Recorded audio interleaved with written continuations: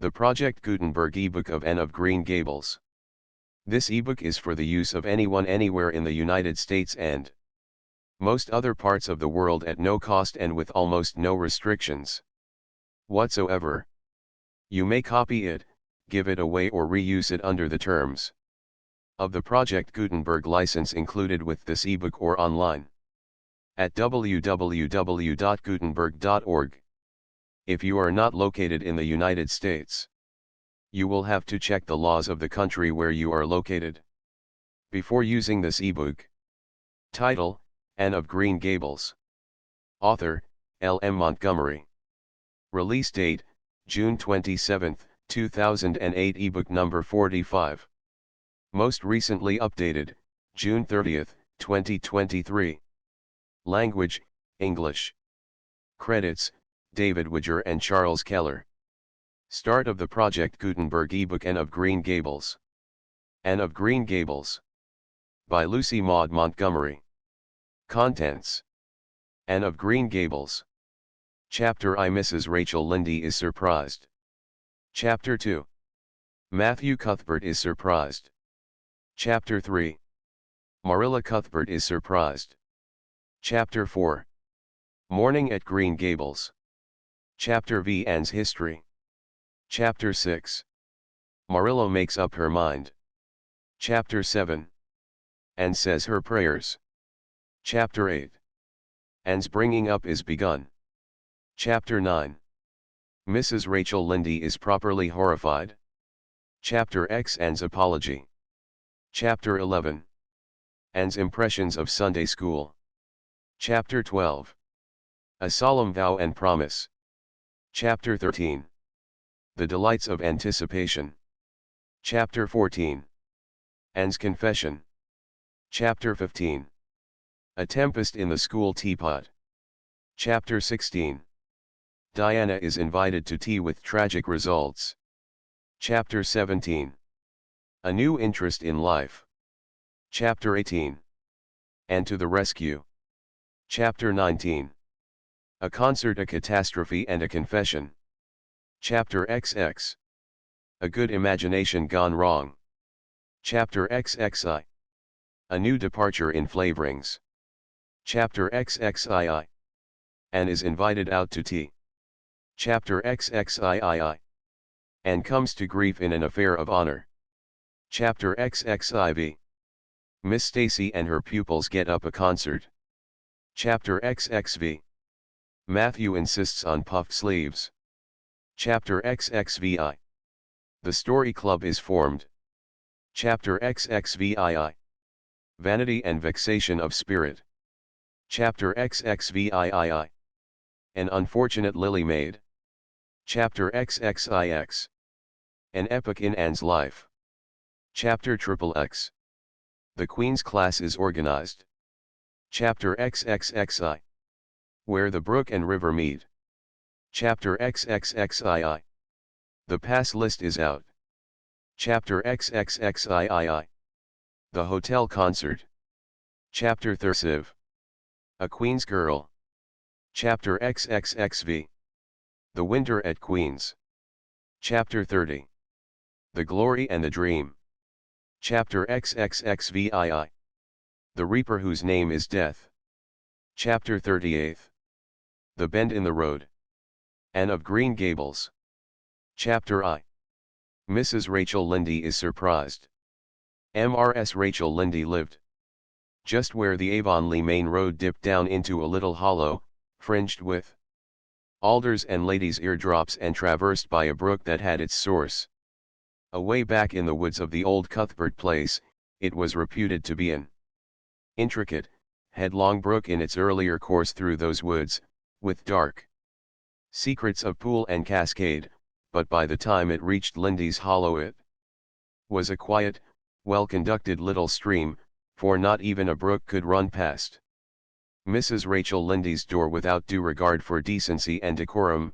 It probably was conscious that Mrs. Rachel was sitting at her window, keeping a sharp eye on everything that passed, from brooks and children up, and that if she noticed anything odd or out of place she would never rest until she had Ferreted out the whys and wherefores thereof. There are plenty of people in Avonlea and out of it, who can attend closely to their neighbor's business by dint of neglecting their own, but Mrs. Rachel Lynde was one of those capable creatures who can manage their own concerns and those of other folks into the bargain. She was a notable housewife, her work was always done and well done, she ran the sewing circle, helped run the Sunday school, and was the strongest prop of the Church Aid Society and Foreign Missions Auxiliary. Yet with all this Mrs. Rachel found abundant time to sit for hours at her kitchen window, knitting cotton warp quilts. She had knitted 16 of them, as Avonlea housekeepers were wont to tell in awed voices, and keeping a sharp eye on the main road that crossed the hollow and wound up the steep red hill beyond.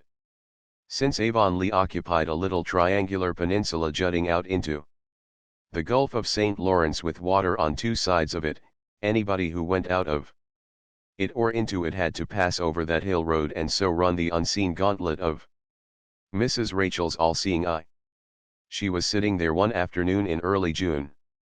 The sun was coming in at the window warm and bright, the orchard on the slope below the house was in a bridal flush of pinky white bloom, hummed over by a myriad of bees.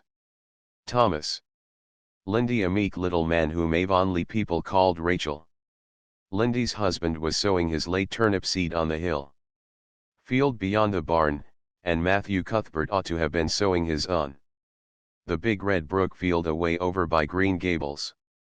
Mrs. Rachel knew that he ought because she had heard him tell Peter Morrison the evening before in William J. Blair's store over at Carmody that he meant to sow his turnip seed the next afternoon. Peter had asked him, of course, for Matthew Cuthbert had never been known to volunteer information about anything in his whole life. And yet here was Matthew Cuthbert, at 3:30 on the afternoon of a busy day, placidly driving over the hollow and up the hill. Moreover, he wore a white collar and his best suit of clothes, which was plain proof that he was going out of Avonlea, and he had the buggy and the sorrel mare, which betokened that he was going a considerable distance. Now, where was Matthew Cuthbert going, and why was he going there? Had it been any other man in Avonlea, Mrs. Rachel, deftly putting this and that together, might have given a pretty good guess as to both questions. But Matthew so rarely went from home that it must be something pressing and unusual which was taking him. He was the shyest man alive and hated to have to go among strangers or to any place where he might have to talk. Matthew, dressed up with a white collar and driving in a buggy, was something that didn't happen often. Mrs. Rachel, ponder as she might, could make nothing of it, and her afternoon's enjoyment was spoiled. "I'll just step over to Green Gables after tea and find out from Marilla where he's gone and why," the worthy woman finally concluded. "He doesn't generally go to town this time of year, and he never visits. If he'd run out of turnip seed he wouldn't dress up and take the buggy to go for more. He wasn't driving fast enough to be going for a doctor. Yet something must have happened since last night to start him off. I'm clean puzzled, that's what, and I won't know a minute's peace of mind or conscience until I know what has taken Matthew Cuthbert out of Avonlea today." Accordingly, after tea Mrs. Rachel set out. She had not far to go. The big, rambling, orchard-embowered house where the Cuthberts lived was a scant quarter of a mile up the road from Lynde's Hollow. To be sure, the long lane made it a good deal further. Matthew Cuthbert's father, as shy and silent as his son after him, had got as far away as he possibly could from his fellow men, without actually retreating into the woods when he founded his homestead. Green Gables was built at the furthest edge of his cleared land, and there it was to this day, barely visible from the main road along which all the other Avonlea houses were so sociably situated. Mrs. Rachel Lynde did not call living in such a place living at all. "It's just staying, that's what," she said as she stepped along the deep-rutted, grassy lane bordered with wild rose bushes. "It's no wonder Matthew and Marilla are both a little odd, living away back here by themselves. Trees aren't much company, though, dear. Knows if they were there'd be enough of them. I'd ruther look at people. To be sure, they seem contented enough, but then, I suppose, they're used to it. A body can get used to anything, even to being hanged, as the Irishman said." With this Mrs. Rachel stepped out of the lane into the backyard of Green Gables. Very green and neat and precise was that yard, set about on one side with great patriarchal willows and the other with prim Lombardies. Not a stray stick nor stone was to be seen, for Mrs. Rachel would have seen it if there had been. Privately she was of the opinion that Marilla Cuthbert swept that yard over as often as she swept her house. One could have eaten a meal off the ground without overbrimming the proverbial peck of dirt.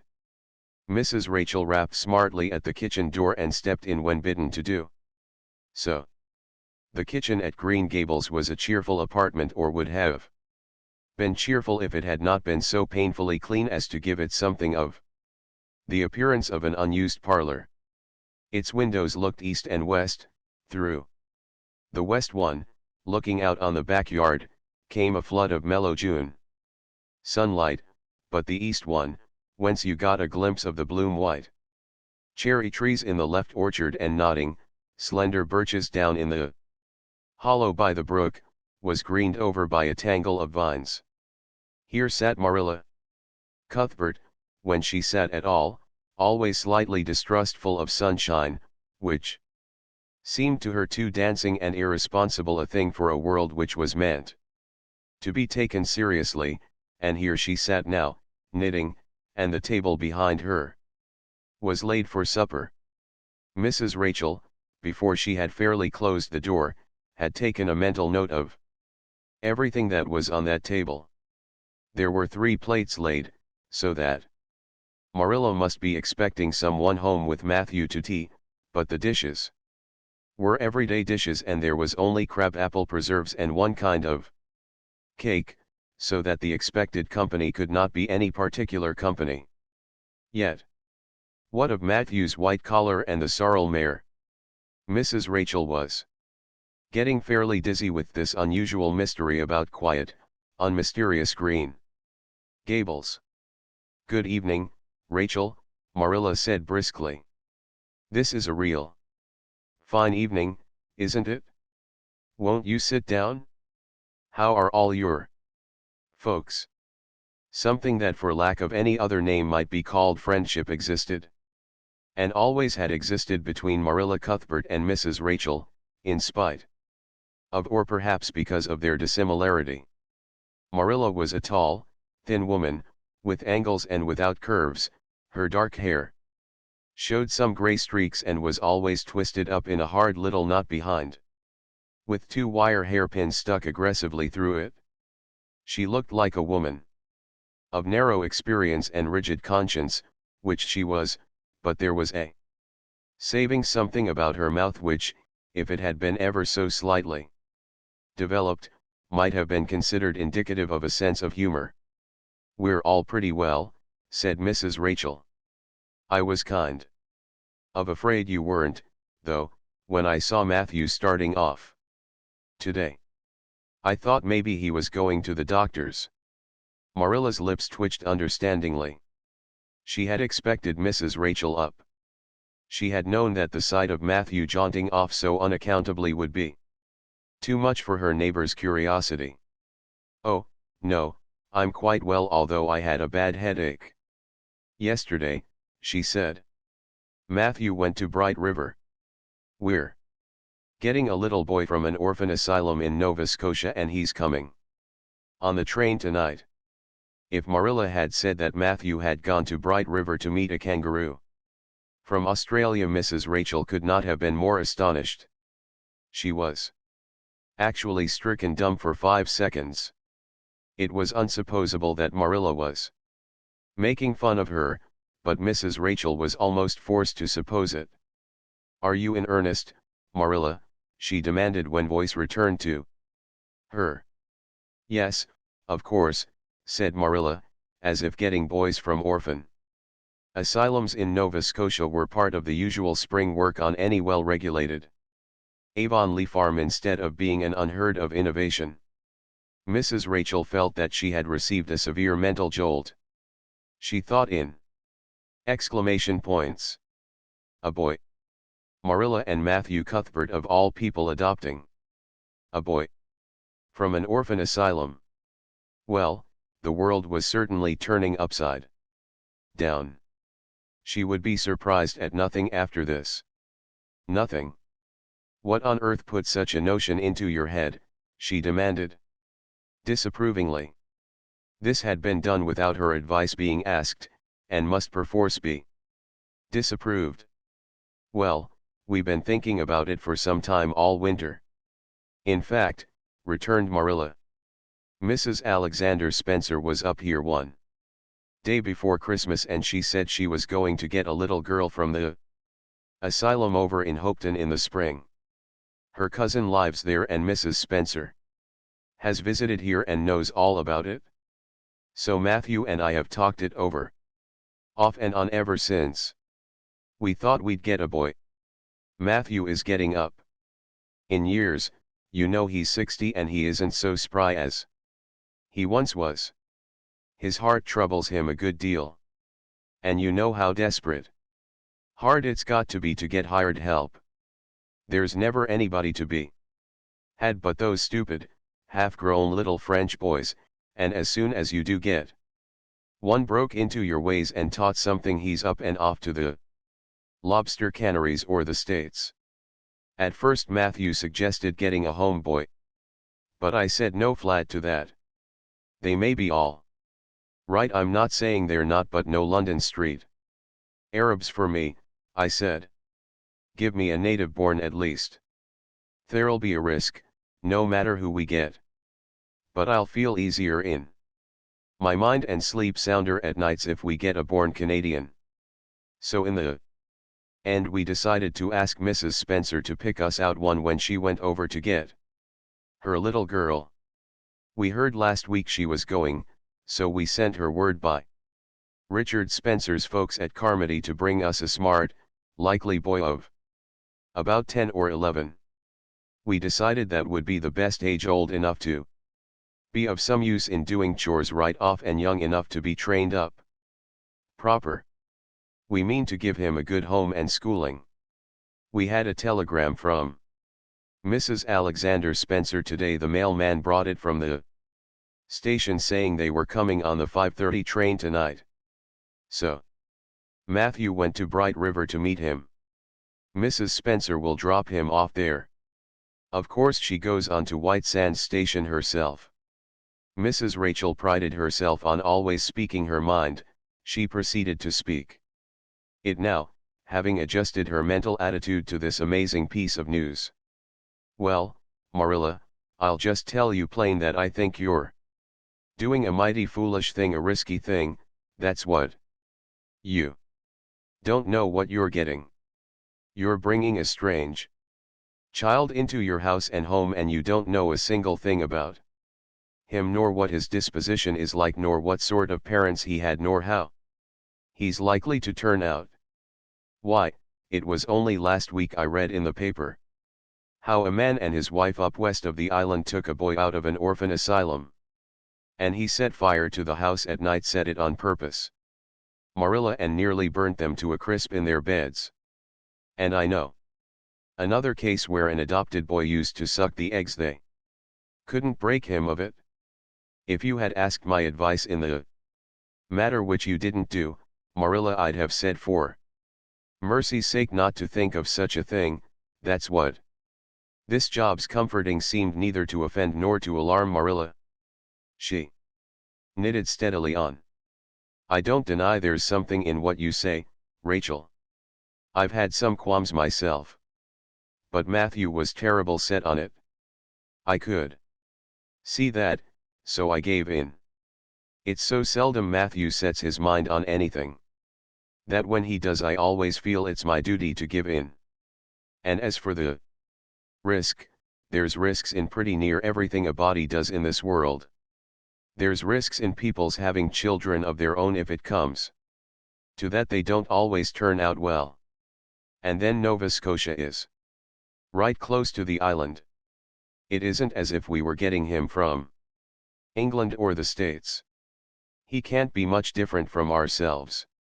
Well, I hope it will turn out all right, said Mrs. Rachel in a tone that plainly indicated her painful doubts. Only don't say I didn't warn you if he burns Green Gables down or puts strychnine in the... Well, I heard of a case over in New Brunswick where an orphan asylum child did that and the whole family died in fearful agonies. Only, it was a girl in that instance. Well, we're not getting a girl, said Marilla, as if poisoning wells were a purely feminine accomplishment and not to be dreaded in the case of a boy. I'd never dream of taking a girl to bring up. I wonder at Mrs. Alexander Spencer for doing it. But there, she wouldn't shrink from adopting a whole orphan asylum if she took it into her head. Mrs. Rachel would have liked to stay until Matthew came home with his imported orphan. But reflecting that it would be a good 2 hours at least before his arrival, she concluded to go up the road to Robert Bell's and tell the news. It would certainly make a sensation second to none, and Mrs. Rachel dearly loved to make a sensation. So she took herself away, somewhat to Marilla's relief, for the latter felt her doubts and fears reviving under the influence of Mrs. Rachel's pessimism.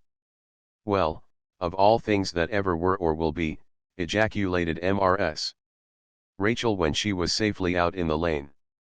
It does really seem as if I must be dreaming. Well, I'm sorry for that poor young one and no mistake. Matthew and Marilla don't know anything about children and they'll expect him to be wiser and steadier than his own grandfather, if so be's he ever had a grandfather, which is doubtful. It seems uncanny to think of a child at Green Gables somehow. There's never been one there, for Matthew and Marilla were grown up when the new house was built if they ever were children, which is hard to believe when one looks at them.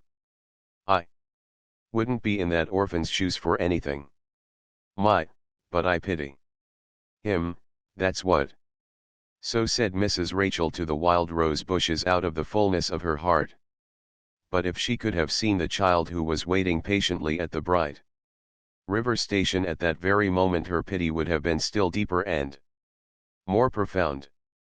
Chapter 2. Matthew Cuthbert is surprised. Matthew Cuthbert and the sorrel mare jogged comfortably over the 8 miles to Bright River. It was a pretty road, running along between snug farmsteads, with now and again a bit of balsamy fir wood to drive through or a hollow where wild plums hung out their filmy bloom.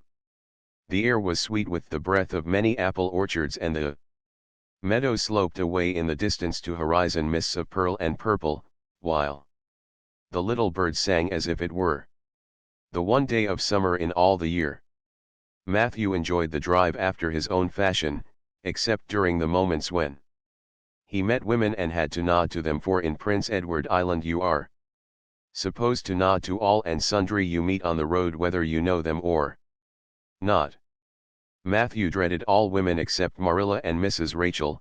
He had an uncomfortable feeling that the mysterious creatures were secretly laughing at him. He may have been quite right in thinking so, for he was an odd-looking personage, with an ungainly figure and long iron gray hair that touched his stooping shoulders, and a full, soft brown beard which he had worn ever since he was 20. In fact, he had looked at 20 very much as he looked at 60, lacking a little of the grayness. When he reached Bright River there was no sign of any train.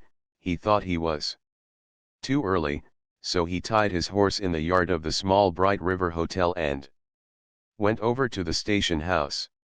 The long platform was almost deserted, the only living creature in sight being a girl who was sitting on a pile of shingles at the extreme end. Matthew, barely noting that it was a girl, sidled past her as quickly as possible without looking at her. Had he looked, he could hardly have failed to notice the tense rigidity and expectation of her attitude and expression. She was sitting there waiting for something or somebody, and since sitting and waiting was the only thing to do just then, she sat and waited with all her might and main. Matthew encountered the station master locking up the ticket office preparatory to going home for supper, and asked him if the 5:30 train would soon be along. "The 5:30 train has been in and gone half an hour ago," answered that brisk official. "But there was a passenger dropped off for you, a little girl. She's sitting out there on the shingles. I asked her to go into the ladies' waiting room, but she informed me gravely that she preferred to stay outside. There was more scope for imagination, she said. She's a case, I should say." "I'm not expecting a girl," said Matthew blankly. "It's a boy I've come for. He should be here. Mrs. Alexander Spencer was to bring him over from Nova Scotia for me." The station master whistled. "Guess there's some mistake," he said. "Mrs. Spencer came off the train with that girl and gave her into my charge. Said you and your sister were adopting her from an orphan asylum and that you would be along for her presently. That's all I know about it, and I haven't got any more orphans concealed hereabouts." "I don't understand," said Matthew helplessly, wishing that Marilla was at hand to cope with the situation. "Well, you'd better question the girl," said the station master carelessly. "I dare say she'll be able to explain. She's got a tongue of her own, that's certain. Maybe they were out of boys of the brand you wanted." He walked jauntily away, being hungry, and the unfortunate Matthew was left to do that which was harder for him than bearding a lion in its den: walk up to a girl, a strange girl, an orphan girl, and demand of her why she wasn't a boy. Matthew groaned in spirit as he turned about and shuffled gently down the platform towards her. She had been watching him ever since he had passed her, and she had her eyes on him now. Matthew was not looking at her and would not have seen what she was really like if he had been, but an ordinary observer would have seen this: a child of about 11, garbed in a very short, very tight, very ugly dress of yellowish gray wincey. She wore a faded brown sailor hat, and beneath the hat, extending down her back, were 2 braids of very thick, decidedly red hair. Her face was small, white, and thin, also much freckled. Her mouth was large, and so were her eyes, which looked green in some lights and moods and gray in others. So far, the ordinary observer, an extraordinary observer, might have seen that the chin was very pointed and pronounced, that the big eyes were full of spirit and vivacity, that the mouth was sweet-lipped and expressive, that the forehead was broad and full. In short, our discerning extraordinary observer might have concluded that no commonplace soul inhabited the body of this stray woman-child, of whom shy Matthew Cuthbert was so ludicrously afraid. Matthew, however, was spared the ordeal of speaking first, for as soon as she concluded that he was coming to her, she stood up, grasping with one thin brown hand the handle of a shabby, old-fashioned carpet bag, the other she held out to him. "I suppose you are Mr. Matthew Cuthbert of Green Gables," she said, in a peculiarly clear, sweet voice. "I'm very glad to see you. I was beginning to be afraid you weren't coming for me, and I was imagining all the things that might have happened to prevent you. I had made up my mind that if you didn't come for me tonight, I'd go down the track to that big wild cherry tree at the bend, and climb up into it to stay all night. I wouldn't be a bit afraid, and it would be lovely to sleep in a wild cherry tree all white with bloom in the moonshine, don't you think? You could imagine you were dwelling in marble halls, couldn't you? And I was quite sure you would come for me in the morning, if you didn't. Tonight. Matthew had taken the scrawny little hand awkwardly in his, then and there he decided what to do. He could not tell this child with the glowing eyes that there had been a mistake. He would take her home and let Marilla do that. She couldn't be left at Bright River anyhow, no matter what mistake had been made, so all questions and explanations might as well be deferred until he was safely back at Green Gables. "I'm sorry I was late," he said shyly. "Come along. The horse is over in the yard. Give me your bag." "Oh, I can carry it," the child responded cheerfully. "It isn't heavy. I've got all my worldly goods in it, but it isn't heavy. And if it isn't carried in just a certain way, the handle pulls out, so I'd better keep it because I know the exact knack of it. It's an extremely old carpet bag." "Oh, I'm very glad you've come, even if it would have been nice to sleep in a wild cherry tree. We've got to drive a long piece, haven't we?" "Mrs. Spencer said it was 8 miles. I'm glad because I love driving." "Oh, it seems so wonderful that I'm going to live with you and belong to you. I've never belonged to anybody, not really. But the asylum was the worst. I've only been in it 4 months, but that was enough. I don't suppose you ever were an orphan in an asylum, so you can't possibly understand what it is like. It's worse than anything you could imagine." Mrs. Spencer said it was wicked of me to talk like that, but I didn't mean to be wicked. It's so easy to be wicked without knowing it, isn't it? They were good, you know, the asylum people. But there is so little scope for the imagination in an asylum, only just in the other orphans. It was pretty interesting to imagine things about them too. Imagine that perhaps the girl who sat next to you was really the daughter of a belted earl, who had been stolen away from her parents in her infancy by a cruel nurse who died before she could confess. I used to lie awake at nights and imagine things like that, because I didn't have time in the day. I guess that's why I'm so thin. I am dreadful thin. Ain't I? There isn't a pick on my bones. I do love to imagine. I'm nice and plump, with dimples in my elbows."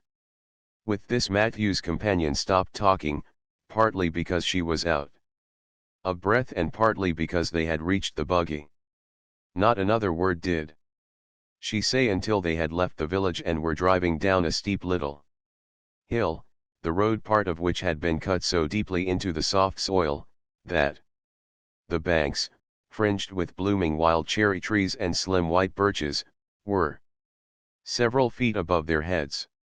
The child put out her hand and broke off a branch of wild plum that brushed against the side of the buggy. "Isn't that beautiful? What did that tree, leaning out from the bank, all white and lacy, make you think of?" she asked. "Well now, I dunno," said Matthew. "Why, a bride, of course, a bride all in white with a lovely misty veil. I've never seen one, but I can imagine what she would look like. I don't ever expect to be a bride myself. I'm so homely nobody will ever want to marry me unless it might be a foreign missionary. I suppose a foreign missionary might be very particular. But I do hope that some day I shall have a white dress. That is my highest ideal of earthly bliss. I just love pretty clothes. And I've never had a pretty dress in my life that I can remember, but of course it's all the more to look forward to, isn't it? And then I can imagine that I'm dressed gorgeously. This morning when I left the asylum I felt so ashamed because I had to wear this horrid old wincey dress. All the orphans had to wear them, you know. A merchant in Hopeton last winter donated 300 yards of wincey to the asylum. Some people said it was because he couldn't sell it, but I'd rather believe that it was out of the kindness of his heart. Wouldn't you? When we got on the train I felt as if everybody must be looking at me and pitying me. But I just went to work and imagined that I had on the most beautiful pale blue silk dress, because when you are imagining you might as well imagine something worthwhile, and a big hat. All flowers and nodding plumes, and a gold watch, and kid gloves and boots. I felt cheered up right away and I enjoyed my trip to the island with all my might. I wasn't a bit sick coming over in the boat. Neither was Mrs. Spencer, although she generally is. She said she hadn't time to get sick, watching to see that I didn't fall overboard. She said she never saw the beat of me for prowling about. But if it kept her from being seasick, it's a mercy I did prowl, isn't it? And I wanted to see everything that was to be seen on that boat, because I didn't know whether I'd ever have another opportunity. Oh, there are a lot more cherry trees all in bloom. This island is the bloomiest place. I just love it already, and I'm so glad I'm going to live here. I've always heard that Prince Edward Island was the prettiest place in the world, and I used to imagine I was living here. But I never really expected I would. It's delightful when your imaginations come true, isn't it? But those red roads are so funny. When we got into the train at Charlottetown and the red roads began to flash past, I asked Mrs. Spencer what made them red, and she said she didn't know, and for pity's sake not to ask her any more questions. She said I must have asked her 1,000 already. I suppose I had, too, but how you going to find out about things if you don't ask questions? And what does make the roads red? Well now, I dunno, said Matthew. Well, that is one of the things to find out sometime. Isn't it? Splendid to think of all the things there are to find out about. It just makes me feel glad to be alive. It's such an interesting world. It wouldn't be half so interesting if we know all about everything, would it? There'd be no scope for imagination then, would there? But am I talking too much? People are always telling me I do. Would you rather I didn't talk? If you say so, I'll stop. I can stop when I make up my mind to it, although it's difficult. Matthew, much to his own surprise, was enjoying himself. Like most quiet folks, he liked talkative people when they were willing to do the talking themselves, and did not expect him to keep up his end of it. But he had never expected to enjoy the society of a little girl. Women were bad enough in all conscience, but little girls were worse. He detested the way they had of sidling past him timidly, with sidewise glances, as if they expected him to gobble them up at a mouthful if they ventured to say a word. That was the Avonlea type of well-bred little girl. But this freckled witch was very different, and although he found it rather difficult for his slower intelligence to keep up with her brisk mental processes, he thought that he kind of liked her chatter. So he said as shyly as usual, "Oh, you can talk as much as you like. I don't mind." "Oh, I'm so glad. I know you and I are going to get along together." "Fine. It's such a relief to talk when one wants to and not be told that children should be seen and not heard. I've had that said to me a million times if I have once. And people laugh at me because I use big words. But if you have big ideas, you have to use big words to express them, haven't you?" Well now, that seems reasonable, said Matthew. Mrs. Spencer said that my tongue must be hung in the middle. But it isn't, it's firmly fastened at one end. Mrs. Spencer said your place was named Green Gables.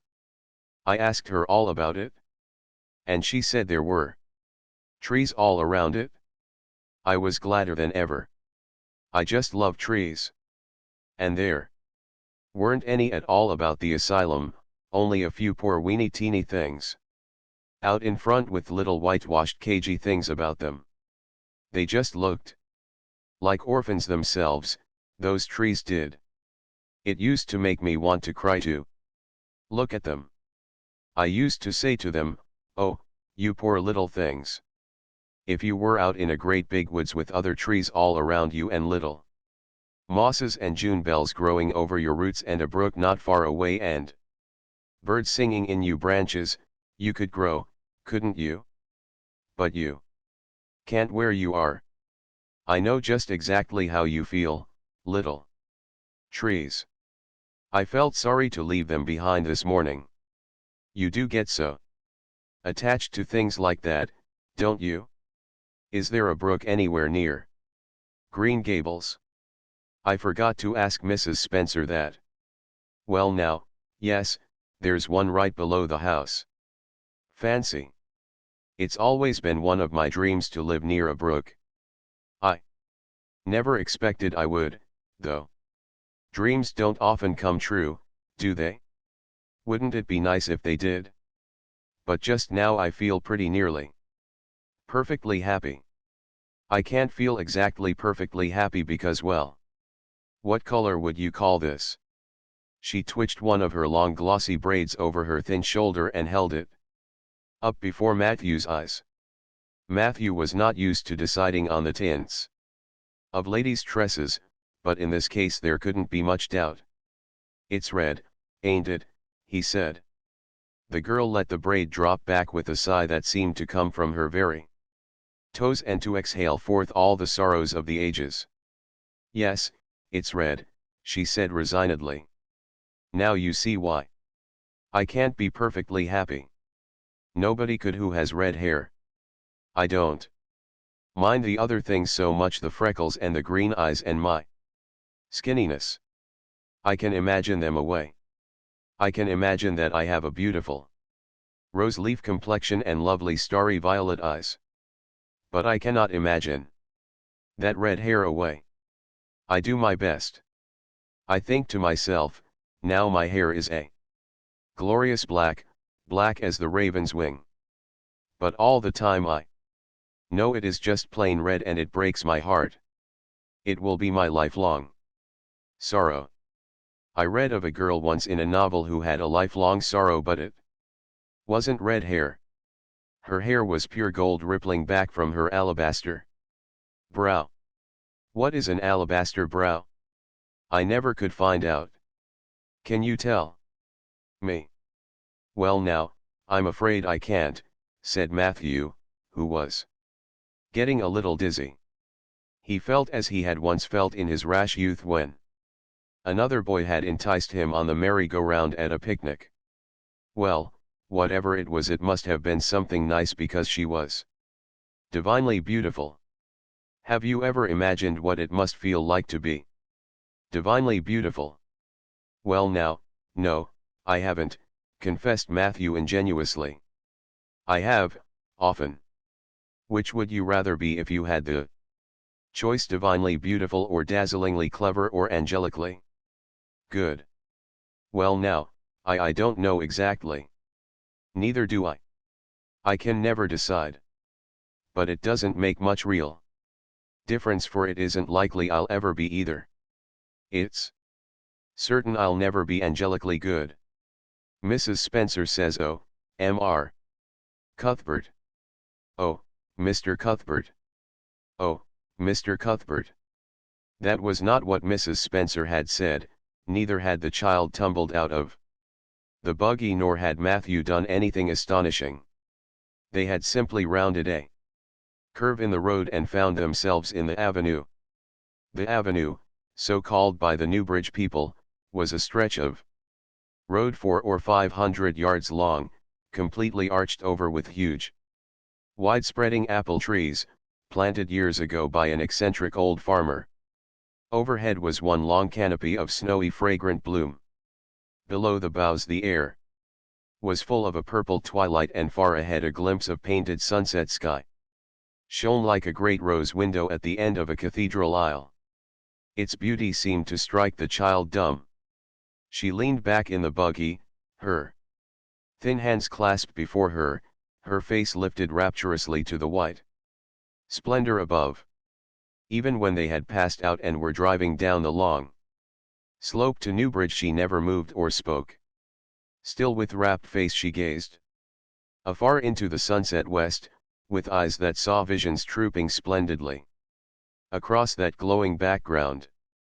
Through Newbridge, a bustling little village, where dogs barked at them and small boys hooted and curious faces peered from the windows, they drove, still in silence. When 3 more miles had dropped away behind them, the child had not spoken. She could keep silence, it was evident, as energetically as she could talk. "I guess you're feeling pretty tired and hungry, Matthew," ventured to say at last, accounting for her long visitation of dumbness with the only reason he could think of. "But we haven't very far to go. Now only another mile." She came out of her reverie with a deep sigh and looked at him with the dreamy gaze of a soul that had been wandering afar, star-led. "Oh, Mr. Cuthbert," she whispered, "that place we came through, that white place, what was it?" "Well now, you must mean the avenue," said Matthew after a few moments' profound reflection. "It is a kind of pretty place." "Pretty? Oh, pretty doesn't seem the right word to use.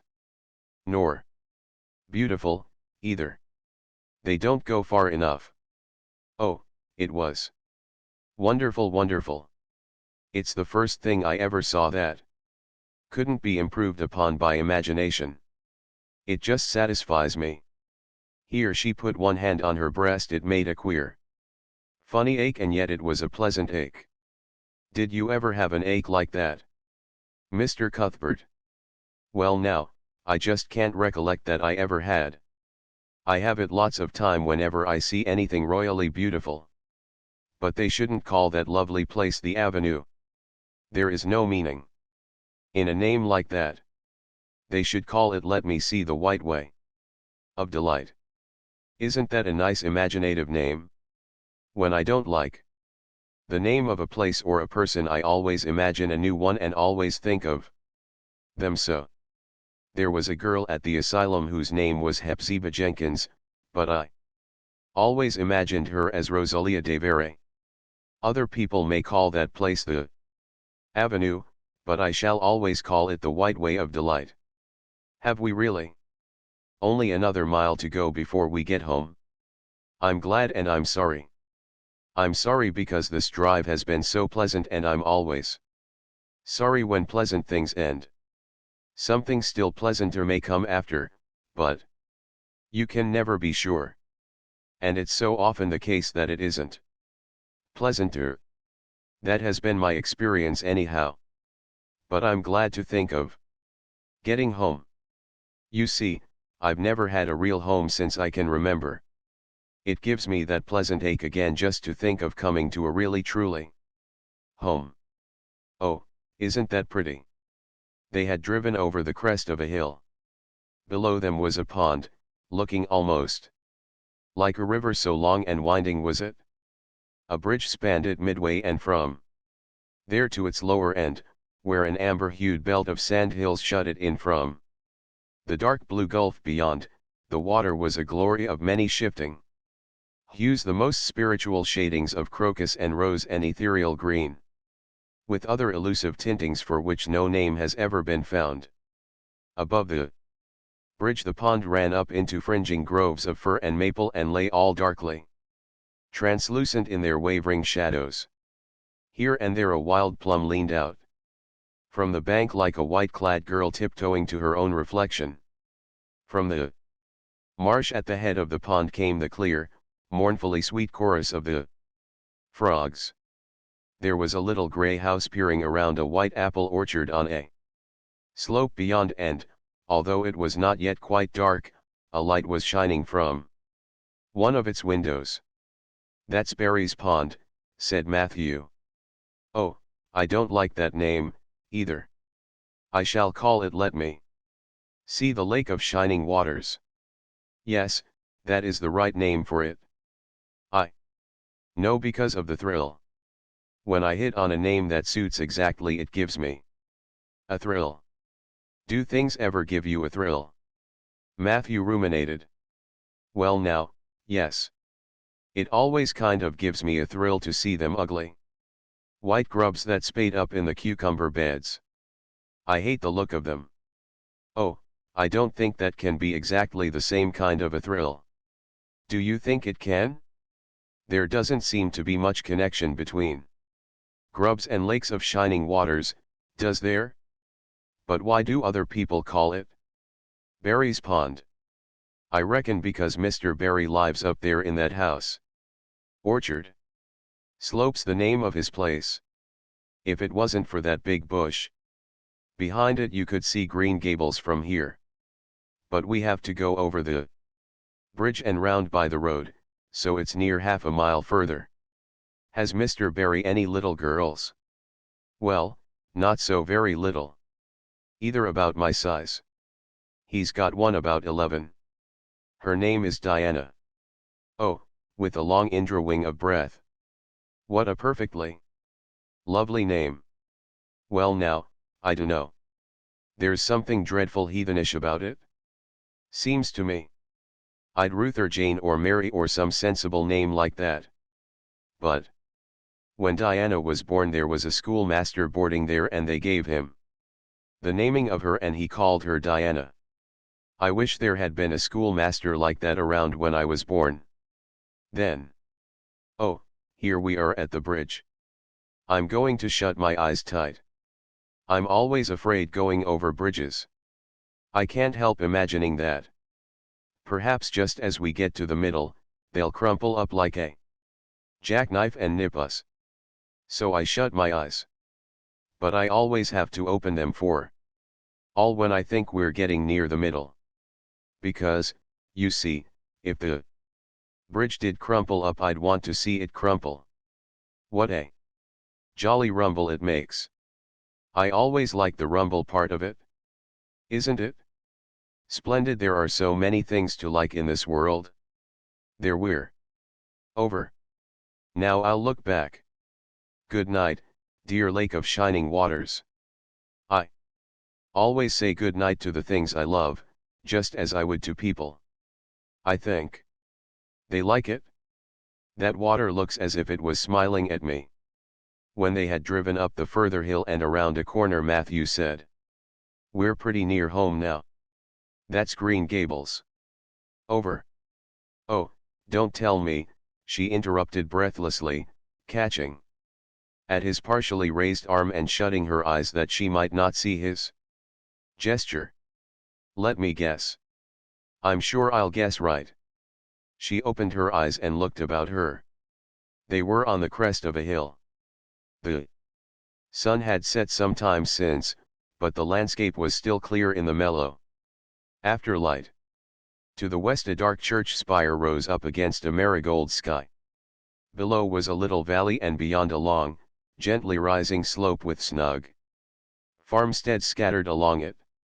From one to another the child's eyes darted, eager and wistful.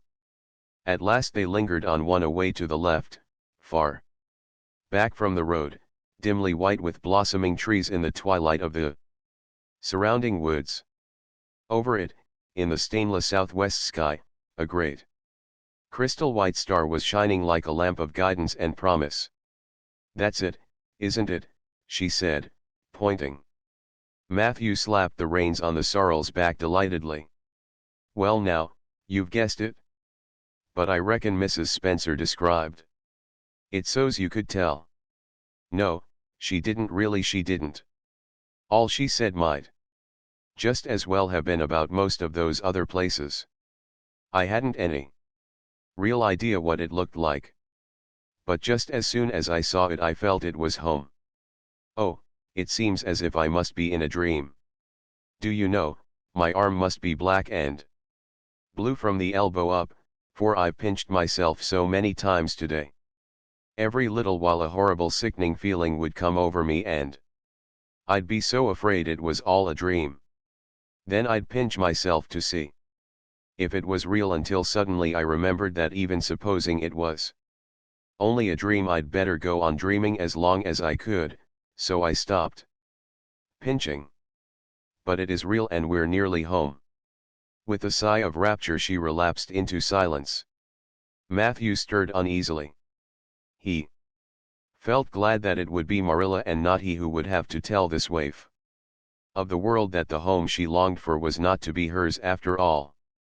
They drove over Lindy's Hollow, where it was already quite dark, but not so dark that Mrs. Rachel could not see them from her window vantage, and up the hill and into the long lane of Green Gables.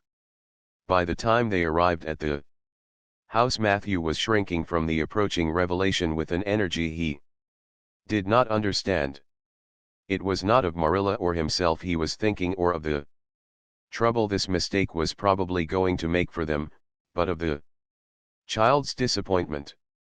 When he thought of that rapt light being quenched in her eyes he had an uncomfortable feeling that he was going to assist at murdering something, much the same feeling that came over him when he had to kill a lamb or calf or any other innocent little creature. The yard was quite dark as they turned into it and the poplar leaves were rustling silkily all round it. Listen to the trees talking in their sleep, she whispered, as he lifted her to the ground. What nice dreams they must have. Then, holding tightly to the carpet bag which contained all her worldly goods, she followed him into the house. Chapter 3. Marilla Cuthbert is surprised. Marilla came briskly forward as Matthew opened the door. But when her eyes fell on the odd little figure in the stiff, ugly dress, with the long braids of red hair and the eager, luminous eyes, she stopped short in amazement. Matthew Cuthbert, who's that? She ejaculated. Where is the boy? There wasn't any boy, said Matthew wretchedly. There was only her. He nodded at the child, remembering that he had never even asked her name. No boy. But there must have been a boy, insisted Marilla. We sent word to Mrs. Spencer to bring a boy. Well, she didn't. She brought her. I asked the station master. And I had to bring her home. She couldn't be left there. No matter where the mistake had come in. Well, this is a pretty piece of business, ejaculated Marilla. During this dialogue the child had remained silent, her eyes roving from one to the other, all the animation fading out of her face. Suddenly she seemed to grasp the full meaning of what had been said. Dropping her precious carpet bag, she sprang forward a step and clasped her hands. You don't want me, she cried. You don't want me because I'm not a boy. I might have expected it. Nobody ever did want me. I might have known it was all too beautiful to last. I might have known. Nobody really did want me. Oh, what shall I do? I'm going to burst into tears. Burst into tears she did. Sitting down on a chair by the table, flinging her arms out upon it, and burying her face in them, she proceeded to cry stormily. Marilla and Matthew looked at each other deprecatingly across the stove. Neither of them knew what to say or do. Finally Marilla stepped lamely into the breach. Well, well, there's no need to cry so about it. Yes, there is need. The child raised her head quickly, revealing a tear-stained face and trembling lips. You would cry, too, if you were an orphan and had come to a place you thought was going to be home and found that they didn't want you because you weren't a boy. Oh, this is the most tragical thing that ever happened to me. Something like a reluctant smile, rather rusty from long disuse, mellowed Marilla's grim expression. Well, don't cry any more. We're not going to turn you out of doors tonight. You'll have to stay here until we investigate this affair. What's your name? The child hesitated for a moment. Will you please call me Cordelia, she said eagerly. Call you Cordelia? Is that your name? No, it's not exactly my name, but I would love to be called Cordelia. It's such a perfectly elegant name. I don't know what on earth you mean. If Cordelia isn't your name, what is? And Shirley, reluctantly faltered forth the owner of that name. But, oh, please do call me Cordelia. It can't matter much to you what you call me if I'm only going to be here a little while, can it? And is such an unromantic name. Unromantic fiddlesticks, said the unsympathetic Marilla. Anne is a real good plain sensible name. You've no need to be ashamed of it. Oh, I'm not ashamed of it, explained Anne, only I like Cordelia better. I've always imagined that my name was Cordelia, at least, I always have of late years. When I was young I used to imagine it was Geraldine, but I like Cordelia better now. But if you call me Anne, please call me Anne spelled with an E. What difference does it make how it's spelled? Asked Marilla with another rusty smile as she picked up the teapot. Oh, it makes such a difference. It looks so much nicer. When you hear a name pronounced, can't you always see it in your mind? Just as if it was printed out? I can, and ANN looks dreadful, but ANNE looks so much more distinguished. If you'll only call me Anne spelled with an E, I shall try to reconcile myself to not being called Cordelia. Very well, then, Anne spelled with an E.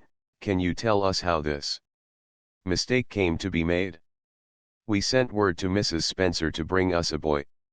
Were there no boys at the asylum? Oh, yes, there was an abundance of them. But Mrs. Spencer said distinctly that you wanted a girl about 11 years old.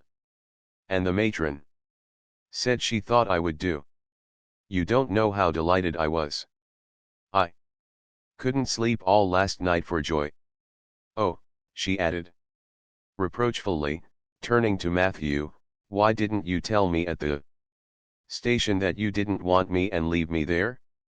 If I hadn't seen the white way of delight and the lake of shining waters, it wouldn't be so hard. What on earth does she mean? Demanded Marilla, staring at Matthew. She's just referring to some conversation we had on the road, said Matthew hastily. I'm going out to put the mare in, Marilla. Have tea ready when I come back. Did Mrs. Spencer bring anybody over besides you? Continued Marilla when Matthew had gone out. She brought Lily Jones for herself. Lily is only 5 years old and she is very beautiful and had nut brown hair.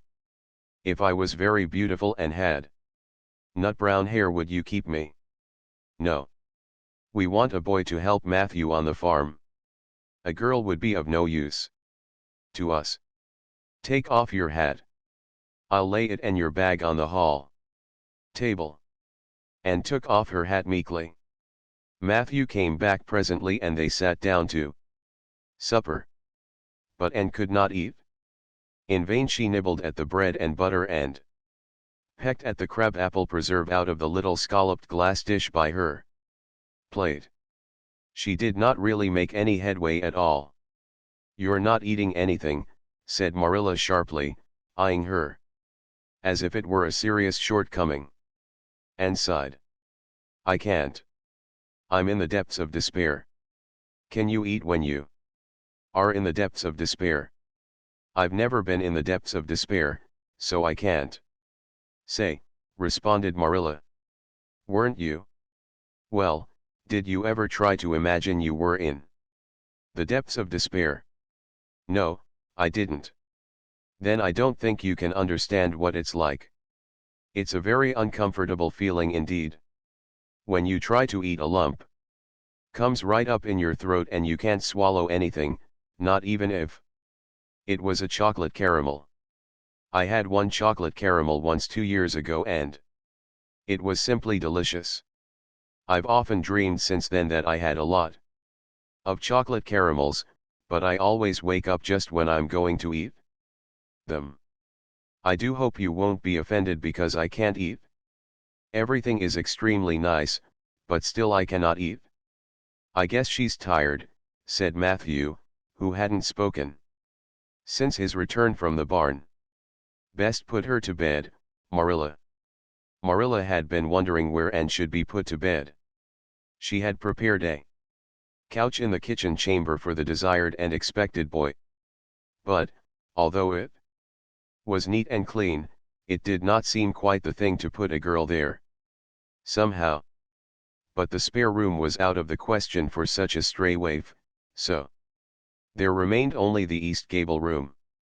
Marilla lighted a candle and told Anne to follow her, which Anne spiritlessly did, taking her hat and carpet bag from the hall table as she passed.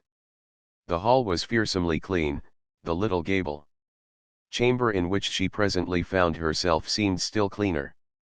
Marilla set the candle on a three-legged, three-cornered table and turned down the bedclothes. I suppose you have a nightgown, she questioned. Anne nodded. Yes, I have two. The matron of the asylum made them for me. They're fearfully skimpy. There is never enough to go around in an asylum, so things are always skimpy, at least in a poor asylum like ours. I hate skimpy night dresses.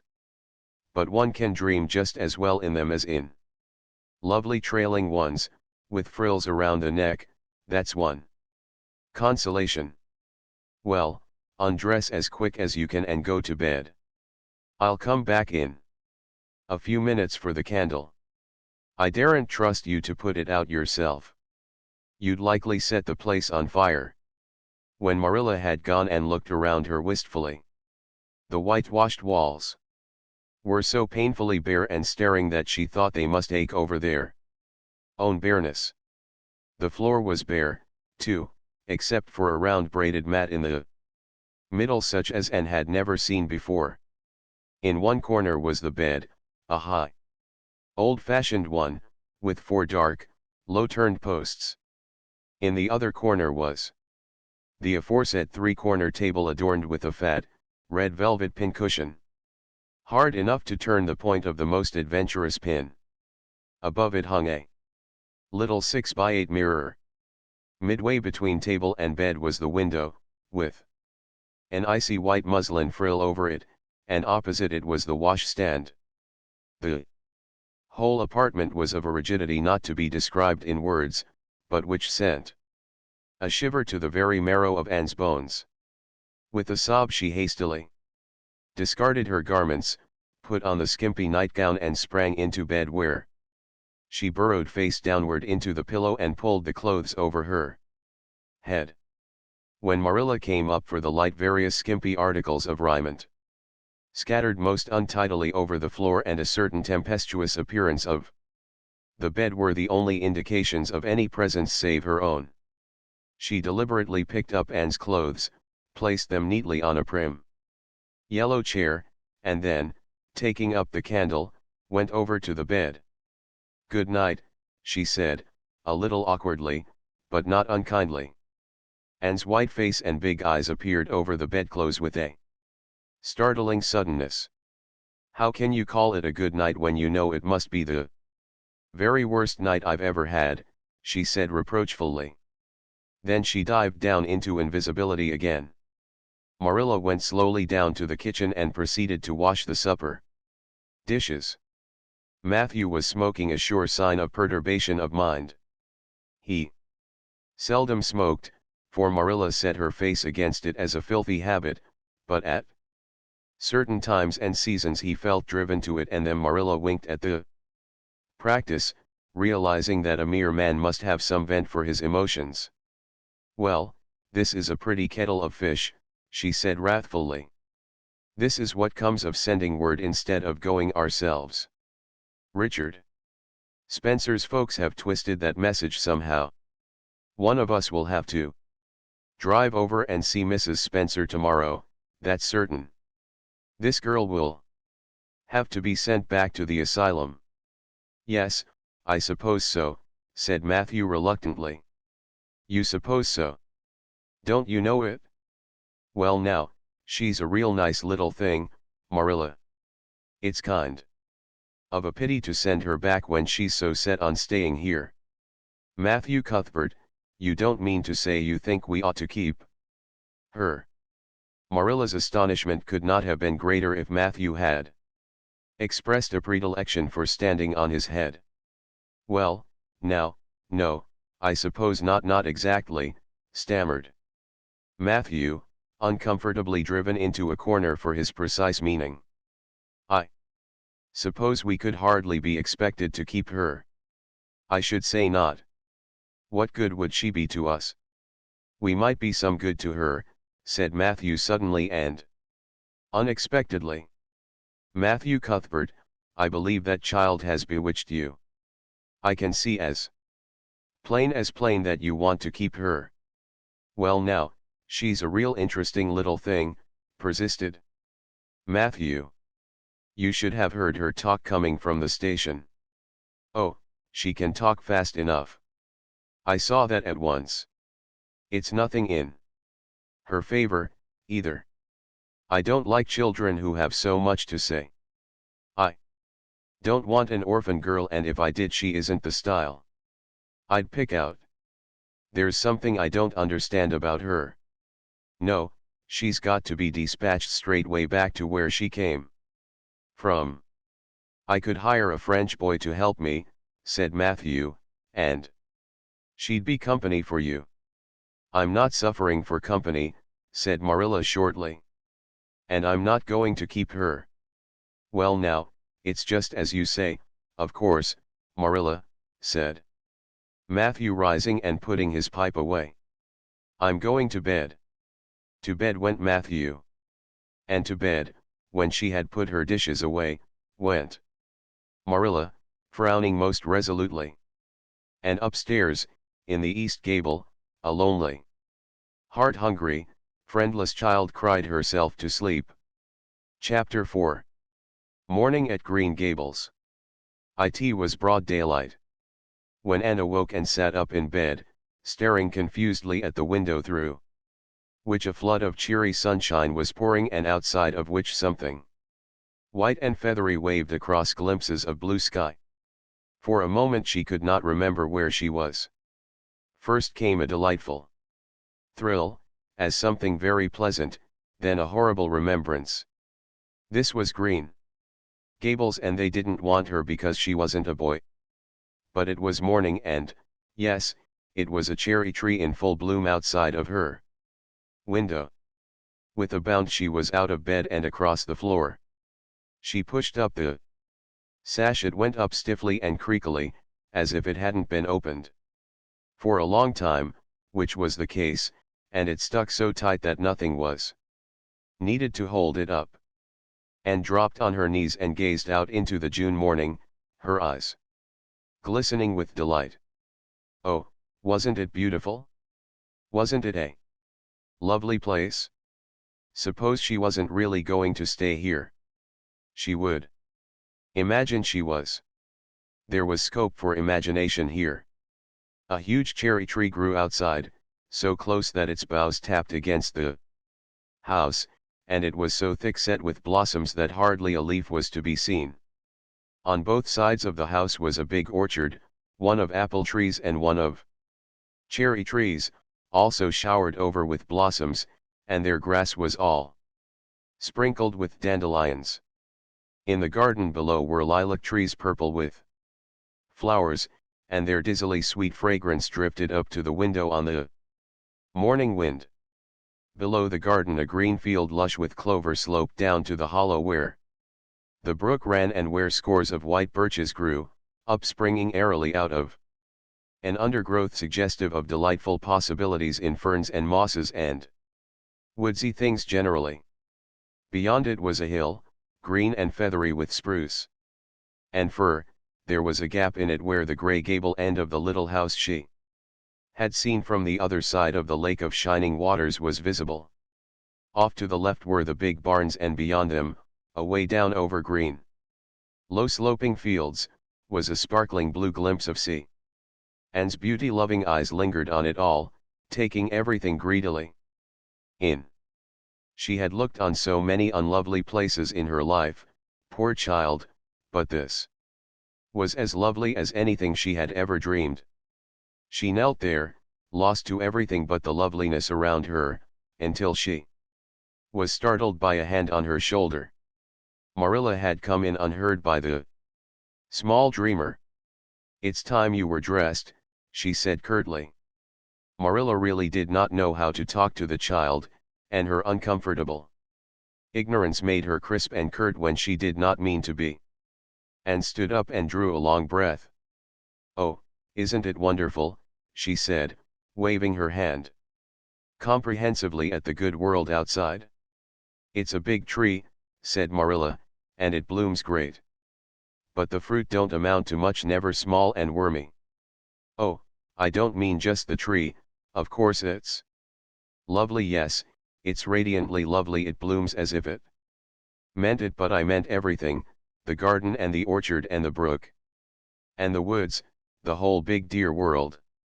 Don't you feel as if you just loved the world on a morning like this? And I can hear the brook laughing all the way up here.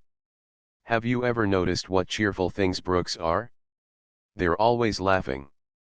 Even in winter time I've heard them under the ice. I'm so glad there's a brook near Green Gables. Perhaps you think it doesn't make any difference to me when you're not going to keep me, but it does. I shall always like to remember that there is a brook at Green Gables, even if I never see it again. If there wasn't a brook, I'd be haunted by the uncomfortable feeling that there ought to be one. I'm not in the depths of despair this morning. I never can be in the morning. Isn't it a splendid thing that there are mornings? But I feel very sad. I've just been imagining that it was really me you wanted after all, and that I was to stay here forever and ever. It was a great comfort while it lasted. But the worst of imagining things is that the time comes when you have to stop, and that hurts. You'd better get dressed and come downstairs and never mind your imaginings," said Marilla as soon as she could get a word in edgewise. "Breakfast is waiting. Wash your face and comb your hair. Leave the window up and turn your bedclothes back over the foot of the bed. Be as smart as you can." And could evidently be smart to some purpose, for she was downstairs in 10 minutes' time, with her clothes neatly on, her hair brushed and braided, her face washed, and a comfortable consciousness pervading her soul that she had fulfilled all Marilla's requirements. As a matter of fact, however, she had forgotten to turn back the bedclothes. "I'm pretty hungry this morning," she announced as she slipped into the chair Marilla placed for her. "The world doesn't seem such a howling wilderness as it did last night. I'm so glad. It's a sunshiny morning. But I like rainy mornings real well, too. All sorts of mornings are interesting, don't you think? You don't know what's going to happen through the day, and there's so much scope for imagination. But I'm glad it's not rainy today, because it's easier to be cheerful and bear up under affliction on a sunshiny day. I feel that I have a good deal to bear up under. It's all very well to read about sorrows and imagine yourself living through them heroically, but it's not so nice when you really come to have them, is it?" "For pity's sake hold your tongue," said Marilla. "You talk entirely too much for a little girl." Thereupon Anne held her tongue so obediently and thoroughly that her continued silence made Marilla rather nervous, as if in the presence of something not exactly natural. Matthew also held his tongue, but this was natural, so that the meal was a very silent one. As it progressed and became more and more abstracted, eating mechanically, with her big eyes fixed unswervingly and unseeingly on the sky outside the window. This made Marilla more nervous than ever. She had an uncomfortable feeling that while this odd child's body might be there at the table, her spirit was far away in some remote airy cloudland, borne aloft on the wings of imagination. Who would want such a child about the place? Yet Matthew wished to keep her, of all unaccountable things. Marilla felt that he wanted it just as much this morning as he had the night before, and that he would go on wanting it. That was Matthew's way: take a whim into his head and cling to it with the most amazing silent persistency, a persistency 10 times more potent and effectual in its very silence than if he had talked it out. When the meal was ended and came out of her reverie and offered to wash the dishes. "Can you wash dishes right?" asked Marilla distrustfully. "Pretty well. I'm better at looking after children, though. I've had so much experience at that. It's such a pity you haven't any here for me to look after. I don't feel as if I wanted any more children to look after than I've got at present. You're problem enough in all conscience. What's to be done with you I don't know. Matthew is a most ridiculous man." "I think he's lovely," said Anne reproachfully. "He is so very sympathetic. He didn't mind how much I talked. He seemed to like it. I felt that he was a kindred spirit as soon as ever I saw him." "You're both queer enough, if that's what you mean by kindred spirits," said Marilla with a sniff. "Yes, you may wash the dishes. Take plenty of hot water, and be sure you dry them well. I've got enough to attend to this morning, for I'll have to drive over to White Sands in the afternoon and see Mrs. Spencer.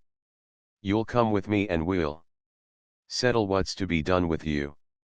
After you've finished the dishes, go upstairs and make your bed." And washed the dishes deftly enough, as Marilla, who kept a sharp eye on the process, discerned. Later on she made her bed less successfully, for she had never learned the art of wrestling with a feather tick. But as was done somehow, and smoothed down, and then Marilla, to get rid of her, told her she might go out of doors and amuse herself until dinner time. And flew to the door, face alight, eyes glowing. On the very threshold she stopped short, wheeled about, came back and sat down by the table, light and glow as effectually blotted out as if someone had clapped an extinguisher on her. "What's the matter now?" demanded Marilla. "I don't dare go out," said Anne, in the tone of a martyr, relinquishing all earthly joys. "If I can't stay here, there is no use in my loving Green Gables. And if I go out there and get acquainted with all those trees and flowers and the orchard and the brook, I'll not be able to help loving it. It's hard enough now, so I won't make it any harder. I want to go out so much, everything seems to be calling to me. Anne, come out to us. Anne, we want a playmate, but it's better not. There is no use in loving things if you have to be torn from them, is there? And it's so hard to keep from loving things, isn't it? That was why I was so glad when I thought I was going to live here. I thought I'd have so many things to love and nothing to hinder me. But that brief dream is over. I am resigned to my fate now, so I don't think I'll go out for fear I'll get unresigned again. What is the name of that geranium on the window sill? Please. That's the apple-scented geranium. Oh, I don't mean that sort of a name. I mean just a name you gave it yourself. Didn't you give it a name? May I give it one then? May I call it, let me see, Bonnie would do. May I call it Bonnie while I'm here? Oh, do let me. Goodness, I don't care. But where on earth is the sense of naming? A geranium.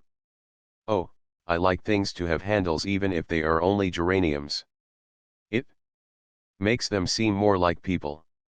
How do you know but that it hurts a geranium's feelings just to be called a geranium and nothing else? You wouldn't like to be called nothing but a woman all the time. Yes, I shall. Call it Bonnie. I named that cherry tree outside my bedroom window this morning. I called it Snow Queen because it was so white. Of course, it won't always be in blossom, but one can imagine that it is, can't one? I never in all my life saw or heard anything to equal her, muttered Marilla, beating a retreat down to the cellar after potatoes.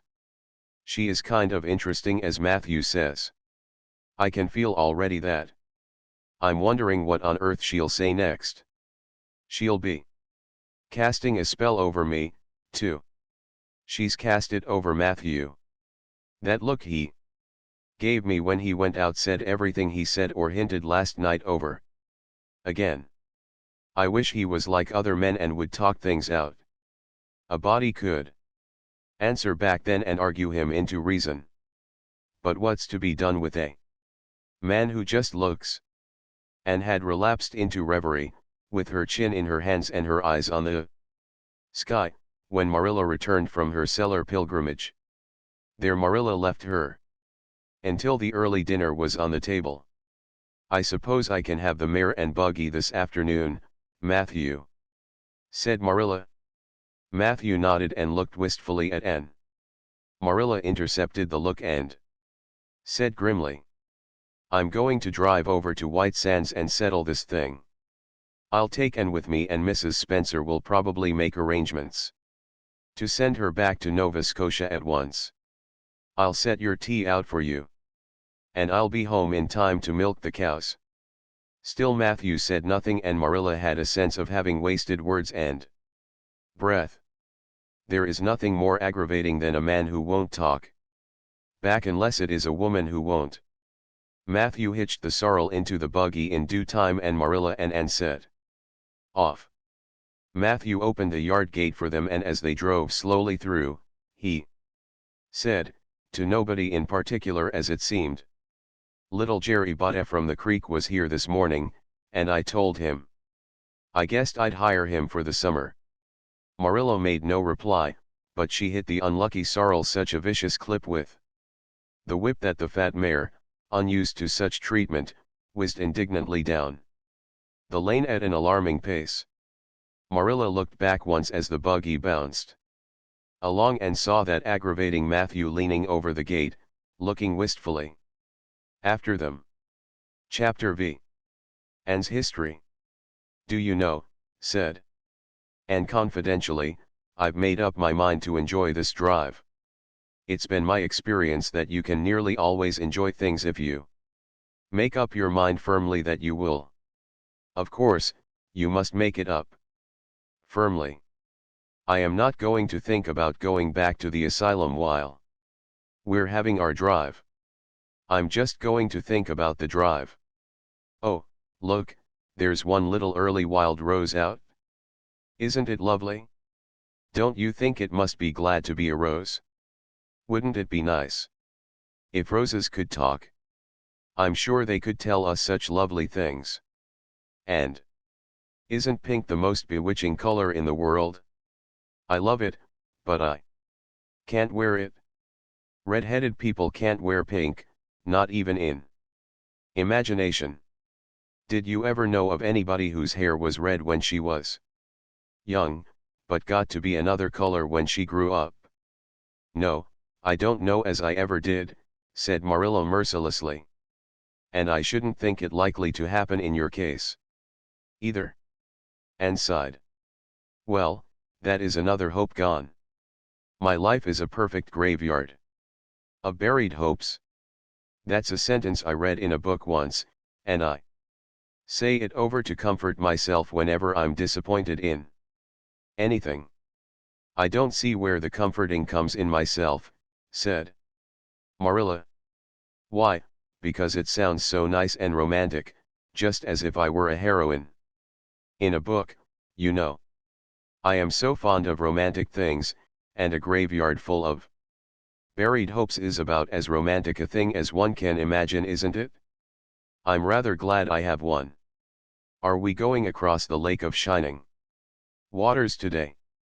We're not going over Barry's Pond, if that's what you mean by your Lake of Shining Waters. We're going by the shore road. Shore road sounds nice, said Anne dreamily. Is it as nice as it sounds? Just when you said shore road I saw it in a picture in my mind, as quick as that. And White Sands is a pretty name, too, but I don't like it as well as Avonlea. Avonlea is a lovely name. It just sounds like music. How far is it to White Sands? It's 5 miles, and as you're evidently bent on talking, you might as well talk to some purpose by telling me what you know about yourself. Oh, what I know about myself isn't really worth telling, said Anne eagerly. If you'll only let me tell you what I imagine about myself, you'll think it ever so much more interesting. No, I don't want any of your imaginings.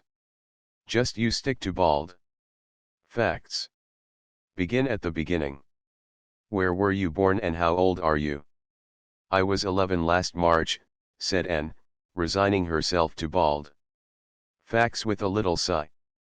And I was born in Bolingbroke, Nova Scotia. My father's name was Walter Shirley, and he was a teacher in the Bolingbroke High School. My mother's name was Bertha Shirley. Aren't Walter and Bertha lovely names? I'm so glad my parents had nice names. It would be a real disgrace to have a father named, well, say Jedediah, wouldn't it?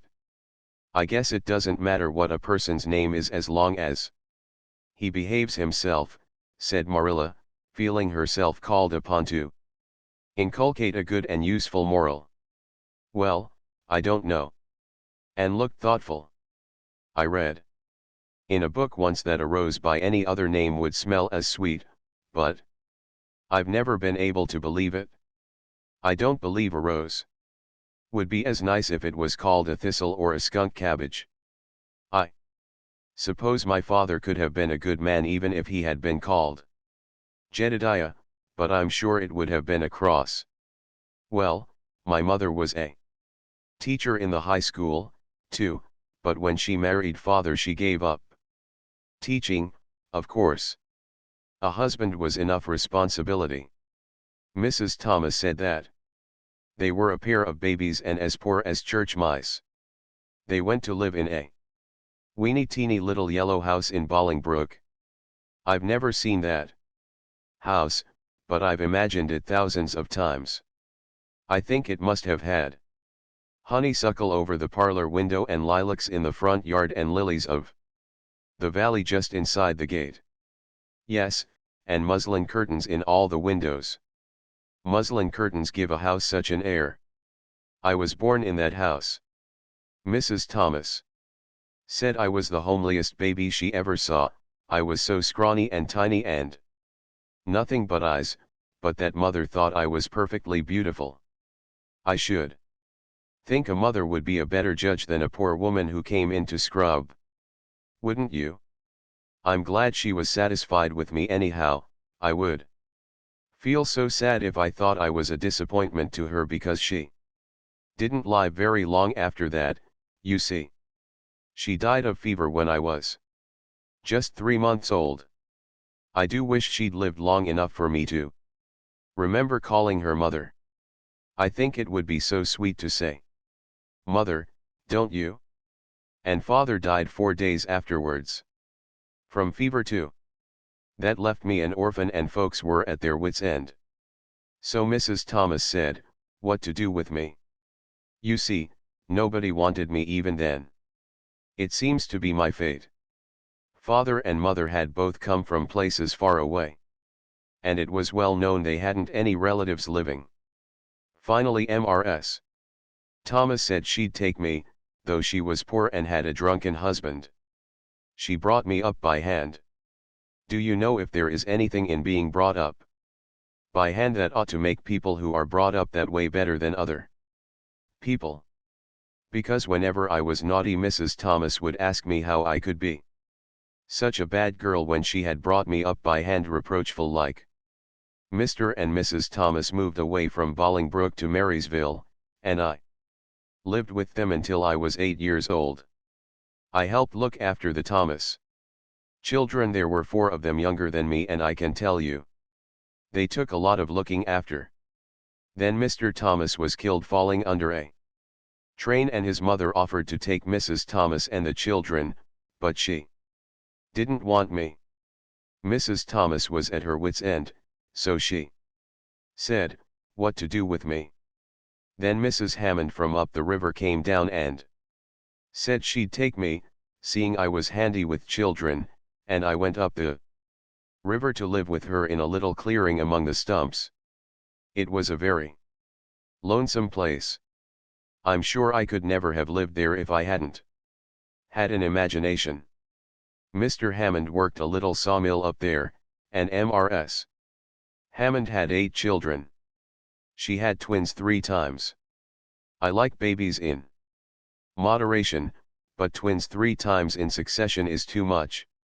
I told Mrs. Hammond so firmly, when the last pair came. I used to get so dreadfully tired carrying them about. I lived upriver with Mrs. Hammond over 2 years, and then Mr. Hammond died and Mrs. Hammond broke up housekeeping. She divided her children among her relatives and went to the States. I had to go to the asylum at Hopeton, because nobody would take me. They didn't want me at the asylum, either. They said they were overcrowded as it was. But they had to take me, and I was there 4 months until Mrs. Spencer came and finished up with another sigh of relief this time. Evidently she did not like talking about her experiences in a world that had not wanted her. Did you ever go to school? Demanded Marilla, turning the sorrel mare down the shore road. Not a great deal. I went a little the last year I stayed with Mrs. Thomas. When I went up river we were so far from a school that I couldn't walk it in winter, and there was a vacation in summer, so I could only go in the spring and fall. But of course I went while I was at the asylum. I can read pretty well, and I know ever so many pieces of poetry off by heart: the Battle of Hohenlinden and Edinburgh after Flodden, and Bingen of the Rhine, and most of the Lady of the Lake, and most of the Seasons by James Thompson. Don't you just love poetry that gives you a crinkly feeling up and down your back? There is a piece in the Fifth Reader, The Downfall of Poland, that is just full of thrills. Of course, I wasn't in the Fifth Reader, I was only in the fourth, but the big girls used to lend me theirs to read. Were those women, Mrs. Thomas and Mrs. Hammond, good to you? Asked Marilla, looking at Anne out of the corner of her eye. Oh, faltered Anne. Her sensitive little face suddenly flushed scarlet, and embarrassment sat on her brow. Oh, they meant to be. I know they meant to be just as good and kind as possible. And when people mean to be good to you, you don't mind very much when they're not quite always. They had a good deal to worry them, you know. It's a very trying to have a drunken husband, you see, and it must be very trying to have twins 3 times in succession, don't you think? But I feel sure they meant to be good to me. Marilla asked no more questions, and gave herself up to a silent rapture over the shore road, and Marilla guided the sorrel abstractedly while she pondered deeply. Pity was suddenly stirring in her heart for the child. What a starved, unloved life she had had, a life of drudgery and poverty and neglect, for Marilla was shrewd enough to read between the lines of Anne's history and divine the truth. No wonder she had been so delighted at the prospect of a real home. It was a pity she had to be sent back. What if she, Marilla, should indulge Matthew's unaccountable whim and let her stay? He was set on it. And the child seemed a nice, teachable little thing. She's got too much to say, thought Marilla, but she might be trained out of that. And there's nothing rude or slangy in what she does say. She's ladylike. It's likely her people were nice folks. The shore road was woodsy and wild and lonesome. On the right hand, scrub firs, their spirits quite unbroken by long years of tussle with the Gulf winds, grew thickly. On the left were the steep red sandstone cliffs, so near the track in places that a mare of less steadiness than the sorrel might have tried the nerves of the people behind her. Down at the base of the cliffs were heaps of surf-worn rocks or little sandy coves inlaid with pebbles as with ocean jewels. Beyond lay the sea, shimmering and blue, and over it soared the gulls, their pinions flashing silvery in the sunlight. "Isn't the sea wonderful?" said Anne, rousing from a long, wide-eyed silence. "Once, when I lived in Marysville, Mr. Thomas hired an express wagon and took us all to spend the day at the shore 10 miles away. I enjoyed every moment of that day, even if I had to look after the children all the time. I lived it over in happy dreams for years. But this shore is nicer than the Marysville shore. Aren't those gulls splendid? Would you like to be a gull?" "I think I would, that is, if I couldn't be a human girl. Don't you think it would be nice to wake up at sunrise and swoop down over the water and away out over that lovely blue all day, and then at night to fly back to one's nest? Oh, I can just imagine myself doing it." "What big house is that just ahead, please?" "That's the White Sands Hotel. Mr. Kirk runs it, but the season hasn't begun yet. There are heaps of Americans come there for the summer. They think this shore is just about right." "I was afraid it might be Mrs. Spencer's place," said Anne mournfully. "I don't want to get there. Somehow, it will seem like the end of everything." Chapter 6. Marilla makes up her mind. Get there they did. However, in due season. Mrs. Spencer lived in a big yellow house at White Sands Cove, and she came to the door with surprise and welcome mingled on her benevolent face. "Dear, dear," she exclaimed, "you're the last folks I was looking for today, but I'm real glad to see you. You'll put your horse in? And how are you, Anne?" "I'm as well as can be expected, thank you," said Anne smilelessly. A blight seemed to have descended on her. "I suppose we'll stay a little while to rest the mare," said Marilla, "but I promised Matthew I'd be home early. The fact is, Mrs. Spencer, there's been a queer mistake somewhere, and I've come over to see where it is. We send word, Matthew and I, for you to bring us a boy from the asylum. We told your brother Robert to tell you we wanted a boy 10 or 11 years old." "Marilla Cuthbert, you don't say so," said Mrs. Spencer in distress. "Why, Robert sent word down by his daughter Nancy and she said you wanted a girl, didn't she?" Flora Jane, appealing to her daughter who had come out to the steps. "She certainly did, Miss Cuthbert," corroborated Flora Jane earnestly. "I'm dreadful sorry," said Mrs. Spencer. "It's too bad, but it certainly wasn't my fault, you see, Miss Cuthbert. I did the best I could and I thought I was following your instructions. Nancy is a terrible flighty thing. I've often had to scold her well for her heedlessness." "It was our own fault," said Marilla resignedly.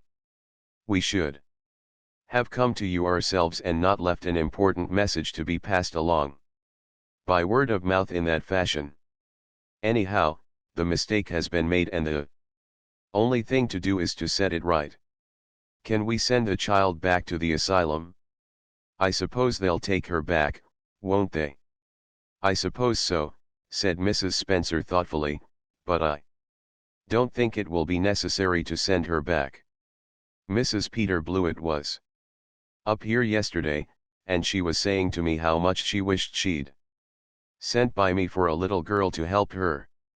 Mrs. Peter has a large family, you know, and she finds it hard to get help. And will be the very girl for you. I call it positively providential.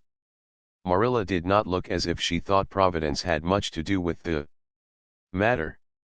Here was an unexpectedly good chance to get this unwelcome orphan off her hands, and she did not even feel grateful for it. She knew Mrs. Peter Blewett only by sight as a small, shrewish-faced woman, without an ounce of superfluous flesh on her bones. But she had heard of her.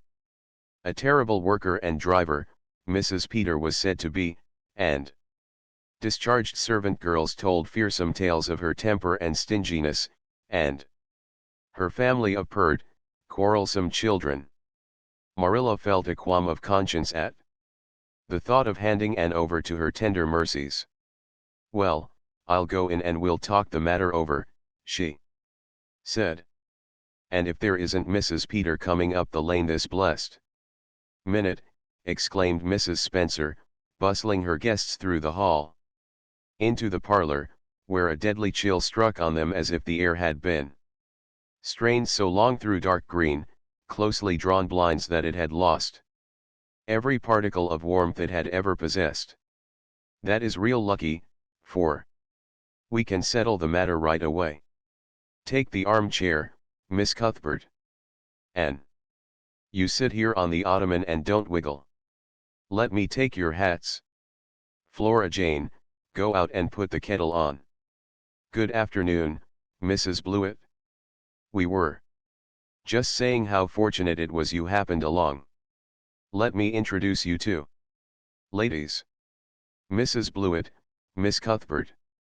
Please excuse me for just a moment. I forgot to tell Flora Jane to take the buns out of the oven. Mrs. Spencer whisked away, after pulling up the blinds. And sitting mutely on the ottoman, with her hands clasped tightly in her lap, stared at Mrs. Blewett as one fascinated. Was she to be given into the keeping of this sharp-faced, sharp-eyed woman? She felt a lump coming up in her throat and her eyes smarted painfully.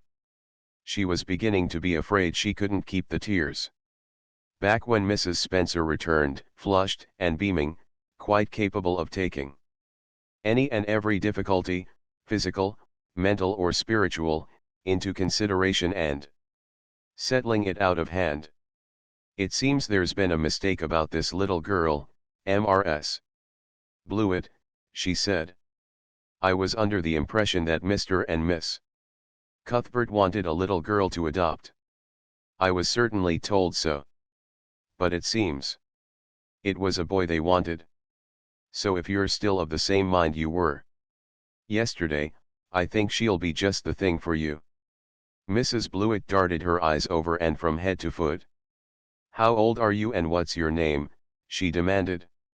And Shirley, faltered the shrinking child, not daring to make any stipulations regarding the spelling thereof, and I'm 11 years old. Humph. You don't look as if there was much to you. But you're wiry. I don't know, but the wiry ones are the best after all. Well, if I take you, you'll have to be a good girl, you know, good and smart and respectful. I'll expect you to earn your keep, and no mistake about that. Yes, I suppose I might as well take her off your hands, Miss Cuthbert. The baby's awful fractious, and I'm clean worn out attending to him. If you like, I can take her right home now. Marilla looked at Anne and softened at sight of the child's pale face, with its look of mute misery, the misery of a helpless little creature who finds itself once more caught in the trap from which it had escaped. Marilla Felt an uncomfortable conviction that, if she denied the appeal of that look, it would haunt her to her dying day. Moreover, she did not fancy Mrs. Blewett. To hand a sensitive, high-strung child over to such a woman. No. She could not take the responsibility of doing that. Well, I don't know, she said slowly. I didn't say that Matthew and I had absolutely decided that we wouldn't keep her. In fact, I may say that Matthew is disposed to keep her. I just came over to find out how the mistake had occurred. I think I'd better take her home again and talk it over with Matthew. I feel that I oughtn't to decide on anything without consulting him. If we make up our mind not to keep her, we'll bring or send her over to you tomorrow night. If we don't, you may know that she is going to stay with us. Will that suit you, Mrs. Blewett? I suppose it'll have to, said Mrs. Blewett ungraciously. During Marilla's speech a sunrise had been dawning on Anne's face. First the look of despair faded out, then came a faint flush of hope, her eyes grew deep and bright as morning stars. The child was quite transfigured, and, a moment later, when Mrs. Spencer and Mrs. Blewett went out in quest of a recipe the latter had come to borrow, she sprang up and flew across the room to Marilla. Oh, Miss Cuthbert, did you really say that perhaps you would let me stay at Green Gables, she said, in a breathless whisper, as if speaking aloud. Might shatter the glorious possibility. Did you really say it? Or did I only imagine that you did? I think you'd better learn to control that imagination of yours. And, if you can't distinguish between what is real and what isn't, said Marilla crossly. Yes, you did hear me say just that and no more. It isn't decided yet, and perhaps we will conclude to let Mrs. Blewett take you after all. She certainly needs you much more than I do. I'd rather go back to the asylum than go to live with her, said Anne passionately. She looks exactly like a gimlet. Marilla smothered a smile under the conviction that Anne must be reproved for such a speech. A little girl like you should be ashamed of talking so about a lady and a stranger, she said severely. Go back and sit down quietly and hold your tongue and behave as a good girl should. I'll try to do and be anything you want me, if you'll only keep me, said Anne, returning meekly to her ottoman. When they arrived back at Green Gables that evening, Matthew met them in the lane. Marilla from afar had noted him prowling along it and guessed his motive. She was prepared for the relief she read in his face when he saw that she had at least brought back and back with her. But she said nothing to him relative to the affair, until they were both out in the yard behind the barn, milking the cows. Then she briefly told him Anne's history and the result of the interview with Mrs. Spencer. I wouldn't give a dog I like to that Blewett woman, said Matthew with unusual vim. I don't fancy her style myself, admitted Marilla. But it's that or keeping her ourselves, Matthew. And since you seem to want her, I suppose I'm willing or have to be. I've been thinking over the idea until I've got kind of used to it. It seems a sort of duty. I've never brought up a child, especially a girl, and I dare say I'll make a terrible mess of it. But I'll do my best. So far as I'm concerned, Matthew, she may stay. Matthew's shy face was a glow of delight. Well now, I reckoned you'd come to see it in that light. Marilla, he said. She's such an interesting little thing. It'd be more to the point if you could say she was a useful little thing, retorted Marilla, but I'll make it my business to see she's trained to be that. And mind, Matthew, you're not to go interfering with my methods. Perhaps an old maid doesn't know much about bringing up a child, but I guess she knows more than an old bachelor. So you just leave me to manage her. When I fail it'll be time enough to put your oar in. There, Marilla, you can have your own way, said Matthew reassuringly. Only be as good and kind to her as you can without spoiling her. I kind of think she's one of the sort you can do anything with if you only get her to love you. Marilla sniffed, to express her contempt for Matthew's opinions concerning anything feminine, and walked off to the dairy with the pails. I won't tell her tonight that she can stay, she reflected, as she strained the milk into the creamers. She'd be so excited that she wouldn't sleep a wink. Marilla Cuthbert, you're fairly in for it. Did you ever suppose you'd see the day when you'd be adopting an orphan girl? It's surprising enough, but not so surprising as that Matthew should be at the bottom of it, him that always seemed to have such a mortal dread of little girls. Anyhow, we've decided on the experiment. And goodness only knows what will come of it. Chapter 7. Anne says her prayers. When Marilla took Anne up to bed that night she said stiffly, "Now, Anne, I noticed last night that you threw your clothes all about the floor when you took them off. That is a very untidy habit, and I can't allow it at all. As soon as you take off any article of clothing, fold it neatly and place it on the chair. I haven't any use at all for little girls who aren't neat. I was so harrowed up in my mind last night that I didn't think about my clothes at all," said Anne. "I'll fold them nicely tonight. They always made us do that at the asylum. Half the time, though, I'd forget, I'd be in such a hurry to get into bed nice and quiet and imagine things. You'll have to remember a little better if you stay here," admonished Marilla. "There, that looks something like. Say your prayers now and get into bed." "I never say any prayers," announced Anne. Marilla looked horrified astonishment. "Why, Anne, what do you mean? Were you never taught to say your prayers? God always wants little girls to say their prayers. Don't you know who God is, Anne? God is a spirit, infinite, eternal and unchangeable, in his being, wisdom, power, holiness, justice, goodness, and truth," responded Anne promptly and glibly. Marilla looked rather relieved. "So you do know something then, thank goodness. You're not quite a heathen. Where did you learn that?" "Oh, at the asylum Sunday school. They made us learn the whole catechism. I liked it pretty well.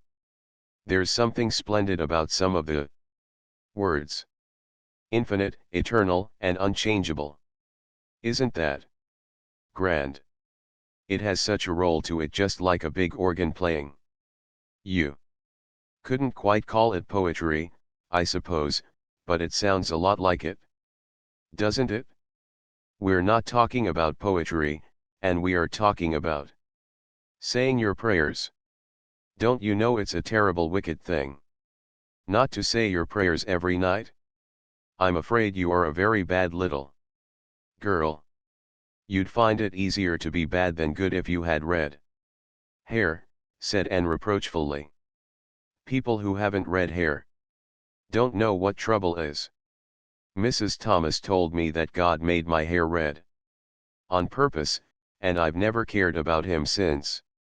And anyhow, I'd always be too tired at night to bother saying prayers.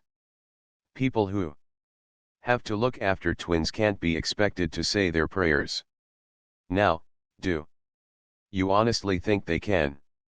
Marilla decided that Anne's religious training must be begun at once. Plainly there was no time to be lost. "You must say your prayers while you are under my roof, Anne." "Why, of course, if you want me to," assented Anne cheerfully. "I'd do anything to oblige you. But you'll have to tell me what to say for this once." After I get into bed I'll imagine out a real nice prayer to say always. I believe that it will be quite interesting, now that I come to think of it. You must kneel down, said Marilla in embarrassment. Anne knelt at Marilla's knee and looked up gravely. Why must people kneel down to pray? If I really wanted to pray, I'll tell you what I'd do. I'd go out into a great big field, all alone, or into the deep, deep woods, and I'd look up into the sky, up into that lovely blue sky that looks as if there was no end to its blueness. And then I'd just feel a prayer. Well, I'm ready. What am I to say? Marilla felt more embarrassed than ever. She had intended to teach Anne the childish classic, Now I Lay Me Down to Sleep. But she had, as I have told you, the glimmerings of a sense of humor, which is simply another name for a sense of fitness of things, and it suddenly occurred to her that simple little prayer, sacred to white-robed childhood lisping at motherly knees, was entirely unsuited to this freckled witch of a girl who knew and cared nothing about God's love, since she had never had it translated to her through the medium of human love. You're old enough to pray for yourself, Anne, she said. Finally. Just thank God for your blessings and ask Him humbly for the things you want. Well, I'll do my best, promised Anne, burying her face in Marilla's lap. Gracious Heavenly Father, that's the way the ministers say it in church, so I suppose it's all right in private prayer, isn't it? She interjected, lifting her head for a moment. Gracious Heavenly Father, I thank Thee for the white way of delight and the lake of shining waters and Bonnie and the Snow Queen. I'm really extremely grateful for them. And that's all the blessings I can think of just now to thank Thee for. As for the things I want, they're so numerous that it would take a great deal of time to name them all, so I will only mention the two most important. Please let me stay at Green Gables, and please let me be good looking when I grow up. I remain yours respectfully, Anne Shirley. There, did I do all right? She asked eagerly, getting up. I could have made it much more flowery if I'd had a little more time to think it over. Poor Marilla was only preserved from complete collapse by remembering that it was not irreverence, but simply spiritual ignorance on the part of Anne that was responsible for this extraordinary petition. She tucked the child up in bed, mentally vowing that she should be taught a prayer the very next day, and was leaving the room with the light when Anne called her back. I've just thought of it now. I should have said Amen in place of yours respectfully. Shouldn't I, the way the ministers do? I'd forgotten it, but I felt a prayer should be finished off in some way, so I put in the other. Do you suppose it will make any difference? I don't suppose it will, said Marilla. Go to sleep now like a good child. Good night. I can only say good night tonight with a clear conscience, said Anne, cuddling luxuriously down among her pillows. Marilla retreated to the kitchen, set the candle firmly on the table, and glared at Matthew. Matthew Cuthbert, it's about time somebody adopted that child and taught her something. She's next door to a perfect heathen. Will you believe that she never said a prayer in her life till tonight? I'll send her to the manse tomorrow and borrow the Peep of the Day series, that's what I'll do. And she shall go to Sunday school just as soon as I can get some suitable clothes made for her. I foresee that I shall have my hands full. Well, we can't get through this world without our share of trouble. I've had a pretty easy life of it so far, but my time has come at last. And I suppose I'll just have to make the best of it. Chapter 8. Anne's bringing up is begun. For reasons best known to herself, Marilla did not tell Anne that she was to stay at Green Gables until the next afternoon. During the forenoon she kept the child busy with various tasks and watched over her with a keen eye while she did them.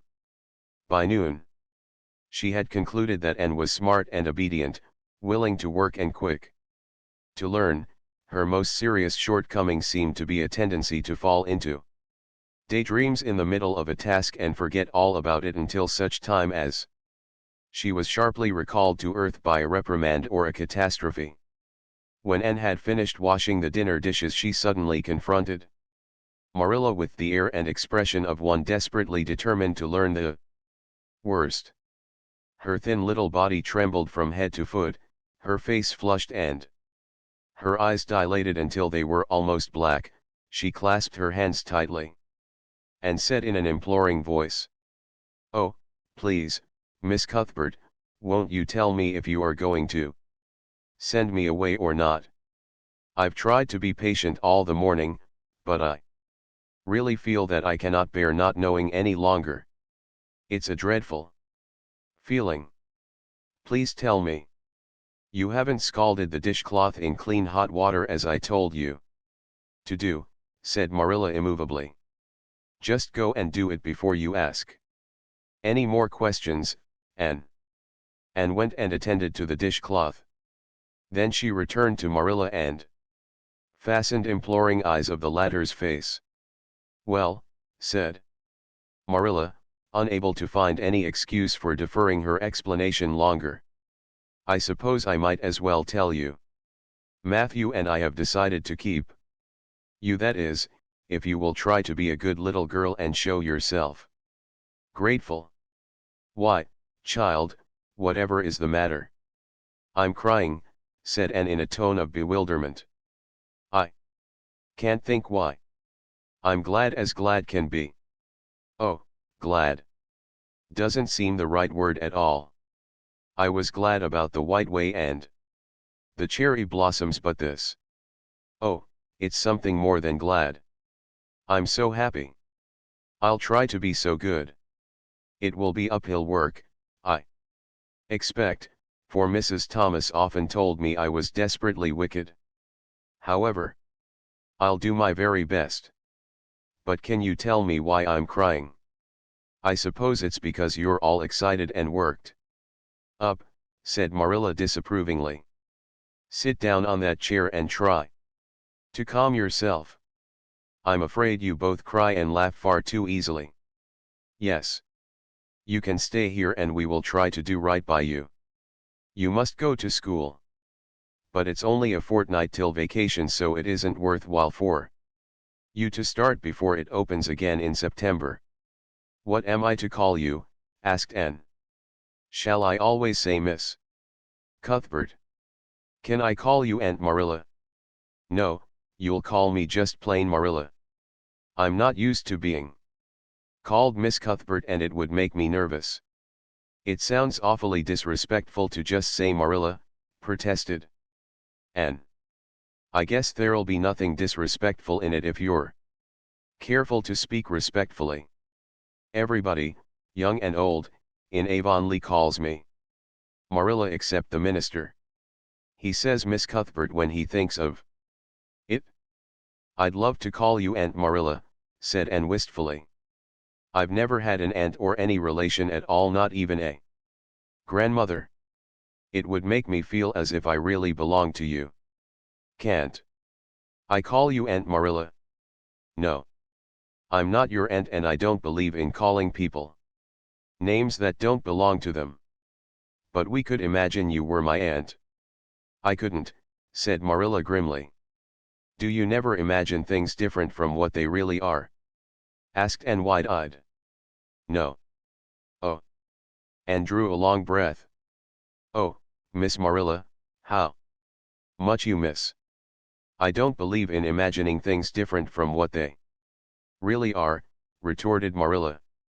"When the Lord puts us in certain circumstances, he doesn't mean for us to imagine them away.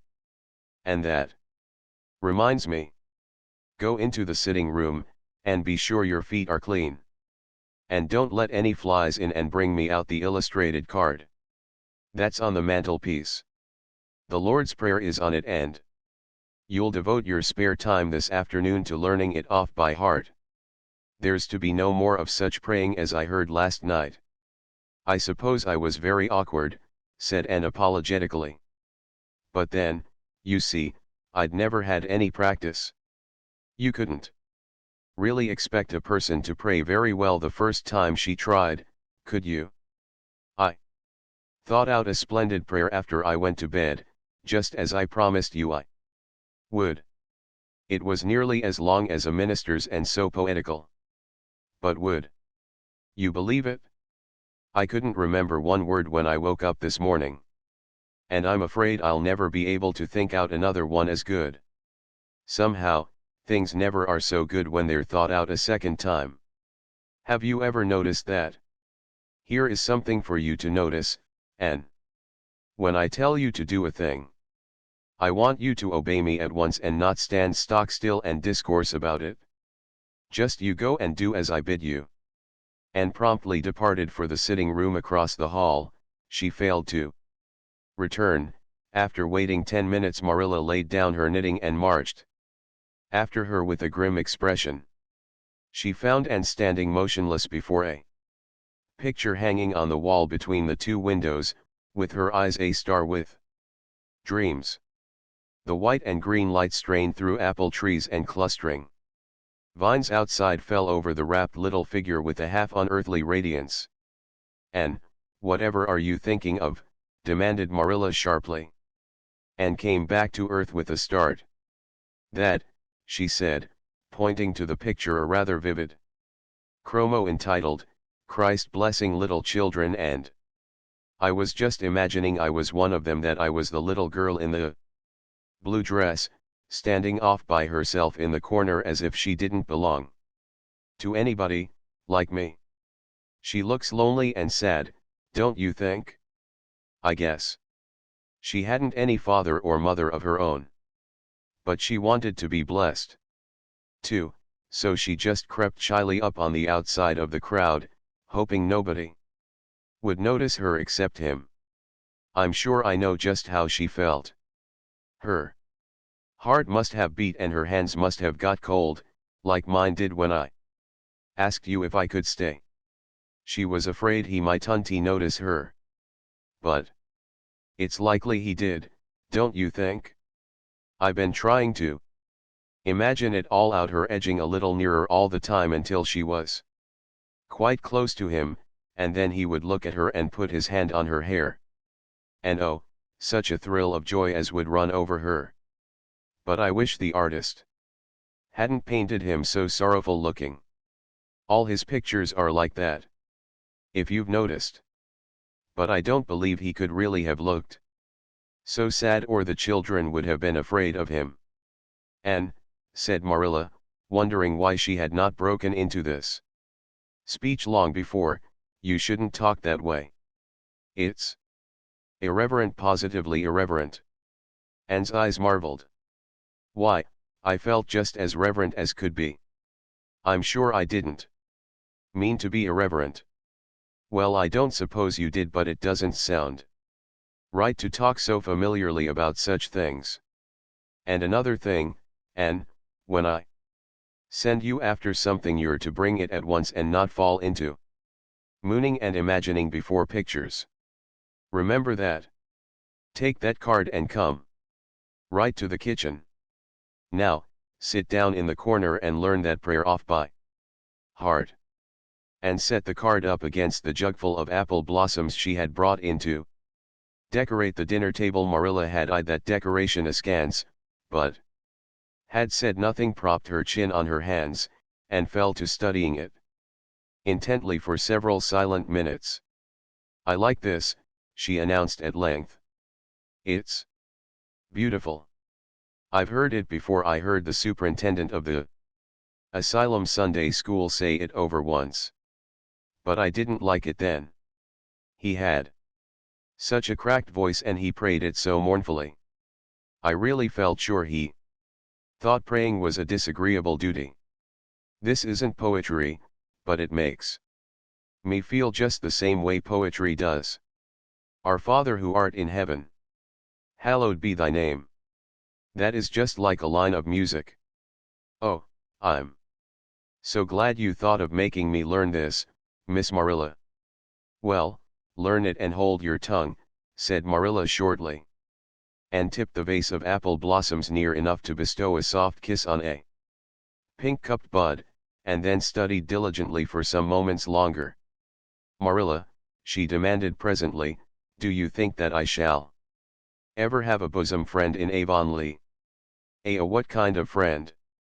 A bosom friend, an intimate friend, you know, a really kindred spirit to whom I can confide my inmost soul. I've dreamed of meeting her all my life. I never really supposed I would, but so many of my loveliest dreams have come true all at once that perhaps this one will, too. Do you think it's possible? Diana Barry lives over at Orchard Slope and she's about your age. She's a very nice little girl, and perhaps she will be a playmate for you when she comes home. She's visiting her aunt over at Carmody just now. You'll have to be careful how you behave yourself, though. Mrs. Barry is a very particular woman. She won't let Diana play with any little girl who isn't nice and good. And looked at Marilla through the apple blossoms, her eyes aglow with interest. What is Diana like? Her hair isn't red, is it? Oh, I hope not. It's bad enough to have red hair myself, but I positively couldn't endure it in a bosom friend. Diana is a very pretty little girl. She has black eyes and hair and rosy cheeks. And she is good and smart, which is better than being pretty.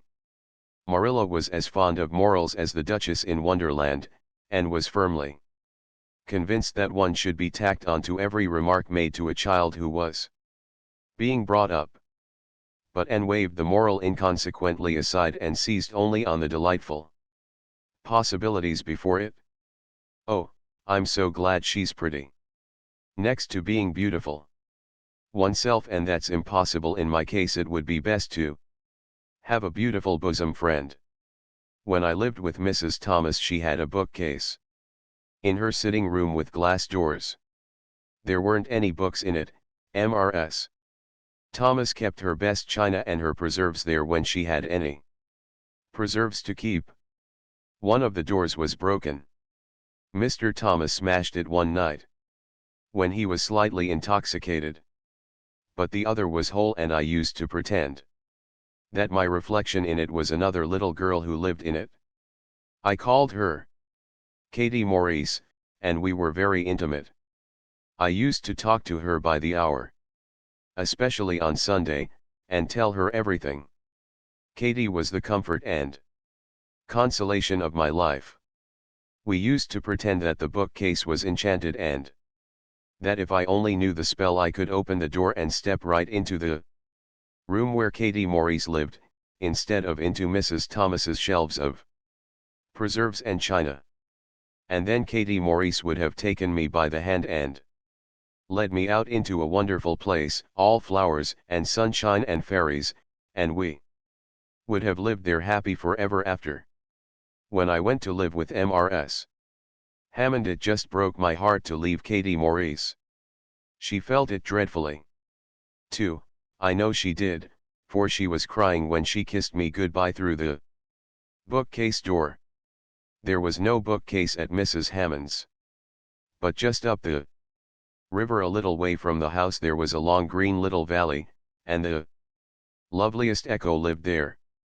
It echoed back every word you said, even if you didn't talk a bit loud.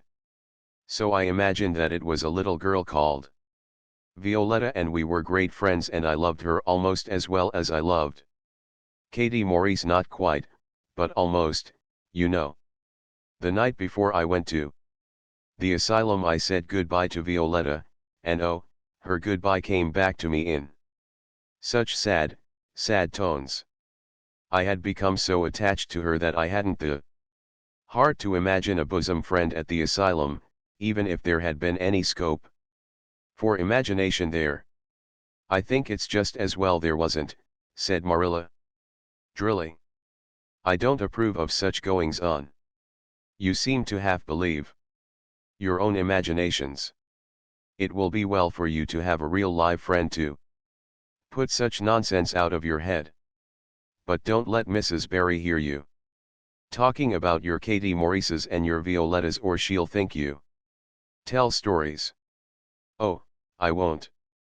I couldn't talk of them to everybody, their memories are too sacred for that. But I thought I'd like to have you know about them. Oh, look, here's a big bee just tumbled out of an apple blossom. Just think what a lovely place to live in, an apple blossom. Fancy going to sleep in it when the wind was rocking it. If I wasn't a human girl, I think I'd like to be a bee and live among the flowers. Yesterday you wanted to be a seagull, sniffed Marilla. I think you are very fickle-minded. I told you to learn that prayer and not talk. But it seems impossible for you to stop talking if you've got anybody that will listen to you. So go up to your room and learn it. Oh, I know it pretty nearly all now, all but just the last line. Well, never mind, do as I tell you. Go to your room and finish learning it well, and stay there until I call you down to help me get tea. Can I take the apple blossoms with me for company? Pleaded Anne. No, you don't want your room cluttered up with flowers. You should have left them on the tree in the first place. I did feel a little that way, too, said Anne. I kind of felt I shouldn't shorten their lovely lives by picking them. I wouldn't want to be picked if I were an apple blossom. But the temptation was irresistible. What do you do when you meet with an irresistible temptation? Anne, did you hear me tell you to go to your room? Anne sighed, retreated to the east gable, and sat down in a chair by the window. There, I know this prayer. I learned that last sentence coming upstairs. Now I'm going to imagine things into this room so that they'll always stay imagined. The floor is covered with a white velvet carpet with pink roses all over it, and there are pink silk curtains at the windows. The walls are hung with gold and silver brocade tapestry. The furniture is mahogany. I never saw any mahogany, but it does sound so luxurious. This is a couch all heaped with gorgeous silken cushions, pink and blue and crimson and gold, and I am reclining gracefully on it. I can see my reflection in that splendid big mirror hanging on the wall. I am tall and regal, clad in a gown of trailing white lace, with a pearl cross on my breast, and pearls in my hair. My hair is of midnight darkness, and my skin is a clear ivory pallor. My name is the Lady Cordelia Fitzgerald. No, it isn't. I can't make that seem real. She danced up to the little looking glass and peered into it. Her pointed, freckled face and solemn gray eyes peered back at her. You're only Anne of Green Gables, she said earnestly. And I see you, just as you are looking now, whenever I try to imagine I'm the Lady Cordelia. But it's a million times nicer to be Anne of Green Gables than Anne of nowhere in particular, isn't it? She bent forward, kissed her reflection affectionately, and betook herself to the open window. Dear Snow Queen, good afternoon. And good afternoon, dear birches down in the hollow. And good afternoon, dear grey house up on the hill. I wonder if Diana is to be my bosom friend. I hope she will, and I shall love her very much. But I must never quite forget Katie Maurice and Violetta. They would feel so hurt if I did, and I'd hate to hurt anybody's feelings, even a little bookcase girl's or a little echo girl's. I must be careful to remember them and send them a kiss every day. Anne blew a couple of airy kisses from her fingertips past the cherry blossoms. And then, with her chin in her hands, drifted luxuriously out on a sea of daydreams. Chapter 9. Mrs. Rachel Lindy is properly horrified. And had been a fortnight at Green Gables before Mrs. Lindy arrived to inspect her. Mrs. Rachel, to do her justice, was not to blame for this. A severe and unseasonable attack of grippe had confined that good lady to her house ever since the occasion of her last visit to Green Gables. Mrs. Rachel was not often sick and had a well-defined contempt for people who were, but grippe, she asserted, was like no other illness on earth and could only be interpreted as one of the special visitations of Providence. As soon as her doctor allowed her to put her foot out of doors, she hurried up to Green Gables, bursting with curiosity to see Matthew and Marilla's orphan, concerning whom all sorts of stories and suppositions had gone abroad in Avonlea, and had made good use of every waking moment of that fortnight. Already she was acquainted with every tree and shrub about the place. She had discovered that a lane opened out below the apple orchard and ran up through a belt of woodland, and she had explored it to its furthest end in all its delicious vagaries of brook and bridge, fir coppice and wild cherry arch, corners thick with fern, and branching byways of maple and mountain ash. She had made friends with the spring down in the hollow, that wonderful, deep, clear icy cold spring. It was set about with smooth red sandstones and rimmed in by great palm-like clumps of water fern, and beyond it was a log bridge over the brook. That bridge led Anne's dancing feet up over a wooded hill beyond, where perpetual twilight reigned under the straight, thick-growing firs and spruces.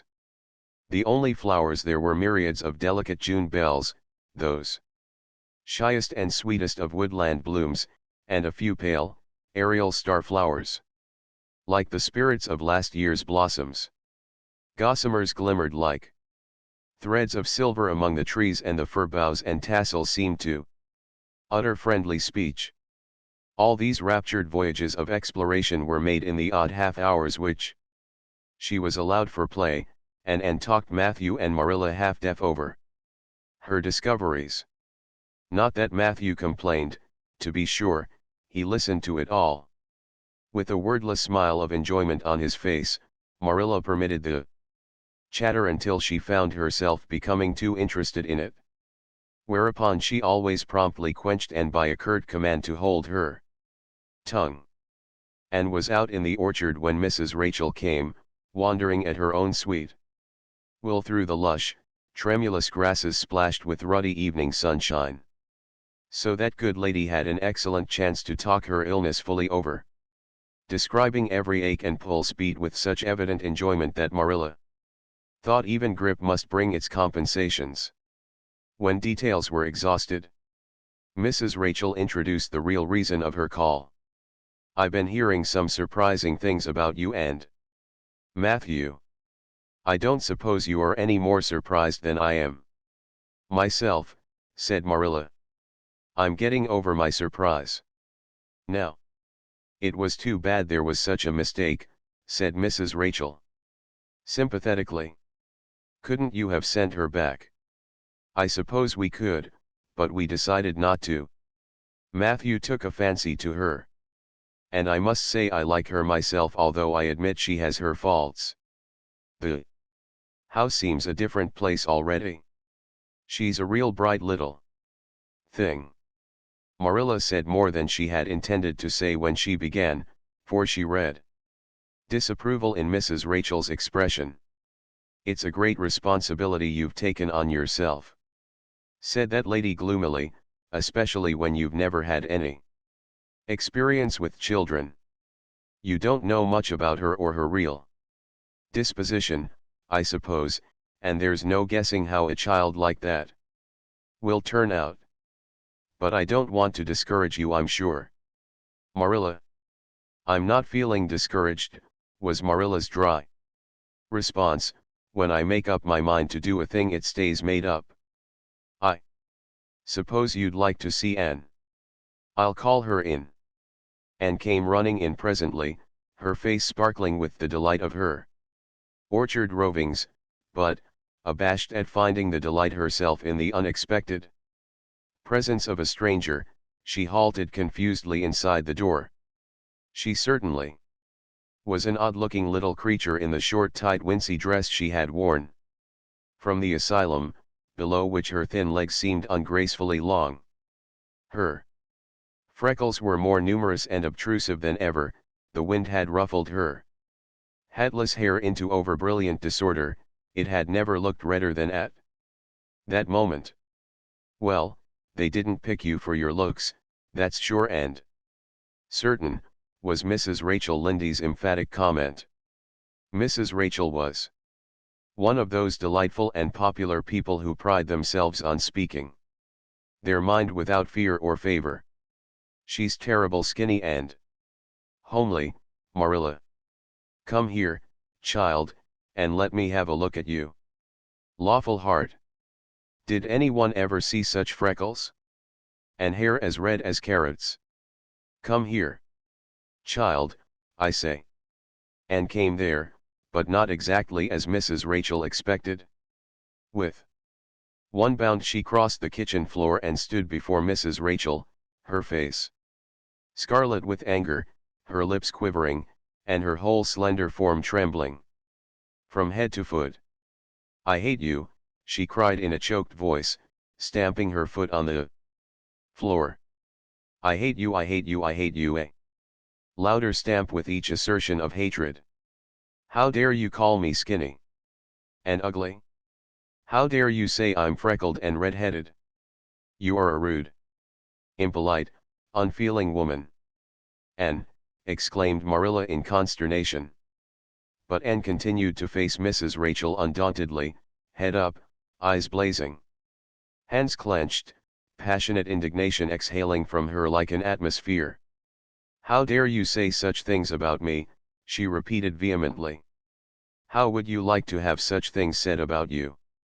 How would you like to be told that you are fat and clumsy and probably hadn't a spark of imagination in you? I don't care if I do hurt your feelings by saying so. I hope I hurt them. You have hurt mine worse than they were ever hurt before, even by Mrs. Thomas's intoxicated husband. And I'll never forgive you for it, never, never." Stamp. Stamp. "Did anybody ever see such a temper?" exclaimed the horrified Mrs. Rachel. "And go to your room and stay there until I come up," said Marilla, recovering her powers of speech with difficulty.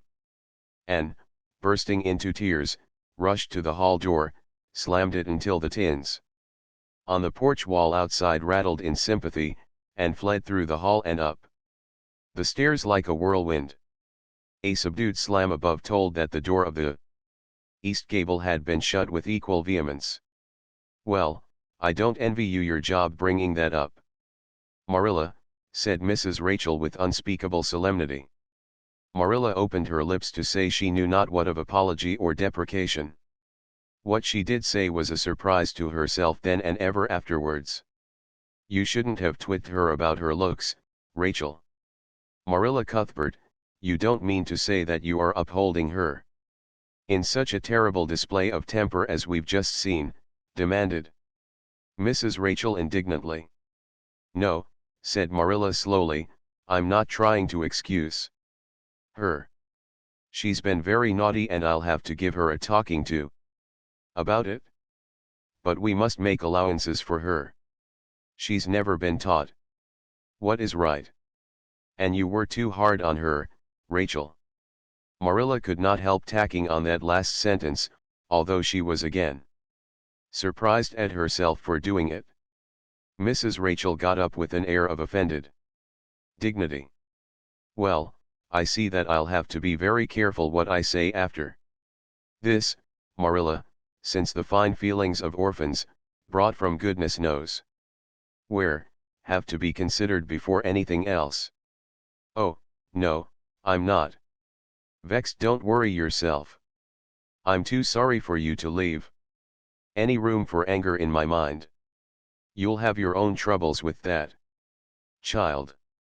But if you'll take my advice, which I suppose you won't, Do, although I brought up 10 children and buried 2, you'll do that talking to you mention with a fair-sized birch switch. I should think that would be the most effective language for that kind of a child. Her temper matches her hair, I guess. Well, good evening, Marilla. I hope you'll come down to see me often as usual.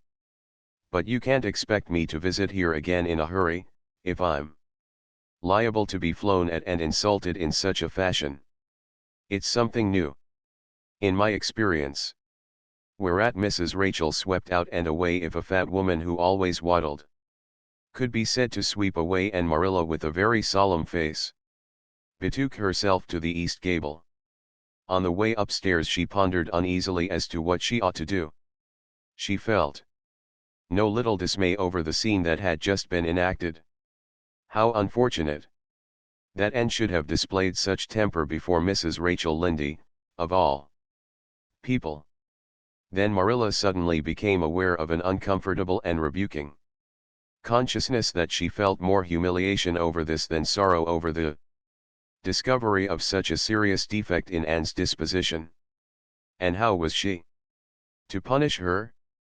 The amiable suggestion of the birch switch, to the efficiency of which all of Mrs. Rachel's own children could have borne smarting testimony, did not appeal to Marilla.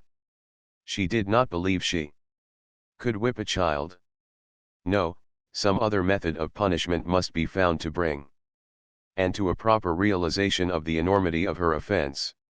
Marilla found Anne face downward on her bed, crying bitterly, quite oblivious of muddy boots on a clean counterpane. "Anne," she said not ungently. No answer. "Anne," with greater severity, "get off that bed this minute and listen to what I have to say to you."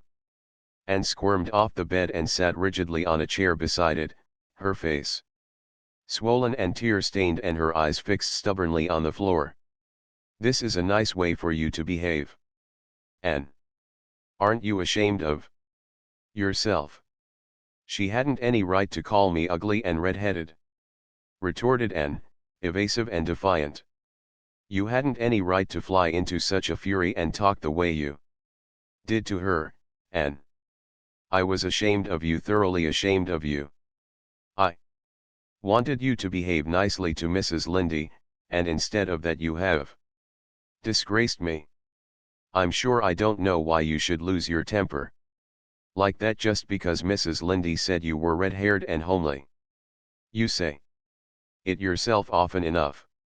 "Oh, but there's such a difference between saying a thing yourself and hearing other people say it," wailed Anne.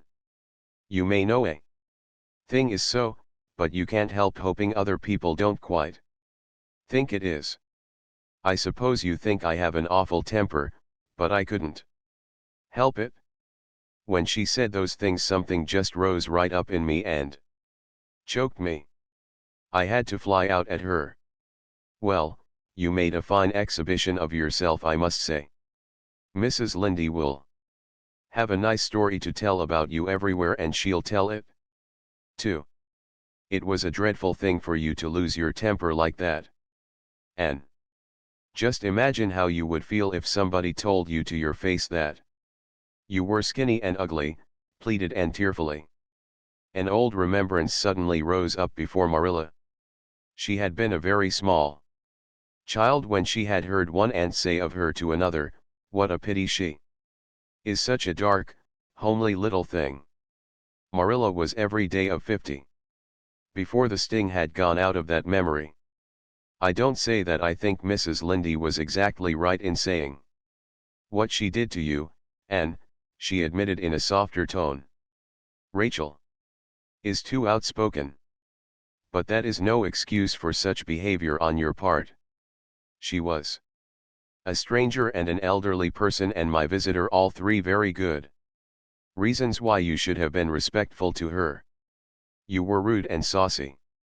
And Marilla had a saving inspiration of punishment. "You must go to her and tell her you are very sorry for your bad temper and ask her to forgive you." "I can never do that," said Anne determinedly and darkly. "You can punish me in any way you like, Marilla. You can shut me up in a dark, damp dungeon inhabited by snakes and toads and feed me only on bread and water and I shall not complain. But I cannot ask Mrs. Lynde to forgive me. We're not in the habit of shutting people up in dark damp dungeons, said Marilla drily, especially as they're rather scarce in Avonlea.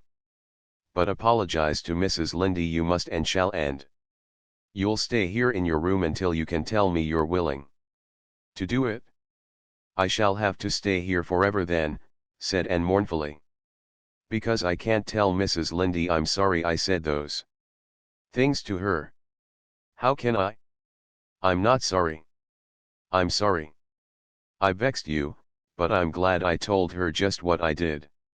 It was a great satisfaction. I can't say I'm sorry when I'm not. Can I? I can't even imagine I'm sorry. Perhaps your imagination will be in better working order by the morning, said Marilla, rising to depart.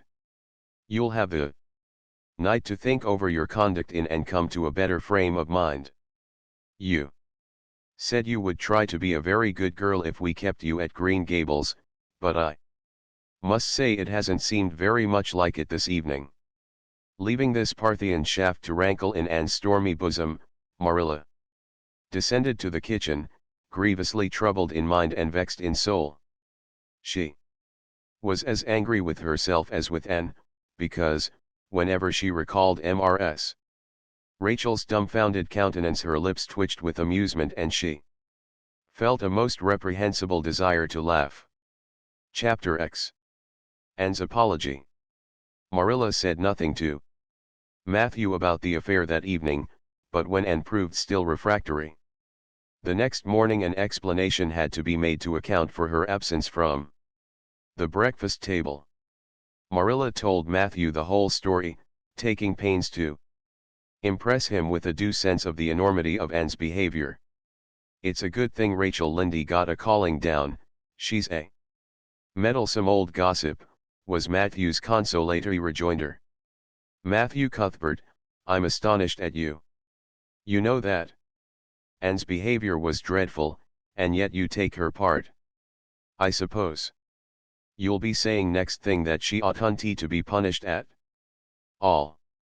Well now no not exactly, said Matthew uneasily. I reckon she ought to be punished a little. But don't be too hard on her, Marilla. Recollect she hasn't ever had anyone to teach her right. You're going to give her something to eat? Aren't you? When did you ever hear of me starving people into good behavior? Demanded Marilla indignantly. She'll have her meals regular, and I'll carry them up to her myself. But she'll stay up there until she's willing to apologize to Mrs. Lynde, and that's final.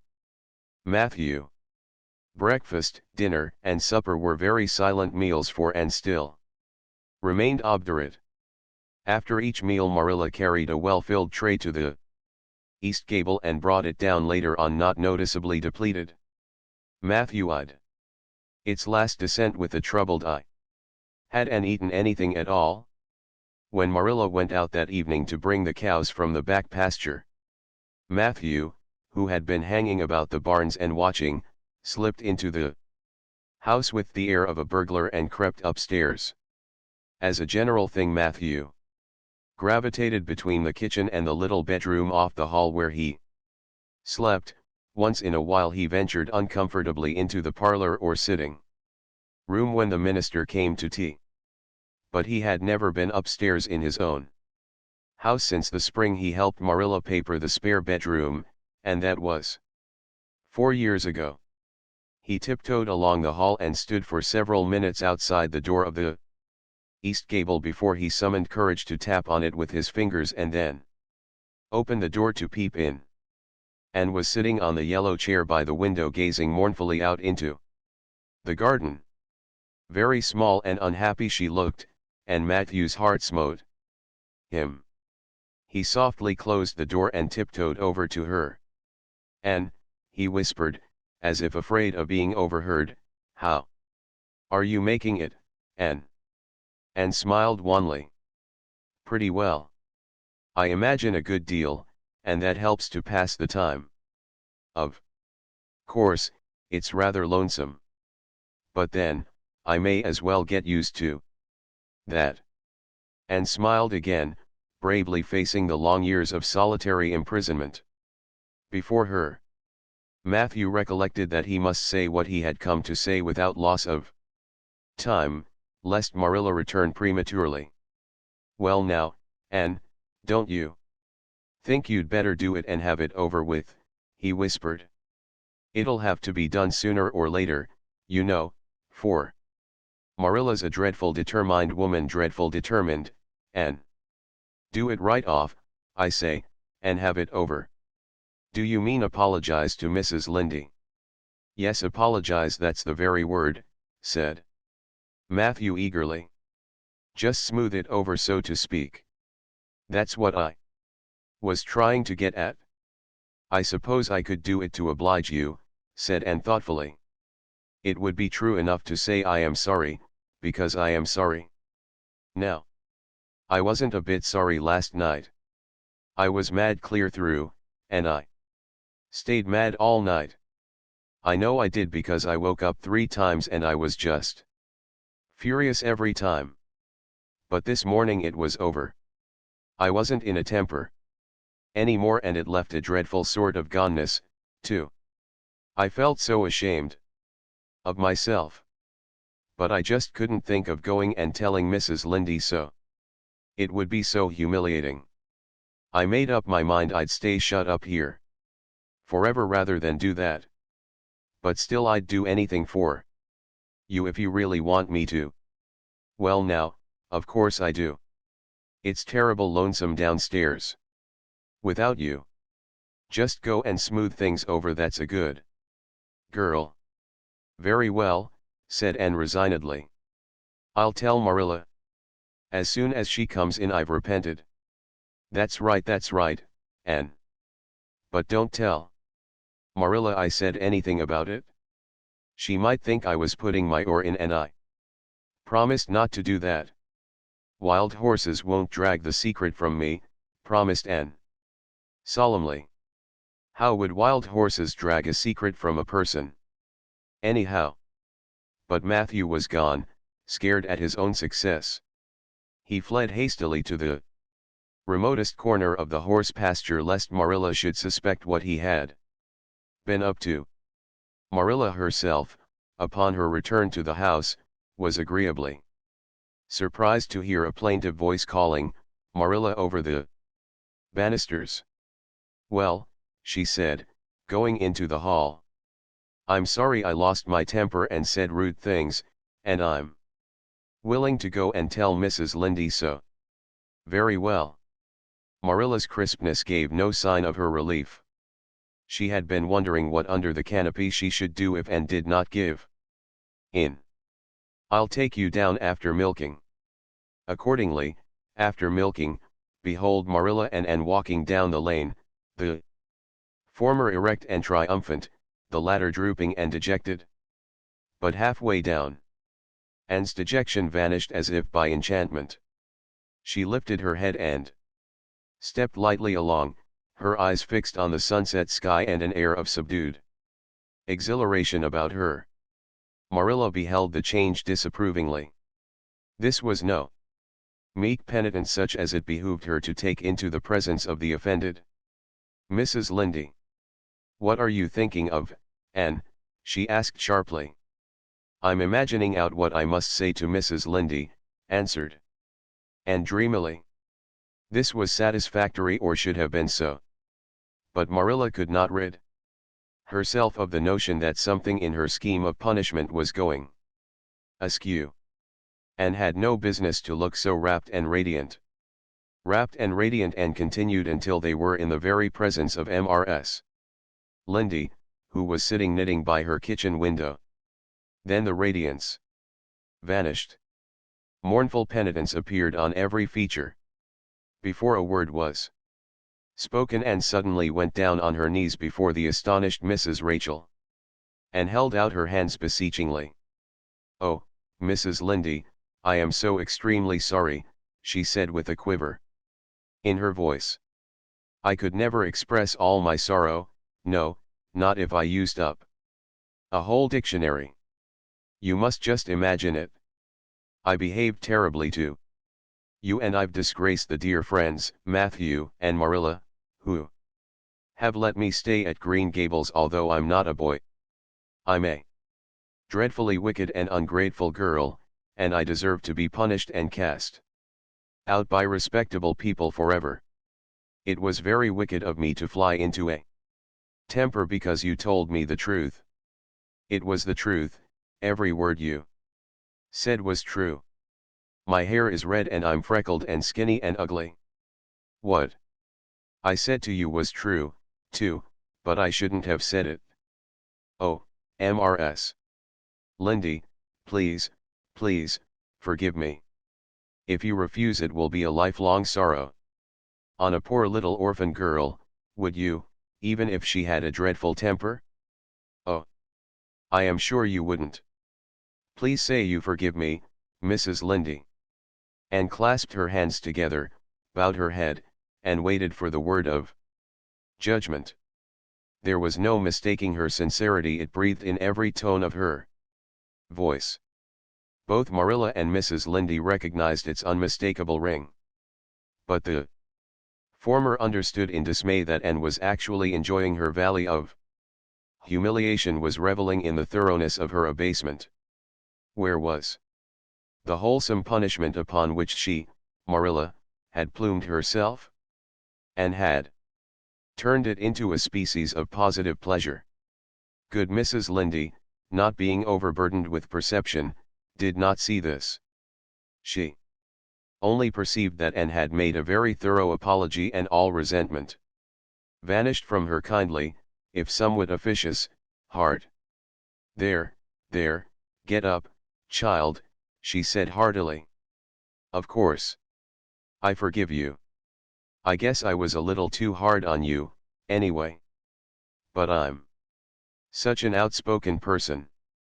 You just mustn't mind me, that's what.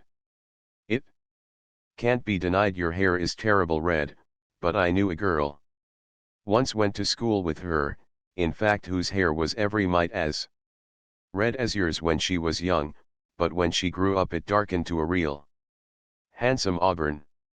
I wouldn't be a mite surprised if yours did. Too, not a mite.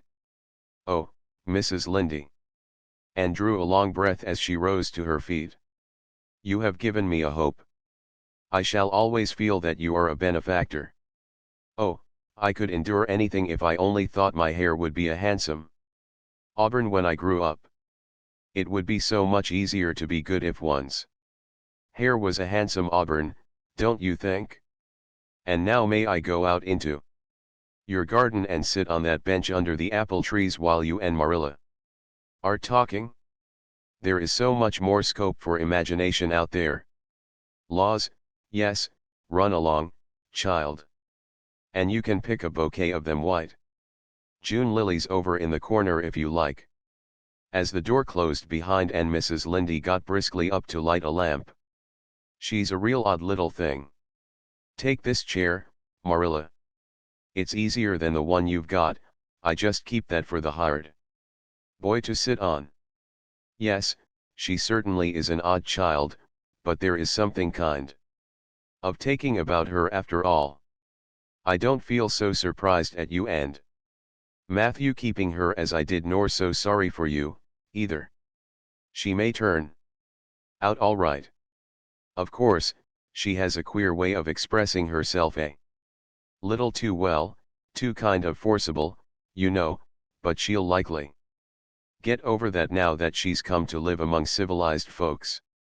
And then, her temper's pretty quick, I guess, but there's one comfort. A child that has a quick temper, just blaze up and cool down, ain't never likely to be sly or deceitful. Preserve me from a sly child, that's what. On the whole, Marilla, I kind of like her.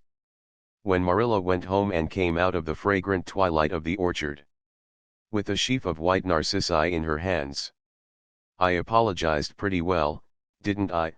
She said proudly as they went down the lane. I thought since I had to do it I might as well do it thoroughly. You did it thoroughly, all right enough, was Marilla's comment. Marilla was dismayed at finding herself inclined to laugh over the recollection. She had also an uneasy feeling that she ought to scold Anne for apologizing so well, but then, that was ridiculous. She compromised with her conscience by saying severely, I hope you won't have occasion to make many more such apologies. I hope you'll try to control your temper now, Anne. That wouldn't be so hard if people wouldn't twit me about my looks, said Anne with a sigh. I don't get cross about other things, but I'm so tired of being twit about my hair and it just makes me boil right over. Do you suppose my hair will really be a handsome auburn when I grow up? You shouldn't think so much about your looks, Anne. I'm afraid you are a very vain little girl. How can I be vain when I know I'm homely, protested Anne. I love pretty things, and I hate to look in the glass and see something that isn't pretty. It makes me feel so sorrowful just as I feel when I look at any ugly thing. I pity it because it isn't beautiful. Handsome is as handsome does, quoted Marilla. I've had that said to me before, but I have my doubts about it, remarked skeptical Anne, sniffing at her narcissi.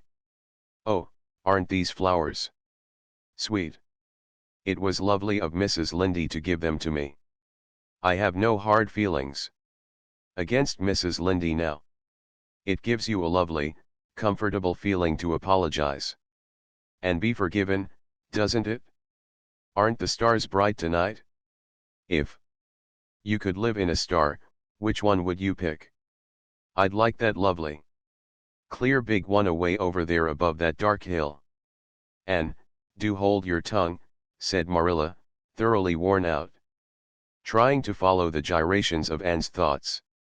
Anne said no more until they turned into their own lane. A little gypsy wind came down it to meet them, laden with the spicy perfume of young dew-wet ferns. Far up in the shadows a cheerful light gleamed out through the trees from the kitchen at Green Gables.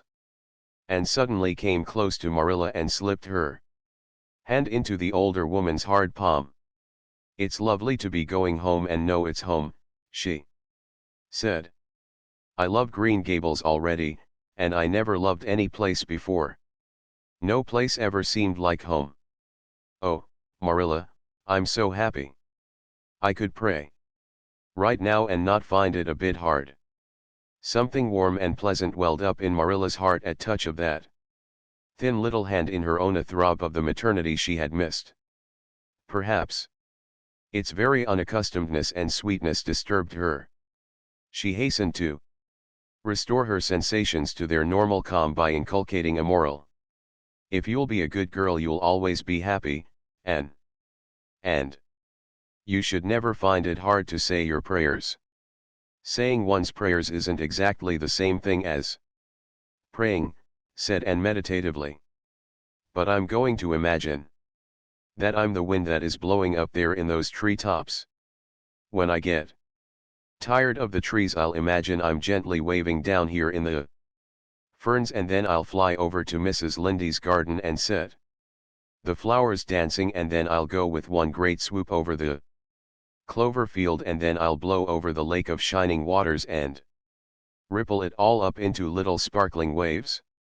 Oh, there's so much scope for imagination in a wind. So I'll not talk any more just now. Marilla. Thanks be to goodness for that, breathed Marilla in devout relief. Chapter 11. Anne's impressions of Sunday school. Well, how do you like them? Said Marilla. Anne was standing in the gable room, looking solemnly at 3 new dresses spread out on the bed. One was of snuffy-colored gingham which Marilla had been tempted to buy from a peddler the preceding summer because it looked so serviceable. One was of black and white checkered sateen which she had picked up at a bargain counter in the winter, and one was a stiff print of an ugly blue shade which she had purchased that week at a Carmody store. She had made them up herself, and they were all made alike plain skirts. Fulled tightly to plain waists, with sleeves as plain as waist and skirt and tight as sleeves could be. "I'll imagine that I like them," said Anne soberly. "I don't want you to imagine it," said Marilla, offended. "Oh, I can see you don't like the dresses. What is the matter with them? Aren't they neat and clean and new?" "Yes." "Then why don't you like them?" They're not pretty," said Anne reluctantly. "Pretty?" Marilla sniffed. "I didn't trouble my head about getting pretty dresses for you. I don't believe in pampering. Vanity, and I'll tell you that right off. Those dresses are good. Sensible, serviceable dresses, without any frills or furbelows about them, and they're all you'll get this summer. The brown gingham and the blue print will do you for school when you begin to go. The sateen is for church and Sunday school. I'll expect you to keep them neat and clean and not to tear them. I should think you'd be grateful to get most anything after those skimpy wincey things you've been wearing." "Oh, I am grateful," protested Anne. "But I'd be ever so much gratefuler if you'd made just one of them with puffed sleeves. Puffed sleeves are so fashionable now. It would give me such a thrill, Marilla, just to wear a dress with puffed sleeves." "Well, you'll have to do without your thrill. I hadn't any material to waste on puffed sleeves. I think they are ridiculous looking things. Anyhow, I prefer the plain, sensible ones. But I'd rather look ridiculous when everybody else does than plain and sensible all by myself," persisted Anne mournfully. "Trust you for that? Well, hang those dresses carefully up in your closet, and then sit down and learn the Sunday school lesson. I got a quarterly from Mr. Bell for you and you'll go to Sunday school tomorrow," said Marilla, disappearing downstairs in high dudgeon. Anne clasped her hands and looked at the dresses. "I did hope there would be a white one with puffed sleeves," she whispered disconsolately. "I prayed for one, but I didn't much expect it on that account. I didn't suppose God would have time to bother about a little orphan girl's dress. I knew I'd just have to depend on Marilla for it. Well, fortunately I can imagine that one of them is of snow-white muslin with lovely lace frills and 3 puffed sleeves." The next morning warnings of a sick headache prevented Marilla from going to Sunday school with Anne. "You'll have to go down and call for Mrs. Lynde, Anne," she said. "She'll see that you get into the right class. Now, mind you behave yourself properly.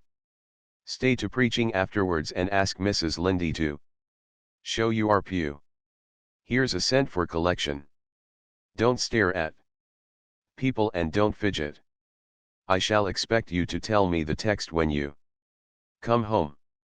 And started off irreproachable, arrayed in the stiff black and white sateen, which, while decent as regards length and certainly not open to the charge of skimpiness, contrived to emphasize every corner and angle of her thin figure. Her hat was a little, flat, glossy, new sailor, the extreme plainness of which had likewise much disappointed Anne, who had permitted herself secret visions of ribbon and flowers. The latter, however, were supplied before Anne reached the main road, for being confronted halfway down the lane with a golden frenzy of wind-stirred buttercups and a glory of wild roses, Anne promptly and liberally garlanded her hat with a heavy wreath of them. Whatever other people might have thought of the result, it satisfied Anne, and she tripped gaily down the road, holding her ruddy head with its decoration of pink and yellow very proudly. When she had reached Mrs. Lynde's house she found that lady gone. Nothing daunted, Anne proceeded onward to the church alone. In the porch she found a crowd of little girls, all more or less gaily attired in whites and blues and pinks, and all staring with curious eyes at this stranger in their midst, with her extraordinary head adornment. Avonlea little girls had already heard queer stories about N. Mrs. Lindy said she had an awful temper. Jerry Botte, the hired boy at Green Gables, said she talked all the time to herself or to the trees and flowers like a crazy girl. They looked at her and whispered to each other behind their quarterlies. Nobody made any friendly advances, then or later on when the opening exercises were over and Anne found herself in Miss Rogerson's class. Miss Rogerson was a middle-aged lady who had taught a Sunday school class for 20 years. Her method of teaching was to ask the printed questions from the quarterly and look sternly over its edge at the particular little girl she thought ought to answer the question. She looked very often at Anne, and Anne, thanks to Marilla's drilling, answered promptly, but it may be questioned if she understood very much about either question or answer. She did not think she liked Miss Rogerson, and she felt very miserable. Every other little girl in the class had puffed sleeves, and felt that life was really not worth living without puffed sleeves. Well, how did you like Sunday school? Marilla wanted to know when Anne came home. Her wreath having faded, Anne had discarded it in the lane, so Marilla was spared the knowledge of that for a time. I didn't like it a bit. It was horrid. And Shirley, said Marilla rebukingly. Anne sat down on the rocker with a long sigh, kissed one of Bonnie's leaves, and waved her hand to a blossoming fuchsia. They might have been lonesome while I was away, she explained. And now about the Sunday school. I behaved well, just as you told me. Mrs. Lindy was gone, but I went right on myself. I went into the church, with a lot of other little girls, and I sat in the corner of a pew by the window while the opening exercises went on. Mr. Bell made an awfully long prayer. I would have been dreadfully tired before he got through if I hadn't been sitting by that window. But it looked right out on the lake of shining waters, so I just gazed at that and imagined all sorts of splendid things. You shouldn't have done anything of the sort. You should have listened to Mr. Bell. But he wasn't talking to me, protested Anne. He was talking to God, and he didn't seem to be very much interested in it either. I think he thought God was too far off though. There was a long row of white birches hanging over the lake and the sunshine fell down through them. Way down, deep into the water. Oh, Marilla, it was like a beautiful dream. It gave me a thrill and I just said, thank you for it, God, 2 or 3 times. Not out loud, I hope, said Marilla anxiously. Oh, no, just under my breath. Well, Mr. Bell did get through at last and they told me to go into the classroom with Miss Rogerson's class. There were 9 other girls in it. They all had puffed sleeves. I tried to imagine. Mine were puffed, too, but I couldn't. Why couldn't I? It was as easy as could be to imagine they were puffed when I was alone in the East Gable, but it was awfully hard there among the others who had really truly puffs. You shouldn't have been thinking about your sleeves in Sunday school. You should have been attending to the lesson. I hope you knew it. Oh, yes, and I answered a lot of questions. Miss Rogerson asked ever so many. I don't think it was fair for her to do all the asking.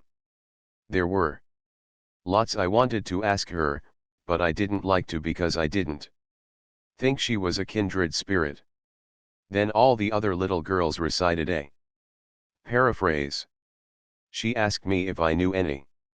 I told her I didn't, but I could recite, "The dog at his master's grave" if she liked. That's in the Third Royal Reader. It isn't a really truly religious piece of poetry, but it's so sad and melancholy that it might as well be.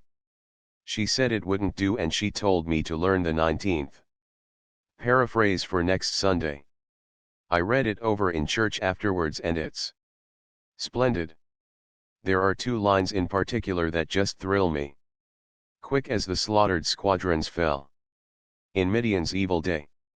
I don't know what squadrons means nor Midian, either, but it sounds so tragical. I can hardly wait until next Sunday to recite it. I'll practice it all the week. After Sunday school I asked Miss Rogerson because Mrs. Lindy was too far away to show me your pew. I sat just as still as I could and the text was Revelations, 3rd chapter, 2nd and 3rd verses. It was a very long text. If I was a minister I'd pick the short, snappy ones. The sermon was awfully long, too. I suppose the minister had to match it to the text. I didn't think he was a bit interesting. The trouble with him seems to be that he hasn't enough imagination. I didn't listen to him very much. I just let my thoughts run and I thought of the most surprising things.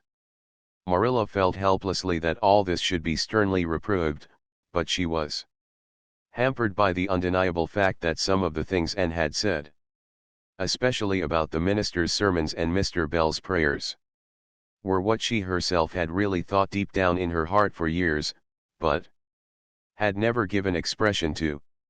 It almost seemed to her that those secret, unuttered, critical thoughts had suddenly taken visible and accusing shape and form in the person of this outspoken morsel of neglected humanity. Chapter 12. A Solemn Vow and Promise. It was not until the next Friday that Marilla heard the story of the flower-wreathed hat. She came home from Mrs. Lindy's and called Anne to account. Anne, Mrs. Rachel says you went to church last Sunday with your hat rigged out ridiculous with roses and buttercups. What on earth put you up to such a caper? A pretty-looking object you must have been. Oh, I know pink and yellow aren't becoming to me, began Anne. Becoming fiddlesticks. It was putting flowers on your hat at all, no matter what color they were, that was ridiculous. You are the most aggravating child. I don't see why it's any more ridiculous to wear flowers on your hat than on your dress, protested Anne. Lots of little girls there had bouquets pinned on their dresses. What's the difference? Marilla was not to be drawn from the safe concrete into dubious paths of the abstract. Don't answer me back like that, Anne. It was very silly of you to do such a thing. Never let me catch you at such a trick again. Mrs. Rachel says she thought she would sink through the floor when she saw you come in all rigged out like that. She couldn't get near enough to tell you to take them off till it was too late. She says people talked about it something dreadful. Of course they would think I had no better sense than to let you go decked out like that. Oh, I'm so sorry, said Anne, tears welling into her eyes. I never thought you'd mind. The roses and buttercups were so sweet and pretty. I thought they'd look lovely on my hat. Lots of the little girls had artificial flowers on their hats. I'm afraid I'm going to be a dreadful trial to you. Maybe you'd better send me back to the asylum. That would be terrible. I don't think I could endure it. Most likely I would go into consumption. I'm so thin as it is, you see. But that would be better than being a trial to you. Nonsense, said Marilla, vexed at herself for having made the child cry. I don't want to send you back to the asylum, I'm sure. All I want is that you should behave like other little girls and not make yourself ridiculous. Don't cry any more. I've got some news for you. Diana Barry came home this afternoon. I'm going up to see if I can borrow a skirt pattern from Mrs. Barry, and if you like you can come with me and get acquainted with Diana. Anne rose to her feet, with clasped hands, the tears still glistening on her cheeks. The dish towel she had been hemming slipped unheeded to the floor. Oh, Marilla, I'm frightened now that it has come. I'm actually frightened. What if she shouldn't like me? It would be the most tragical disappointment of my life. Now, don't get into a fluster. And I do wish you wouldn't use such long words. It sounds so funny in a little girl. I guess Diana LL like you well enough. It's her mother you've got to reckon with. If she doesn't like you it won't matter how much Diana does. If she has heard about your outburst to Mrs. Lynde and going to church with buttercups round your hat, I don't know what she'll think of you. You must be polite and well behaved, and don't make any of your startling speeches. For pity's sake, if the child isn't actually trembling. Anne was trembling. Her face was pale and tense. Oh, Marilla, you'd be excited, too, if you were going to meet a little girl you hoped to be your bosom friend and whose mother might hunty like you, she said as she hastened to get her hat. They went over to Orchard Slope by the short cut across the brook and up the Furry Hill Grove. Mrs. Barry came to the kitchen door in answer to Marilla's knock. She was a tall black-eyed, black-haired woman, with a very resolute mouth. She had the reputation of being very strict with her children. How do you do, Marilla, she said cordially. Come in. And this is the little girl you have adopted, I suppose. Yes, this is Anne Shirley, said Marilla.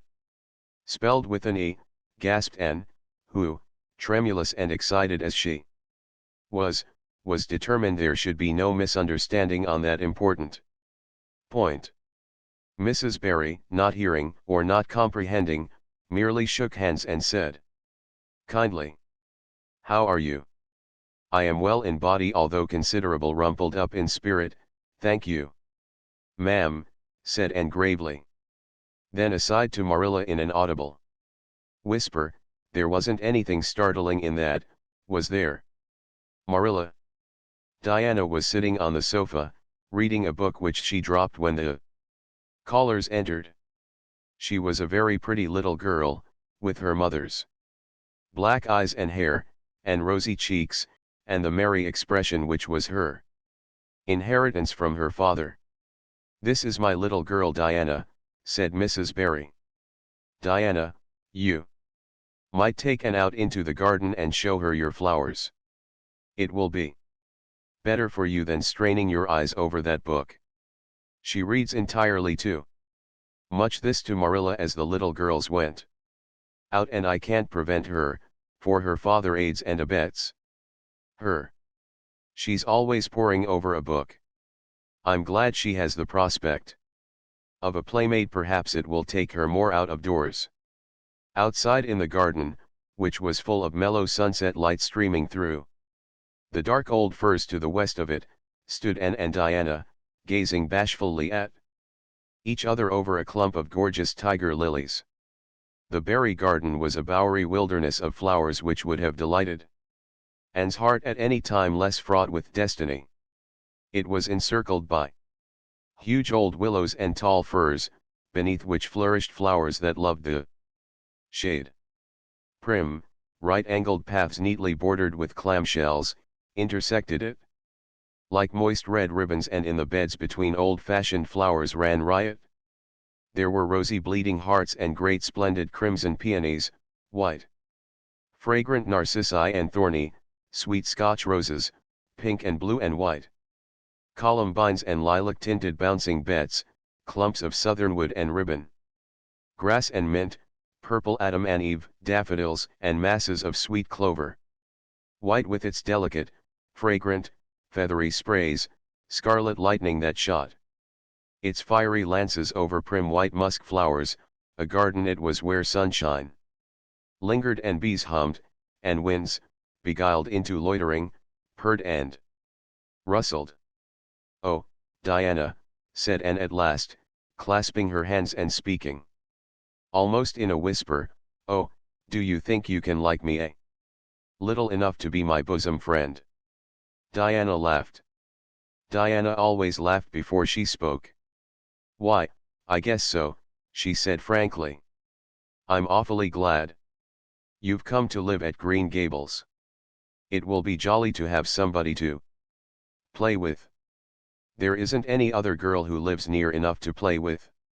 And I've no sisters big enough." "Will you swear to be my friend forever and ever?" demanded Anne eagerly.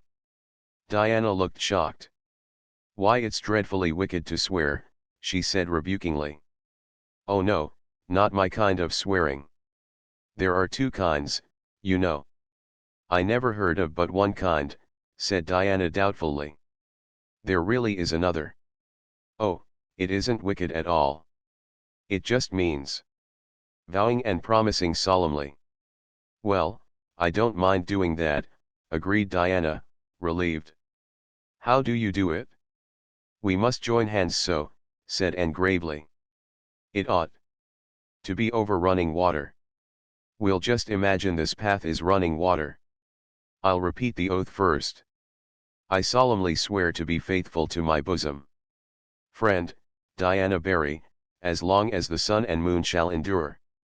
Now you say it. And put my name in." Diana repeated the oath with a laugh fore and aft. Then she said, "You're a queer girl, Anne. I heard before that you were queer. But I believe I'm going to like you real well." When Marilla and Anne went home, Diana went with them as far as the log bridge. The two little girls walked with their arms about each other. At the brook they parted with many promises to spend the next afternoon together. "Well, did you find Diana a kindred spirit?" asked Marilla as they went up through the garden of Green Gables. "Oh yes," sighed Anne, blissfully unconscious of any sarcasm on Marilla's part. "Oh Marilla, I'm the happiest girl on Prince Edward Island this very moment. I assure you I'll say my prayers with a right good will tonight. Diana and I are going to build a playhouse in Mr. William Bell's Birch Grove tomorrow. Can I have those broken pieces of china that are out in the woodshed? Diana's birthday is in February and mine is in March. Don't you think that is a very strange coincidence? Diana is going to lend me a book to read. She says it's perfectly splendid and tremendously exciting. She's going to show me a place back in the woods where rice lilies grow. Don't you think Diana has got very soulful eyes? I wish I had soulful eyes. Diana is going to teach me to sing a song called Nellie in the Hazel Dell. She's going to give me a picture to put up in my room. It's a perfectly beautiful picture, she says. A lovely lady in a pale blue silk dress. A sewing machine agent gave it to her. I wish I had something to give Diana. I'm an inch taller than Diana, but she is ever so much fatter. She says she'd like to be thin because it's so much more graceful, but I'm afraid she only said it to soothe my feelings. We're going to the shore someday to gather shells. We have agreed to call the spring down by the log bridge the Dryad's Bubble. Isn't that a perfectly elegant name? I read a story once about a spring called that. A dryad is sort of a grown-up fairy, I think. Well, all I hope is you won't talk Diana to death," said Marilla. "But remember this in all your planning, Anne. You're not going to play all the time nor most of it. You'll have your work to do. And it'll have to be done first." Anne's cup of happiness was full, and Matthew caused it to overflow. He had just got home from a trip to the store at Carmody, and he sheepishly produced a small parcel from his pocket and handed it to Anne, with a deprecatory look at Marilla. "I heard you say you liked chocolate sweeties, so I got you some," he said. "Humph," sniffed Marilla. "It'll ruin her teeth and stomach." There, child, don't look so dismal. You can eat those. Since Matthew has gone and got them. He'd better have brought you peppermints. They're wholesomer. Don't sicken yourself eating all them at once now." "Oh, no, indeed, I won't," said Anne eagerly. "I'll just eat one tonight, Marilla. And I can give Diana half of them, can't I? The other half will taste twice as sweet to me if I give some to her. It's delightful to think I have something to give her." "I will say it for the child," said Marilla when Anne had gone to her gable, "she isn't stingy. I'm glad, for of all faults I detest stinginess in a child. Dear me, it's only 3 weeks since she came, and it seems as if she'd been here always.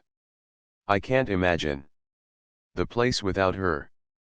Now, don't be looking, I told you so, Matthew. That's bad enough in a woman, but it isn't to be endured in a man.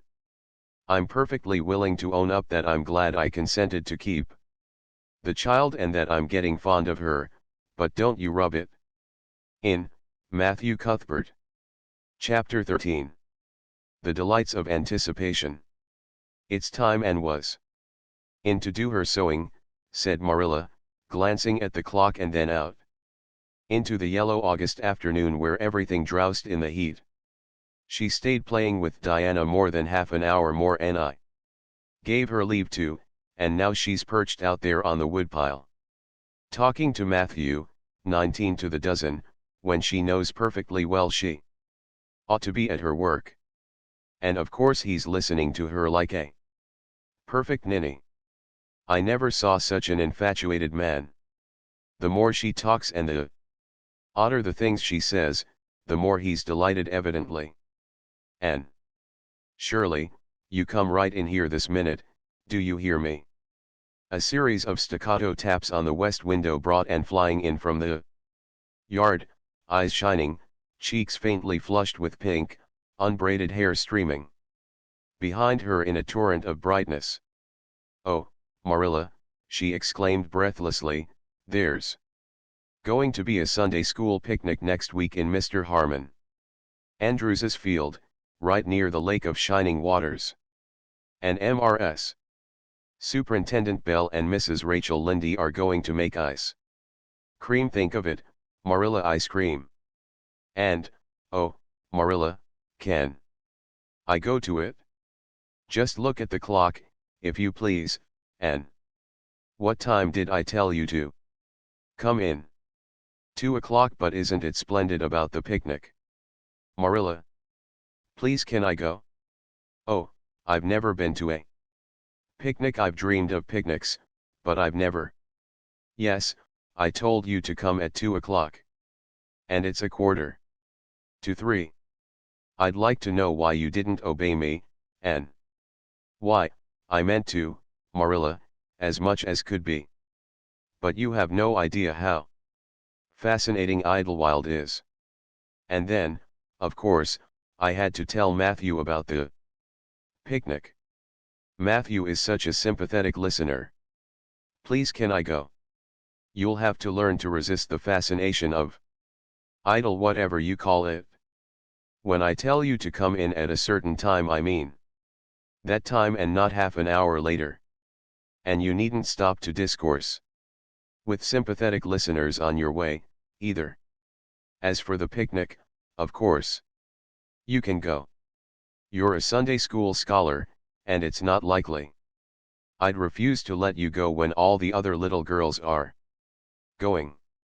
But, faltered Anne, Diana says that everybody must take a basket of things to eat.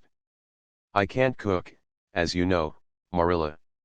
And I don't mind going to a picnic without puffed sleeves so much, but I'd feel terribly humiliated if I had to go without a basket. It's been preying on my mind ever since Diana told me. Well, it needn't prey any longer. I'll bake you a basket. Oh, you dear good Marilla. Oh, you are so kind to me. Oh, I'm so much obliged to you. Getting through with her OHS and cast herself into Marilla's arms and rapturously kissed her sallow cheek. It was the first time in her whole life that childish lips had voluntarily touched Marilla's face. Again that sudden sensation of startling sweetness thrilled her. She was secretly vastly pleased at Anne's impulsive caress. Which was probably the reason why she said brusquely, "There, never mind your kissing nonsense. I'd sooner see you doing strictly as you're told. As for cooking, I mean to begin giving you lessons in that some of these days. But you're so feather-brained, Anne. I've been waiting to see if you'd sober down a little and learn to be steady before I begin. You've got to keep your wits about you in cooking and not stop in the middle of things to let your thoughts rove all over creation.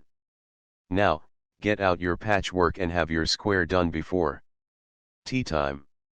"I do not like patchwork," said Anne dolefully, hunting out her work basket and sitting down before a little heap of red and white diamonds. With a sigh. "I think some kinds of sewing would be nice, but there's no scope for imagination in patchwork. It's just one little seam after another and you never seem to be getting anywhere. But of course, I'd rather be Anne of Green Gables sewing patchwork than Anne of any other place with nothing to do but play. I wish time went as quick sewing patches as it does when I'm playing with Diana, though. Oh, we do have such elegant times, Marilla. I have to furnish most of the imagination, but I'm well able to do that. Diana is simply perfect in every other way. You know that little piece of land across the brook that runs up between our farm and Mr. Barry's? It belongs to Mr. William Bell, and right in the corner there is a little ring of white birch trees, the most romantic spot. Marilla, Diana and I have our playhouse there. We call it Idlewild. Isn't that a poetical name? I assure you it took me some time to think it out. I stayed awake nearly a whole night before I invented it. Then, just as I was dropping off to sleep, it came like an inspiration." Diana was enraptured when she heard it. "We have got our house fixed up elegantly. You must come and see it, Marilla, won't you? We have great big stones, all covered with moss, 4 seats, and boards from tree to tree for shelves. And we have all our dishes on them. Of course, they're all broken, but it's the easiest thing in the world to imagine that they are whole. There's a piece of a plate with a spray of red and yellow ivy on it that is especially beautiful. We keep it in the parlor, and we have the fairy glass there, too. The fairy glass is as lovely as a dream. Diana found it out in the woods behind their chicken house. It's all full of rainbows, just little young rainbows that haven't grown big yet, and Diana's mother told her it was broken off a hanging lamp they once had. But it's nice to imagine the fairies lost it one night when they had a ball, so we call it the fairy glass. Matthew is going to make us a table. Oh, we have named that little round pool over in Mr. Barry's field Willowmere. I got that name out of the book Diana lent me. That was a thrilling book, Marilla. The heroine had 5 lovers. I'd be satisfied with one, wouldn't you? She was very handsome and she went through great tribulations. She could faint as easy as anything. I'd love to be able to faint, wouldn't you, Marilla? It's so romantic. But I'm really very healthy for all I'm so thin.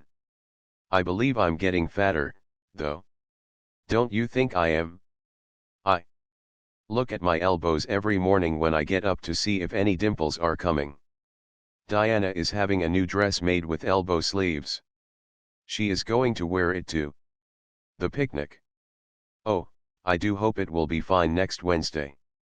I don't feel that I could endure the disappointment if anything happened to prevent me from getting to the picnic. I suppose I'd live through it, but I'm certain it would be a lifelong sorrow. It wouldn't matter if I got to 100 picnics in after years, they wouldn't make up for missing this one. They're going to have boats on the Lake of Shining Waters and ice cream, as I told you. I have never tasted ice cream. Diana tried to explain what it was like, but I guess ice cream is one of those things that are beyond imagination. And, you have talked even on for 10 minutes by the clock, said Marilla. Now, just for curiosity's sake, see if you can hold your tongue for the same length of time. Anne held her tongue as desired. But for the rest of the week she talked picnic. And thought picnic and dreamed picnic. On Saturday it rained and she worked herself up into such a frantic state lest it should keep on raining until and over Wednesday that Marilla made her sew an extra patchwork square by way of steadying her nerves. On Sunday Anne confided to Marilla on the way home from church that she grew actually cold all over with excitement when the minister announced the picnic from the pulpit. Such a thrill as went up and down my back, Marilla. I don't think I'd ever really believed until then that there was honestly going to be a picnic. I couldn't help fearing I'd only imagined it. But when a minister says a thing in the pulpit you just have to believe it. You set your heart too much on things, and, said Marilla, with a sigh. I'm afraid there'll be a great many disappointments in store for you through life. Oh, Marilla, looking forward to things is half the pleasure of them, exclaimed Anne.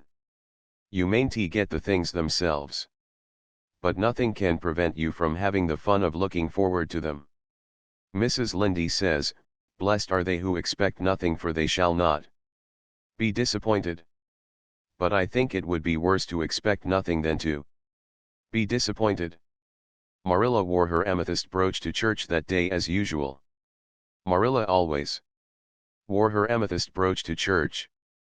She would have thought it rather sacrilegious to leave it off, as bad as forgetting her Bible or her collection dime. That amethyst brooch was Marilla's most treasured possession. A seafaring uncle had given it to her mother, who in turn had bequeathed it to Marilla. It was an old-fashioned oval, containing a braid of her mother's hair, surrounded by a border of very fine amethysts.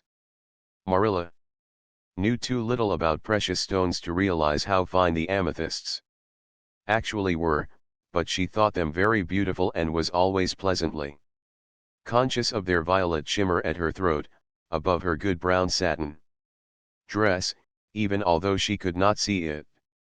And had been smitten with delighted admiration when she first saw that brooch. Oh, Marilla, it's a perfectly elegant brooch. I don't know how you can pay attention to the sermon or the prayers when you have it on. I couldn't, I know. I think amethysts are just sweet. They are what I used to think diamonds were like. Long ago, before I had ever seen a diamond, I read about them and I tried to imagine what they would be like. I thought they would be lovely glimmering purple stones. When I saw a real diamond in a lady's ring one day, I was so disappointed I cried. Of course, it was very lovely, but it wasn't my idea of a diamond. Will you let me hold the brooch for 1 minute, Marilla? Do you think amethysts can be the souls of good violets? Chapter 14. Anne's Confession. On the Monday evening before the picnic, Marilla came down from her room with a troubled face. Anne, she said to that small personage, who was shelling peas by the spotless table and singing, Nelly of the Hazel Dell with a vigor and expression that did credit to Diana's teaching. Did you see anything of my amethyst brooch? I thought I stuck it in my pincushion when I came home from church yesterday evening, but I can't find it anywhere. I saw it this afternoon when you were away at the Aid Society, said Anne, a little slowly. I was passing your door when I saw it on the cushion, so I went in to look at it. Did you touch it? Said Marilla sternly. Why yes, admitted Anne, I took it up and I pinned it on my breast just to see how it would look. You had no business to do anything of the sort. It's very wrong in a little girl to meddle.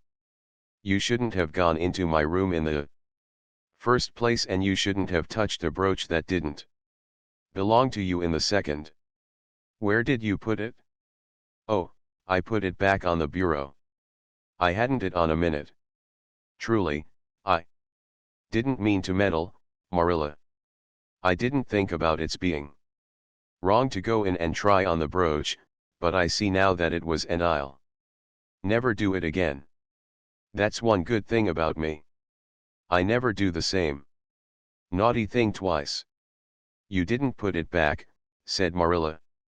That brooch isn't anywhere on the bureau. You've taken it out or something. Anne. I did put it back, said Anne quickly, pertly. Marilla thought.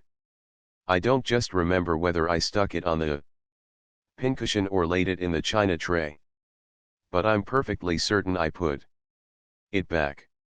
I'll go and have another look, said Marilla, determining to be just. If you put that brooch back, it's there still. If it isn't, I'll know you didn't, that's all. Marilla went to her room and made a thorough search, not only over the bureau, but in every other place she thought the brooch might possibly be. It was not to be found, and she returned to the kitchen. Anne, the brooch is gone. By your own admission, you were the last person to handle it. Now, what have you done with it? Tell me the truth at once. Did you take it out and lose it? No, I didn't, said Anne solemnly, meeting Marilla's angry gaze squarely. I never took the brooch out of your room, and that is the truth, if I was to be led to the block for it, although I'm not very certain what a block is. So there, Marilla. And so there was only intended to emphasize her assertion, but Marilla took it as a display of defiance. I believe you are telling me a falsehood, Anne, she said sharply. I know you are. There now, don't say anything more unless you are prepared to tell the whole truth. Go to your room and stay there until you are ready to confess. Will I take the peas with me? Said Anne meekly. No, I'll finish shelling them myself. Do as I bid you. When Anne had gone, Marilla went about her evening tasks in a very disturbed state of mind. She was worried about her valuable brooch. What if Anne had lost it? And how wicked of the child to deny having taken it, when anybody could see she must have. With such an innocent face, too. I don't know what I wouldn't sooner have had happen, thought Marilla, as she nervously shelled the peas. Of course, I don't suppose she meant to steal it or anything like that. She's just taken it to play with or help along that imagination of hers. She must have taken it, that's clear, for there hasn't been a soul in that room since she was in it, by her own story, until I went up tonight. And the brooch is gone, there's nothing surer. I suppose she has lost it and is afraid to own up for fear she'll be punished. It's a dreadful thing to think she tells falsehoods. It's a far worse thing than her fit of temper. It's a fearful responsibility to have a child in your house you can't trust. Slyness and untruthfulness, that's what she has displayed. I declare I feel worse about that than about the brooch. If she'd only have told the truth about it, I wouldn't mind so much. Marilla went to her room at intervals all through the evening and searched for the brooch, without finding it. A bedtime visit to the east gable produced no result. Anne persisted in denying that she knew anything about the brooch, but Marilla was only the more firmly convinced that she did. She told Matthew the story the next morning. Matthew was confounded and puzzled. He could not so quickly lose faith in Anne, but he had to admit that circumstances were against her. "You're sure it hasn't fell down behind the bureau?" was the only suggestion he could offer. "I've moved the bureau and I've taken out the drawers and I've looked in every crack and cranny," was Marilla's positive answer. "The brooch is gone and that child has taken it and lied about it. That's the plain, ugly truth, Matthew Cuthbert, and we might as well look it in the face." "Well now, what are you going to do about it?" Matthew asked, forlornly, feeling secretly thankful that Marilla and not he had to deal with the situation. He felt no desire to put his oar in this time. "She'll stay in her room until she confesses," said Marilla grimly, remembering the success of this method in the former case. "Then we'll see. Perhaps we'll be able to find the brooch if she'll only tell where she took it, but in any case she'll have to be severely punished, Matthew." "Well now, you'll have to punish her," said Matthew, reaching for his hat. "I've nothing to do with it, remember. You warned me off yourself." Marilla felt deserted by everyone. She could not even go to Mrs. Lynde for advice. She went up to the east gable with a very serious face and left it with a face more serious still, and steadfastly refused to confess. She persisted in asserting that she had not taken the brooch. The child had evidently been crying, and Marilla felt a pang of pity which she sternly repressed. By night she was, as she expressed it, beat out. "You'll stay in this room until you confess, and you can make up your mind to that," she said firmly. "But the picnic is tomorrow, Marilla," cried Anne. "You won't keep me from going to that, will you? You'll just let me out for the afternoon, won't you? Then I'll stay here as long as you like afterwards," cheerfully. "But I must go to the picnic." "You'll not go to picnics nor anywhere else until you've confessed, Anne." "Oh, Marilla," gasped Anne. But Marilla had gone out and shut the door. Wednesday morning dawned as bright and fair as if expressly made to order for the picnic. Birds sang around Green Gables, the Madonna lilies in the garden sent out whiffs of perfume that entered in on viewless winds at every door and window, and wandered through halls and rooms like spirits of benediction. The birches in the hollow waved joyful hands as if watching for Anne's usual morning greeting from the east gable. But Anne was not at her window. When Marilla took her breakfast up to her, she found the child sitting primly on her bed, pale and resolute, with tight-shut lips and gleaming eyes. "Marilla, I'm ready to confess." "Ah." Marilla laid down her tray.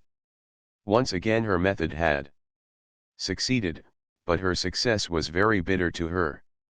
"Let me hear what you have to say then, Anne." "I took the amethyst brooch," said Anne, as if repeating a lesson she had learned. "I took it just as you said. I didn't mean to take it when I went in. But it did look so beautiful, Marilla, when I pinned it on my breast that I was overcome by an irresistible temptation. I imagined how perfectly thrilling it would be to take it to Idlewild and play I was the Lady Cordelia Fitzgerald. It would be so much easier to imagine I was the Lady Cordelia if I had a real amethyst brooch on. Diana and I make necklaces of Roseberries, but what are roseberries compared to amethysts? So I took the brooch. I thought I could put it back before you came home. I went all the way around by the road to lengthen out the time. When I was going over the bridge across the lake of shining waters, I took the brooch off to have another look at it. Oh, how it did shine in the sunlight.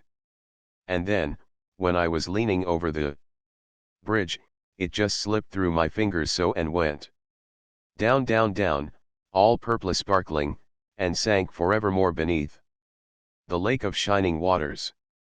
And that's the best I can do at confessing. Marilla. Marilla felt hot anger surge up into her heart again. This child had taken and lost her treasured amethyst brooch and now sat there calmly reciting the details thereof without the least apparent compunction or repentance. "Anne, this is terrible," she said, trying to speak calmly. "You are the very wickedest girl I ever heard of." "Yes, I suppose I am," agreed Anne tranquilly. "And I know I'll have to be punished." "It'll be your duty to punish me, Marilla. Won't you please get it over right off, because I'd like to go to the picnic with nothing on my mind." "Picnic, indeed. You'll go to no picnic today, Anne Shirley. That shall be your punishment. And it isn't half severe enough either for what you've done. Not go to the picnic." Anne sprang to her feet and clutched Marilla's hand. "But you promised me I might." "Oh, Marilla, I must go to the picnic. That was why I confessed." "Punish me any way you like, but that—" "Oh, Marilla, please, please, let me go to the picnic. Think of the ice cream. For anything you know, I may never have a chance to taste ice cream again." Marilla disengaged Anne's clinging hands stonily. "You needn't plead, Anne. You are not going to the picnic, and that's final. No, not a word." Anne realized that Marilla was not to be moved. She clasped her hands together, gave a piercing shriek, and then flung herself face downward on the bed, crying and writhing in an utter abandonment of disappointment and despair. "For the land's sake," gasped Marilla, hastening from the room. "I believe the child is crazy. No child in her senses would behave as she does. If she isn't, she's utterly bad. Oh dear, I'm afraid Rachel was right from the first. But I put my hand to the plow. And I won't look back." That was a dismal morning. Marilla worked fiercely and scrubbed the porch floor and the dairy shelves when she could find nothing else to do. Neither the shelves nor the porch needed it, but Marilla did. Then she went out and raked the yard. When dinner was ready, she went to the stairs and called Anne. A tear-stained face appeared, looking tragically over the banisters. "Come down to your dinner, Anne." "I don't want any dinner, Marilla," said Anne, sobbingly. "I couldn't eat anything. My heart is broken. You'll feel remorse of conscience someday, I expect, for breaking it, Marilla, but I forgive you. Remember when the time comes that I forgive you. But please, don't ask me to eat anything, especially boiled pork and greens."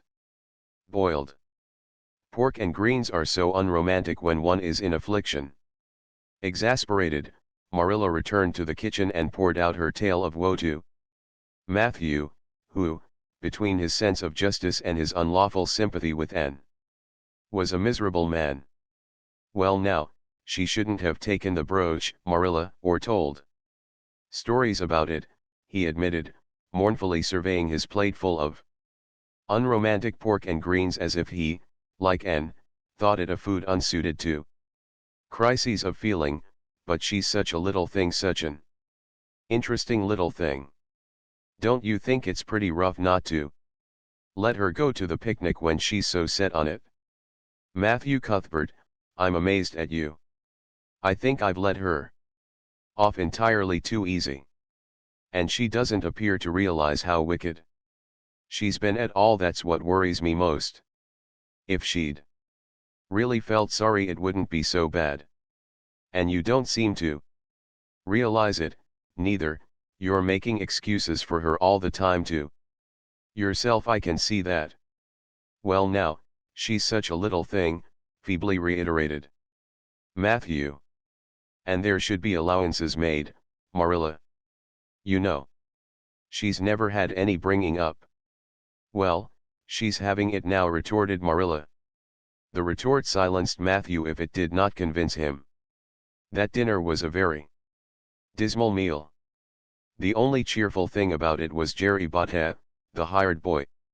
And Marilla resented his cheerfulness as a personal insult. When her dishes were washed and her bread sponge set and her hens fed, Marilla remembered that she had noticed a small rent in her best black lace shawl when she had taken it off on Monday afternoon on returning from the ladies' aid. She would go and mend it. The shawl was in a box in her trunk. As Marilla lifted it out, the sunlight, falling through the vines that clustered thickly about the window, struck upon something caught in the shawl, something that glittered and sparkled in facets of violet light. Marilla snatched at it with a gasp. It was the amethyst brooch, hanging to a thread of the lace by its catch. Dear life and heart, said Marilla blankly, what does this mean?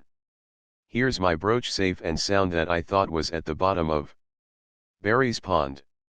Whatever did that girl mean by saying she took it and lost it?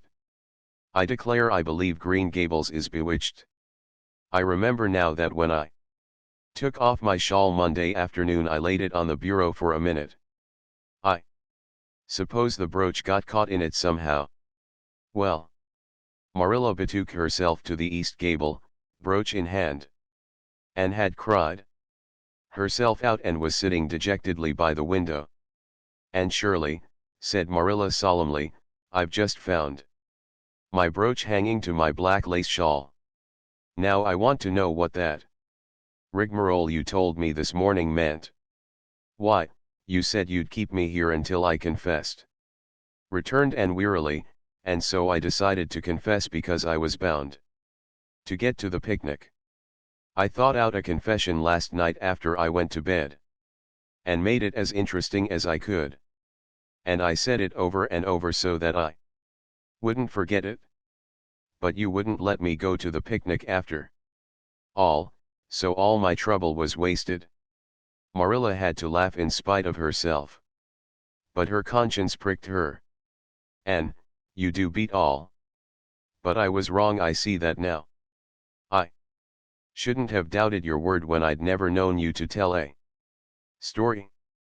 Of course, it wasn't right for you to confess to a thing you hadn't done. It was very wrong to do so. But I drove you to it. So, if you'll forgive me, Anne, I'll forgive you and we'll start square again. And now get yourself ready for the picnic. Anne flew up like a rocket.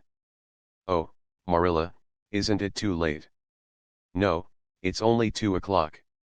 They won't be more than well gathered yet, and it'll be an hour before they have tea. Wash your face and comb your hair and put on your gingham. I'll fill a basket for you. There's plenty of stuff baked in the house. And I'll get Jerry to hitch up the sorrel and drive you down to the picnic ground. Oh, Marilla, exclaimed Anne, flying to the washstand.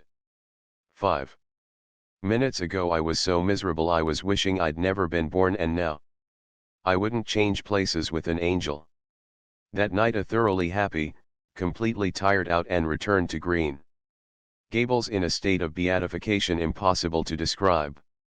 Oh, Marilla, I've had a perfectly scrumptious time. Scrumptious is a new word I learned today. I heard Mary Alice Bell use it. Isn't it very expressive? Everything was lovely. We had a splendid tea, and then Mr. Harmon Andrews took us all for a row on the lake of shining waters, 6 of us at A time. And Jane Andrews nearly fell overboard.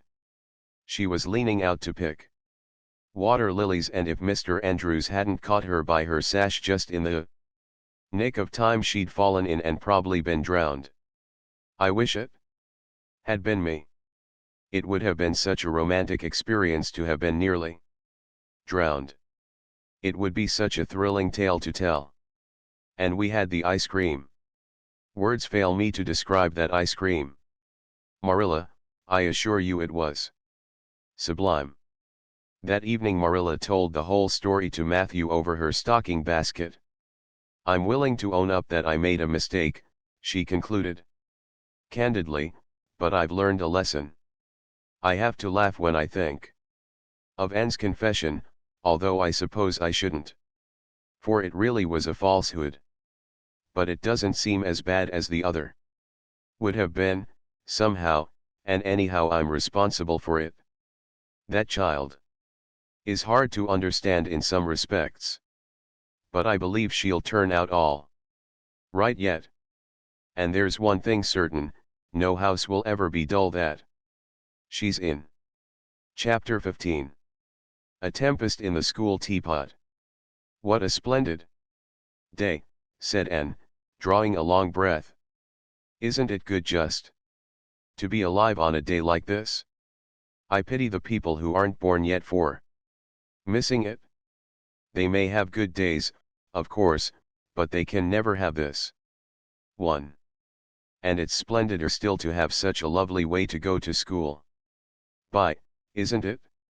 It's a lot nicer than going round by the road, that is so dusty and hot, said Diana practically, peeping into her dinner basket and mentally calculating if the 3 juicy, toothsome, raspberry tarts reposing there were divided among 10 girls, how many bites each girl would have.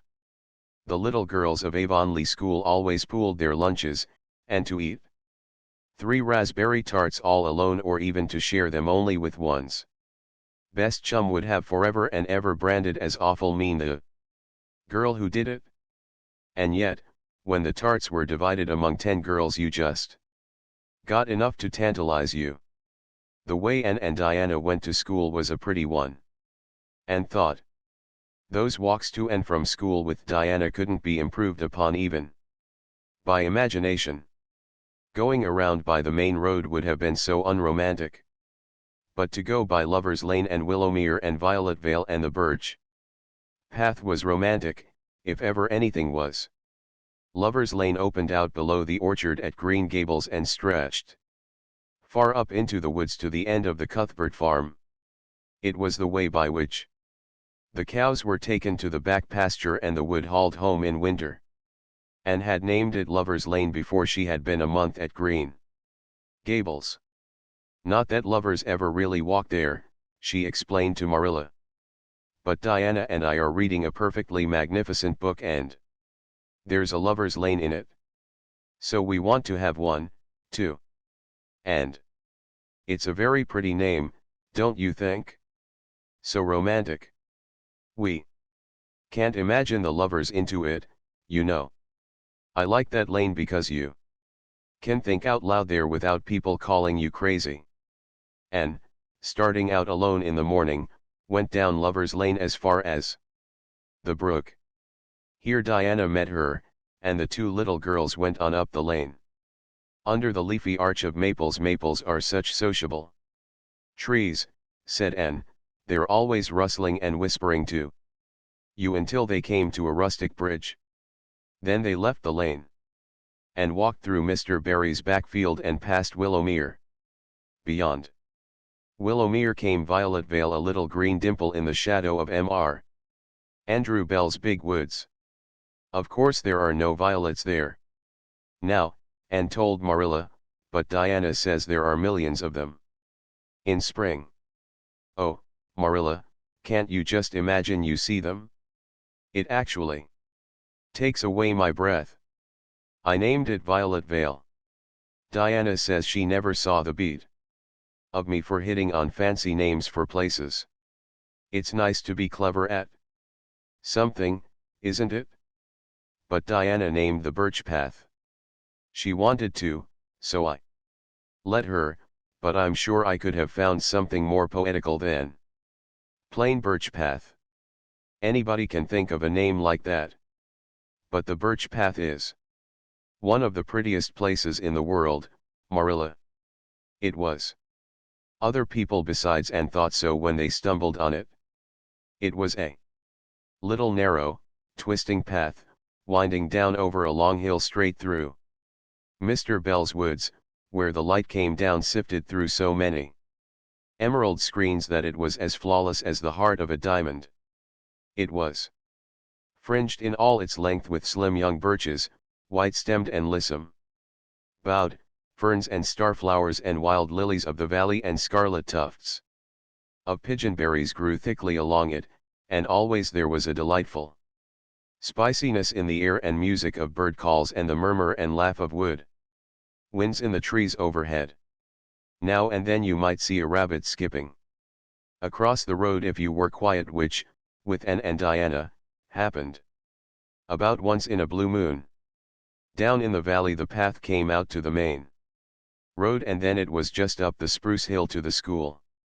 The Avonlea School was a whitewashed building, low in the eaves and wide in the windows, furnished inside with comfortable substantial old-fashioned desks that opened and shut, and were carved all over their lids with the initials and hieroglyphics of 3 generations of school children. The schoolhouse was set back from the road, and behind it was a dusky fir wood and a brook where all the children put their bottles of milk in the morning to keep cool and sweet until dinner hour. Marilla had seen Anne start off to school on the first day of September with many secret misgivings. Anne was such an odd girl. How would she get on with the other children? And how on earth would she ever manage to hold her tongue during school hours? Things went better than Marilla feared, however. Anne came home that evening in high spirits. "I think I'm going to like school here," she announced.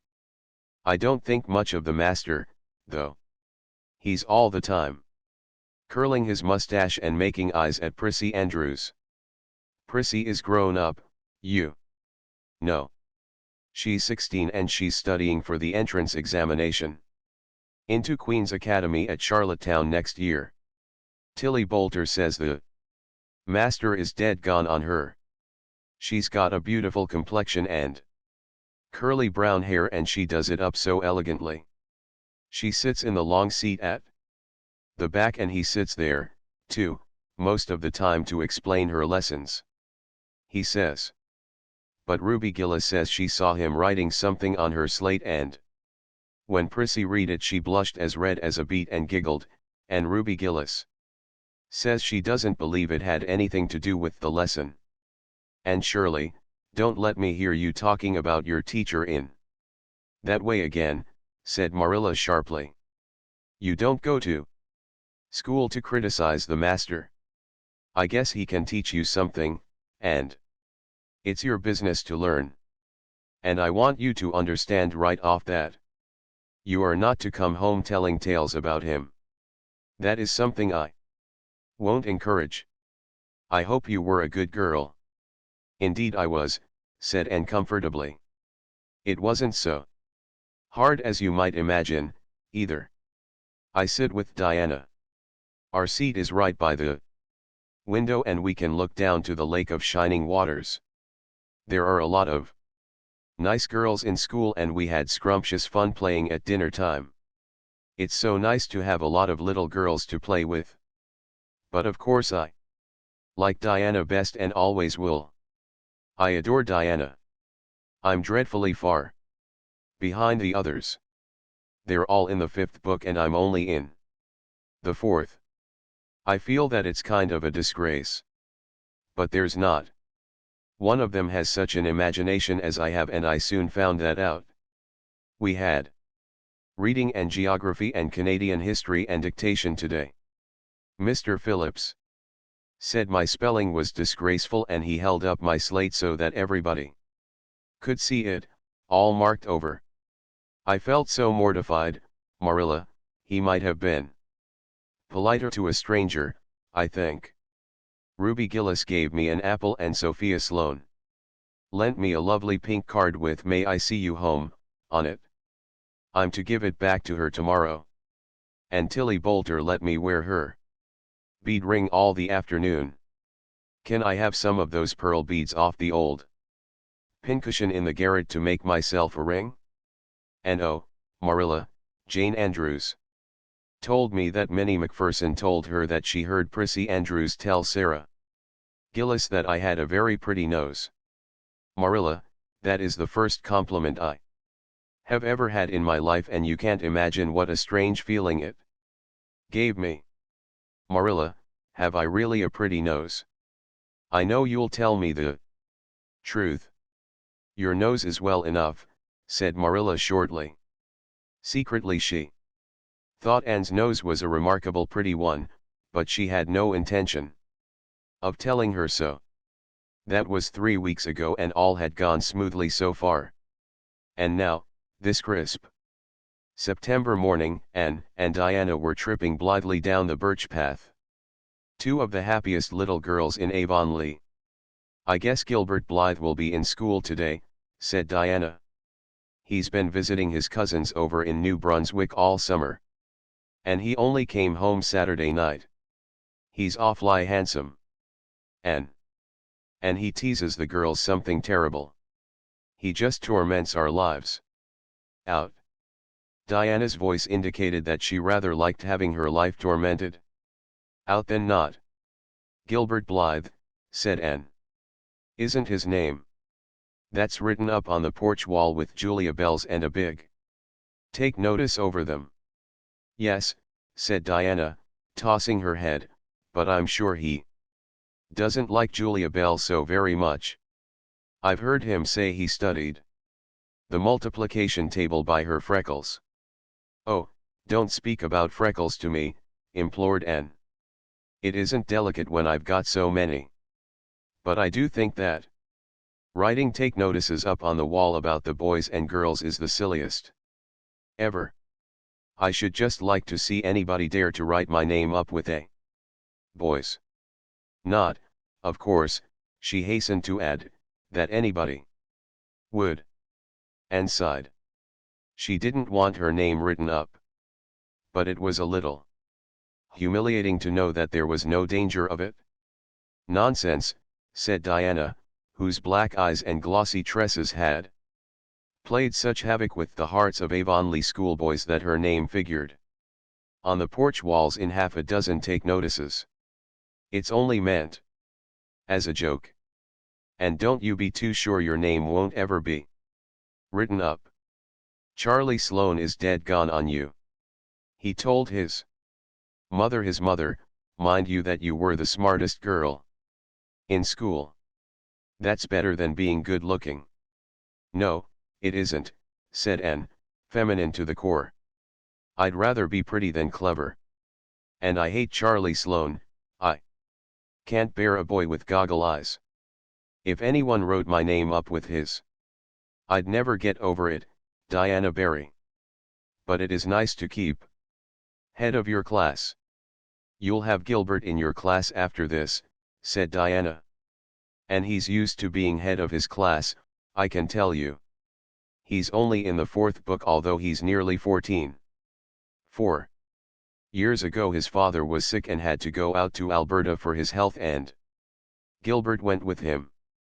They were there 3 years and Gil didn't go to school hardly any until they came back. You won't find it so easy to keep head after this, Anne. I'm glad, said Anne quickly. I couldn't really feel proud of keeping head of little boys and girls of just 9 or 10. I got up yesterday spelling ebullition. Josie Pye was head and, mind you, she peeped in her book. Mr. Phillips didn't see her, he was looking at Prissy Andrews, but I did. I just swept her a look of freezing scorn and she got as red as a beet and spelled it wrong after all. Those Pye girls are cheats all round, said Diana indignantly, as they climbed the fence of the main road. Gertie Pye actually went and put her milk bottle in my place in the brook yesterday. Did you ever? I. Don't speak to her now. When Mr. Phillips was in the back of the room hearing Prissy Andrews's Latin, Diana whispered to Anne, "That's Gilbert Blythe sitting right across the aisle from you, Anne. Just look at him and see if you don't think he's handsome." Anne looked accordingly. She had a good chance to do so, for the said Gilbert Blythe was absorbed in stealthily pinning the long yellow braid of Ruby Gillis, who sat in front of him, to the back of her seat. He was a tall boy, with curly brown hair, roguish hazel eyes, and a mouth twisted into a teasing smile. Presently Ruby Gillis started up to take a sum to the master.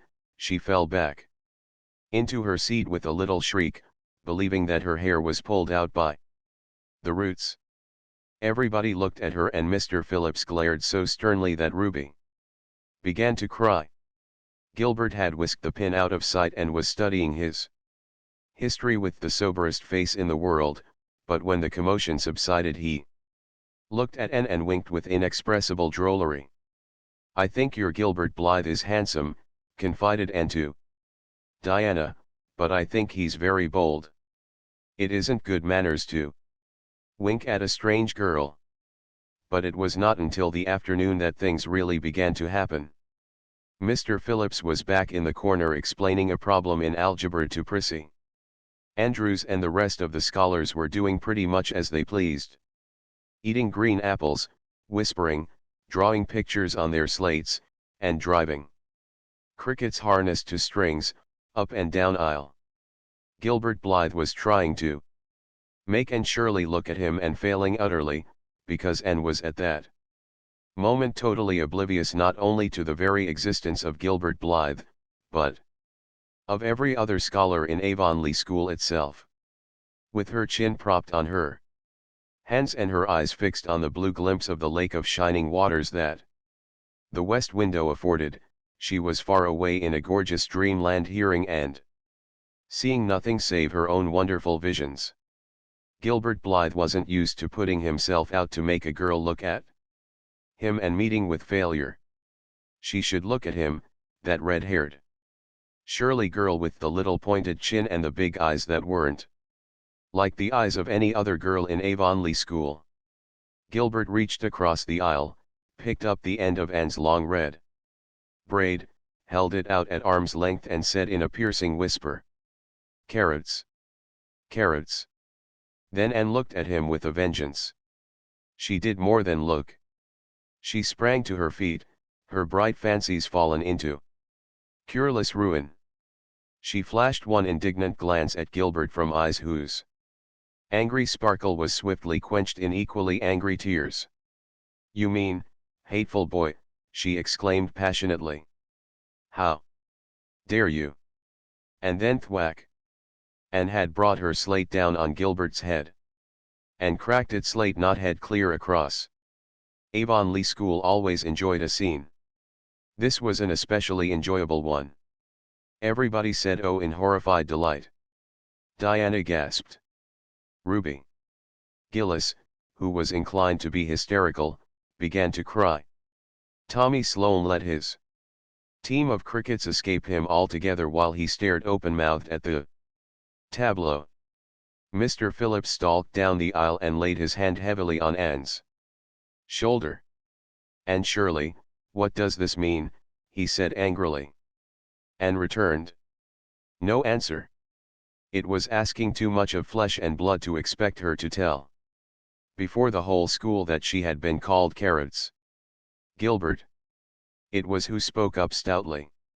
"It was my fault, Mr. Phillips. I teased her." Mr. Phillips paid no heed to Gilbert. "I am sorry to see a pupil of mine displaying such a temper and such a vindictive spirit," he said in a solemn tone, as if the mere fact of being a pupil of his ought to root out all evil passions from the hearts of small imperfect mortals. "And, go and stand on the platform in front of the blackboard for the rest of the afternoon." And would have infinitely preferred a whipping to this punishment under which Her sensitive spirit quivered as from a whiplash. With a white, set face she obeyed. Mr. Phillips took a chalk crayon and wrote on the blackboard above her head. And Shirley has a very bad temper. And Shirley must learn to control her temper, and then read it out loud so that even the primer class, who couldn't read writing, should understand it. And stood there the rest of the afternoon with that legend above her. She did not cry or hang her head. Anger was still too hot in her heart for that, and it sustained her amid all her agony of humiliation. With resentful eyes and passion-red cheeks she confronted alike Diana's sympathetic gaze and Charlie Sloane's indignant nods and Josie Pye's malicious smiles. As for Gilbert Blythe, she would not even look at him. She would never look at him again. She would never speak to him. When school was dismissed and marched out with her red head held high, Gilbert Blythe tried to intercept her at the porch door. "I'm awfully sorry I made fun of your hair, Anne," he whispered contritely. "Honest I am. Don't be mad for keeps. Now." And swept by disdainfully, without look or sign of hearing. "Oh, how could you, Anne?" breathed Diana as they went down the road half reproachfully, half admiringly. Diana felt that she could never have resisted Gilbert's plea. "I shall never forgive Gilbert Blythe," said Anne firmly. "And Mr. Phillips spelled my name without an E, too. The iron has entered into my soul, Diana." Diana hadn't the least idea what Anne meant, but she understood it was something terrible. "You mustn't mind Gilbert making fun of your hair," she said soothingly. "Why, he makes fun of all the girls. He laughs at mine. Because it's so black. He's called me a crow a dozen times, and I never heard him apologize for anything before, either. There's a great deal of difference between being called a crow and being called carrots," said Anne with dignity. "Gilbert Blythe has hurt my feelings excruciatingly, Diana. It is possible the matter might have blown over without more excruciation if nothing else had happened. But when things begin to happen they are apt to keep on. Avonlea scholars often spent noon hour picking gum in Mr. Bell's spruce grove over the hill and across his big pasture field. From there they could keep an eye on Eben Wright's house, where the master boarded. When they saw Mr. Phillips emerging therefrom they ran for the schoolhouse, but the distance being about 3 times longer than Mr. Wright's lane they were very apt to arrive there, breathless and gasping, some 3 minutes too late.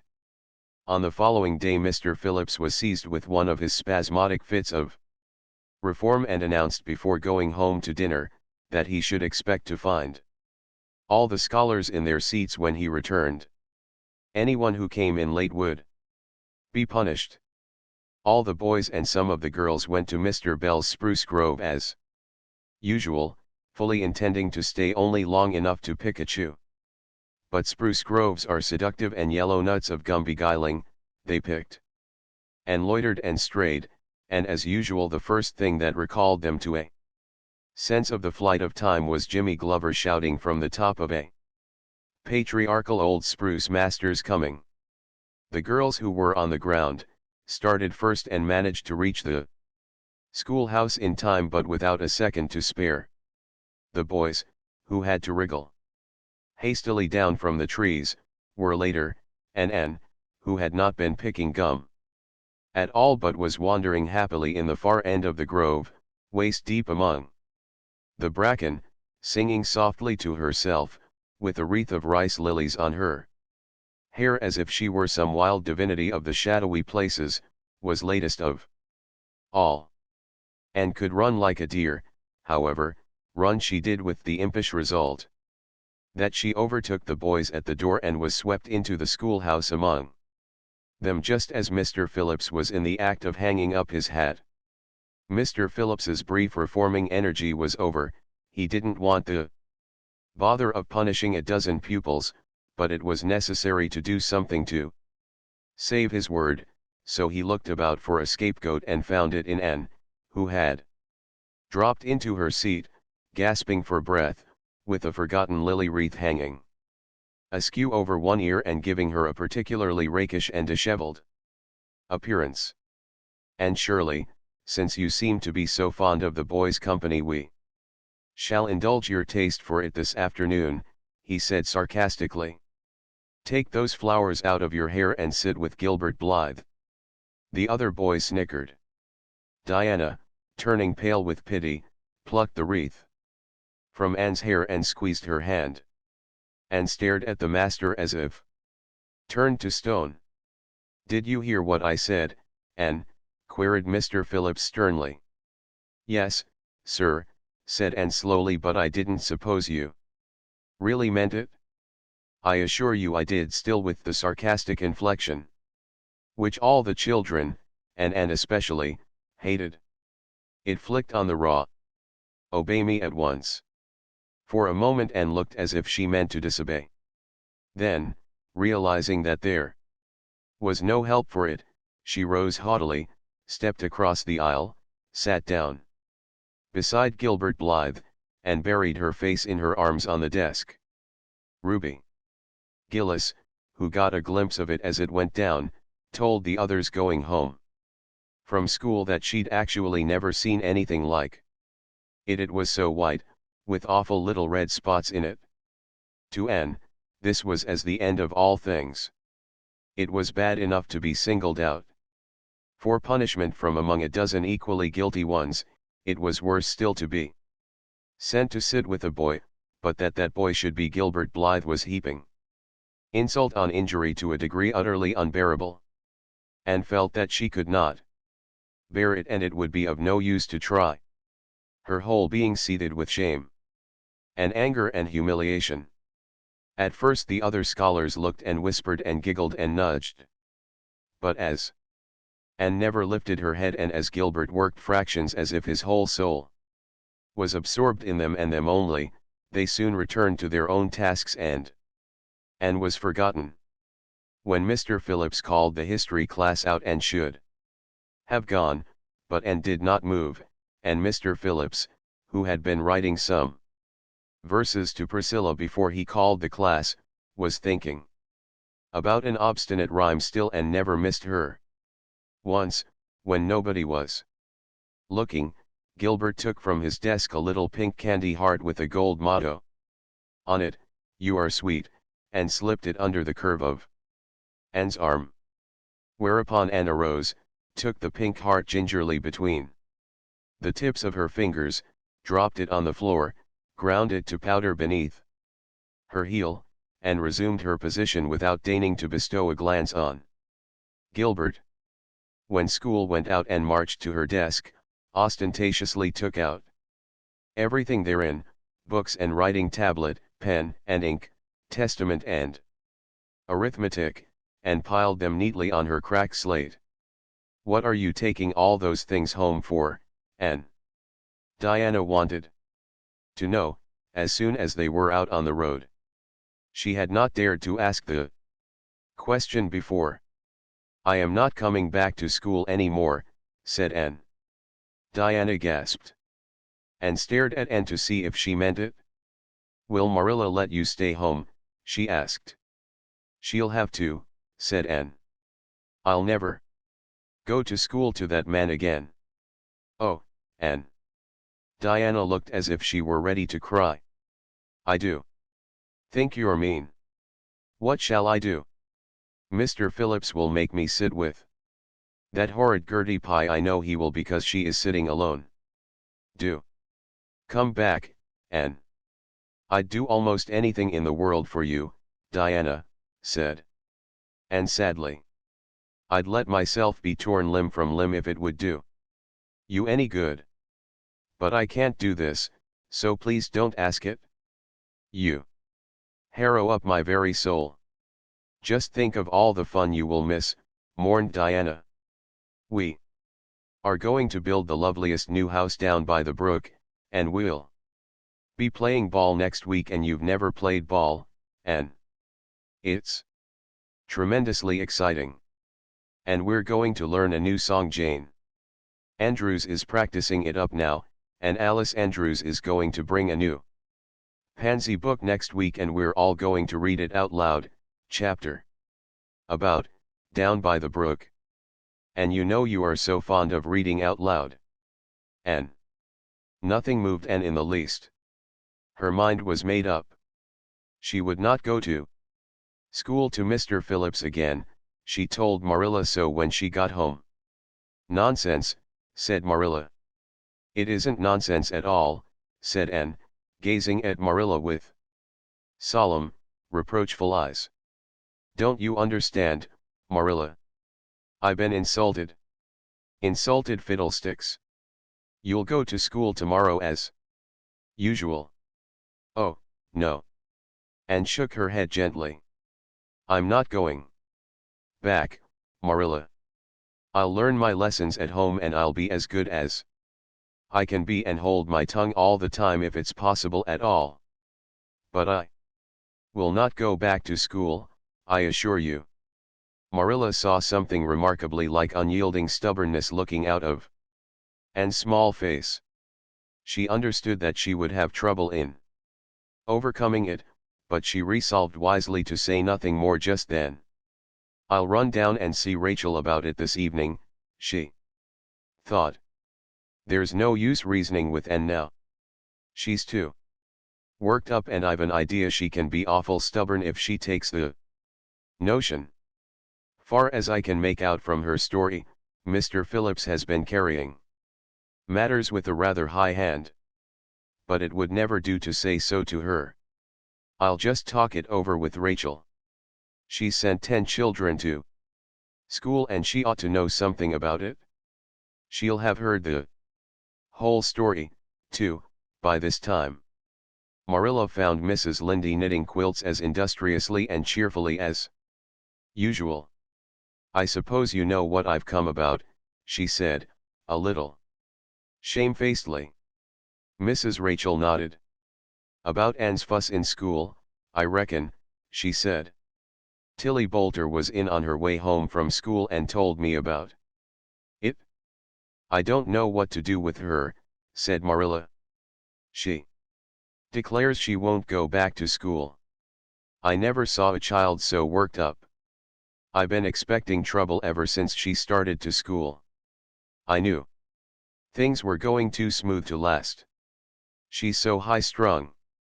What would you advise, Rachel? Well, since you've asked my advice, Marilla, said Mrs. Lynde amiably. Mrs. Lynde dearly loved to be asked for advice. I'd just humor her a little at first, that's what I'd do. It's my belief that Mr. Phillips was in the wrong.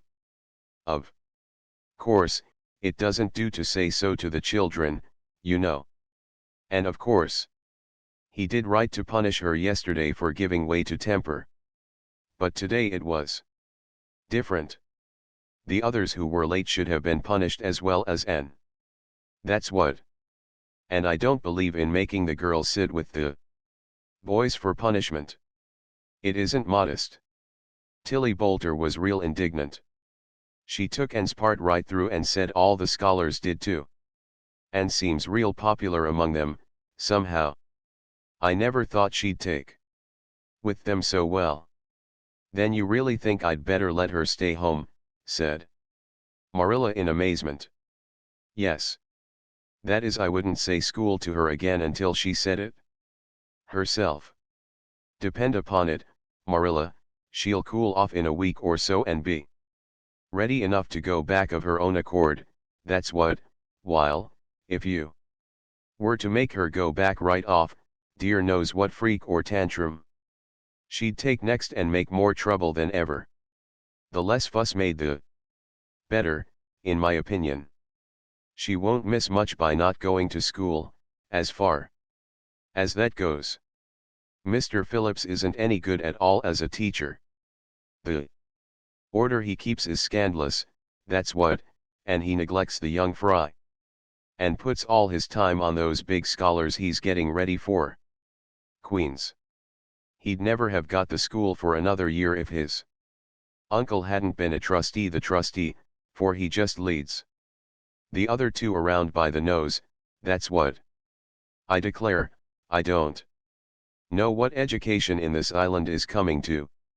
Mrs. Rachel shook her head, as much as to say if she were only at the head of the educational system of the province things would be much better managed. Marilla took Mrs. Rachel's advice and not another word was said to Anne about going back to school.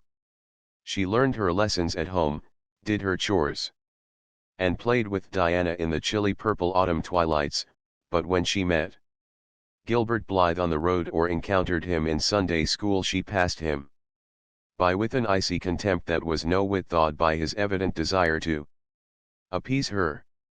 Even Diana's efforts as a peacemaker were of no avail. Anne had evidently made up her mind to hate Gilbert Blythe to the end of life. As much as she hated Gilbert, however, did she love Diana, with all the love of her passionate little heart, equally intense in its likes and dislikes. One evening Marilla, coming in from the orchard with a basket of apples, found Anne sitting along by the east window in the twilight, crying bitterly. "Whatever's the matter now, Anne?" she asked. "It's about Diana," sobbed Anne luxuriously. "I love Diana so, Marilla. I cannot ever live without her. But I know very well when we grow up that Diana will get married and go away and leave me. And oh, what shall I do? I hate her husband, I just hate him furiously. I've been imagining it all out, the wedding and everything, Diana dressed in snowy garments, with a veil, and looking as beautiful and regal as a queen, and me the bridesmaid, with a lovely dress too, and puffed sleeves, but with a breaking heart hid beneath my smiling face. And then bidding Diana goodbye here and broke down entirely and wept with increasing bitterness.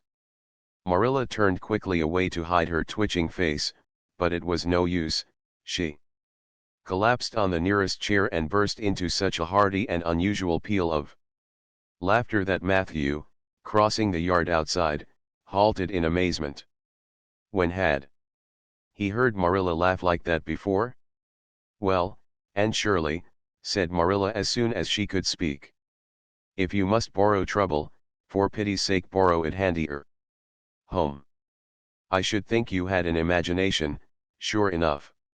Chapter 16. Diana is invited to tea with tragic results.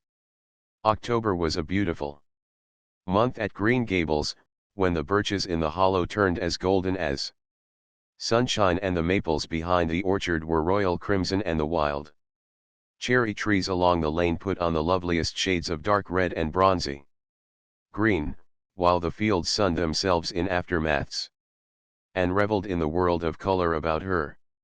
"Oh, Marilla," she exclaimed one Saturday morning, coming dancing in with her arms full of gorgeous boughs, "I'm so glad I live in a world where there are Octobers. It would be terrible if we just skipped from September to November, wouldn't it? Look at these maple branches. Don't they give you a thrill, several thrills? I'm going to decorate my room with them." "Messy things," said Marilla, whose aesthetic sense was not noticeably developed.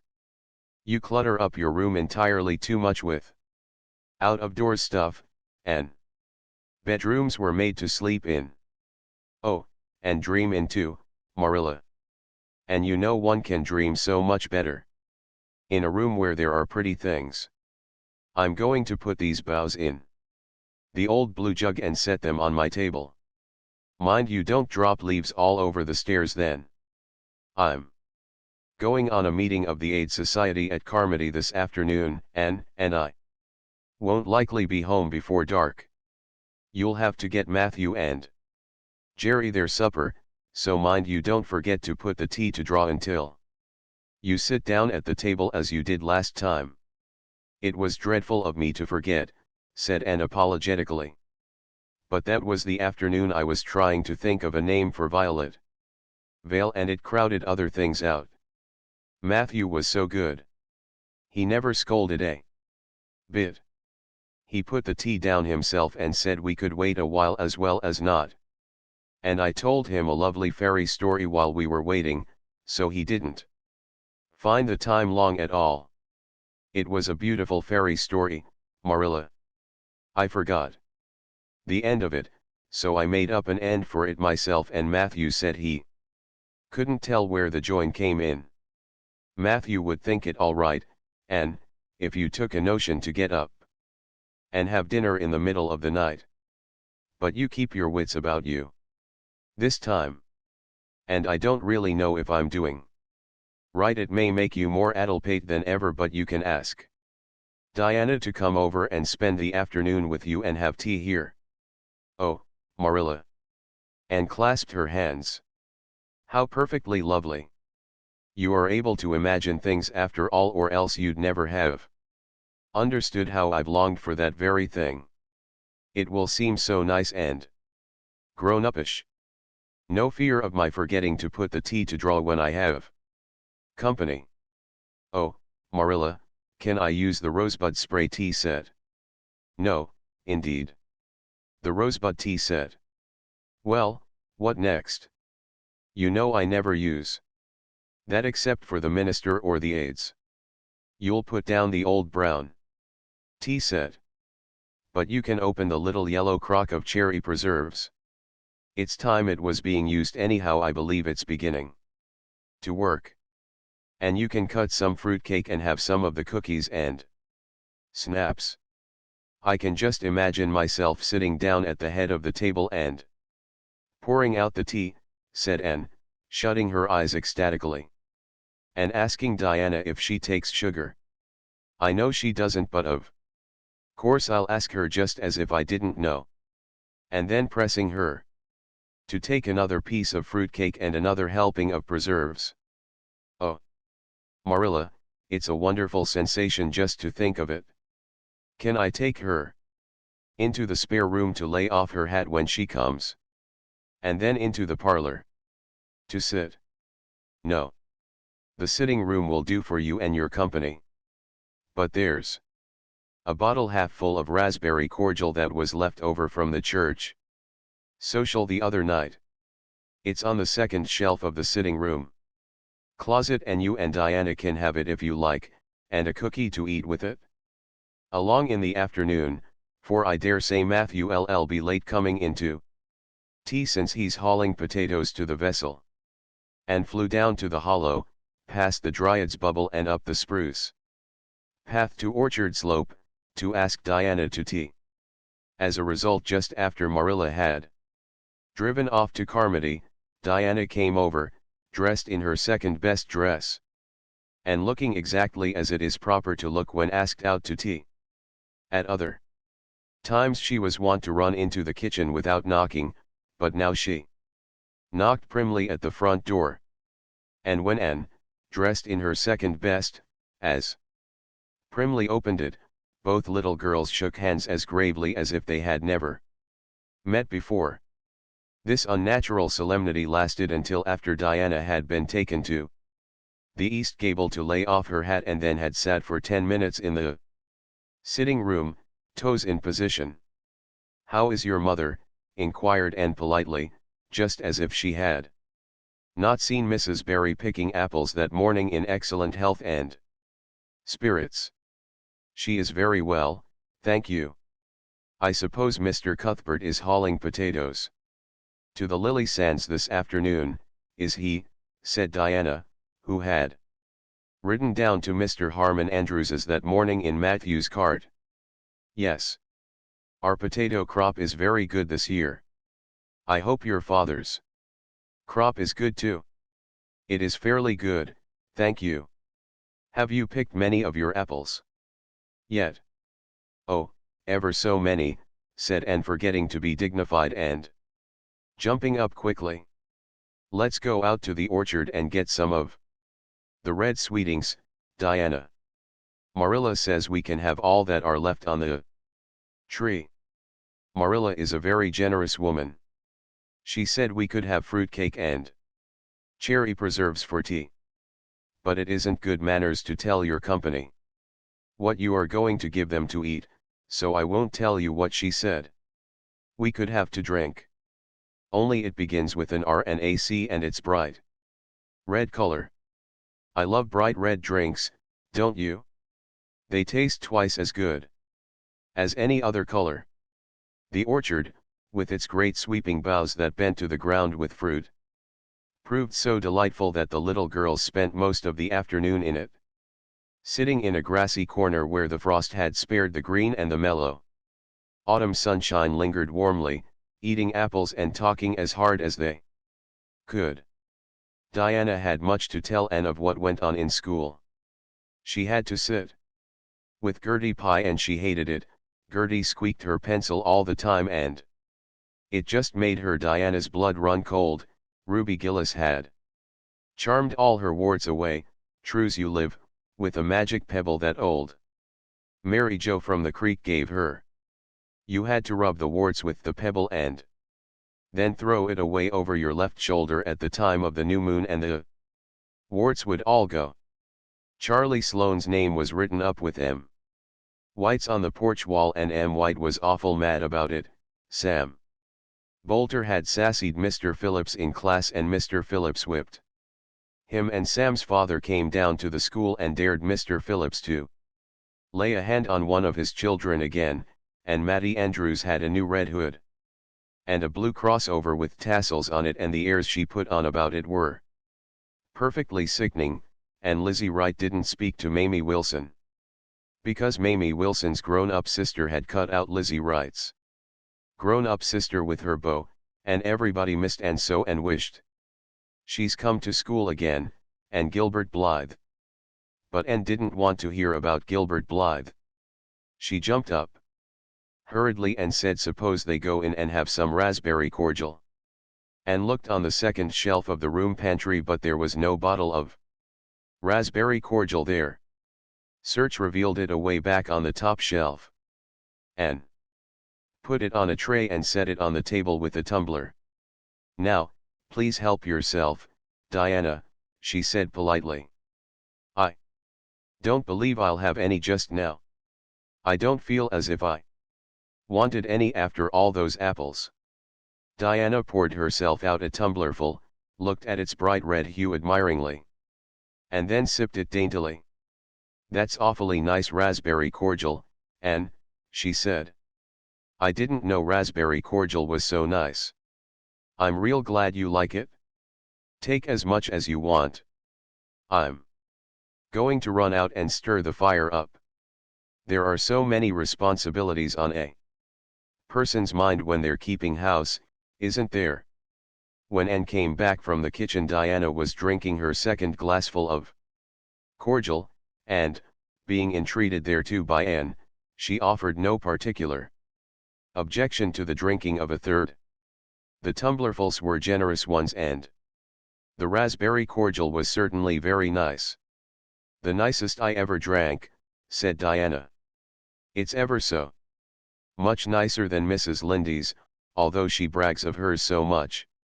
It doesn't taste a bit like hers. I should think Marilla's raspberry cordial would probably be much nicer than Mrs. Lindy's, said Anne loyally. Marilla is a famous cook.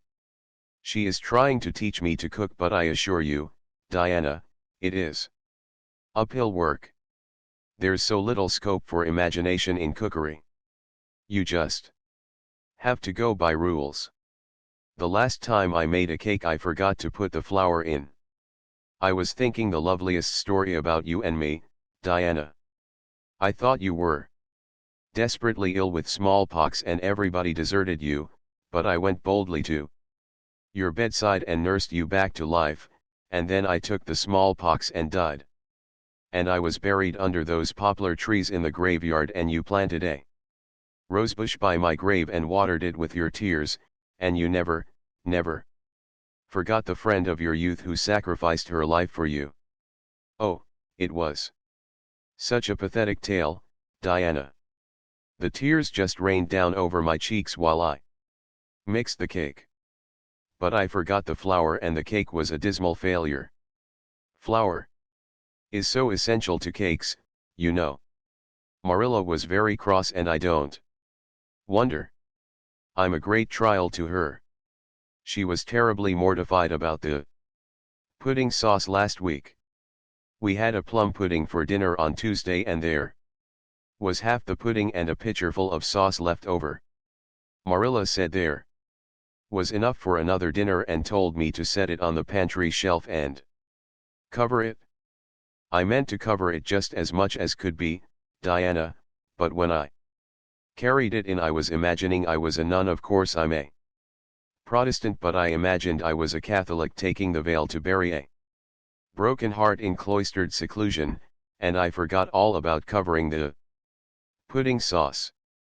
I thought of it next morning and ran to the pantry.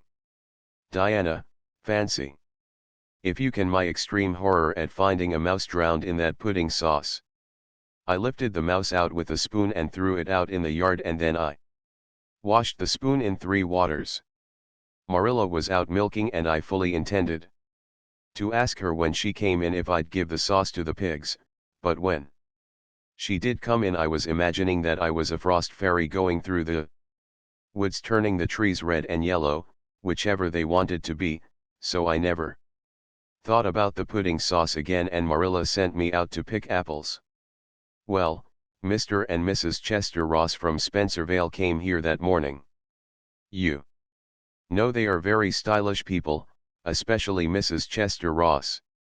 When Marilla called me in, dinner was all ready and everybody was at the table. I tried to be as polite and dignified as I could be, for I wanted Mrs. Chester Ross to think I was a ladylike little girl even if I wasn't pretty. Everything went right until I saw Marilla coming with the plum pudding in one hand and the pitcher of pudding sauce warmed up in the other. Diana, that was a terrible moment. I remembered everything and I just stood up in my place and shrieked out, Marilla, you mustn't use that pudding sauce. There was a mouse drowned in it. I forgot to tell you before. Oh, Diana, I shall never forget that awful moment if I live to be 100. Mrs. Chester Ross just looked at me and I thought I would sink through the floor with mortification. She is such a perfect housekeeper, and fancy what she must have thought of us. Marilla turned red as fire, but she never said a word then. She just carried that sauce and pudding out and brought in some strawberry preserves. She even offered me some, but I couldn't swallow a mouthful. It was like heaping coals of fire on my head. After Mrs. Chester Ross went away, Marilla gave me a dreadful scolding. Why, Diana, what is the matter? Diana had stood up very unsteadily, then she sat down again, putting her hands to her head. I'm awful sick, she said, a little thickly. I must go right home. Oh, you mustn't dream of going home without your tea, cried Anne in distress. I'll get it right off. I'll go and put the tea down this very minute. I must go home, repeated Diana, stupidly but determinedly. Let me get you a lunch anyhow, implored Anne. Let me give you a bit of fruitcake and some of the cherry preserves. Lie down on the sofa for a little while and you'll be better. Where do you feel bad? I must go home, said Diana, and that was all she would say. In vain Anne pleaded. I never heard of company going home without tea, she mourned. Oh, Diana, do you suppose that it's possible you're really taking the smallpox? If you are, I'll go and nurse you, you can depend on that. I'll never forsake you. But I do wish you'd stay till after tea. Where do you feel bad? I'm awful dizzy, said Diana. And indeed, she walked very dizzily. Anne, with tears of disappointment in her eyes, got Diana's hat and went with her as far as the Berry Yard fence. Then she wept all the way back to Green Gables, where she sorrowfully put the remainder of the raspberry cordial back into the pantry and got tea ready for Matthew and Jerry, with all the zest gone out of the performance. The next day was Sunday, and as the rain poured down in torrents from dawn till dusk and did not stir abroad from Green Gables, Monday afternoon Marilla sent her down to Mrs. Lindy's on an errand. In a very short space of time Anne came flying back up the lane with tears rolling down her cheeks. Into the kitchen she dashed and flung herself face downward on the sofa in an agony. "Whatever has gone wrong now, Anne?" queried Marilla in doubt and dismay. "I do hope you haven't gone and been saucy to Mrs. Lindy again." No answer from Anne save more tears and stormier sobs. "And Shirley, when I ask you a question I want to be answered. Sit right up this very minute and tell me what you are crying about."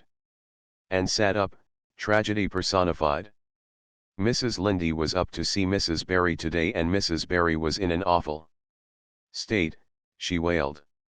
"She says that I set Diana drunk Saturday and sent her home in a disgraceful condition. And she says I must be a thoroughly bad, wicked little girl and she's never going to let Diana play with me again. Oh, Marilla, I'm just overcome with woe." Marilla stared in blank amazement. "Set Diana drunk," she said when she found her voice. "Anne, are you or Mrs. Barry crazy? What on earth did you give her?" "Not a thing but raspberry cordial," sobbed Anne. "I never thought raspberry cordial would set people drunk, Marilla, not even if they drank 3 big tumblerfuls as Diana did. Oh, it sounds so like Mrs. Thomas's husband. But I didn't mean to set her drunk."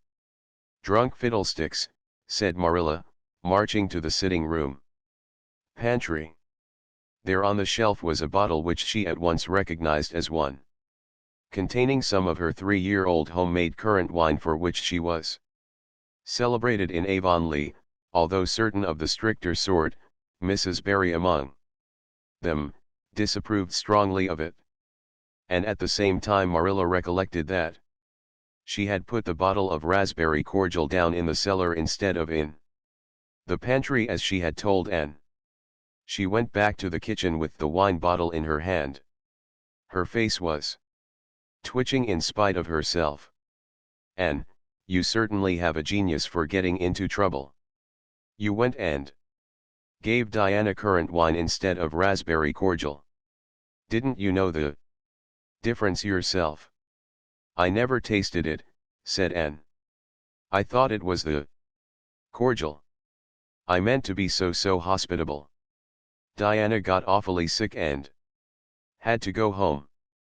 Mrs. Barry told Mrs. Lindy she was simply dead drunk.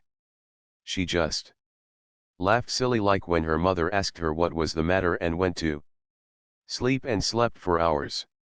Her mother smelled her breath and knew she was drunk. She had a fearful headache all day yesterday. Mrs. Barry is so indignant. She will never believe but what I did it on purpose. I should think she would better punish Diana for being so greedy as to drink 3 glassfuls of anything," said Marilla shortly. "Why, 3 of those big glasses would have made her sick even if it had only been cordial. Well, this story will be a nice handle for those folks who are so down on me for making currant wine, although I haven't made any for 3 years ever since I found out that the minister didn't approve. I just kept that bottle for sickness. There, child, don't cry. I can't see as you were to blame, although I'm sorry it happened. So I must cry," said Anne. "My heart is broken. The stars in their courses fight against me, Marilla. Diana and I are parted forever. Oh, Marilla, I little dreamed of this when first we swore our vows of friendship. Don't be foolish, Anne. Mrs. Barry will think better of it when She finds you're not to blame. I suppose she thinks you've done it for a silly joke or something of that sort. You'd best go up this evening and tell her how it was.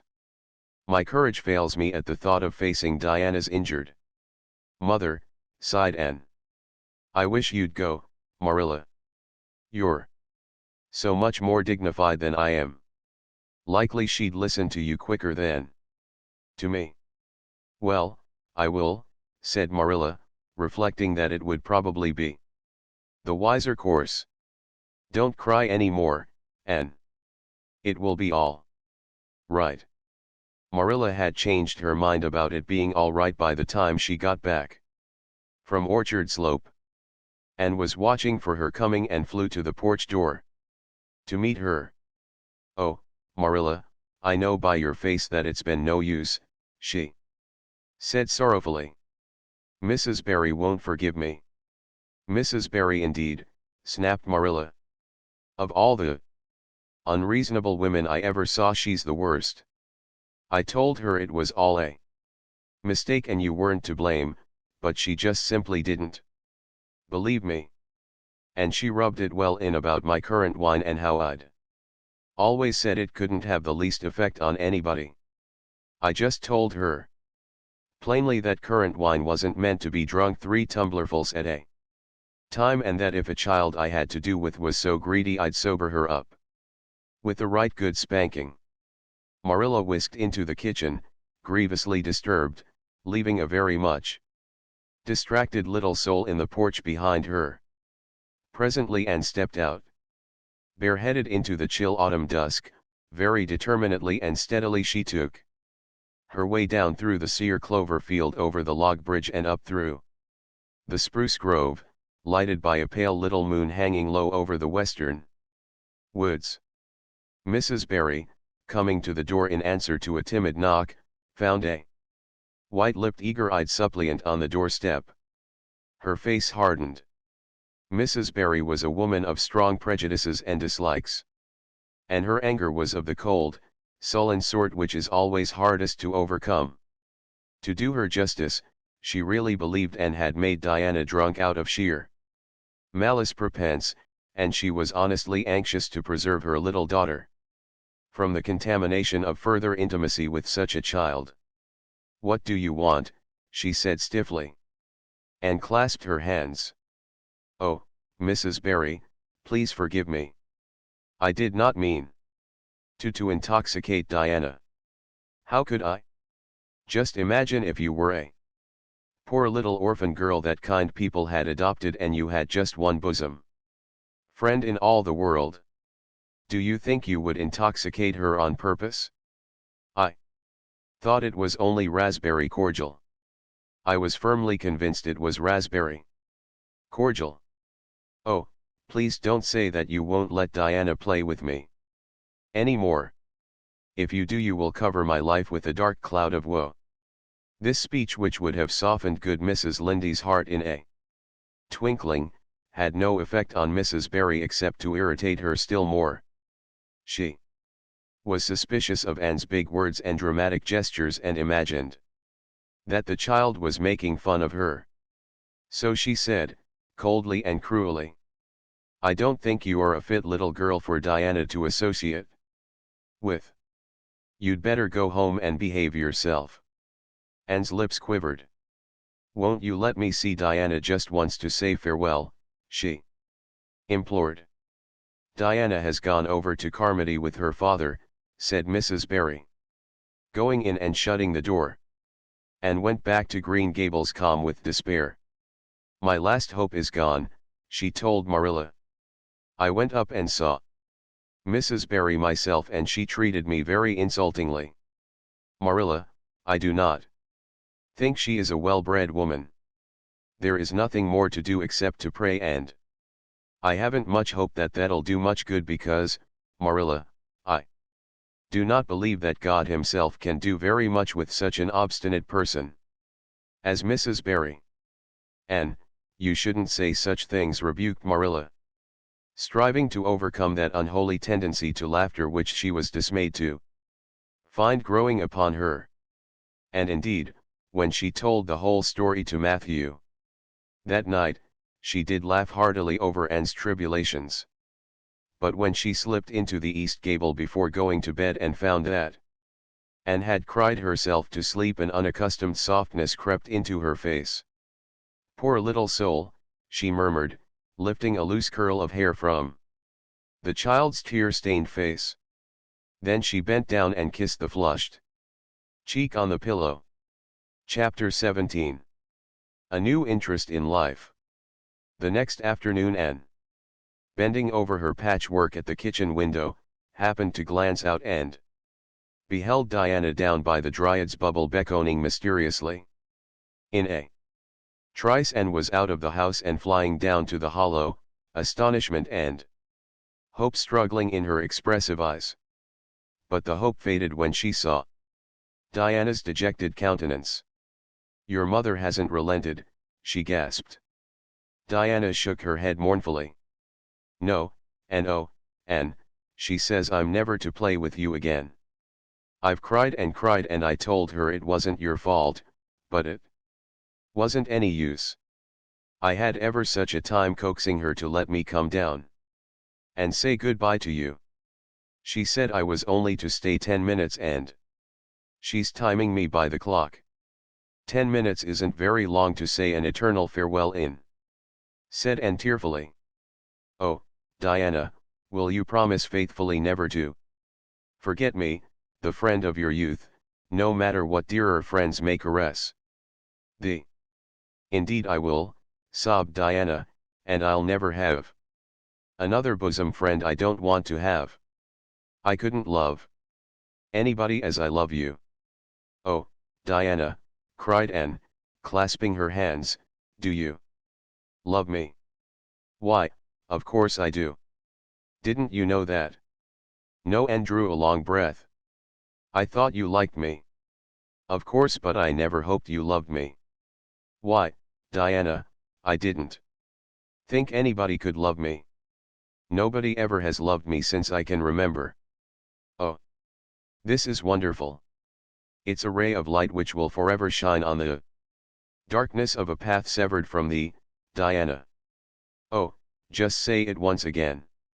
"I love you devotedly, Anne," said Diana stanchly, "and I always will, you may be sure of that."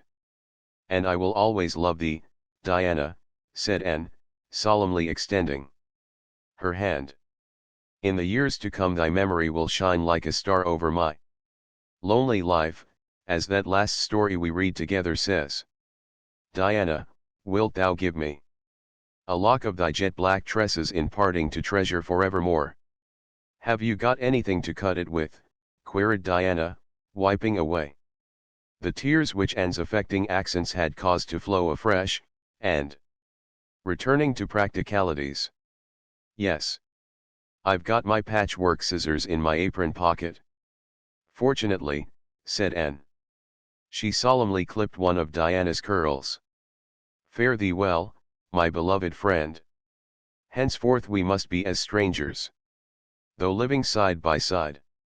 But my heart will ever be faithful to thee."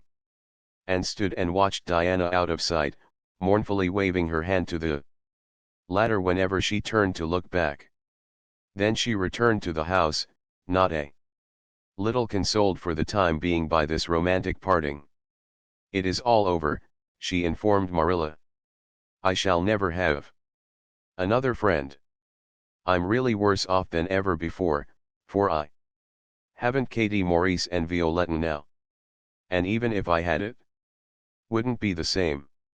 Somehow, little dream girls are not satisfying. After a real friend.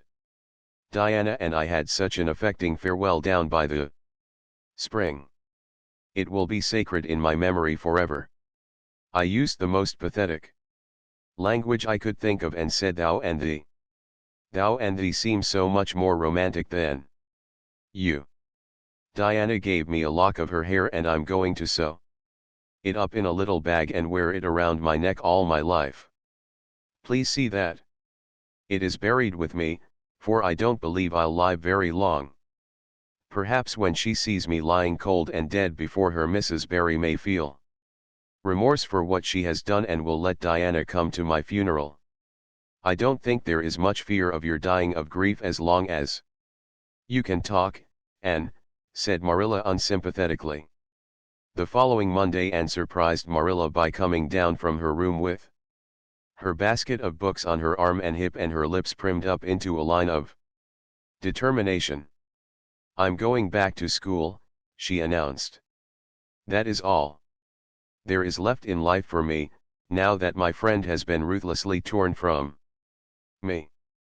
In school I can look at her and muse over days departed.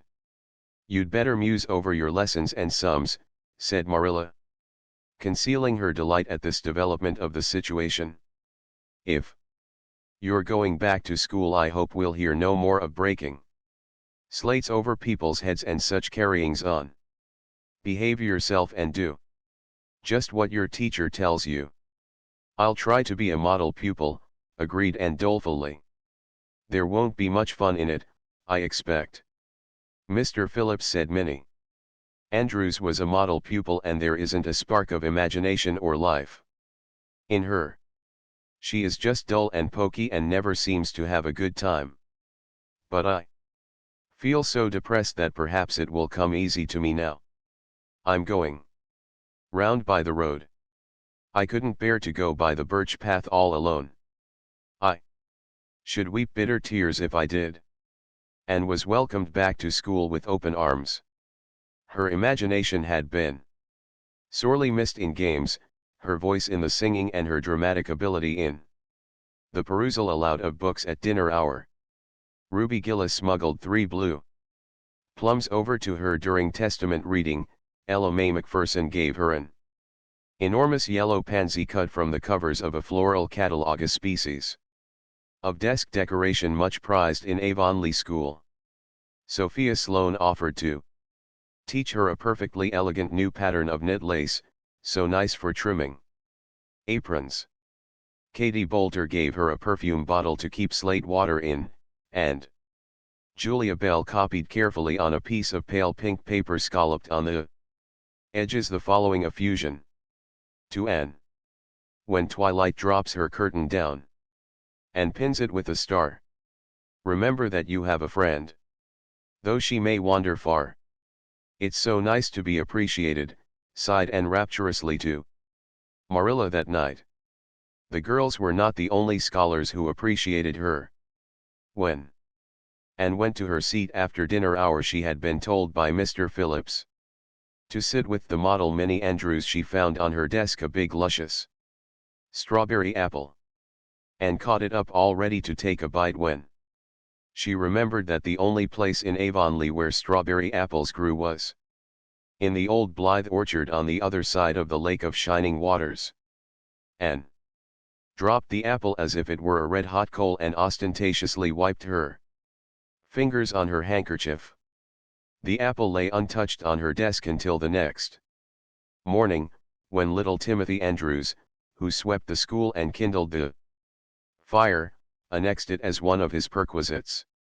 Charlie Sloane's slate pencil, gorgeously bedizened with striped red and yellow paper, costing 2 cents where ordinary pencils cost only 1, which he sent up to her after dinner hour, met with a more favorable reception, and was graciously pleased to accept it, and rewarded the donor with a smile which exalted that infatuated youth straightway into the 7th heaven of delight, and caused him to make such fearful errors in his dictation that Mr. Phillips kept him in after school to rewrite it.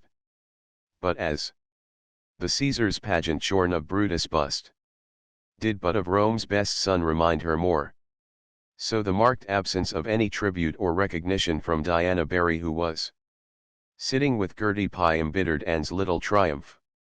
Diana might just have smiled at me once, I think, she mourned to Marilla that night. But the next morning a note most fearfully and wonderfully twisted and folded, and a small parcel were passed across to Anne. Dear Anne, ran the former, Mother says I'm not to play with you or talk to you even in school. It isn't my fault, and don't be cross at me, because I love you as much as ever. I miss you awfully to tell all my secrets too, and I don't like Gertie pie one bit. I made you one of the new bookmarkers out of red tissue paper. They are awfully fashionable now, and only 3 girls in school know how to make them. When you look at it, remember your true friend, Diana Barry. And read the note, kiss the bookmark, and dispatched a prompt reply back to the other side of the school. My own darling Diana. Of course I am not cross at you because you have to obey your mother. Our spirits can commune. I shall keep your lovely present forever. Minnie Andrews is a very nice little girl, although she has no imagination, but after having been Diana's bosom friend, I cannot be Minnie's. Please excuse mistakes because my spelling isn't very good yet, although much improved. Yours until death us do part. Anne or Cordelia Shirley. P.S. I shall sleep with your letter under my pillow tonight. A or C.S. Marilla pessimistically expected more trouble since Anne had again begun to go to school. But none developed. Perhaps Anne caught something of the model spirit from Minnie Andrews, at least she got on very well with Mr. Phillips thenceforth. She flung herself into her studies heart and soul, determined not to be outdone in any class by Gilbert Blythe. The rivalry between them was soon apparent. It was entirely good-natured on Gilbert's side, but it is much to be feared that the same thing cannot be said of Anne, who had certainly an unpraiseworthy tenacity for holding grudges. She was as intense in her hatreds as in her loves. She would not stoop to admit that she meant to rival Gilbert in schoolwork, because that would have been to acknowledge his existence, which Anne persistently ignored, but the rivalry was there and honors fluctuated between them. Now Gilbert was head of the spelling class, now Anne, with a toss of her long red braids, spelled him down. One morning Gilbert had all his sums done correctly and had his name written on the blackboard on the roll of honor. The next morning Anne, having wrestled wildly with decimals the entire evening before, would be first. One awful day they were ties and their names were written up together. It was almost as bad as a take notice, and Anne's mortification was as evident as Gilbert's satisfaction. When the written examinations at the end of each month were held, the suspense was terrible. The first month Gilbert came out 3 marks ahead. The second Anne beat him by 5. But her triumph was marred by the fact that Gilbert congratulated her heartily before the whole school. It would have been ever so much sweeter to her if he had felt the sting of his defeat. Mr. Phillips might not be a very good teacher, but a pupil so inflexibly determined on learning as Anne was could hardly escape making progress under any kind of teacher. By the end of the term Anne and Gilbert were both promoted into the 5th class and allowed to begin studying the elements of the branches by which Latin, geometry, French, and algebra were meant. In geometry Anne met her Waterloo. "It's perfectly awful stuff, Marilla," she groaned. "I'm sure I'll never be able to make head or tail of it. There is no scope for imagination in it at all. Mr. Phillips says I'm the worst dunce he ever saw at it. And Gil, I mean some of the others are so smart at it. It is extremely mortifying, Marilla. Even Diana gets along better than I do. But I don't mind being beaten by Diana. Even although we meet as strangers now, I still love her with an inextinguishable love. It makes me very sad at times to think about her. But really, Marilla, one can't stay sad very long in such an interesting world, can one?" Chapter 18. And to the rescue. All things great are wound up with all things little. At first glance it might not seem that the decision of a certain Canadian premier to include Prince Edward Island in a political tour could have much or anything to do with the fortunes of little and surely at Green Gables. But it had. It was a January the Premier came, to address his loyal supporters and such of his non-supporters as chose to be present at the monster mass meeting held in Charlottetown. Most of the Avonlea people were on Premier's side of politics, hence on the night of the meeting nearly all the men and a goodly proportion of the women had gone to town 30 miles away. Mrs. Rachel Lynde had gone too. Mrs. Rachel Lynde was a red-hot politician and couldn't have believed that the political rally could be carried through without her, although she was on the opposite side of politics. So she went to town and took her husband Thomas would be useful in looking after the horse and Marilla Cuthbert with her. Marilla had a sneaking interest in politics herself, and as she thought it might be her only chance to see a real live Premier, she promptly took it, leaving Anne and Matthew to keep house until her return the following day. Hence, while Marilla and Mrs. Rachel were enjoying themselves hugely at the mass meeting, Anne and Matthew had the cheerful kitchen at Green Gables all to themselves. A bright fire was glowing in the old-fashioned Waterloo stove and blue-white frost crystals were shining on the window panes. Matthew nodded over a farmer's advocate on the sofa and Anne at the table studied her lessons with grim determination, despite sundry wistful glances at the clock shelf, where lay a new book that Jane Andrews had lent her that day. Jane had assured her that it was warranted to produce any number of thrills, or words to that effect, and Anne's fingers tingled to reach out for it. But that would mean Gilbert Blythe's triumph on the morrow. Anne turned her back on the clock shelf and tried to imagine it wasn't there. Matthew, did you ever study geometry when you went to school? Well now, no, I didn't, said Matthew, coming out of his doze with a start. I wish you had, sighed Anne, because then you'd be able to sympathize with me. You can't sympathize properly if you've never studied it. It is casting a cloud over my whole life. I'm such a dunce at it, Matthew. Well now, I dunno, said Matthew soothingly. I guess you're all right at anything. Mr. Phillips told me last week in Blair's store at Carmody that you was the smartest scholar in school and was making rapid progress. Rapid progress was his very words. There's them as runs down Teddy Phillips and says he ain't much of a teacher, but I guess he's all right. Matthew would have thought anyone who praised and was all right.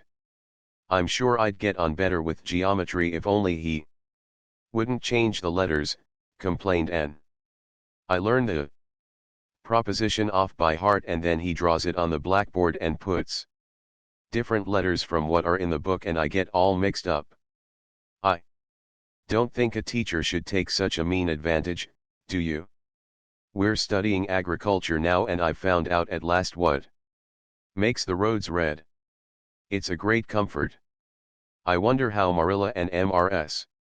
Lynde are enjoying themselves.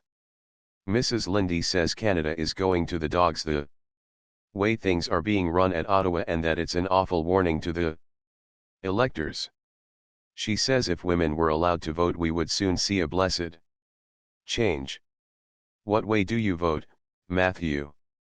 Conservative, said Matthew promptly. To vote Conservative was part of Matthew's religion. Then I'm Conservative too, said Anne decidedly. I'm glad because some of the boys in school are grits. I guess Mr. Phillips is a grit too because Prissy Andrews's father is one, and Ruby Gillis says that when a man is courting he always has to agree with the girl's mother in religion and her father in politics. Is that true, Matthew? Well now, I dunno, said Matthew. Did you ever go courting, Matthew? Well now, no, I dunno's I ever did, said Matthew, who had certainly never thought of such a thing in his whole existence. Anne reflected with her chin in her hands. It must be rather interesting, don't you think, Matthew? Ruby. Gillis says when she grows up she's going to have ever so many bows on the string and have them all crazy about her, but I think that would be too exciting. I'd rather have just one in his right mind. But Ruby Gillis knows a great deal about such matters because she has so many big sisters, and Mrs. Lindy says the Gillis girls have gone off like hotcakes. Mr. Phillips goes up to see Prissy Andrews nearly every evening. He says it is to help her with her lessons, but Miranda Sloane is studying for Queen's too, and I should think she needed help a lot more than Prissy because she's ever so much stupider, but he never goes to help her in the evenings at all. There are a great many things in this world that I can't understand very well. Matthew. Well now, I dunno as I comprehend them all myself, acknowledged Matthew. Well, I suppose I must finish up my lessons. I won't allow myself to open that new book Jane lent me until I'm through. But it's a terrible temptation, Matthew. Even when I turn my back on it I can see it there. Just as plain. Jane said she cried herself sick over it.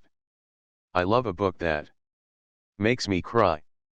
But I think I'll carry that book into the sitting room and lock it in the jam closet and give you the key. And you must not give it to me, Matthew, until my lessons are done, not even if I implore you on my bended knees. It's all very well to say resist temptation, but it's ever so much easier to resist it if you can't get the key. And then shall I run down the cellar and get some russets, Matthew? Wouldn't you like some russets? Well now, I dunno but what I would, said Matthew, who never ate russets but knew Anne's weakness for them.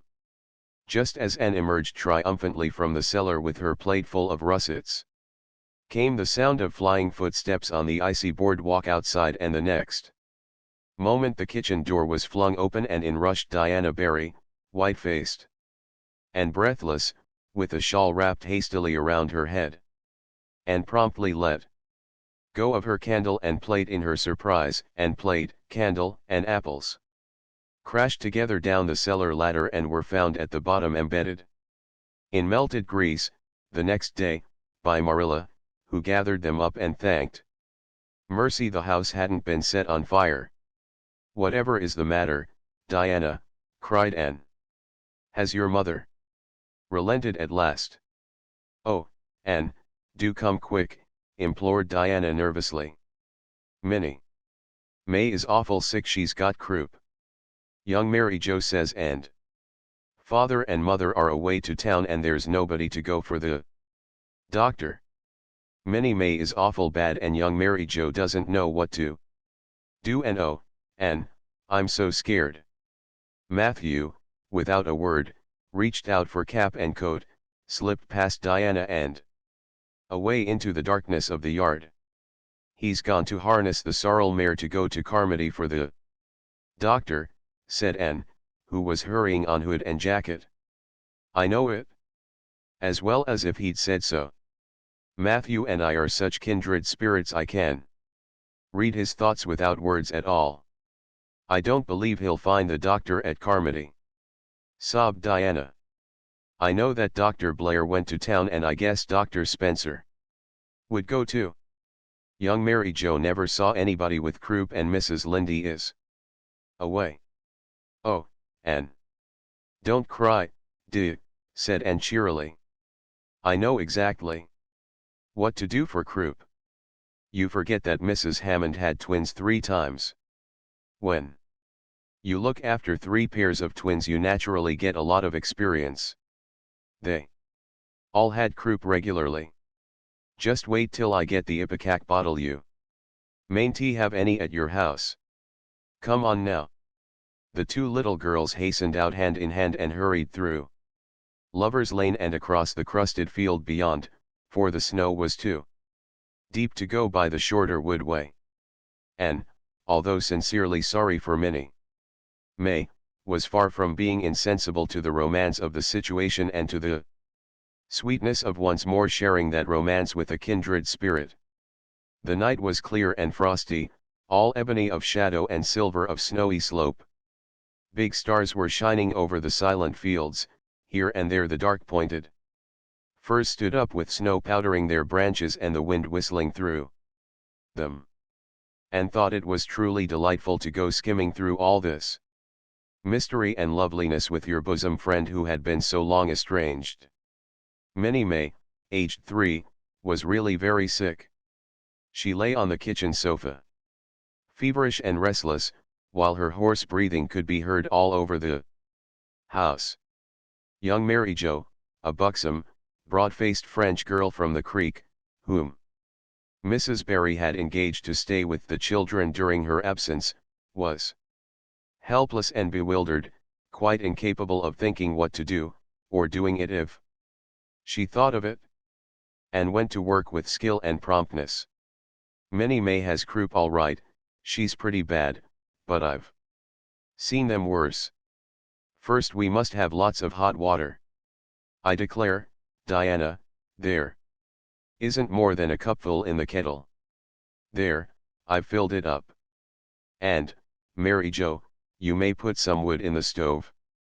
I don't want to hurt your feelings, but it seems to me you might have thought of this before if you'd any imagination.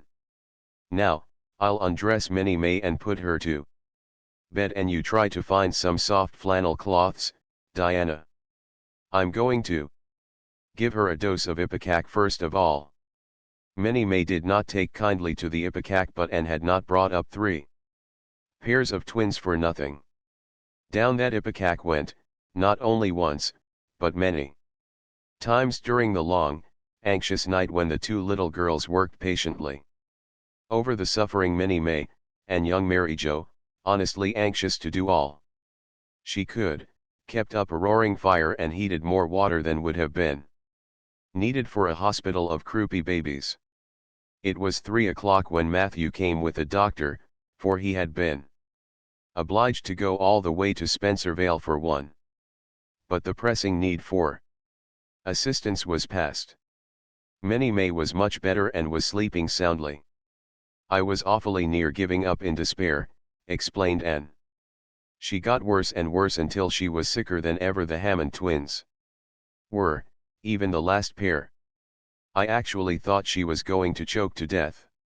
I gave her every drop of ipecac in that bottle, and when the last dose went down I said to myself not to Diana or young Mary Jo, because I didn't want to worry them any more than they were worried, but I had to say it to myself just to relieve my feelings. This is the last lingering hope, and I fear 'tis a vain one. But in about 3 minutes she coughed up the phlegm and began to get better right away. You must just imagine my relief, doctor, because I can't express it in words. You know there are some things that cannot be expressed in words. Yes, I know, nodded the doctor. He looked at Anne as if he were thinking some things about her that couldn't be expressed in words.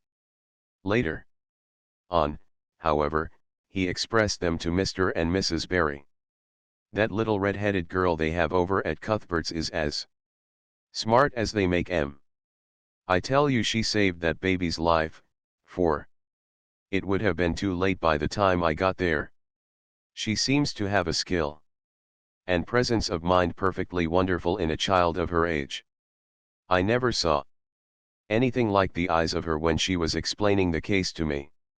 And had gone home in the wonderful, white frosted winter morning, heavy-eyed from loss of sleep, but still talking unweariedly to Matthew as they crossed the long white field and walked under the glittering fairy arch of the Lover's Lane maples.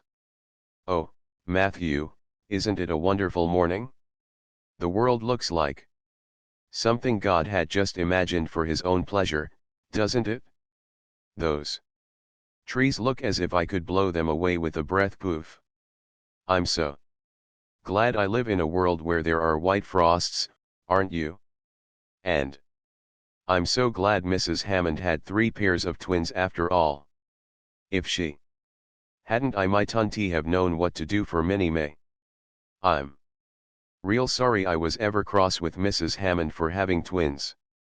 But, oh, Matthew, I'm so sleepy. I can't go to school. I just know I couldn't keep my eyes open and I'd be so stupid. But I hate to stay home, for Gil some of the others will get head of the class, and it's so hard to get up again, although of course the harder it is, the more satisfaction you have when you do get up, haven't you? Well now, I guess you'll manage all right, said Matthew, looking at Anne's white little face and the dark shadows under her eyes. You just go right to bed and have a good sleep. I'll do all the chores. Anne accordingly went to bed and slept so long and soundly that it was well on in the white and rosy winter afternoon when she awoke and descended to the kitchen where Marilla, who had arrived home in the meantime, was sitting knitting. Oh, did you see the premier? Exclaimed Anne at once. What? Did he look like Marilla? Well, he never got to be premier on account of his looks, said Marilla. Such a nose as that man had. But he can speak. I was proud of being a conservative. Rachel Lynde, of course, being a liberal, had no use for him. Your dinner is in the oven, and you can get yourself some blue plum preserve out of the pantry. I guess you're hungry. Matthew has been telling me about last night. I must say it was fortunate you knew what to do. I wouldn't have had any idea myself, for I never saw a case of croup. There. Now, never mind talking till you've had your dinner. I can tell by the look of you that you're just full up with speeches, but they'll keep.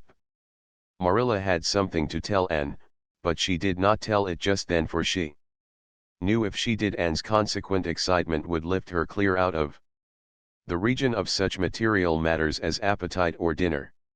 Not until Anne had finished her saucer of blue plums did Marilla say, Mrs. Barry was here this afternoon, and she wanted to see you, but I wouldn't wake you up.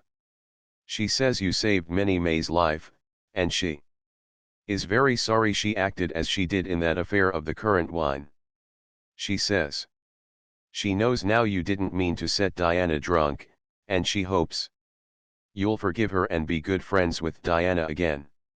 You're to go over this evening if you like, for Diana can't stir outside the door on account of a bad cold she caught last night. Now, and Shirley, for pity's sake don't fly up into the air. The warning seemed not unnecessary, so uplifted and aerial was Anne's expression and attitude as she sprang to her feet, her face irradiated with the flame of her spirit. Oh, Marilla, can I go right now without washing my dishes? I'll wash them when I come back, but I cannot tie myself down to anything so unromantic as dishwashing at this thrilling moment. Yes, yes, run along, said Marilla indulgently. Anne. Surely are you crazy?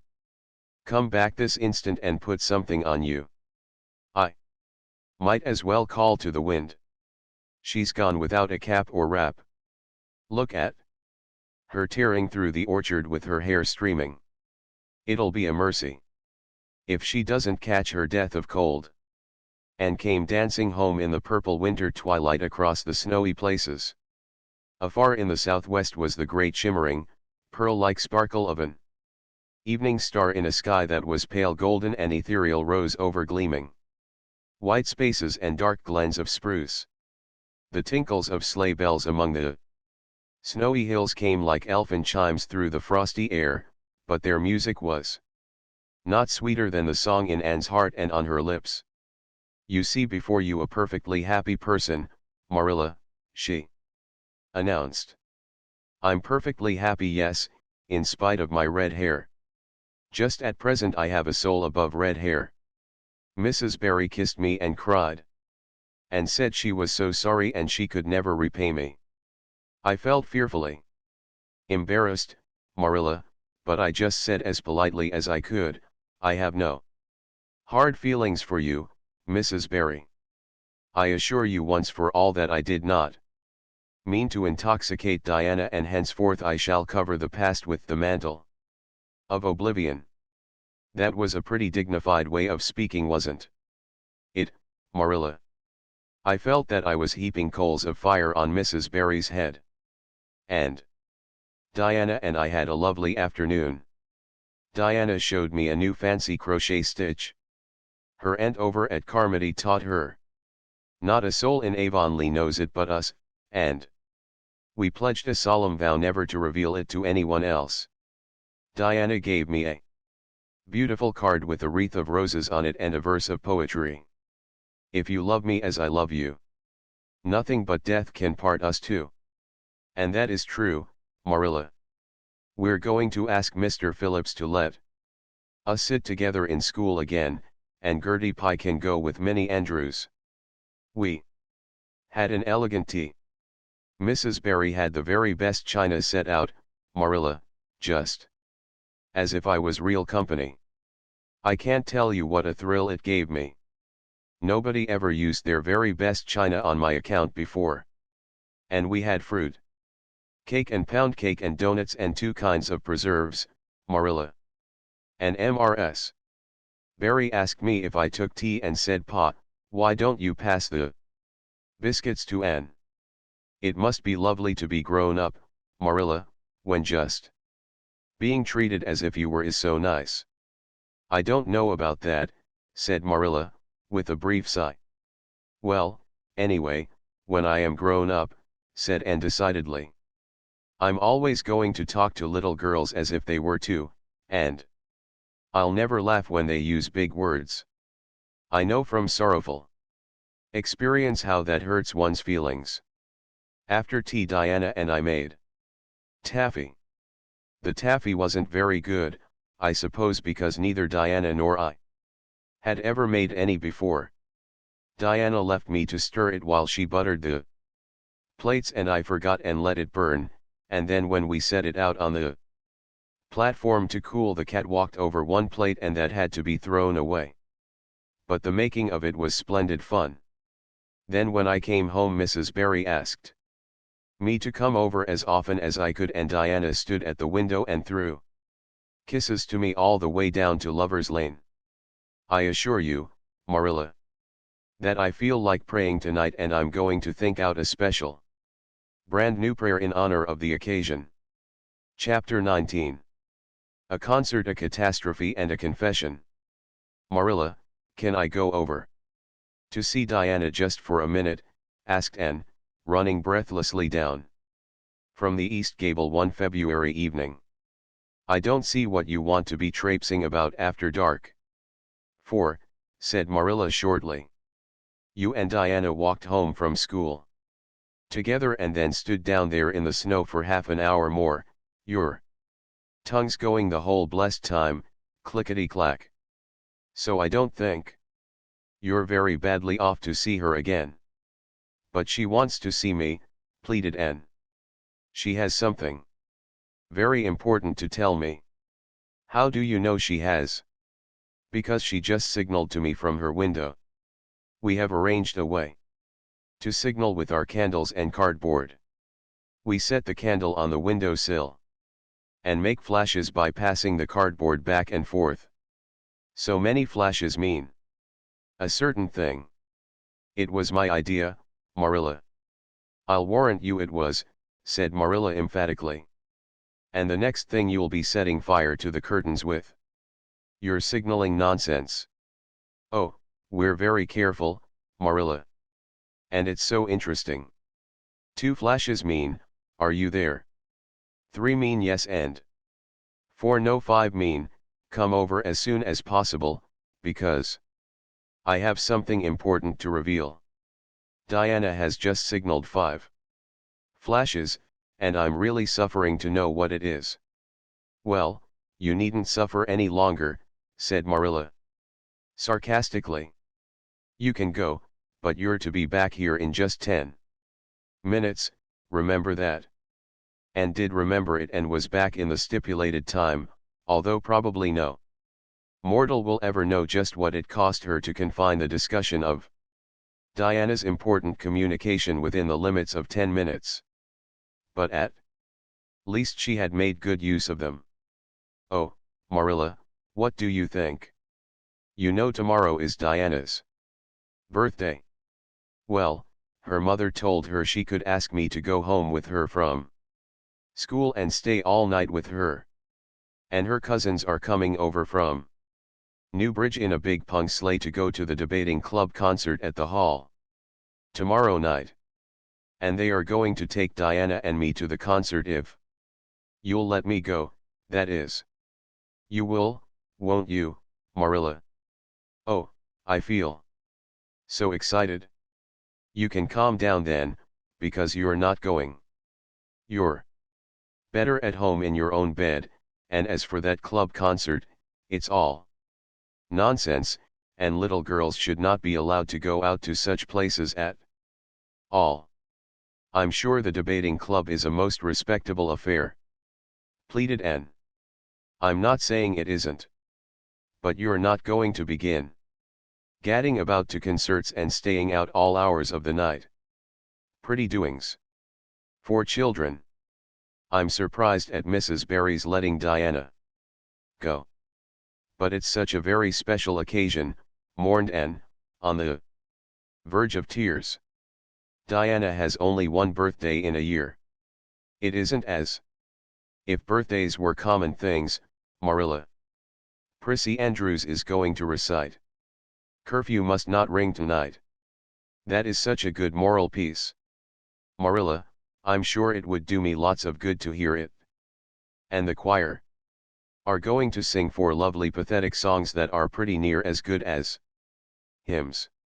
And oh, Marilla, the minister is going to take part. Yes, indeed, he is. He's going to give an address. That will be just about the same thing as a sermon. Please, mayn't I go, Marilla? You heard what I said, Anne, didn't you? Take off your boots now. And go to bed. It's past 8. There's just one more thing, Marilla, said Anne, with the air of producing the last shot in her locker. Mrs. Barry told Diana that we might sleep in the spare room bed. Think of the honor of your little Anne being put in the spare room bed. It's an honor you'll have to get along without. Go to bed, Anne, and don't let me hear another word out of you. When Anne, with tears rolling over her cheeks, had gone sorrowfully upstairs, Matthew, who had been apparently sound asleep on the lounge during the whole dialogue, opened his eyes and said decidedly, "Well now, Marilla, I think you ought to let Anne go." "I don't then," retorted Marilla. "Who's bringing this child up, Matthew, you or me?" "Well now, you," admitted Matthew. "Don't interfere then." "Well now, I ain't interfering." "It ain't interfering to have your own opinion. And my opinion is that you ought to let Anne go." "You'd think I ought to let Anne go to the moon if she took the notion, I've no doubt," was Marilla's amiable rejoinder. "I might have let her spend the night with Diana, if that was all. But I don't approve of this concert plan. She'd go there and catch cold, like as not, and have her head filled up with nonsense and excitement. It would unsettle her for a week. I understand that child's disposition, and what's good for it better than you, Matthew?" "I think you ought to let Anne go," repeated Matthew firmly. Argument was not his strong point, but holding fast to his opinion certainly was.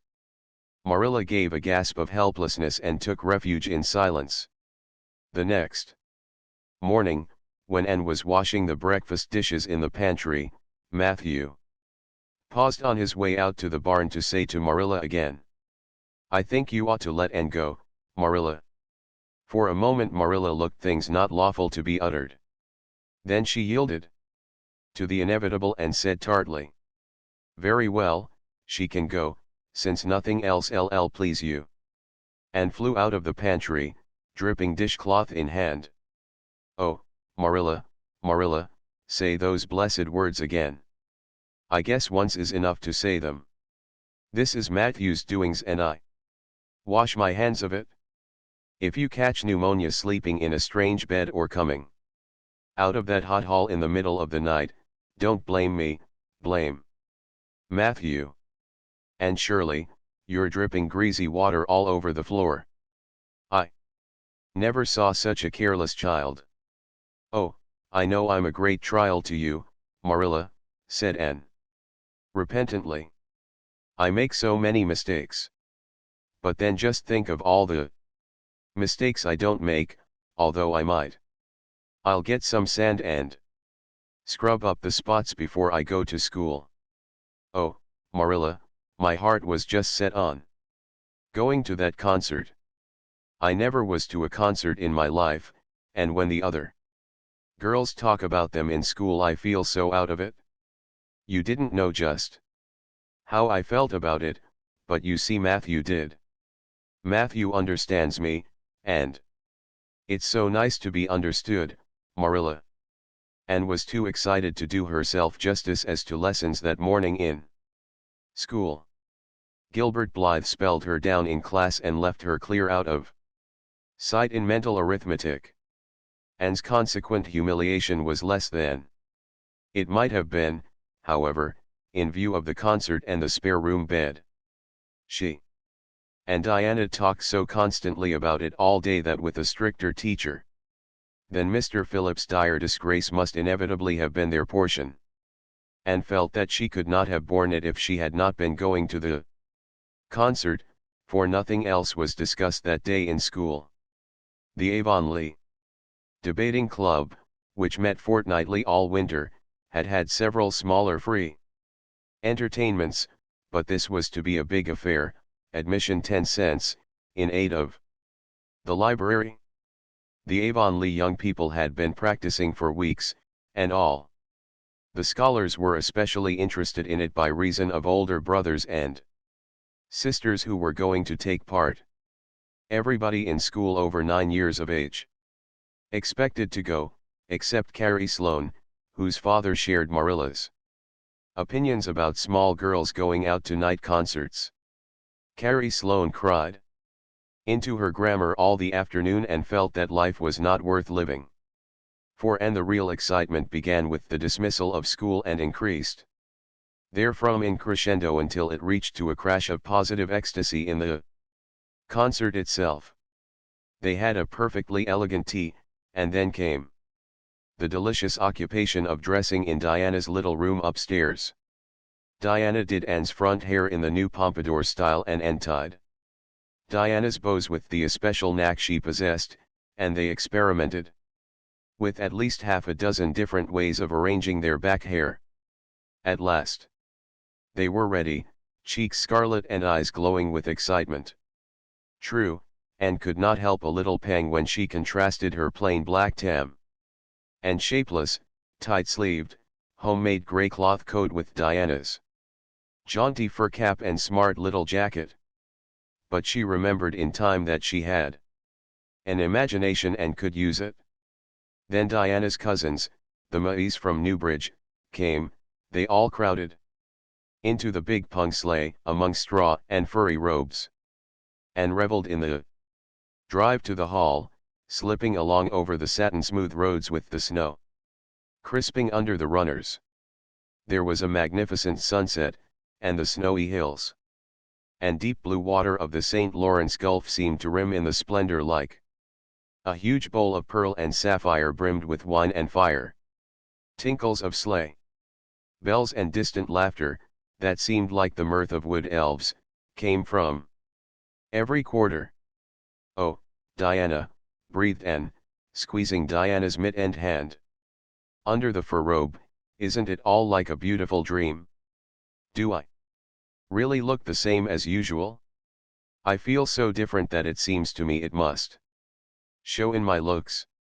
You look awfully nice, said Diana, who having just received a compliment from one of her cousins, Felt that she ought to pass it on. You've got the loveliest color. The program that night was a series of thrills for at least one listener in the audience, and, as Anne assured Diana, every succeeding thrill was thrillier than the last. When Prissy Andrews, attired in a new pink silk waist with a string of pearls about her smooth white throat and real carnations in her hair, rumor whispered that the master had sent all the way to town for them, for her climbed the slimy ladder, dark without one ray of light, and shivered in luxurious sympathy when the choir sang far above the gentle daisies and gazed at the ceiling as if it were frescoed with angels, when Sam Sloane proceeded to explain and illustrate how Sakari set a hen and laughed until people sitting near her laughed too, more out of sympathy with her than with amusement at a selection that was rather threadbare even in Avonlea, and when Mr. Phillips gave Mark Antony's oration over the dead body of Caesar in the most heart-stirring tones, looking at Prissy Andrews at the end of every sentence, and felt that she could rise and mutiny on the spot if but one Roman citizen led the way. Only one number on the program failed to interest her. When Gilbert Blythe recited Bingen on the Rhine and picked up Rhoda Murray's library book and read it until he had finished, when she sat rigidly stiff and motionless while Diana clapped her hands until they tingled. It was 11 when they got home, sated with dissipation, but with the exceeding sweet pleasure of talking it all over still to come. Everybody seemed asleep and the house was dark and silent.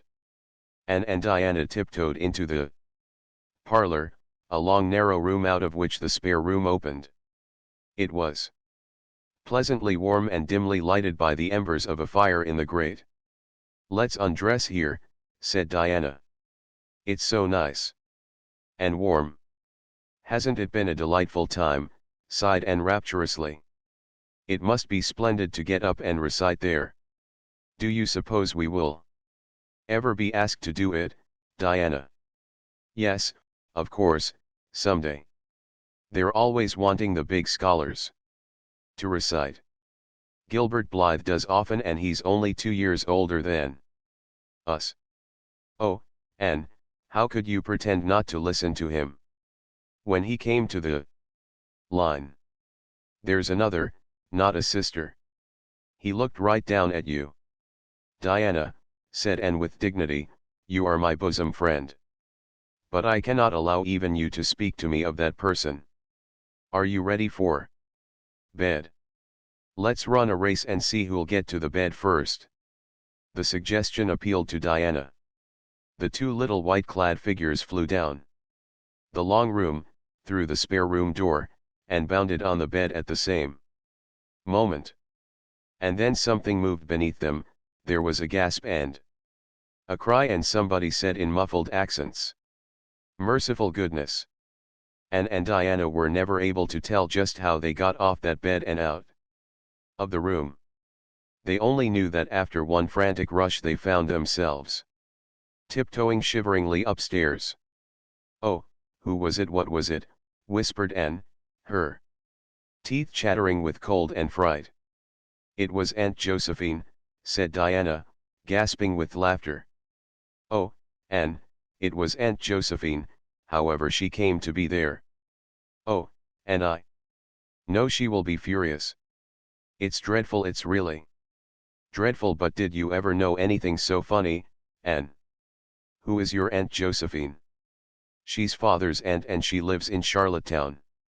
She's awfully old, 70 anyhow, and I don't believe she was ever a little girl. We were expecting her out for a visit, but not so soon. She's awfully prim and proper and she'll scold dreadfully about this, I know. Well, we'll have to sleep with Minnie May, and you can't think how she kicks." Miss Josephine Barry did not appear at the early breakfast the next morning. Mrs. Barry smiled kindly at the two little girls. "Did you have a good time last night? I tried to stay awake until you came home, for I wanted to tell you Aunt Josephine had come and that you would have to go upstairs after all, but I was so tired I fell asleep. I hope you didn't disturb your aunt, Diana. Diana preserved a discreet silence, but she and Anne exchanged furtive smiles of guilty amusement across the table. Anne hurried home after breakfast and so remained in blissful ignorance of the disturbance which presently resulted in the Barry household until the late afternoon, when she went down to Mrs. Lindy's on an errand for Marilla. So you and Diana nearly frightened poor old Miss Barry to death last night, said Mrs. Lindy severely, but with a twinkle in her eye. Mrs. Barry was here a few minutes ago on her way to Carmody. She's feeling real worried over it. Old Miss Barry was in a terrible temper when she got up this morning, and Josephine Barry's temper is no joke, I can tell you that. She wouldn't speak to Diana at all. It wasn't Diana's fault, said Anne contritely. It was mine. I suggested racing to see who would get into bed first. I knew it, said Mrs. Lindy, with the exultation of a correct guesser. I knew that idea came out of your head. Well, it's made a nice lot of trouble, that's what. Old Miss Barry came out to stay for a month, but she declares she won't stay another day and is going right back to town tomorrow, Sunday, and all as it is. She'd have gone today if they could have taken her. She had promised to pay for a quarter's music lessons for Diana, but now she is determined to do nothing at all for such a tomboy. Oh, I guess they had a lively time of it there this morning. The Barrys must feel cut up. Old Miss Barry is rich and they'd like to keep on the good side of her. Of course, Mrs. Barry didn't say just that to me, but I'm a pretty good judge of human nature, that's what. I'm such an unlucky girl, mourned Anne. I'm always getting into scrapes myself and getting my best friends people I'd shed my heart's blood for into them too. Can you tell me why it is so, Mrs. Lindy? It's because you're too heedless and impulsive, child. That's what. You never stop to think whatever comes into your head to say, or do you say or do it without a moment's reflection? Oh, but that's the best of it, protested Anne.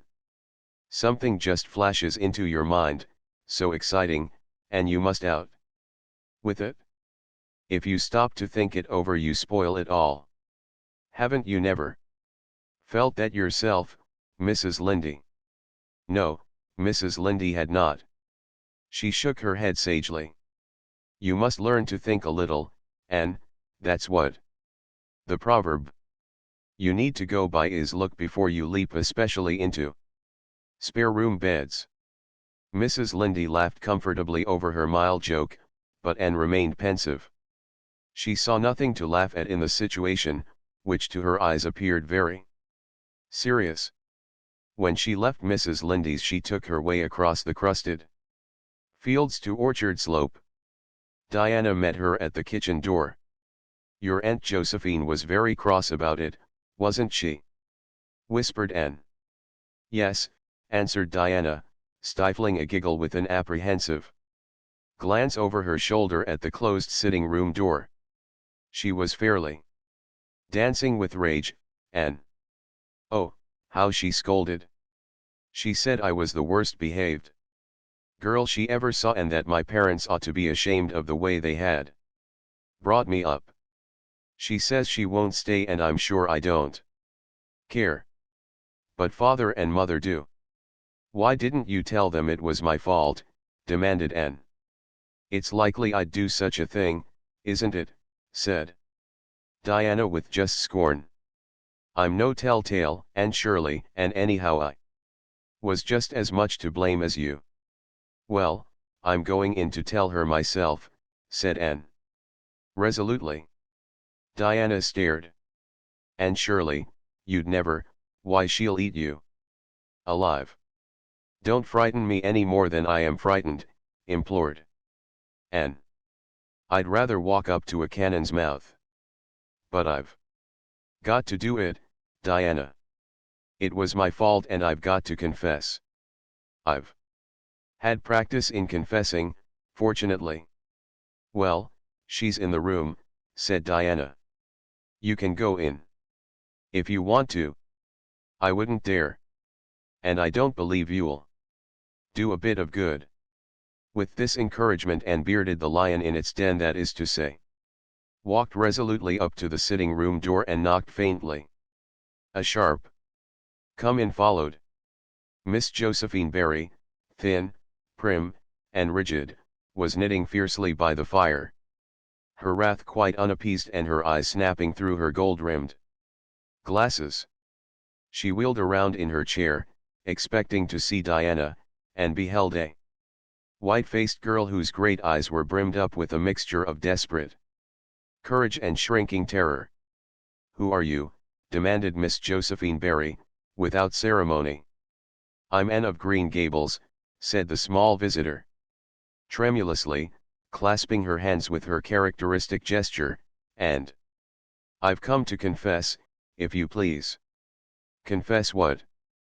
"That it was all my fault about jumping into bed on you last night. I suggested it. Diana would never have thought of such a thing, I am sure. Diana is a very ladylike girl, Miss Barry. So you must see how unjust it is to blame her." "Oh, I must, hey. I rather think Diana did her share of the jumping at least. Such carryings on in a respectable house." "But we were only in fun," persisted Anne. "I think you ought to forgive us, Miss Barry, now that we've apologized. And anyhow, please forgive Diana and let her have her music lessons. Diana's heart is set on her music lessons, Miss Barry, and I know too well what it is to set your heart on a thing and not get it. If you must be cross with anyone, be cross with me. I've been so used in my early days to having people cross at me that I can endure it much better than Diana can." Much of the snap had gone out of the old lady's eyes by this time and was replaced by a twinkle of amused interest. But she still said severely, "I don't think it is any excuse for you that you were only in fun. Little girls never indulged in that kind of fun when I was young. You don't know what it is to be awakened out of a sound sleep, after a long and arduous journey, by two great girls coming bounce down on you." "I don't know, but I can imagine," said Anne eagerly. "I'm sure it must have been very disturbing. But then, there is our side of it too. Have you any imagination, Miss Barry? If you have, just put yourself in our place. We didn't know there was anybody in that bed and you nearly scared us to death. It was simply awful the way we felt. And then we couldn't sleep in the spare room after being promised. I suppose you are used to sleeping in spare rooms. But just imagine what you would feel like if you were a little orphan girl who had never had such an honor." All the snap had gone by this time. Miss Barry actually laughed a sound which caused Diana, waiting in speechless anxiety in the kitchen outside, to give a great gasp of relief. "I'm afraid my imagination is a little rusty, it's so long since I used it," she said. "I dare say your claim to sympathy is just as strong as mine. It all depends on the way we look at it. Sit down here and tell me about yourself." "I am very sorry I can't," said Anne firmly. "I would like to, because you seem like an interesting lady, and you might even be a kindred spirit although you don't look very much like it. But it is my duty to go home to Miss Marilla Cuthbert. Miss Marilla Cuthbert is a very kind lady who has taken me to bring up properly. She is doing her best, but it is very discouraging work. You must not blame her because I jumped on the bed. But before I go, I do wish you would tell me if you will forgive Diana and stay just as long as you meant to in Avonlea. I think perhaps I will if you will come over and talk to me." Occasionally, said Miss Barry. That evening Miss Barry gave Diana a silver bangle bracelet and told the senior members of the household that she had unpacked her valise. I've made up my mind to stay simply for the sake of getting better acquainted with that Anne girl, she said frankly. She amuses me. And at my time of life an amusing person is a rarity. Marilla's only comment when she heard the story was, I told you so. This was for Matthew's benefit. Miss Barry stayed her month out and over. She was a more agreeable guest than usual, for Anne kept her in good humor. They became firm friends. When Miss Barry went away she said, remember, you Anne girl, when you come to town you're to visit me. And I'll put you in my very sparest spare room bed to sleep. Miss Barry was a kindred spirit, after all, Anne confided to Marilla. You wouldn't think so to look at her, but she is. You don't find it right out at first, as in Matthew's case, but after a while you come to see it. Kindred spirits are not so scarce as I used to think. It's splendid to find out there are so many of them in the world. Chapter XX. A good imagination gone wrong. Spring had come once more to Green Gables, the beautiful, capricious, reluctant Canadian spring. Lingering along through April and May in a succession of sweet, fresh, chilly days, with pink sunsets and miracles of resurrection and growth. The maples in Lover's Lane were red-buddied and little curly ferns pushed up around the Dryad's bubble. Away up in the barrens, behind Mr. Silas Sloane's place, the mayflowers blossomed out, pink and white stars of sweetness under their brown leaves. All the schoolgirls and boys had one golden afternoon gathering them, coming home in the clear, echoing twilight with arms and baskets full of flowery spoil. I'm so sorry for people who live in lands where there are no mayflowers, said Anne. Diana says perhaps they have something better, but there couldn't be anything better than mayflowers, could there, Marilla? And Diana says if they don't know what they are like they don't miss them. But I think that is the saddest thing of all. I think it would be tragic, Marilla, not to know what mayflowers are like and not to miss them. Do you know what I think mayflowers are, Marilla? I think they must be the souls of the flowers that died last summer, and this is their heaven. But we had a splendid time today, Marilla. We had our lunch down in a big mossy hollow by an old well, such a romantic spot. Charlie Sloane dared Artie Gillis to jump over it, and Artie did because he wouldn't take a dare. Nobody would in school. It is very fashionable to dare. Mr. Phillips gave all the mayflowers he found to Prissy Andrews, and I heard him to say sweets to the sweet. He got that out of a book, I know, but it shows he has some imagination. I was offered some mayflowers too, but I rejected them with scorn. I can't tell you the person's name because I have vowed never to let it cross my lips. We made wreaths of the mayflowers and put them on our hats, and when the time came to go home we marched in procession down the road, 2 by 2, with our bouquets and wreaths, singing My Home on the Hill. Oh, it was so thrilling, Marilla. All Mr. Silas Sloane's folks rushed out to see us, and everybody we met on the road stopped and stared after us. We made a real sensation. Not much wonder. Such silly doings, was Marilla's response. After the mayflowers came the violets, and Violet Vale was empurpled with them. Anne walked through it on her way to school with reverent steps and worshipping eyes, as if she trod on holy ground. Somehow, she told Diana, when I'm going through here, I don't really care whether anybody gets ahead of me in class or not. But when I'm up in school it's all different, and I care as much as ever. There's such a lot of different Annas in me.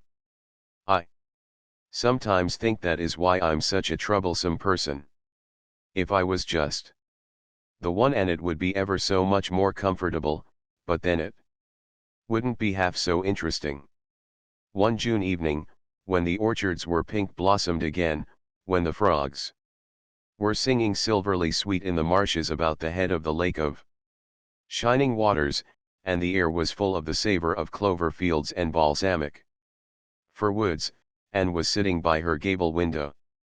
She had been studying her lessons, but it had grown too dark to see the book, so she had fallen into wide-eyed reverie, looking out past the boughs of the Snow Queen, once more bestarred with its tufts of blossom. In all essential respects the little gable chamber was unchanged. The walls were as white, the pincushion as hard, the chairs as stiffly and yellowly upright as ever.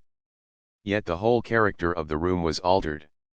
It was full of a new vital, pulsing personality that seemed to pervade it and to be quite independent of schoolgirl books and dresses and ribbons, and even of the cracked blue jug full of apple blossoms on the table.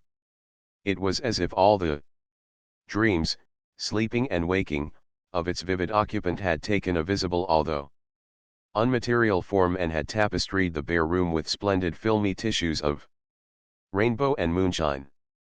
Presently Marilla came briskly in with some of Anne's freshly ironed school aprons.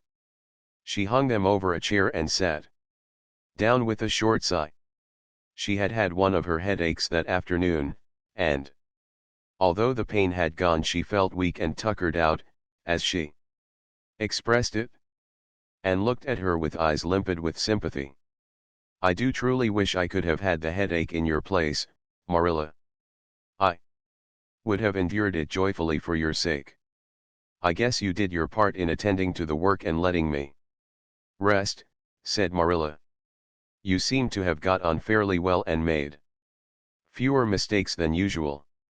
Of course it wasn't exactly necessary to starch Matthew's handkerchiefs.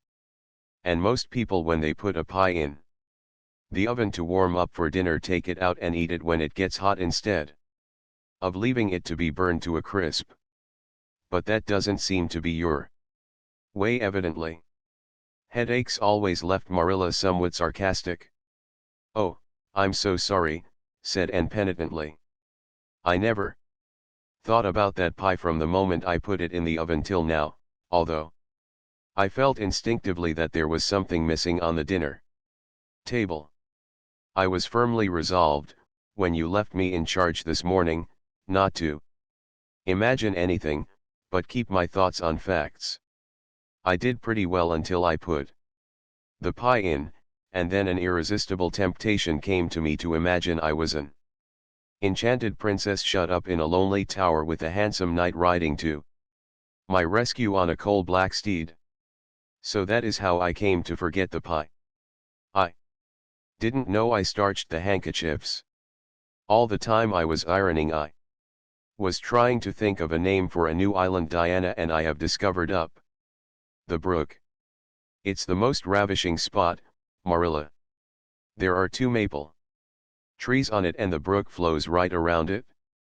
At last it struck me that it would be splendid to call it Victoria Island because we found it on the Queen's birthday. Both Diana and I are very loyal. But I'm sorry about that pie and the handkerchiefs. I wanted to be extra good today because it's an anniversary. Do you remember what happened this day last year, Marilla?" "No, I can't think of anything special." "Oh, Marilla, it was the day I came to Green Gables. I shall never forget it. It was the turning point in my life. Of course it wouldn't seem so important to you. I've been here for a year and I've been so happy. Of course, I've had my troubles, but one can live down troubles. Are you sorry you kept me, Marilla?" "No, I can't say I'm sorry," said Marilla, who sometimes wondered how she could have lived before and came to Green Gables. "No, not exactly sorry. If you've finished your lessons, and I want you to run over and ask Mrs. Barry if she'll lend me Diana's apron pattern. Oh, it's too dark, cried Anne. Too dark? Why, it's only twilight. And goodness knows you've gone over often enough after dark.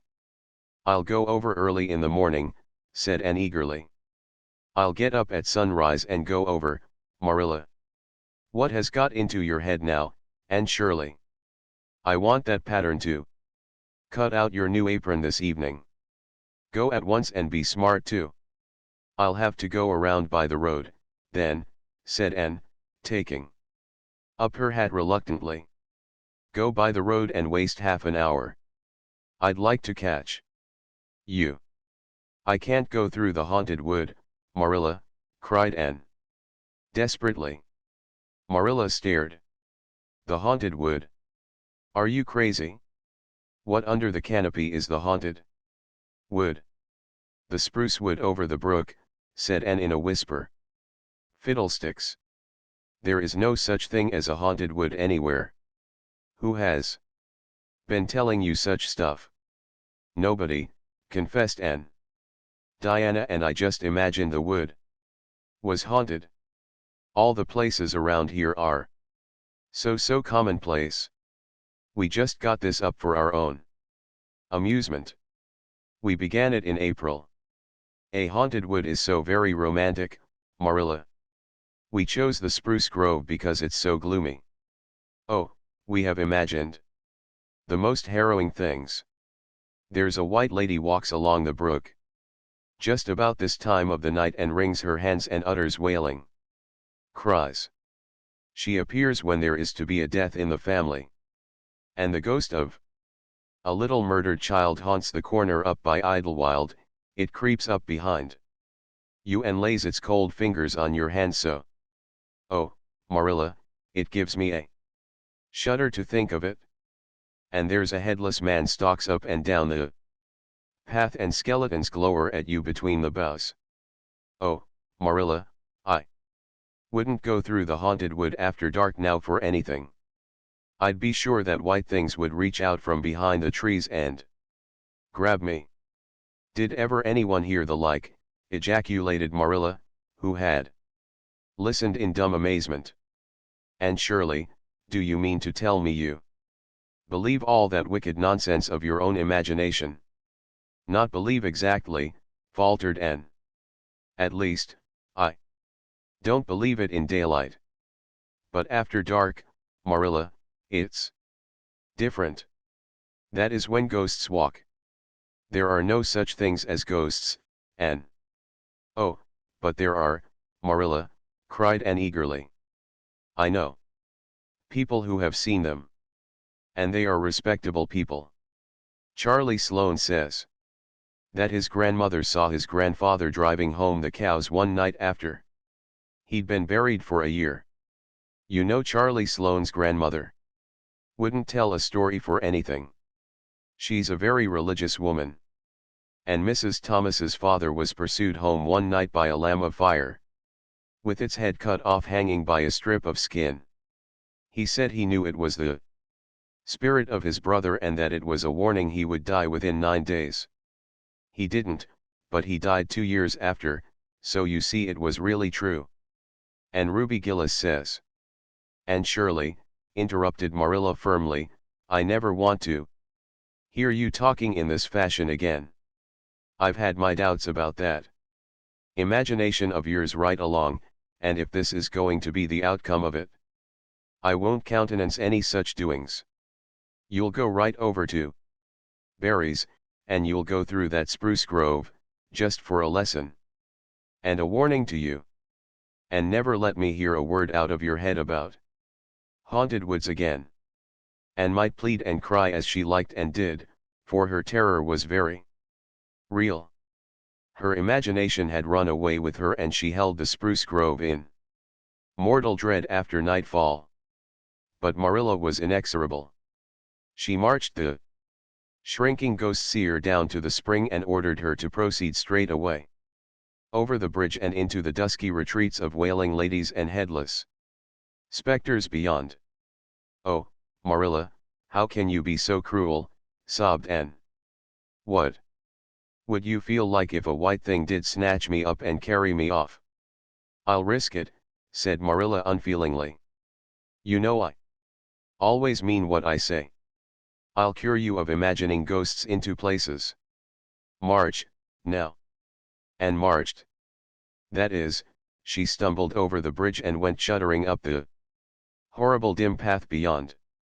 And never forgot that walk. Bitterly did she repent the license she had given to her imagination. The goblins of her fancy lurked in every shadow about her, reaching out their cold, fleshless hands to grasp the terrified small girl who had called them into being.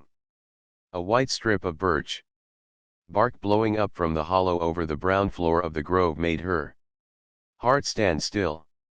The long-drawn wail of two old boughs rubbing against each other brought out the perspiration in beads on her forehead. The swoop of bats in the darkness over her was as the wings of unearthly creatures. When she reached Mr. William Bell's field, she fled across it as if pursued by an army of white things, and arrived at the Berry kitchen door so out of breath that she could hardly gasp out her request for the apron pattern. Diana was away, so that she had no excuse to linger. The dreadful return journey had to be faced, and went back over it with shut eyes, preferring to take the risk of dashing her brains out among the boughs to that of seeing a white thing.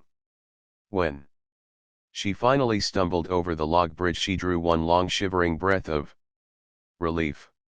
Well, so nothing caught you, said Marilla unsympathetically. Oh, Marilla, chattered Anne, I'll be contented with CC commonplace places after this. Chapter XXI. A new departure in flavorings. Dear me, there is nothing but meetings and partings in this world, as Mrs. Lynde says, remarked Anne plaintively, putting her slate and books down on the kitchen table on the last day of June and wiping her red eyes with a very damp handkerchief. Wasn't it fortunate, Marilla, that I took an extra handkerchief to school today? I had a presentiment that it would be needed. I never thought you were so fond of Mr. Phillips that you'd require two handkerchiefs to dry your tears just because he was going away, said Marilla. I don't think I was crying because I was really so very fond of him, reflected Anne. I just cried because all the others did. It was Ruby Gillis started it. Ruby Gillis has always declared she hated Mr. Phillips, but just as soon as he got up to make his farewell speech she burst into tears. Then all the girls began to cry, one after the other. I tried to hold out, Marilla. I tried to remember the time Mr. Phillips made me sit with Gil with a boy, and the time he spelled my name without an E on the blackboard, and how he said I was the worst dunce he ever saw at geometry and laughed at my spelling, and all the times he had been so horrid and sarcastic, but somehow I couldn't, Marilla, and I just had to cry too. Jane Andrews has been talking for a month about how glad she'd be when Mr. Phillips went away, and she declared she'd never shed a tear. Well, she was worse than any of us and had to borrow a handkerchief from her brother. Of course the boys didn't cry because she hadn't brought one of her own, not expecting to need it. Oh, Marilla, it was here trending. Mr. Phillips made such a beautiful farewell speech beginning, "The time has come for us to part." It was very affecting. And he had tears in his eyes too, Marilla. Oh, I felt dreadfully sorry and remorseful for all the times I'd talked in school and drawn pictures of him on my slate and made fun of him and Prissy. I can tell you I wished I'd been a model pupil like Minnie Andrews. She hadn't anything on her conscience. The girls cried all the way home from school. Carrie Sloane kept saying every few minutes, "The time has come." for us to part, and that would start us off again whenever we were in any danger of cheering up. I do feel dreadfully sad, Marilla. But one can't feel quite in the depths of despair with 2 months vacation before them, can they, Marilla? And besides, we met the new minister and his wife coming from the station. For all I was feeling so bad about Mr. Phillips going away, I couldn't help taking a little interest in a new minister. Could I? His wife is very pretty. Not exactly regally lovely, of course it wouldn't do, I suppose, for a minister to have a regally lovely wife, because it might set a bad example. Mrs. Lindy says the minister's wife over at Newbridge sets a very bad example because she dresses so fashionably. Our new minister's wife was dressed in blue muslin with lovely puffed sleeves and a hat trimmed with roses. Jane Andrews said she thought puffed sleeves were too worldly for a minister's wife. But I didn't make any such uncharitable remark, Marilla, because I know what it is to long for puffed sleeves. Besides, she's only been a minister's wife for a little while, so one should make allowances. Shouldn't they? They are going to board with Mrs. Lindy until the manse is ready. If Marilla, in going down to Mrs. Lindy's that evening, was actuated by any motive save her avowed one of returning the quilting frames she had borrowed the preceding winter, it was an amiable weakness shared by most of the Avonlea people. Many a thing Mrs. Lindy had lent, sometimes never expecting to see it again, came home that night in charge of the borrowers thereof.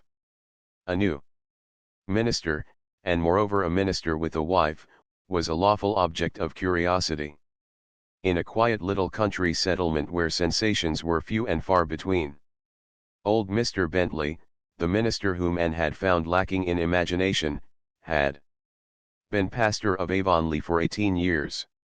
He was a widower when he came, and a widower he remained, despite the fact that gossip regularly married him to this, that, or the other one, every year of his sojourn. In the preceding February he had resigned his charge and departed amid the regrets of his people, most of whom had the affection born of long intercourse for their good old minister in spite of his shortcomings as an orator. Since then the Avonlea church had enjoyed a variety of religious dissipation in listening to the many and various candidates and supplies who came Sunday after Sunday to preach on trial. These stood or fell by the judgment of the fathers and mothers in Israel, but a certain small, red-haired girl who sat meekly in the corner of the old Cuthbert pew also had her opinions about them and discussed the same in full with Matthew, Marilla always declining from principle to criticize ministers in any shape or form. I don't think Mr. Smith would have done, Matthew was Anne's final summing up. Mrs. Lindy says his delivery was so poor. But I think his worst fault was just like Mr. Bentley's, he had no imagination. And Mr. Terry had too much, he let it run away with him just as I did mine in the matter of the haunted wood. Besides, Mrs. Lindy says his theology wasn't sound.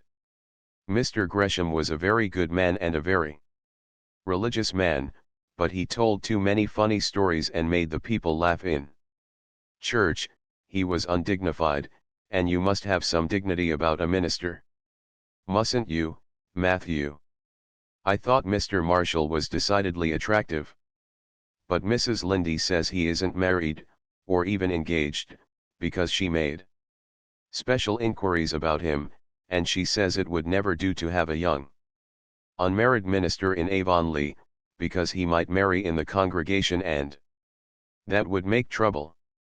Mrs. Lindy is a very far-seeing woman, isn't she, Matthew? I'm very glad they've called Mr. Allen. I liked him because his sermon was interesting and he prayed as if he meant it and not just as if he did it because he was in the habit of it.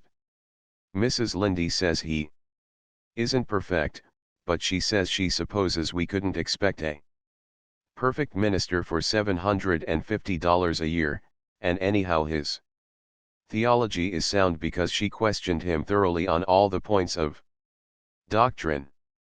And she knows his wife's people and they are most respectable. And the women are all good housekeepers. Mrs. Lindy says that sound doctrine in the man and good housekeeping in the woman make an ideal combination for a minister's family. The new minister and his wife were a young, pleasant-faced couple, still on their honeymoon, and full of all good and beautiful enthusiasms for their chosen life work. Avonlea opened its heart to them from the start. Old and young. Like the frank, cheerful young man with his high ideals, and the bright, gentle little lady who assumed the mistressship of the manse with Mrs. Allen, and fell promptly and wholeheartedly in love. She had discovered another kindred spirit. Mrs. Allen is perfectly lovely, she announced one Sunday afternoon. She's taken our class and she's a splendid teacher. She said right away she didn't think it was fair for the teacher to ask all the questions, and you know, Marilla, that is exactly what I've always thought. She said we could ask her any question we liked and I asked ever so many. I'm good at asking questions, Marilla. I believe you, was Marilla's emphatic comment.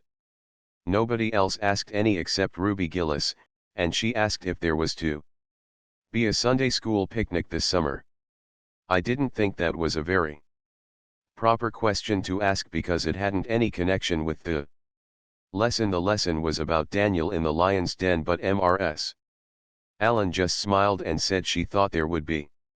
Mrs. Allen has a lovely smile, she has such exquisite dimples in her cheeks. I wish I had dimples in my cheeks, Marilla. I'm not half so skinny as I was when I came here, but I have no dimples yet. If I had, perhaps I could influence people for good. Mrs. Allen said we ought always to try to influence other people for good. She talked so nice about everything.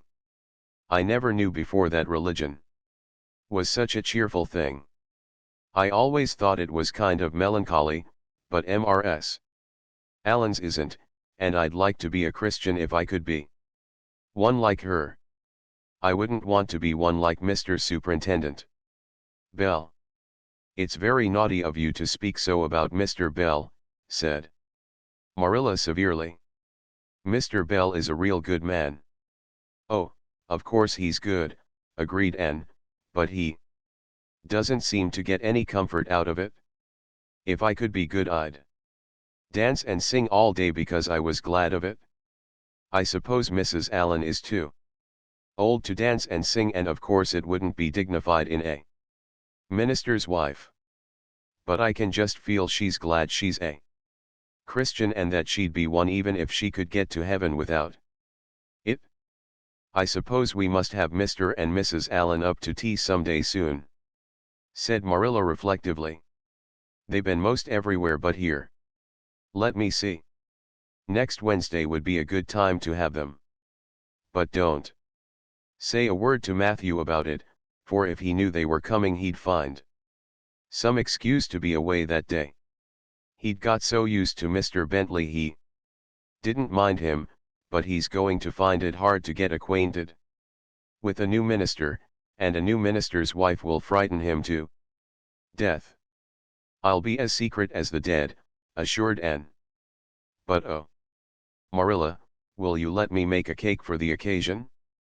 I'd love to do something for Mrs. Allen, and you know I can make a pretty good cake by this time. You can make a layer cake, promised Marilla. Monday and Tuesday great preparations went on at Green Gables. Having the minister and his wife to tea was a serious and important undertaking, and Marilla was determined not to be eclipsed by any of the Avonlea housekeepers. Anne was wild with excitement and delight. She talked it all over with Diana. Tuesday night in the twilight, as they sat on the big red stones by the Dryads bubble and made rainbows in the water with little twigs dipped in. For balsam. Everything is ready, Diana, except my cake which I'm to make in the morning, and the baking powder biscuits which Marilla will make just before tea time. I assure you, Diana, that Marilla and I have had a busy 2 days of it. It's such a responsibility having a minister's family to tea. I never went through such an experience before. You should just see our pantry. It's a sight to behold. We're going to have jellied chicken and cold tongue. We're to have 2 kinds of jelly, red and yellow, and whipped cream and lemon pie, and cherry pie, and 3 kinds of cookies, and fruit cake, and Marilla's famous yellow plum preserves that she keeps especially for ministers, and pound cake and layer cake, and biscuits as aforesaid, and new bread and old both, in case the minister is dyspeptic and can't eat new. Mrs. Lynde says ministers are dyspeptic, but I don't think Mr. Allen has been a minister long enough for it to have had a bad effect on him. I just grow cold when I think of my layer cake. Oh, Diana, what if it shouldn't be good? I dreamed last night that I was chased all around by a fearful goblin with a big layer cake for a head. It'll be good, all right, assured Diana, who was a very comfortable sort of friend. I'm sure that piece of the one you made that we had for lunch in Idlewild 2 weeks ago was perfectly elegant. Yes, but cakes have such a terrible habit of turning out bad just when you especially want them to be good, sighed Anne, setting a particularly well balsam twig afloat. However, I suppose I shall just have to trust to Providence and be careful to put in the flour. Oh, look, Diana, what a lovely rainbow. Do you suppose the Dryad will come out after we go away and take it for a scarf? You know there is no such thing as a Dryad, said Diana. Diana's mother had found out about the haunted wood and had been decidedly angry over it. As a result, Diana had abstained from any further imitative flights of imagination and did not think it prudent to cultivate a spirit of belief even in harmless dryads. But it's so easy to imagine there is, said Anne. Every night before I go to bed, I look out of my window and wonder if the dryad is really sitting here, combing her locks with the spring for a mirror. Sometimes I look for her footprints in the dew in the morning. Oh, Diana, don't give up your faith in the dryad. Wednesday morning came. Anne got up at sunrise because she was too excited to sleep. She had caught a severe cold in the head by reason of her dabbling in the spring on the preceding evening, but nothing short of absolute pneumonia could have quenched her interest in culinary matters that morning. After breakfast she proceeded to make her cake. When she finally shut the oven door upon it, she drew a long breath. I'm sure I haven't forgotten anything this time, Marilla. But do you think it will rise? Just suppose perhaps the baking powder isn't good. I used it out of the new can. And Mrs. Lynde says you can never be sure of getting good baking powder nowadays when everything is so adulterated. Mrs. Lynde says the government ought to take the matter up, but she says we'll never see the day when a Tory government will do it. Marilla, what if that cake doesn't rise? We'll have plenty without it, was Marilla's unimpassioned way of looking at the subject. The cake did rise, however, and came out of the oven as light and feathery as golden foam. Anne, flushed with delight, clapped it together with layers of ruby jelly and, in imagination, saw Mrs. Allen eating it and possibly asking for another piece. You'll be using the best tea set, of course, Marilla, she said. Can I fix the table with ferns and wild roses? I think that's all nonsense, sniffed Marilla.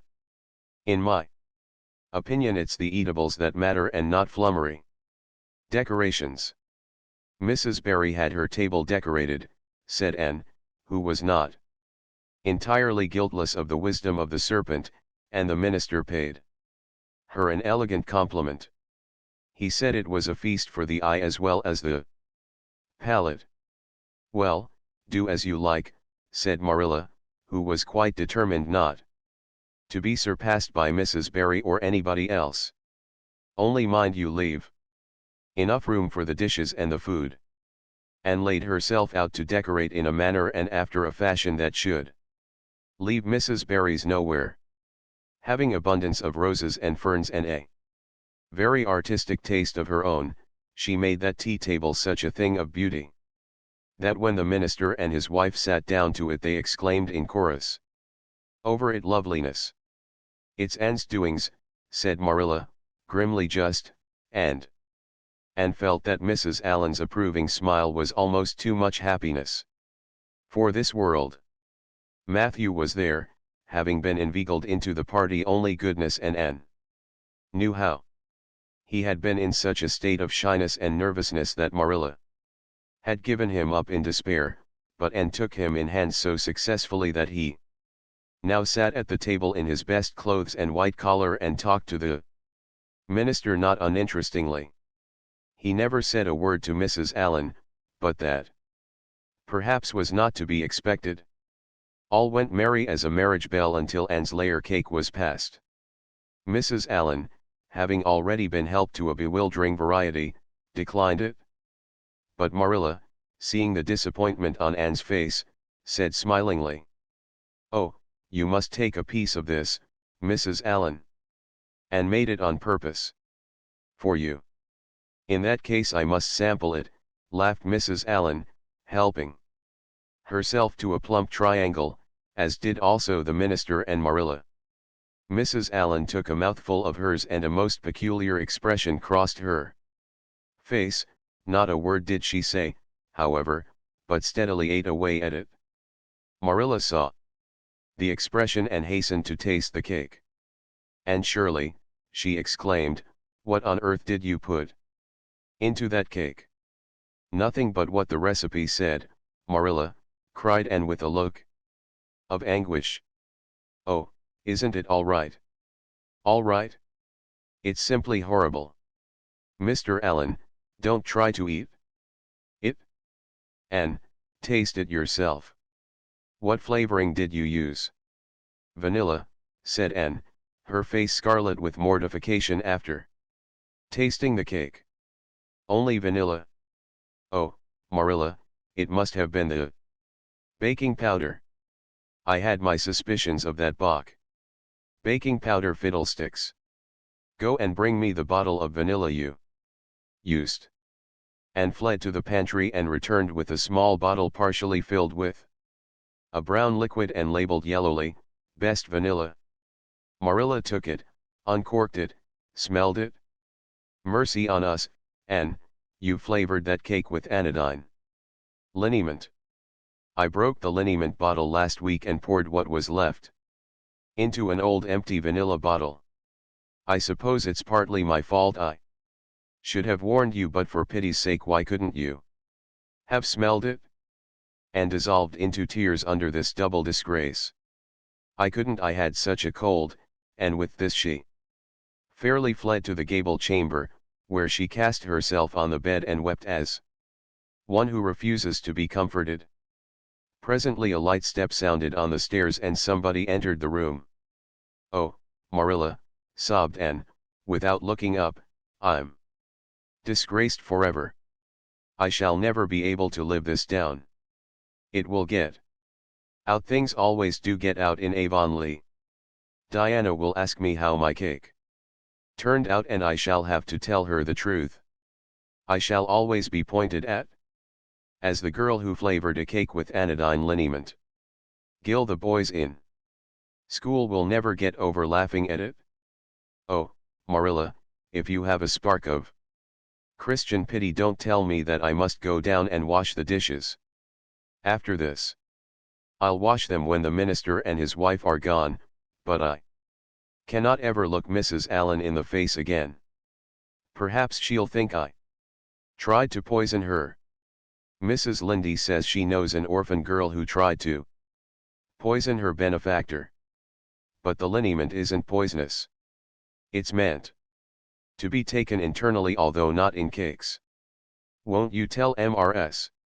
Allen so, Marilla? Suppose you jump up and tell her so yourself, said a merry voice.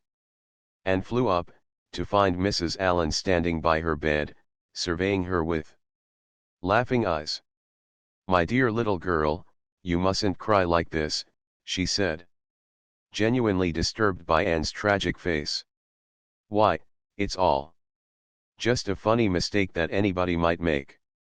Oh, no, it takes me to make such a mistake, said Anne forlornly. And I wanted to have that cake so nice for you, Mrs. Allen. Yes, I know, dear. And I assure you I appreciate your kindness and thoughtfulness just as much as if it had turned out all right. Now, you mustn't cry any more, but come down with me and show me your flower garden. Miss Cuthbert tells me you have a little plot all your own. I want to see it, for I'm very much interested in flowers. Anne permitted herself to be led down and comforted, reflecting that it was really providential that Mrs. Allen was a kindred spirit. Nothing more was said about the liniment cake, and when the guests went away and found that she had enjoyed the evening more than could have been expected, considering that terrible incident. Nevertheless, she sighed deeply. Marilla, isn't it nice to think that tomorrow is a new day with no mistakes in it yet? I'll warrant you'll make plenty in it, said Marilla. I never saw your beat for making mistakes, Anne. Yes, and well I know it, admitted Anne mournfully. But have you ever noticed one encouraging thing about me, Marilla? I never make the same mistake twice. I don't know as that's much benefit when you're always making new ones. Oh, don't you see, Marilla? There must be a limit to the mistakes one person can make, and when I get to the end of them, then I'll be through with them. That's a very comforting thought. Well, you'd better go and give that cake to the pigs, said Marilla. It isn't fit for any human to eat, not even Jerry. But Chapter XXII. Anne is invited out to tea. And what are your eyes popping out of your head about now? Asked Marilla, when Anne had just come in from a run to the post office. Have you discovered another kindred spirit? Excitement hung around Anne like a garment, shone in her eyes, kindled in every feature. She had come dancing up the lane, like a wind-blown sprite, through the mellow sunshine and lazy shadows of the August evening. No, Marilla, but oh, what do you think? I am invited to tea at the manse tomorrow afternoon. Mrs. Allen left the letter for me at the post office. Just look at it, Marilla. Miss Anne Shirley, Green Gables. That is the first time I was ever called Miss. Such a thrill as it gave me. I shall cherish it forever among my choicest treasures. Mrs. Allen told me she meant to have all the members of her Sunday school class to tea in turn, said Marilla, regarding the wonderful event very coolly. You needn't get in such a fever over it. Do learn to take things calmly, child. For Anne to take things calmly would have been to change her nature. All spirit and fire and do, as she was, the pleasures and pains of life came to her with trebled intensity. Marilla felt this and was vaguely troubled over it, realizing that the ups and downs of existence would probably bear hardly on this impulsive soul, and not sufficiently understanding that the equally great capacity for delight might more than compensate.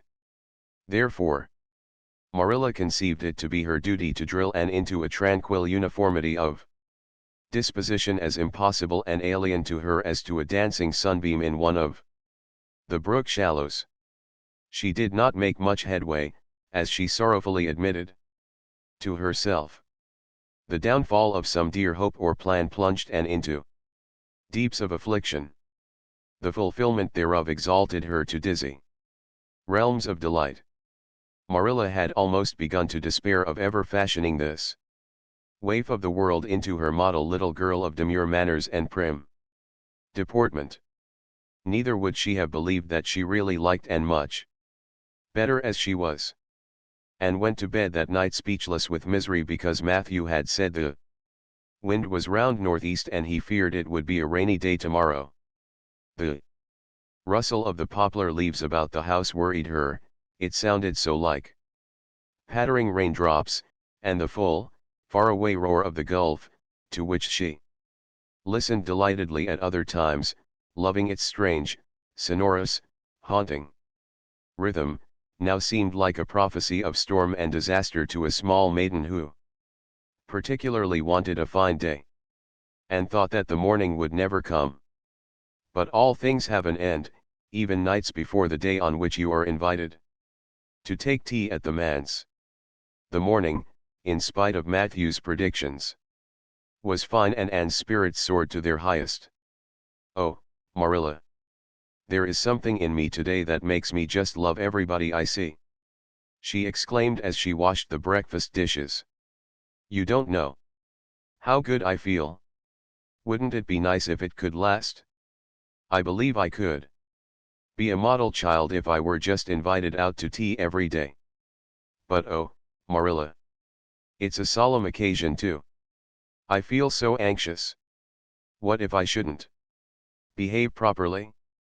You know I never had tea at a manse before, and I'm not sure that I know all the rules of etiquette, although I've been studying the rules given in the etiquette department of the Family Herald ever since I came here. I'm so afraid I'll do something silly or forget to do something I should do. Would it be good manners to take a second helping of anything if you wanted to very much? The trouble with you, Anne, is that you're thinking too much about yourself. You should just think of Mrs. Allen and what would be nicest and most agreeable to her," said Marilla, hitting for once in her life on a very sound and pithy piece of advice. Anne instantly realized this. "You are right, Marilla. I'll try not to think about myself at all." Anne evidently got through her visit without any serious breach of etiquette, for she came home through the twilight, under a great high-sprung sky gloried over with trails of saffron and rosy cloud, in a beatified state of mind, and told Marilla all about it happily, sitting on the big red sandstone slab at the kitchen door with her tired curly head in Marilla's gingham lap. A cool wind was blowing down over the long harvest fields from the rims of furry western hills and whistling through the poplars. One clear star hung over the orchard, and the fireflies were flitting over in Lover's Lane, in and out among the ferns and rustling boughs. Anne watched them as she talked and somehow felt that wind and stars and fireflies were all tangled up together into something unutterably sweet and enchanting. "Oh, Marilla, I've had a most fascinating time. I feel that I have not lived in vain, and I shall always feel like that even if I should never be invited to tea at a manse again." When I got there, Mrs. Allen met me at the door. She was dressed in the sweetest dress of pale pink organdy, with dozens of frills and elbow sleeves, and she looked just like a seraph. "I really think I'd like to be a minister's wife when I grow up, Marilla. A minister might mind my red hair because he wouldn't be thinking of such worldly things. But then of course one would have to be naturally good. And I'll never be that, so I suppose there's no use in thinking about it. Some people are naturally good, you know, and others are not. I'm one of the others. Mrs. Lynde says I'm full of original sin. No matter how hard I try to be good, I can never make such a success of it as those who are naturally good. It's a good deal like geometry, I expect. But don't you think the trying so hard ought to count for something? Mrs. Allen is one of the naturally good people. I love her passionately. You know, there are some people, like Matthew and Mrs. Allen, that you can love right off, without any trouble. And there are others, like Mrs. Lindy, that you have to try very hard to love. You know you ought to love them because they know so much and are such active workers in the church, but you have to keep reminding yourself of it all the time or else you forget. There was another little girl at the manse to tea, from the White Sands Sunday School. Her name was Laurette Bradley, and she was a very nice little girl. Not exactly a kindred spirit, you know, but still very nice. We had an elegant tea, and I think I kept all the rules of etiquette pretty well. After tea Mrs. Allen played and sang, and she got Loretta and me to sing too. Mrs. Allen says I have a good voice, and she says I must sing in the Sunday school choir after this. You can't think how I was thrilled at the mere thought. I've longed so to sing in the Sunday school choir, as Diana does, but I feared it was an honor I could never aspire to. Loretta had to go home early because there is a big concert in the White Sands Hotel tonight and her sister is to recite at it. Loretta says that the Americans at the hotel give a concert every fortnight in aid of the Charlottetown Hospital, and they ask lots of the White Sands people to recite. Loretta said she expected to be asked herself someday. I just gazed at her in awe. After she had gone, Mrs. Allen and I had a heart-to-heart talk. I told her everything about Mrs. Thomas and the twins and Katie Maurice and Violetta and coming to Green Gables and my troubles over geometry. And would you believe it, Marilla? Mrs. Allen told me she was a dunce at geometry too. You don't know how that encouraged me. Mrs. Lindy came to the manse just before I left, and what do you think, Marilla? The trustees have hired a new teacher, and it's a lady. Her name is Miss Muriel Stacy. Isn't that a romantic name? Mrs. Lindy says they've never had a female teacher in Avonlea before, and she thinks it is a dangerous innovation. But I think it will be splendid to have a lady teacher, and I really don't see how I'm going to live through the 2 weeks before school begins. I'm so impatient to see her. Chapter XXIII. And comes to grief in an affair of honor. And had to live through more than 2 weeks, as it happened. Almost a month having elapsed since the liniment cake episode, it was high time for her to get into fresh trouble of some sort, little mistakes, such as absent-mindedly emptying a pan of skim milk into a basket of yarn balls in the pantry instead of into the pig's bucket, and walking clean over the edge of the log bridge into the brook while wrapped in imaginative reverie, not really being worth counting. A week after the tea at the manse, Diana Barry gave a party. Small and select, and assured Marilla. Just the girls in our class. They had a very good time and nothing untoward happened until after tea, when they found themselves in the berry garden, a little tired of all their games, and ripe for any enticing form of mischief which might present itself. This presently took the form of daring. Daring was the fashionable amusement among the Avonlea small fry just then. It had begun among the boys, but soon spread to the girls, and all the silly things that were done in Avonlea that summer because the doers thereof were dared to do them would fill a book by themselves.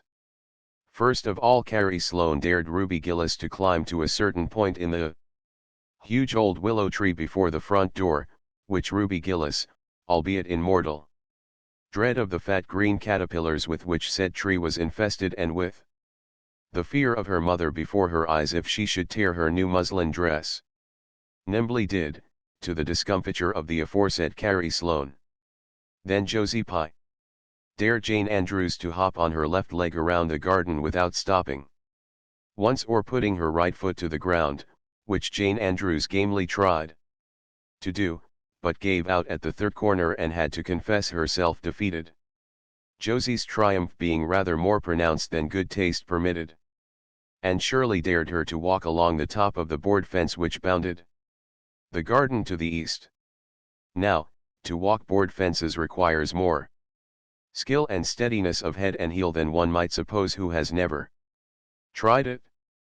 But Josie Pye, if deficient in some qualities that make for popularity, had at least a natural and inborn gift, duly cultivated, for walking board fences.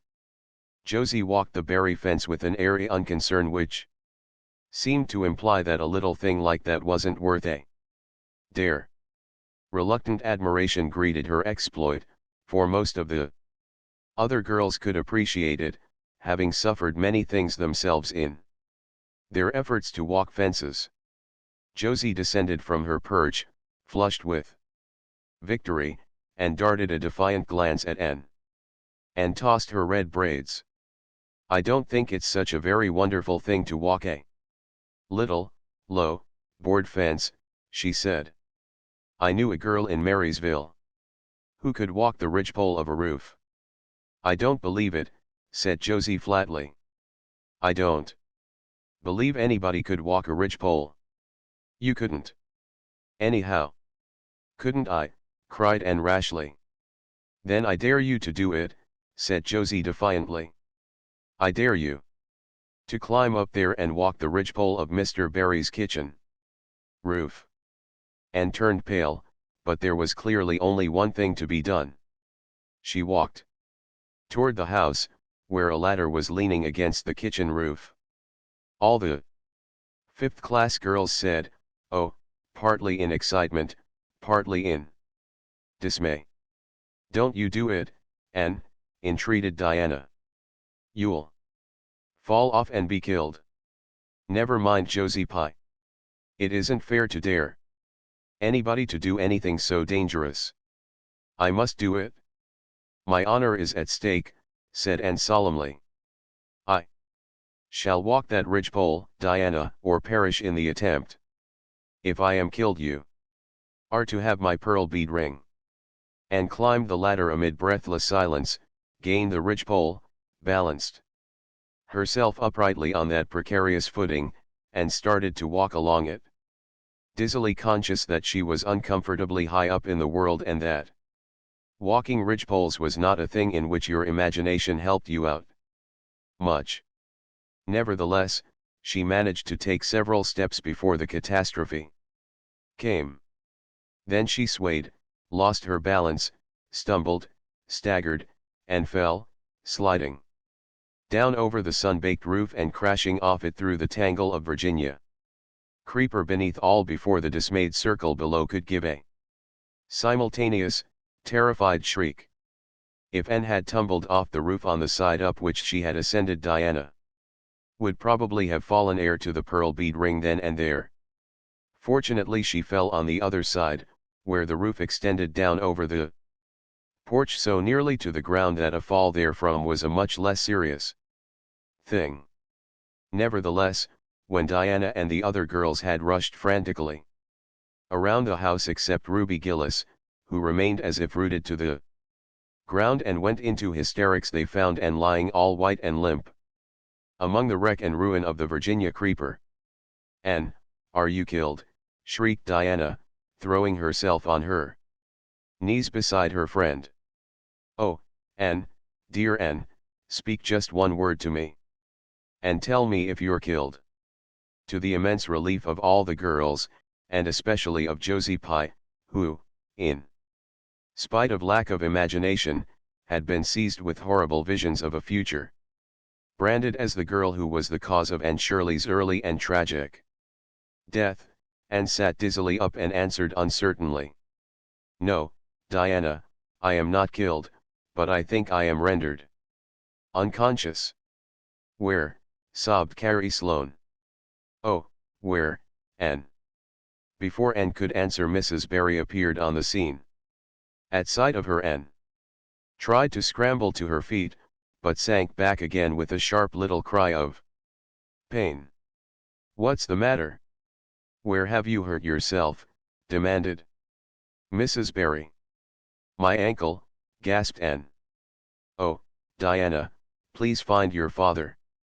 And ask him to take me home. I know I can never walk there. And I'm sure I couldn't hop so far on one foot when Jane couldn't even hop." Around the garden. Marilla was out in the orchard picking a panful of summer apples when she saw Mr. Barry coming over the log bridge and up the slope, with Mrs. Barry beside him and a whole procession of little girls trailing after him. In his arms he carried Anne, whose head lay limply against his shoulder. At that moment Marilla had a revelation. In the sudden stab of fear that pierced her very heart, she realized what Anne had come to mean to her. She would have admitted that she liked Anne, nay, that she was very fond of Anne. But now she knew as she hurried wildly down the slope that Anne was dearer to her than anything else on earth. "Mr. Barry, what has happened to her?" she gasped, more white and shaken than the self-contained, sensible Marilla had been for many years. Anne herself answered, lifting her head. "Don't be very frightened, Marilla. I was walking the ridgepole and I fell off. I expect I have sprained my ankle. But, Marilla, I might have broken my neck. Let us look on the bright side of things. I might have known you'd go and do something of the sort when I let you go to that party," said Marilla, sharp and shrewish in her very relief. "Bring her in here, Mr. Barry, and lay her on the sofa. Mercy me! The child has gone and fainted." It was quite true. Overcome by the pain of her injury, Anne had one more of her wishes granted to her. She had fainted dead away. Matthew, hastily summoned from the harvest field, was straightway dispatched for the doctor, who in due time came, to discover that the injury was more serious than they had supposed. Anne's ankle was broken. That night, when Marilla went up to the east gable, where a white-faced girl was lying, a plaintive voice greeted her from the bed. "Aren't you very sorry for me, Marilla?" "It was your own fault," said Marilla, twitching down the blind and lighting a lamp. "And that is just why you should be sorry for me," said Anne. "Because the thought that it is all my own fault is what makes it so hard. If I could blame it on anybody I would feel so much better. But what would you have done, Marilla, if you had been dared to walk a ridgepole?" "I'd have stayed on good firm ground and let them dare away." "Such absurdity," said Marilla. Anne sighed. "But you have such strength of mind, Marilla." "I haven't. I just felt that I couldn't bear Josie Pye's scorn. She would have crowed over me all my life. And I think I have been punished so much that you needn't be very cross with me, Marilla. It's not a bit nice to faint, after all. And the doctor hurt me dreadfully when he was setting my ankle. I won't be able to go around for 6 or 7 weeks and I'll miss the new lady teacher. She won't be new anymore by the time I'm able to go to school. And Gil, everybody will get ahead of me in class. Oh, I am an afflicted mortal. But I'll try to bear it all bravely. If only you won't be cross with me, Marilla." There, I'm not cross," said Marilla. "You're an unlucky child, there's no doubt about that, but as you say, you'll have the suffering of it. Here now, try and eat some supper. Isn't it fortunate I've got such an imagination," said Anne. "It will help me through splendidly, I expect. What do people who haven't any imagination do when they break their bones, do you suppose?" Marilla. Anne had good reason to bless her imagination many a time and oft during the Tedious 7 weeks that followed. But she was not solely dependent on it. She had many visitors and not a day passed without one or more of the schoolgirls dropping in to bring her flowers and books and tell her all the happenings in the juvenile world of Avonlea. Everybody has been so good and kind, Marilla, sighed Anne. Happily, on the day when she could first limp across the floor. It isn't very pleasant to be laid up, but there is a bright side to it. Marilla, you find out how many friends you have. Why, even Superintendent Bell came to see me, and he's really a very fine man. Not a kindred spirit, of course, but still I like him and I'm awfully sorry I ever criticized his prayers.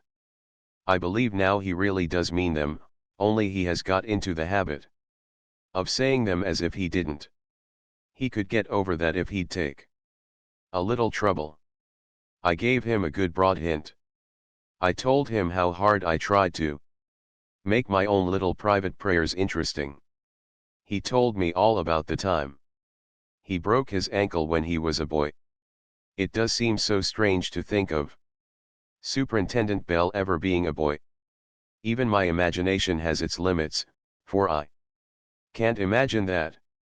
When I try to imagine him as a boy I see him with gray whiskers and spectacles, just as he looks in Sunday school, only small. Now, it's so easy to imagine Mrs. Allen as a little girl. Mrs. Allen has been to see me 14 times. Isn't that something to be proud of, Marilla? When a minister's wife has so many claims on her time. She is such a cheerful person to have visit you, too. She never tells you it's your own fault and she hopes you'll be a better girl on account of it. Mrs. Lynde always told me that when she came to see me, and she said it in a kind of way that made me feel she might hope I'd be a better girl but didn't really believe I would. Even Josie Pye came to see me. I received her as politely as I could, because I think she was sorry she dared me to walk a ridgepole. If I had been killed she would had to carry a dark burden of remorse all her life. Diana has been a faithful friend. She's been over every day to cheer my lonely pillow. But oh, I shall be so glad when I can go to school, for I've heard such exciting things about the new teacher. The girls all think she is perfectly sweet. Diana says she has the loveliest fair curly hair and such fascinating eyes.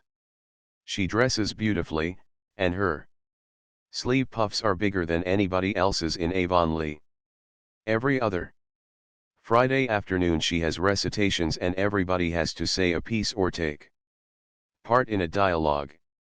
Oh, it's just glorious to think of it.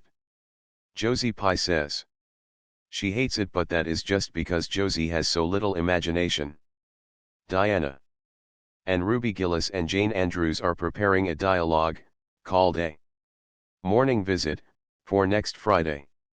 And the Friday afternoons they don't have recitations. Miss Stacy takes them all to the woods for a field day and they study ferns and flowers and birds.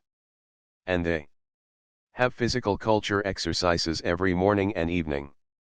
Mrs. Lynde says she never heard of such goings on and it all comes of having a lady teacher. But I think it must be splendid and I believe I shall find that Miss Stacy is a kindred spirit. There's one thing plain to be seen, Anne, said Marilla. And that is that your fall off the berry roof hasn't injured your tongue at all. Chapter XXIV. Miss Stacy and her pupils get up a concert. It was October again. When Anne was ready to go back to school, a glorious October, all red and gold, with mellow mornings when the valleys were filled with delicate mists as if the spirit of autumn had poured them in for the sun to drain amethyst, pearl, silver, rose, and smoke blue. The dews were so heavy that the fields glistened like cloth of silver and there were such heaps of rustling leaves in the hollows of many stemmed woods to run crisply through The birch path was a canopy of yellow and the ferns were sere and brown all along it. There was a tang in the very air that inspired the hearts of small maidens tripping, unlike snails, swiftly and willingly to school, and it was jolly to be back again at the little brown desk beside Diana, with Ruby Gillis nodding across the aisle and Carrie Sloane sending up notes and Julia Bell passing a chew of gum down from the back seat. Anne drew a long breath of happiness as she sharpened her pencil and arranged her picture cards in her desk. Life was certainly very interesting. In the new teacher she found another true and helpful friend. Miss Stacy was a bright, sympathetic young woman with the happy gift of winning and holding the affections of her pupils and bringing out the best that was in them mentally and morally. Anne expanded like a flower under this wholesome influence and carried home to the admiring Matthew and the critical Marilla glowing accounts of schoolwork and aims. I love Miss Stacy with my whole heart, Marilla. She is so ladylike and she has such a sweet voice. When she pronounces my name I feel instinctively that she's spelling it with an A. We had recitations this afternoon. I just wish you could have been there to hear me recite Mary, Queen of Scots. I just put my whole soul into it. Ruby Gillis told me coming home that the way I said the line, "Now for my father's arm," she said, "my woman's heart. Farewell," just made her blood run cold. Well now, you might recite it for me some of these days, out in the barn, suggested Matthew. Of course I will, said Anne meditatively, but I won't be able to do it so well, I know. It won't be so exciting as it is when you have a whole schoolful before you hanging breathlessly on your words. I know I won't be able to make your blood run cold. Mrs. Lynde says it made her blood run cold to see the boys climbing to the very tops of those big trees on Bell's Hill after crow's nests last Friday, said Marilla. I wonder at Miss Stacy for encouraging it. But we wanted a crow's nest for nature study, explained Anne. That was on our field afternoon. Field afternoons are splendid, Marilla. And Miss Stacy explains everything so beautifully. We have to write compositions on our field afternoons and I write the best ones. It's very vain of you to say so then. You'd better let your teacher say it. But she did say it, Marilla. And indeed I'm not vain about it. How can I be, when I'm such a dunce at geometry? Although I'm really beginning to see through it a little, too. Miss Stacy makes it so clear. Still, I'll never be good at it and I assure you it is a humbling reflection. But I love writing compositions. Mostly Miss Stacy lets us choose our own subjects, but next week we are to write a composition on some remarkable person. It's hard to choose among so many remarkable people who have lived. Mustn't it be splendid to be remarkable and have compositions written about you after you're dead? Oh, I would dearly love to be remarkable. I think when I grow up I'll be a trained nurse and go with the Red Crosses to the field of battle as a messenger of mercy. That is, if I don't go out as a foreign missionary. That would be very romantic. But one would have to be very good to be a missionary, and that would be a stumbling block. We have physical culture exercises every day, too. They make you graceful and promote digestion. Promote fiddlesticks, said Marilla, who honestly thought it was all nonsense. But all the field afternoons and recitation Fridays and physical culture contortions paled before a project which Miss Stacy brought forward in November. This was that the scholars of Avonlea School should get up a concert and hold it in the hall on Christmas night, for the laudable purpose of helping to pay for a schoolhouse flag. The pupils one and all taking graciously to this plan, the preparations for a program were begun at once. And of all the excited performers-elect, none was so excited as Anne Shirley, who threw herself into the undertaking heart and soul, hampered as she was by Marilla's disapproval. Marilla thought it all rank foolishness. It's just filling your heads up with nonsense and taking time that ought to be put on your lessons, she grumbled. I don't approve of children's getting up concerts and racing about to practices. It makes them vain and forward and fond of gadding. But think of the worthy object, pleaded Anne. A flag will cultivate a spirit of patriotism, Marilla. Fudge. There's precious little patriotism in the thoughts of any of you. All you want is a good time. Well, when you can combine patriotism and fun, isn't it all right? Of course it's real nice to be getting up a concert. We're going to have 6 choruses and Diana is to sing a solo. I'm in too. Dialogues, the Society for the Suppression of Gossip, and the Fairy Queen. The boys are going to have a dialogue too. And I'm to have 2 recitations, Marilla. I just tremble when I think of it. But it's a nice thrilly kind of tremble. And we're to have a tableau at the last, Faith, Hope and Charity. Diana and Ruby. And I are to be in it, all draped in white with flowing hair. I'm to be Hope, with my hands clasped so and my eyes uplifted. I'm going to practice my recitations in the garret. Don't be alarmed if you hear me groaning. I have to groan here trendingly in one of them, and it's really hard to get up a good artistic groan, Marilla. Josie Pye is sulky because she didn't get the part she wanted in the dialogue. She wanted to be the Fairy Queen. That would have been ridiculous, for whoever heard of a Fairy Queen as fat as Josie? Fairy Queens must be slender. Jane Andrews is to be the Queen and I am to be one of her maids of honor. Josie says she thinks a red-haired fairy is just as ridiculous as a fat one, but I do not let myself mind what Josie says. I'm to have a wreath of white roses on my hair and Ruby Gillis is going to lend me her slippers because I haven't any of my own. It's necessary for fairies to have slippers, you know. You couldn't imagine a fairy wearing boots, could you? Especially with copper toes. We are going to decorate the hall with creeping spruce and fir mottos, with pink tissue paper roses in them. And we are all to march in 2 by 2. After the audience is seated, while Emma White plays a march on the organ. Oh, Marilla, I know you are not so enthusiastic about it as I am, but don't you hope your little Anne will distinguish herself? All I hope is that you'll behave yourself. I'll be heartily glad when all this fuss is over and you'll be able to settle down.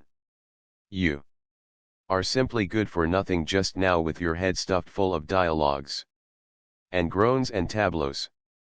As for your tongue, it's a marvel it's not clean worn out. And sighed and betook herself to the backyard, over which a young new moon was shining through the leafless poplar boughs from an apple-green western sky, and where Matthew was splitting wood, and perched herself on a block and talked the concert over with him, sure of an appreciative and sympathetic listener in this instance at least. Well now, I reckon it's going to be a pretty good concert. And I expect you'll do your part fine, he said, smiling down into her eager, vivacious little face. And smiled back at him.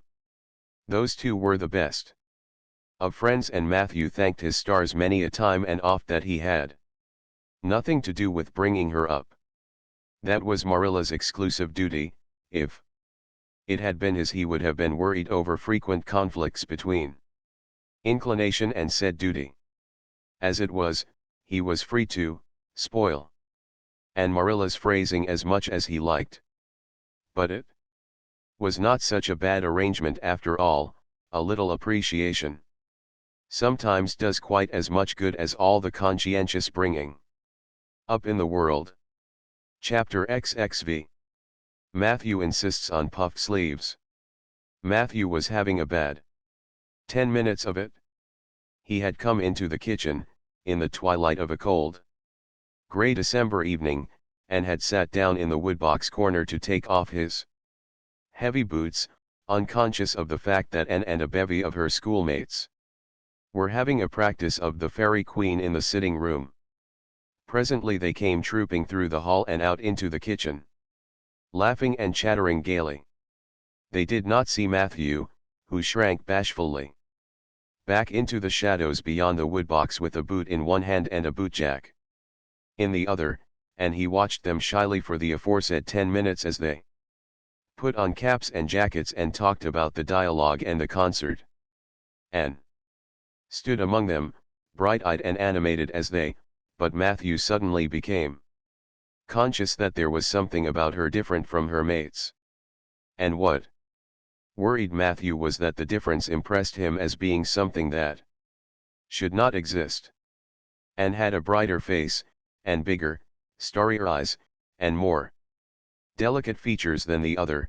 Even shy, unobservant Matthew had learned to take note of these things, but the difference that disturbed him did not consist in any of these respects. Then in what did it consist? Matthew was haunted by this question long after the girls had gone, arm in arm, down the long, hard-frozen lane, and Anne had betaken herself to her books. He could not refer it to Marilla, who, he felt, would be quite sure to sniff scornfully and remark that the only difference she saw between Anne and the other girls was that they sometimes kept their tongues quiet while Anne never did. This, Matthew felt, would be no great help. He had recourse to his pipe that evening to help him study it out, much to Marilla's disgust. After 2 hours of smoking and hard reflection, Matthew arrived at a solution of his problem. Anne was not dressed like the other girls. The more Matthew thought about the matter, the more he was convinced that Anne never had been dressed like the other girls, never since she had come to Green Gables. Marilla kept her clothed in plain, dark dresses, all made after the same unvarying pattern. If Matthew knew there was such a thing as fashion in dress, it was as much as he did, but he was quite sure that Anne's sleeves did not look at all like the sleeves the other girls wore. He recalled the cluster of little girls he had seen around her that evening, all gay in waists of red and blue and pink and white, and he wondered why Marilla always kept her so plainly and soberly gowned. Of course, it must be all right. Marilla knew best, and Marilla was bringing her up. Probably some wise, inscrutable motive was to be served thereby. But surely it would do no harm to let the child have one pretty dress, something like Diana Barry always wore. Matthew decided that he would give her one that surely could not be objected to as an unwarranted putting in of his oar. Christmas was only a fortnight off. A nice new dress would be the very thing for a present. Matthew, with a sigh of satisfaction, put away his pipe and went to bed, while Marilla opened all the doors and aired the house. The very next evening Matthew betook himself to Carmody to buy the dress, determined to get the worst over and have done with it. It would be, he felt assured, no trifling ordeal. There were some things Matthew could buy and prove himself no mean bargainer, but he knew he would be at the mercy of shopkeepers when it came to buying a girl's dress. After much cogitation, Matthew resolved to go to Samuel Lawson's store instead of William Blair's. To be sure, the Cuthberts always had gone to William Blair's. It was almost as much a matter of conscience with them as to attend the Presbyterian church and vote Conservative. But William Blair's 2 daughters frequently waited on customers there, and Matthew held them in absolute dread. He could contrive to deal with them when he knew exactly what he wanted and could point it out, but in such a matter as this, Requiring explanation and consultation, Matthew felt that he must be sure of a man behind the counter. So he would go to Lawson's, where Samuel or his son would wait on him. Alas! Matthew did not know that Samuel, in the recent expansion of his business, had set up a lady clerk also. She was a niece of his wife's and a very dashing young person indeed, with a huge, drooping pompadour, big, rolling brown eyes, and a most extensive and bewildering smile. She was dressed with exceeding smartness and wore several bangle bracelets that glittered and rattled and tinkled with every movement of her hands. Matthew was covered with confusion at finding her there at all, and those bangles completely wrecked his wits at one fell swoop. "What can I do for you this evening, Mr. Cuthbert?" "Miss Lucilla?" Harris inquired, briskly and ingratiatingly, tapping the counter with both hands. "Have you any well now, say any garden rakes?" stammered Matthew. Miss Harris looked somewhat surprised, as well she might, to hear a man inquiring for garden rakes in the middle of December. "I believe we have one or two left over," she said, "but they're upstairs in the lumber room. I'll go and see." During her absence Matthew collected his scattered senses for another effort. When Miss Harris returned with the rake and cheerfully inquired, "Anything else tonight, Mr. Cuthbert?" Matthew took his courage in both hands and replied, "Well now, since you suggest it, I might as well take that is look at buy some hayseed." Miss Harris had heard Matthew Cuthbert called odd. She now concluded that he was entirely crazy. "We only keep hayseed in the spring," she explained loftily. "We've none on hand just now." "Oh, certainly just as you say," stammered unhappy Matthew, seizing the rake and making for the door. At the threshold he recollected that he had not paid for it and he turned miserably back. While Miss Harris was counting out his change he rallied his powers for a final desperate attempt. "Well now if it isn't too much trouble I might as well that is I'd like to look at some sugar." "White or brown?" queried Miss Harris patiently. "Oh well now brown," said Matthew feebly. "There's a barrel of it over there," said Miss Harris, shaking her bangles at it. "It's the only kind we have." I'll take 20 pounds of it," said Matthew, with beads of perspiration standing on his forehead. Matthew had driven halfway home before he was his own man again. It had been a gruesome experience, but it served him right, he thought, for committing the heresy of going to a strange store. When he reached home he hid the rake in the tool house, but the sugar he carried into Marilla. "Brown sugar," exclaimed Marilla. "Whatever possessed you to get so much? You know I never use it except for the hired man's porridge. Or black fruit cake. Jerry's gone and I've made my cake long ago. It's not good sugar, either it's coarse and dark. William Blair doesn't usually keep sugar like that." I thought it might come in handy sometime," said Matthew, making good his escape. When Matthew came to think the matter over he decided that a woman was required to cope with the situation. Marilla was out of the question. Matthew felt sure she would throw cold water on his project at once. Remained only Mrs. Lynde. For of no other woman in Avonlea would Matthew have dared to ask advice. To Mrs. Lynde he went accordingly, and that good lady promptly took the matter out of the harassed man's hands. "Pick out a dress for you to give Anne?" "To be sure I will. I'm going to Carmody tomorrow and I'll attend to it." "Have you something particular in mind?" "No." "Well, I'll just go by my own judgment then. I believe a nice rich brown would just suit Anne, and William Blair has some new Gloria in that's real pretty. Perhaps you'd like me to make it up." For her, too, seeing that if Marilla was to make it and would probably get wind of it before the time and spoil the surprise. Well, I'll do it. No. It isn't a mite of trouble. I like sewing.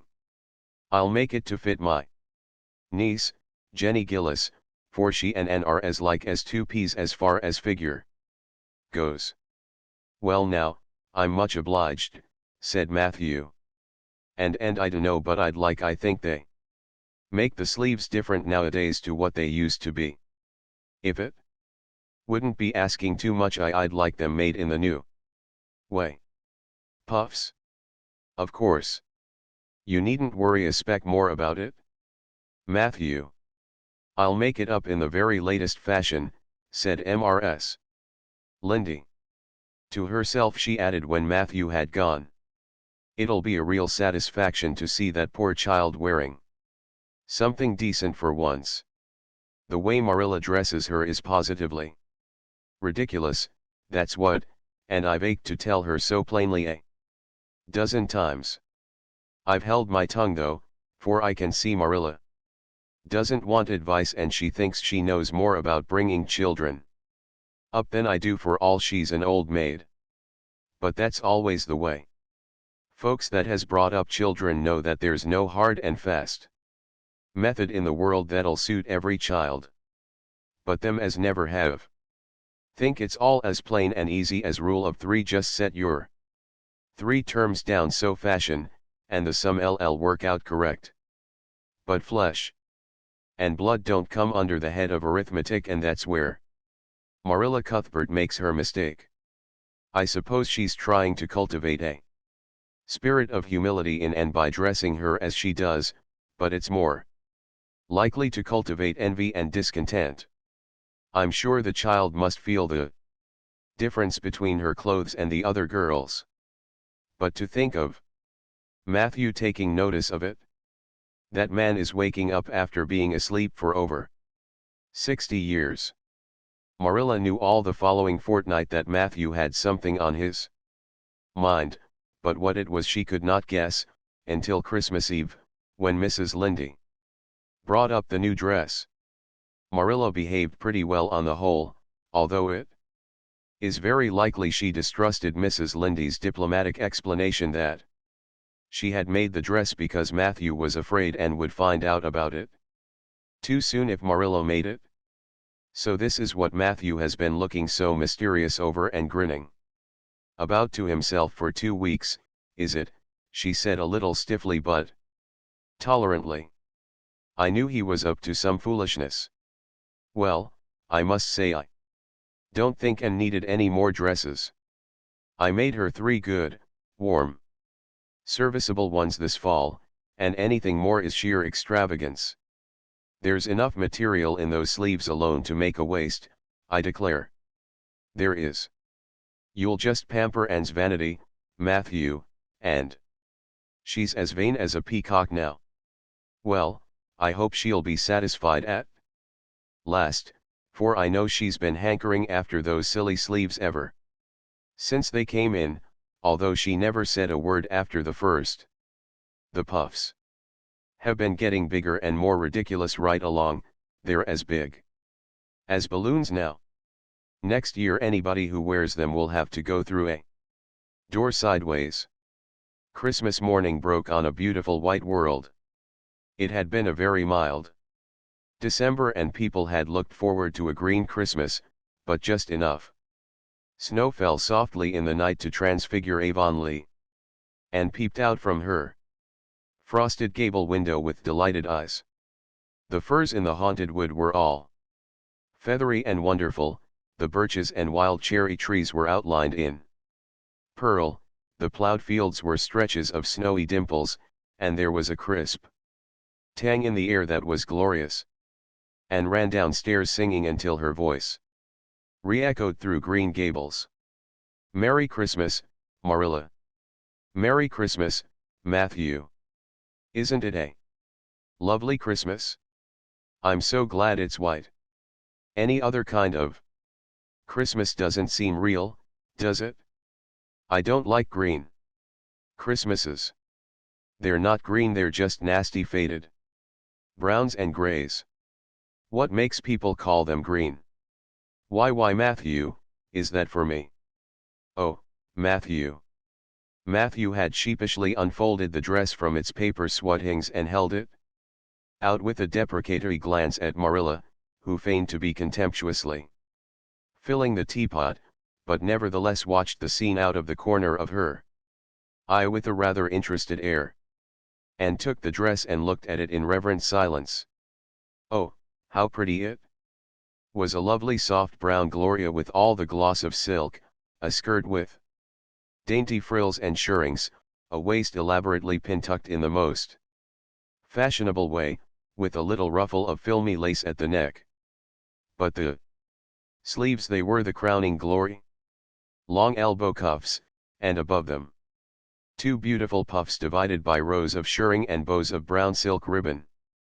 That's a Christmas present for you, Anne, said Matthew shyly. Why Anne, don't you like it? Well now. For Anne's eyes had suddenly filled with tears. Like it? Oh, Matthew. Anne laid the dress over a chair and clasped her hands.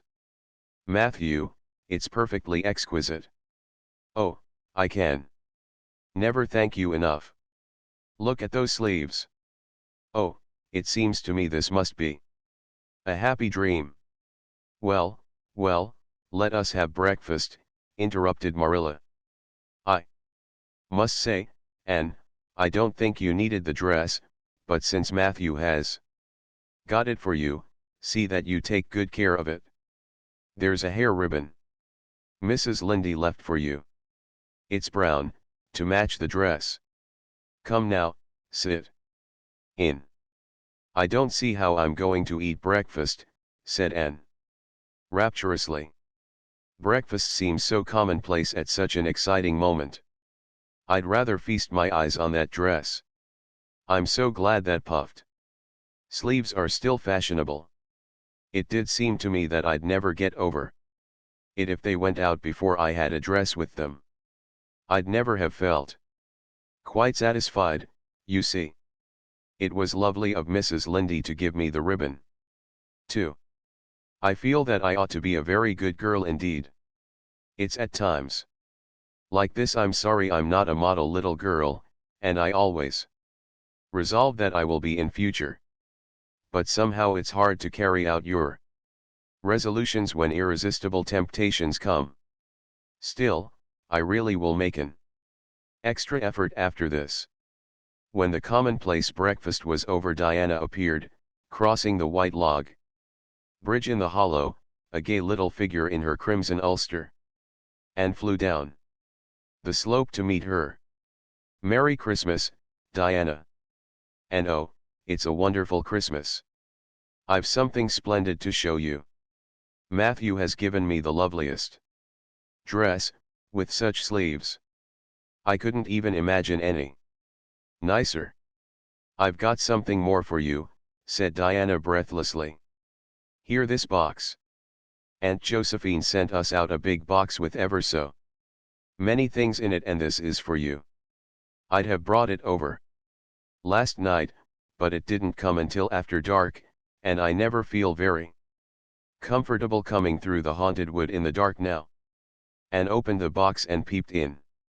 First a card with "For the Anne girl," and "Merry Christmas," written on it, and then a pair of the daintiest little kid slippers, with beaded toes and satin bows and glistening buckles. Oh, said Anne, Diana, this is too much. I must be dreaming. I call it providential, said Diana. You won't have to borrow Ruby's slippers now, and that's a blessing, for they're 2 sizes too big for you, and it would be awful to hear a fairy shuffling. Josie Pye would be delighted. Mind you, Rob Wright went home with Gertie Pye from the practice night before last. Did you ever hear anything equal to that? All the Avonlea scholars were in a fever of excitement that day, for the hall had to be decorated and a last grand rehearsal held. The concert came off in the evening and was a pronounced success.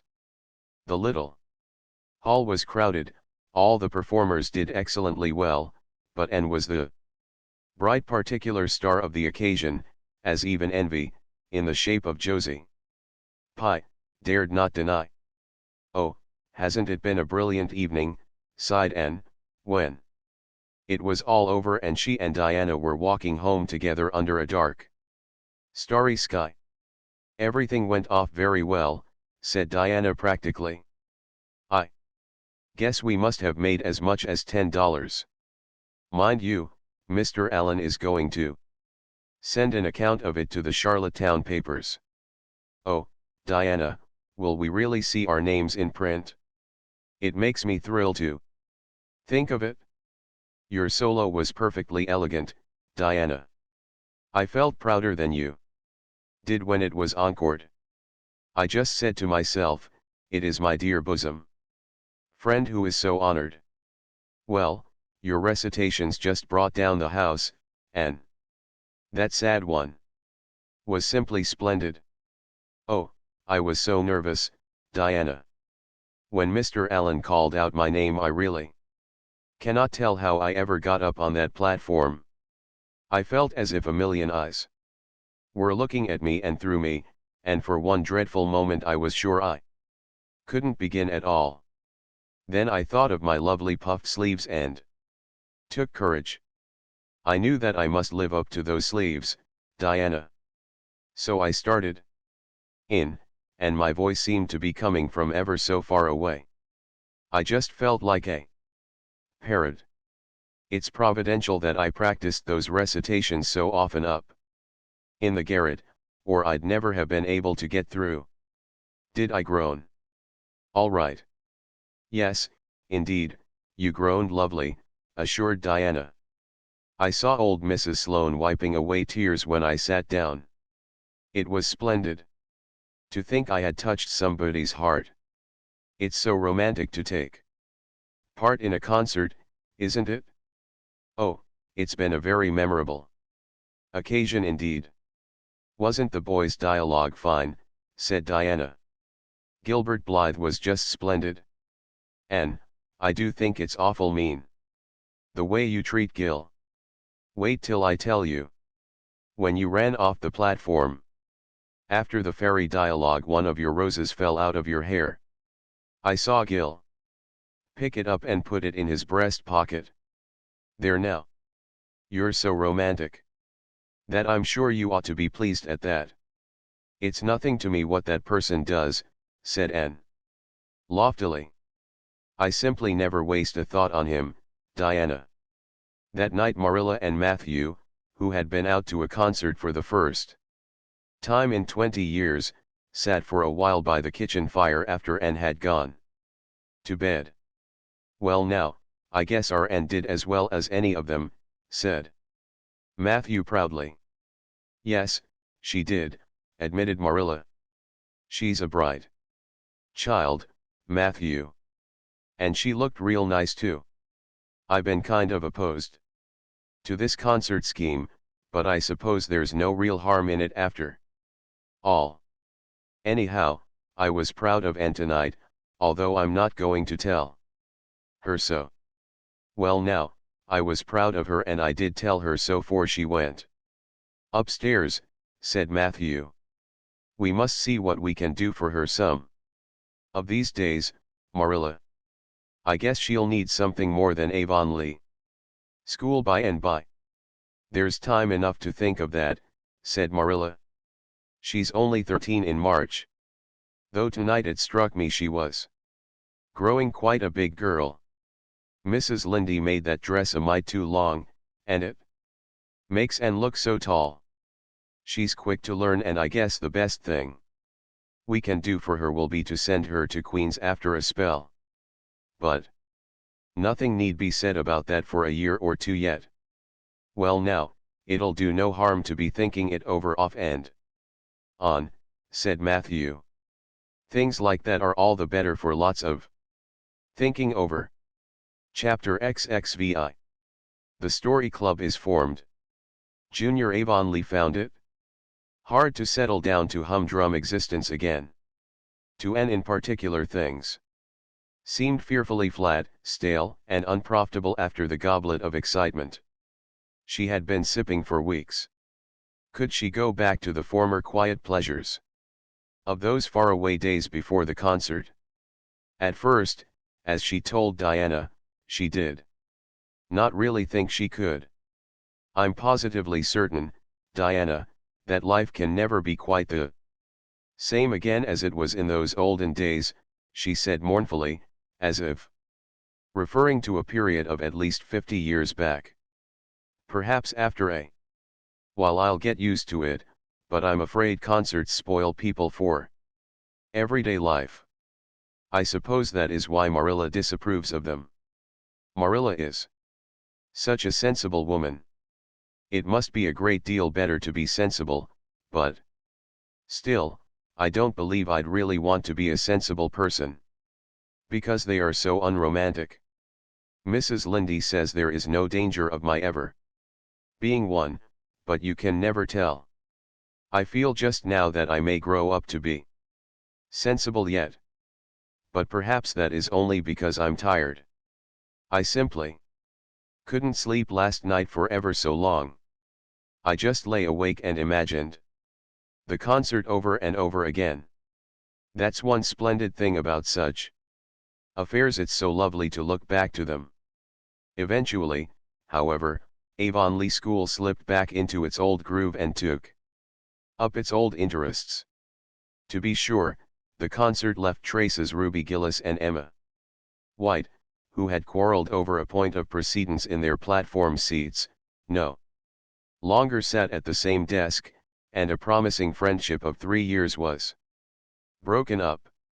Josie Pye and Julia Bell did not speak for 3 months, because Josie Pye had told Bessie Wright that Julia Bell's bell, when she got up to recite, made her think of a chicken jerking its head, and Bessie told Julia none of the Sloanes would have any dealings with the Bells, because the Bells had declared that the Sloanes had too much to do in the program, and the Sloanes had retorted that the Bells were not capable of doing the little they had to do properly. Finally, Charlie Sloane fought Moody Spurgeon Macpherson, because Moody Spurgeon had said that Anne Shirley put on airs about her recitations, and Moody Spurgeon was licked. Consequently, Moody Spurgeon's sister, Ella May, would not speak to Anne Shirley all the rest of the winter. With the exception of these trifling frictions, work in Miss Stacy's little kingdom went on with regularity and smoothness. The winter weeks slipped by. It was an unusually mild winter, with so little snow that Anne and Diana could go to school nearly every day by way of the birch path. On Anne's birthday they were tripping lightly down it, keeping eyes and ears alert amid all their chatter, for Miss Stacy had told them that they must soon write a composition on a winter's walk in the woods, and it behooved them to be observant. "Just think, Diana, I'm 13 years old today," remarked Anne in an odd voice. "I can scarcely realize that I'm in my teens. When I woke this morning it seemed to me that everything must be different. You've been 13 for a month, so I suppose it doesn't seem such a novelty to you as it does to me. It makes life seem so much more interesting. In 2 more years I'll be really grown up. It's a great comfort to think that I'll be able to use big words then without being laughed at. Ruby Gillis says she means to have a beau as soon as she's 15, said Diana. Ruby Gillis thinks of nothing but beaux, said Anne disdainfully. She's actually delighted when anyone writes her name up in a take notice, for all she pretends to be so mad. But I'm afraid that is an uncharitable speech. Mrs. Allen says we should never make uncharitable speeches, but they do slip out so often before you think, don't they? I simply can't talk about Josie Pye without making an uncharitable speech. So I never mention her at all. You may have noticed that. I'm trying to be as much like Mrs. Allen as I possibly can, for I think she's perfect. Mr. Allen thinks so too. Mrs. Lindy says he just worships the ground she treads on, and she doesn't really think it right for a minister to set his affection so much on a mortal being. But then, Diana, even ministers are human and have their besetting sins just like everybody else. I had such an interesting talk with Mrs. Allen about besetting sins last Sunday afternoon. There are just a few things it's proper to talk about on Sundays, and that is one of them. My besetting sin is imagining too much and forgetting my duties. I'm striving very hard to overcome it, and now that I'm really 13, perhaps I'll get on better. In 4 more years we'll be able to put our hair up, said Diana. Alice Bell is only 16 and she is wearing hers up, but I think that's ridiculous. I shall wait until I'm 17. If I had Alice Bell's crooked nose, said Anne decidedly, I wouldn't, but there. I won't say what I was going to, because it was extremely uncharitable. Besides, I was comparing it with my own nose, and that's vanity. I'm afraid I think too much about my nose. Ever since I heard that compliment about it long ago. It really is a great comfort to me. Oh, Diana, look, there's a rabbit. That's something to remember for our woods composition. I really think the woods are just as lovely in winter as in summer. They're so white and still, as if they were asleep and dreaming pretty dreams. I won't mind writing that composition when its time comes, sighed Diana. I can manage to write about the woods, but the one we're to hand in Monday is terrible. The idea of Miss Stacy telling us to write a story out of our own heads. Why, it's as easy as wink, said Anne. It's easy for you because you have an imagination, retorted Diana, but what would you do if you had been born without one? I suppose you have your composition all done. Anne nodded, trying hard not to look virtuously complacent and failing miserably. I wrote it last Monday evening. It's called The Jealous Rival, or In Death Not Divided. I read it to Marilla and she said it was stuff and nonsense. Then I read it to Matthew and he said it was fine.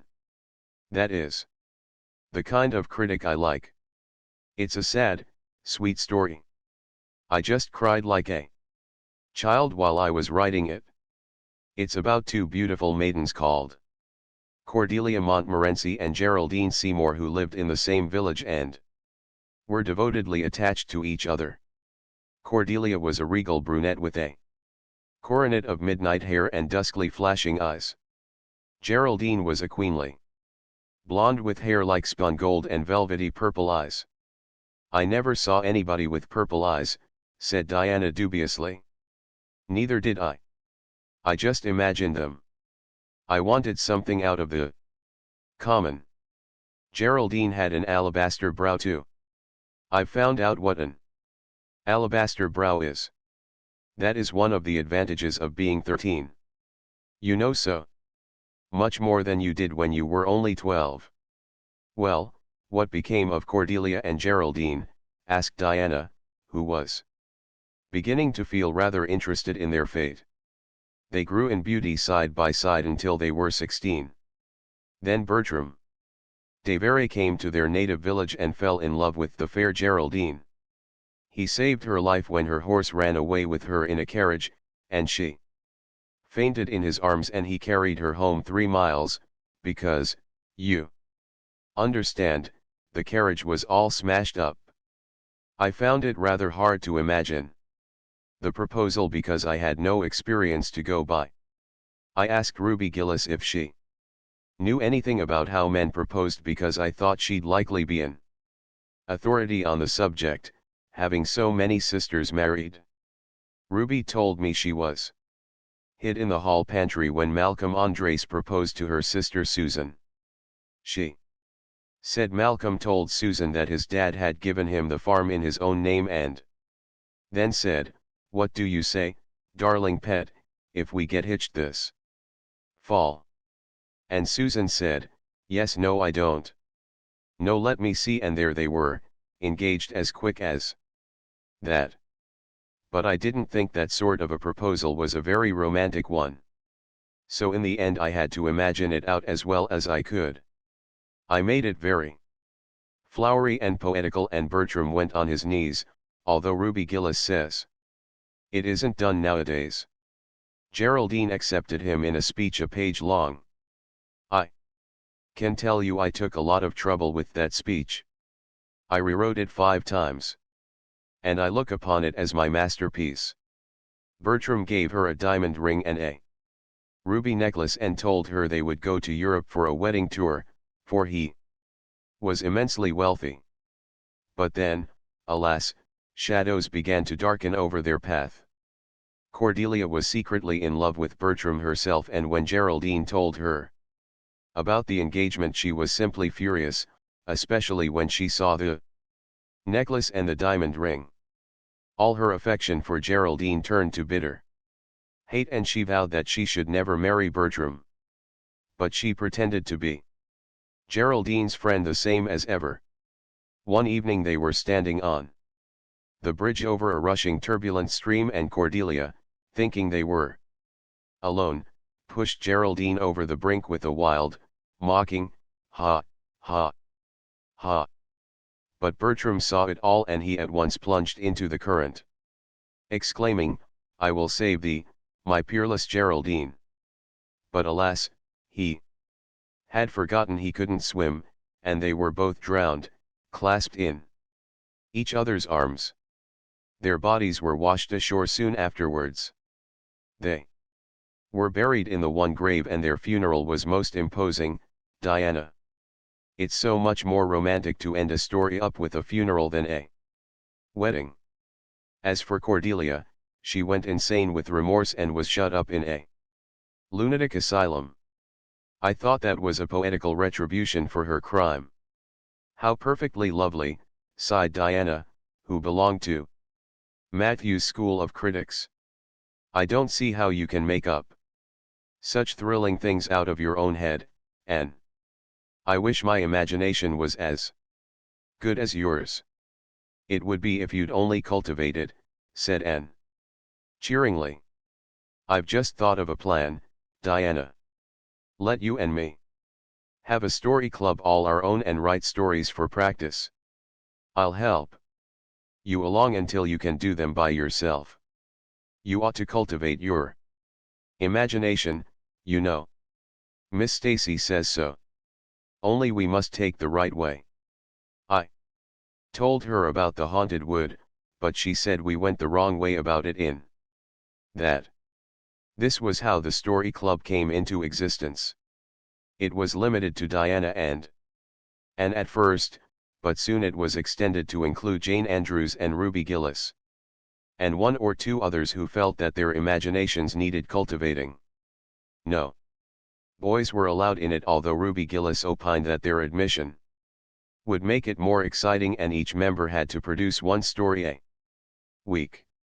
It's extremely interesting, Anne told Marilla. Each girl has to read her story out loud, and then we talk it over. We are going to keep them all sacredly and have them to read to our descendants. We each write under a nom de plume. Mine is Rosamond Montmorency. All the girls do pretty well. Ruby Gillis is rather sentimental. She puts too much love-making into her stories, and you know too much is worse than too little. Jane never puts any, because she says it makes her feel so silly when she had to read it out loud. Jane's stories are extremely sensible. Then Diana puts too many murders into hers. She says most of the time she doesn't know what to do with the people, so she kills them off to get rid of them. I mostly always have to tell them what to write about, but that isn't hard, for I've millions of ideas. I think this story writing business is the foolishest yet, scoffed Marilla. You'll get a pack of nonsense into your heads and waste time that should be put on your lessons. Reading stories is bad enough. But writing them is worse. But we're so careful to put a moral into them all, Marilla," explained Anne. "I insist upon that. All the good people are rewarded and all the bad ones are suitably punished. I'm sure that must have a wholesome effect. The moral is the great thing. Mr. Allen says so. I read one of my stories to him and Mrs. Allen, and they both agreed that the moral was excellent. Only they laughed in the wrong places. I like it better when people cry. Jane and Ruby almost always cry when I come to the pathetic parts. Diana wrote her Aunt Josephine about our club, and her Aunt Josephine wrote back that we were to send her some of our stories. So we copied out 4 of our very best and sent them. Miss Josephine Barry wrote back that she had never read anything so amusing in her life.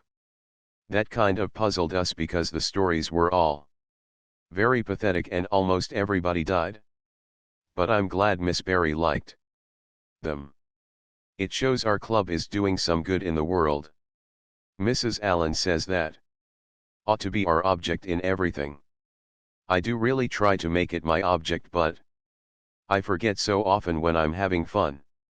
I hope I shall be a little like Mrs. Allen when I grow up. Do you think there is any prospect of it, Marilla?"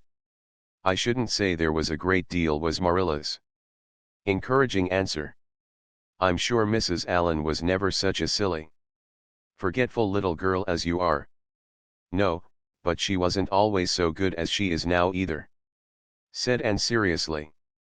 "She told me so herself. That is, she said she was a dreadful mischief when she was a girl and was always getting into scrapes. I felt so encouraged when I heard that.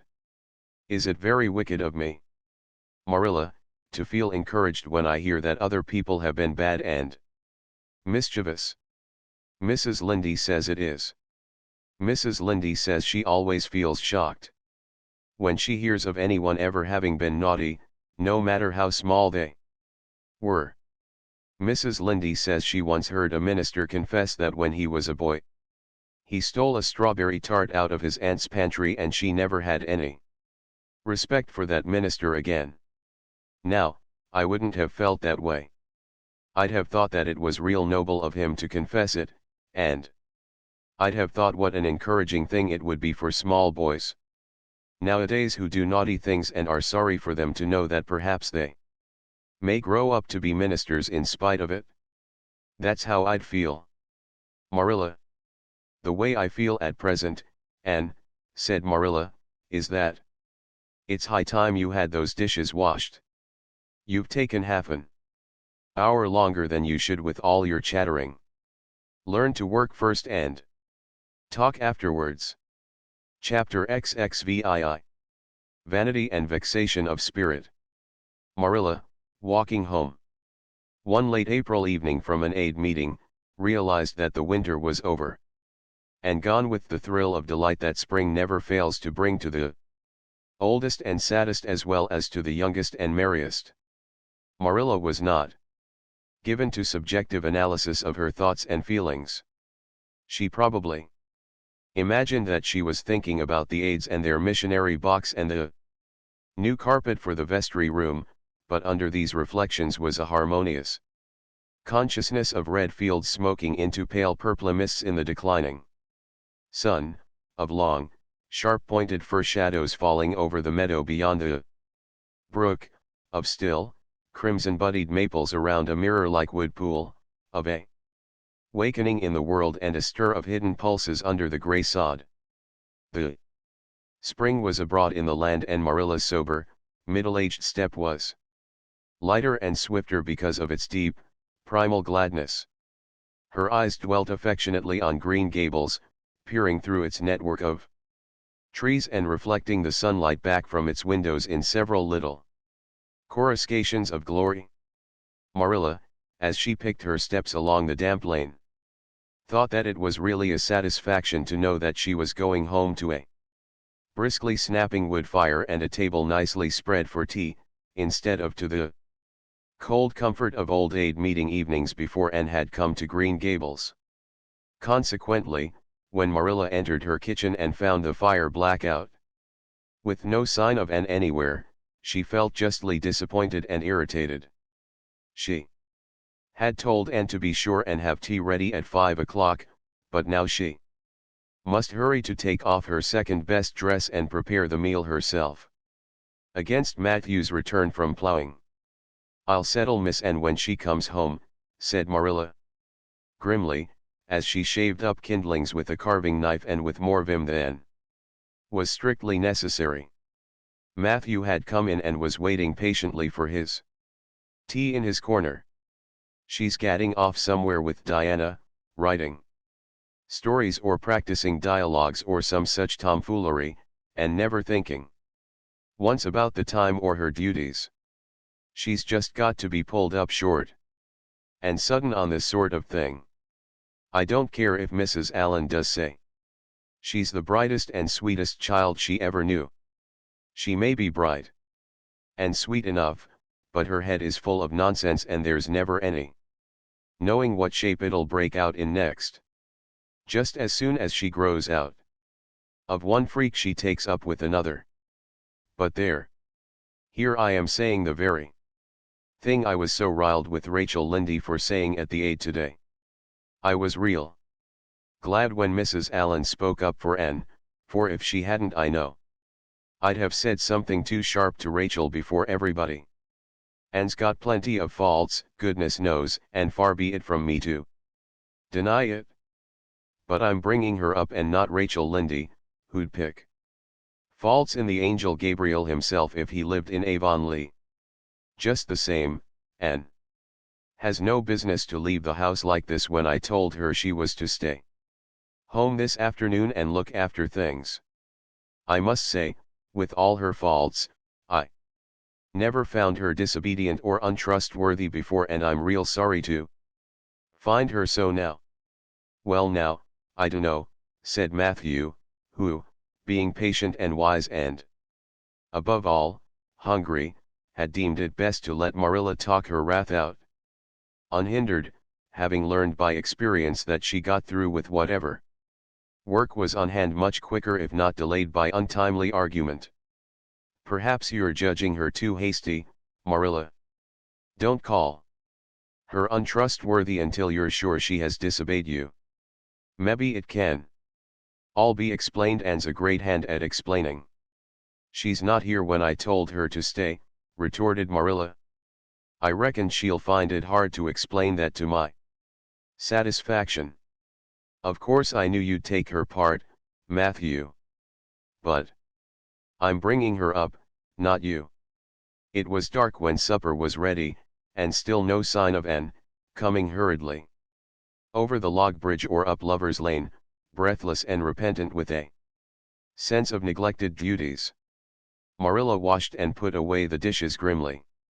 Then, wanting a candle to light her way down the cellar, she went up to the east gable for the one that generally stood on Anne's table.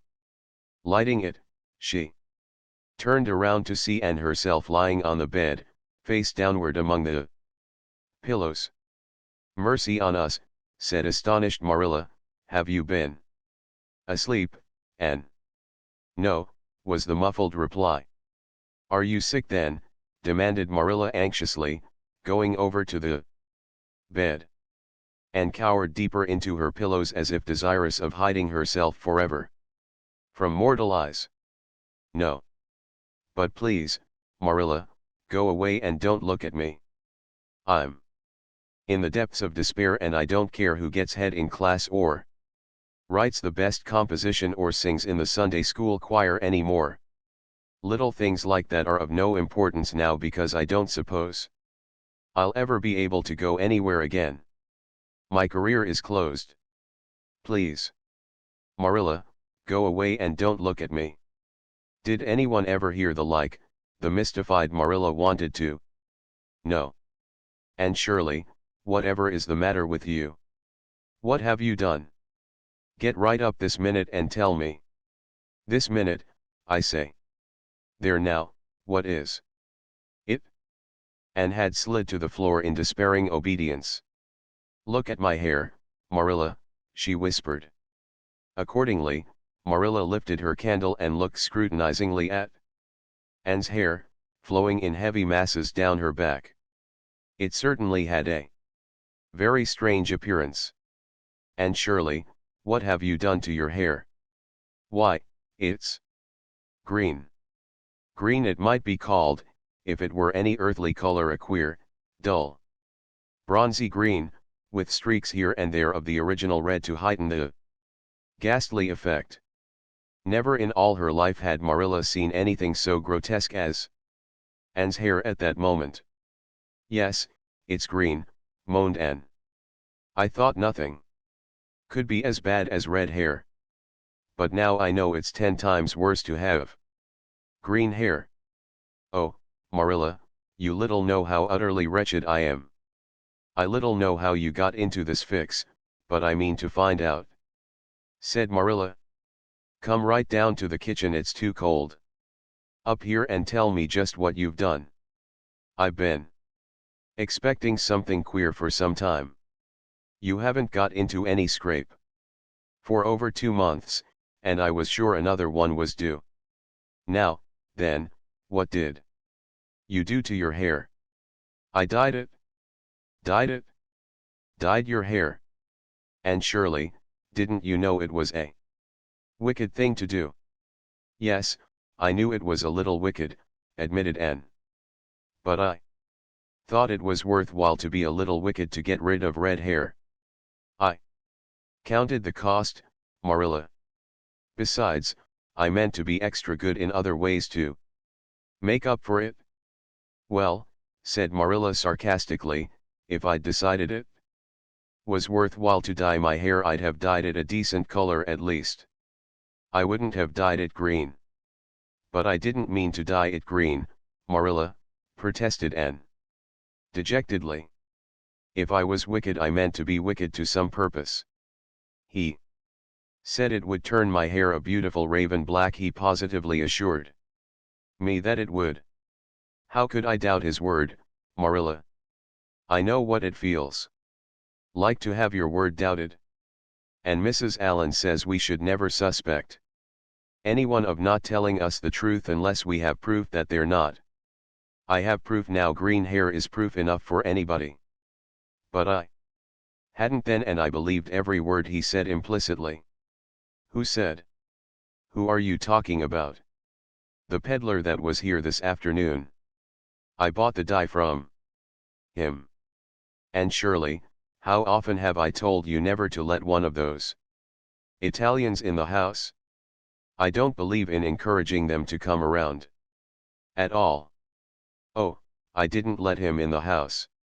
I remembered what you told me. And I went out, carefully shut the door, and looked at his things on the step. Besides, he wasn't an Italian, he was a German Jew. He had a big box full of very interesting things, and he told me he was working hard to make enough money to bring his wife and children out from Germany. He spoke so feelingly about them that it touched my heart.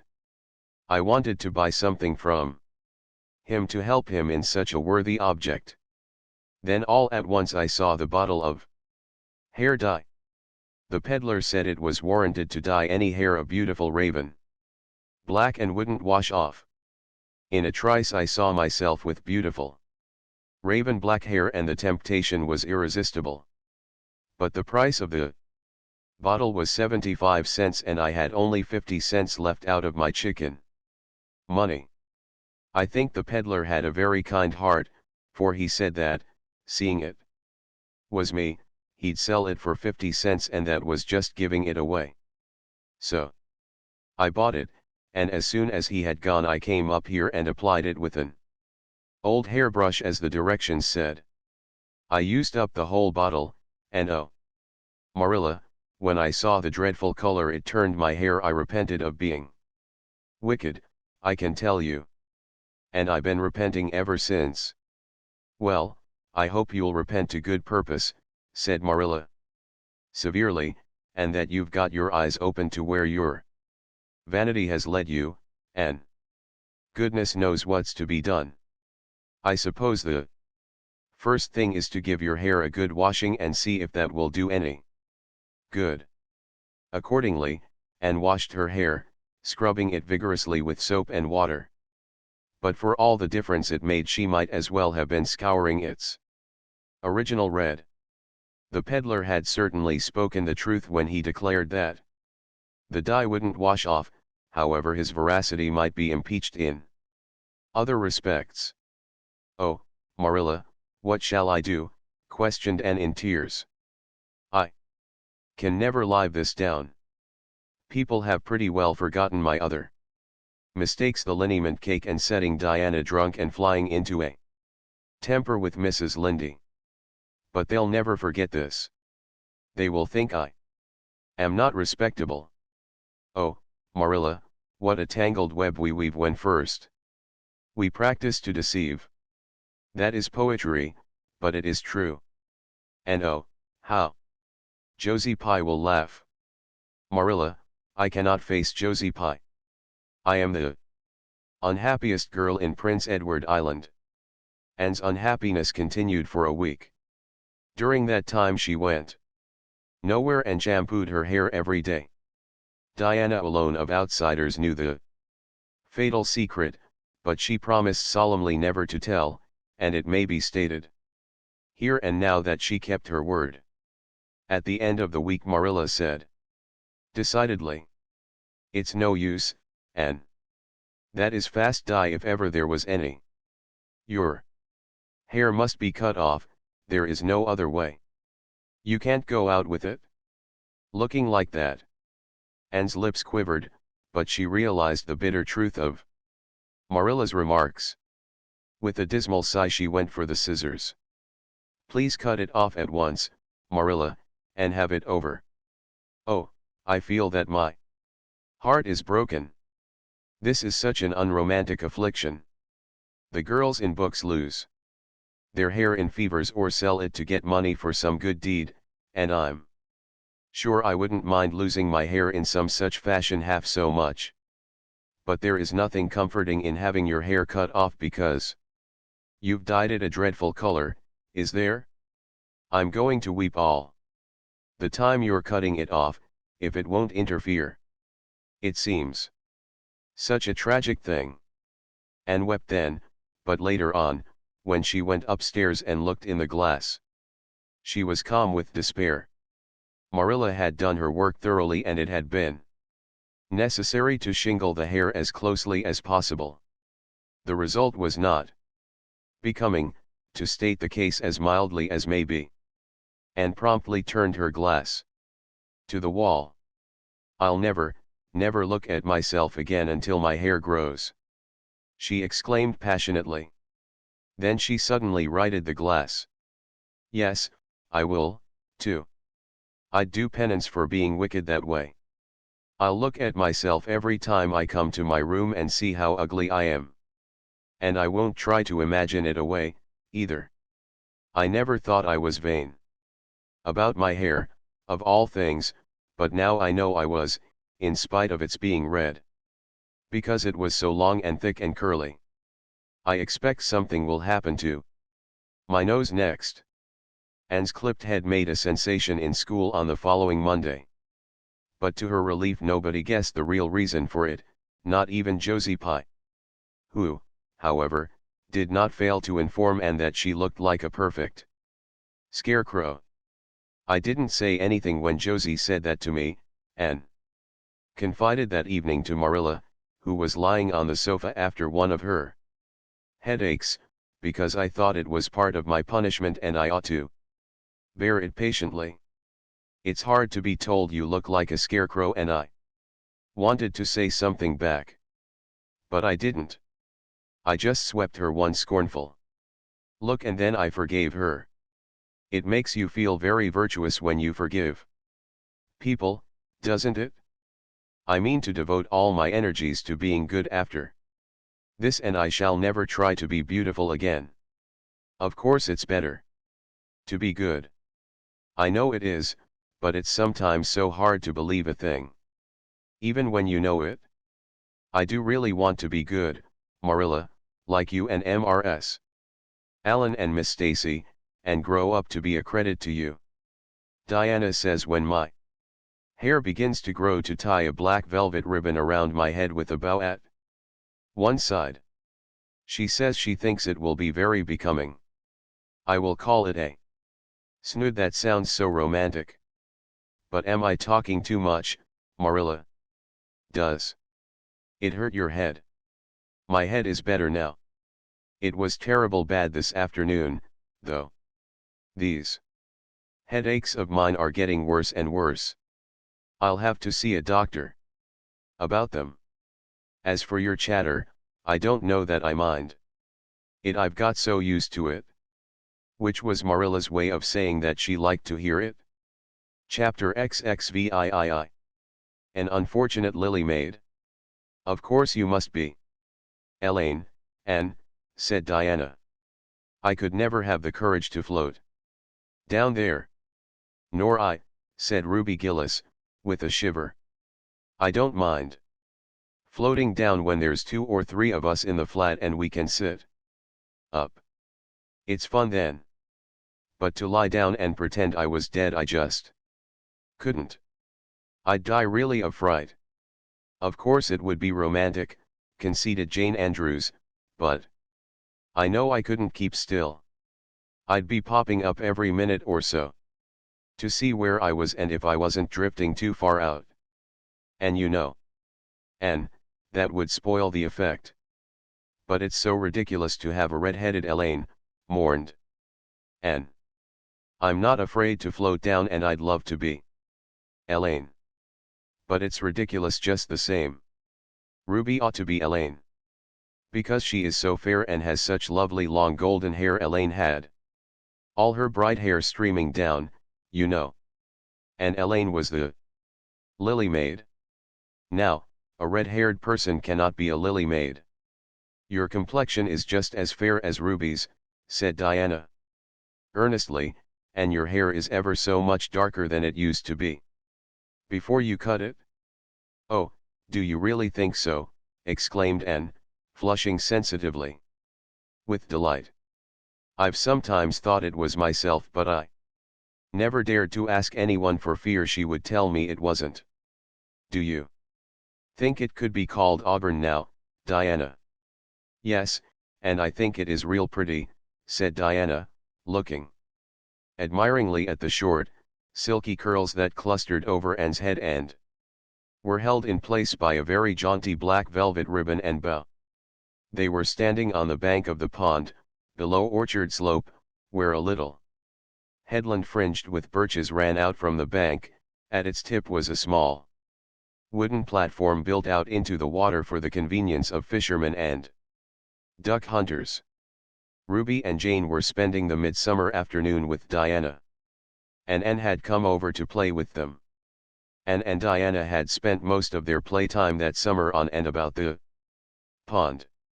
Idlewild was a thing of the past, Mr. Bell having ruthlessly cut down the little circle of trees in his back pasture in the spring. Anne had sat among the stumps and wept, not without an eye to the romance of it, but she was speedily consoled, for, after all, as she and Diana said, big girls of 13, going on 14, were too old for such childish amusements as playhouses, and there were more fascinating sports to be found about the pond. It was splendid to fish for trout over the bridge, and the 2 girls learned to row themselves about in the little flat-bottomed dory Mr. Barry kept for duck shooting. It was Anne's idea that they dramatize Elaine.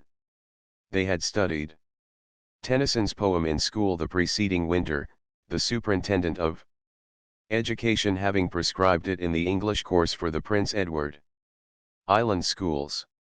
They had analyzed and parsed it and torn it to pieces in general until it was a wonder there was any meaning at all left in it for them. But at least the fair Lily Maid and Lancelot and Guinevere and King Arthur had become very real people to them, and Anne was devoured by secret regret that she had not been born in Camelot. Those days, she said, were so much more romantic than the present. Anne's plan was hailed with enthusiasm. The girls had discovered that if the flat were pushed off from the landing place, it would drift down with the current under the bridge and finally strand itself on another headland lower down, which ran out at a curve in the pond. They had often gone down like this, and nothing could be more convenient for playing Elaine. "Well, I'll be Elaine," said Anne, yielding reluctantly, for although she would have been delighted to play the principal character, yet her artistic sense demanded fitness for it, and this, she felt, her limitations made impossible. "Ruby, you must be King Arthur, and Jane will be Guinevere, and Diana must be Lancelot. But first you must be the brothers and the father. We can't have the old dumb servitor because there isn't room for two in the flat when one is lying down. We must pawl the barge all its length in blackest samite. That old black shawl of your mother's will be just the thing, Diana." The black shawl having been procured, and spread it over the flat and then lay down on the bottom, with closed eyes and hands folded over her breast. "Oh, she does look really dead," whispered Ruby Gillis nervously, watching the still, white little face under the flickering shadows of the birches. "It makes me feel frightened, girls. Do you suppose it's really right to act like this? Mrs. Lindy says that all play acting is abominably wicked." "Ruby, you shouldn't talk about Mrs. Lindy," said Anne severely. "It spoils the effect because this is hundreds of years before Mrs. Lindy was born. Jane, you arrange this. It's silly for Elaine to be talking when she's dead." Jane rose to the occasion. Cloth of gold for coverlet there was none, but an old piano scarf of yellow Japanese crepe was an excellent substitute. A white lily was not obtainable just then, but the effect of a tall blue iris placed in one of Anne's folded hands was all that could be desired. "Now, she's all ready," said Jane. "We must kiss her. Quiet brows and, Diana, you say, 'Sister, farewell forever,' and Ruby, you say, 'Farewell, sweet sister,' both of you as sorrowfully as you possibly can. And, for goodness sake, smile a little. You know Elaine." Lay as though she smiled. "That's better. Now push the flat off." The flat was accordingly pushed off, scraping roughly over an old embedded stake in the process. Diana and Jane and Ruby only waited long enough to see it caught in the current and headed for the bridge before scampering up through the woods, across the road, and down to the lower headland where, as Lancelot and Guinevere and the king, they were to be in readiness to receive the lily maid. For a few minutes Anne, drifting slowly down, enjoyed the romance of her situation to the full. Then something happened not at all romantic. The flat began to leak. In a very few moments it was necessary for Elaine to scramble to her feet, pick up her cloth of gold coverlet and pall of blackest samite and gaze blankly at a big crack in the bottom of her barge through which the water was literally pouring. That sharp stake at the landing had torn off the strip of batting nailed on the flat.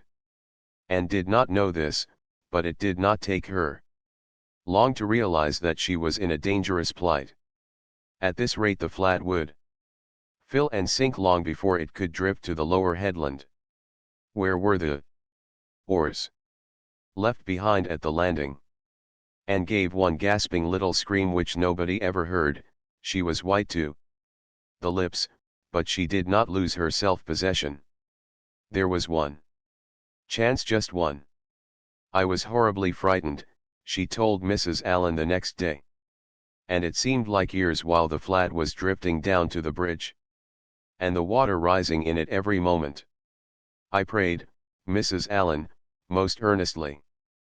But I didn't shut my eyes to pray, for I knew the only way God could save me was to let the flat float close enough to one of the bridge piles for me to Climb up on it? You know the piles are just old tree trunks and there are lots of knots and old branch stubs on them. It was proper to pray, but I had to do my part by watching out, and right well I knew it. I just said, "Dear God, please take the flat close to a pile and I'll do the rest," over and over again.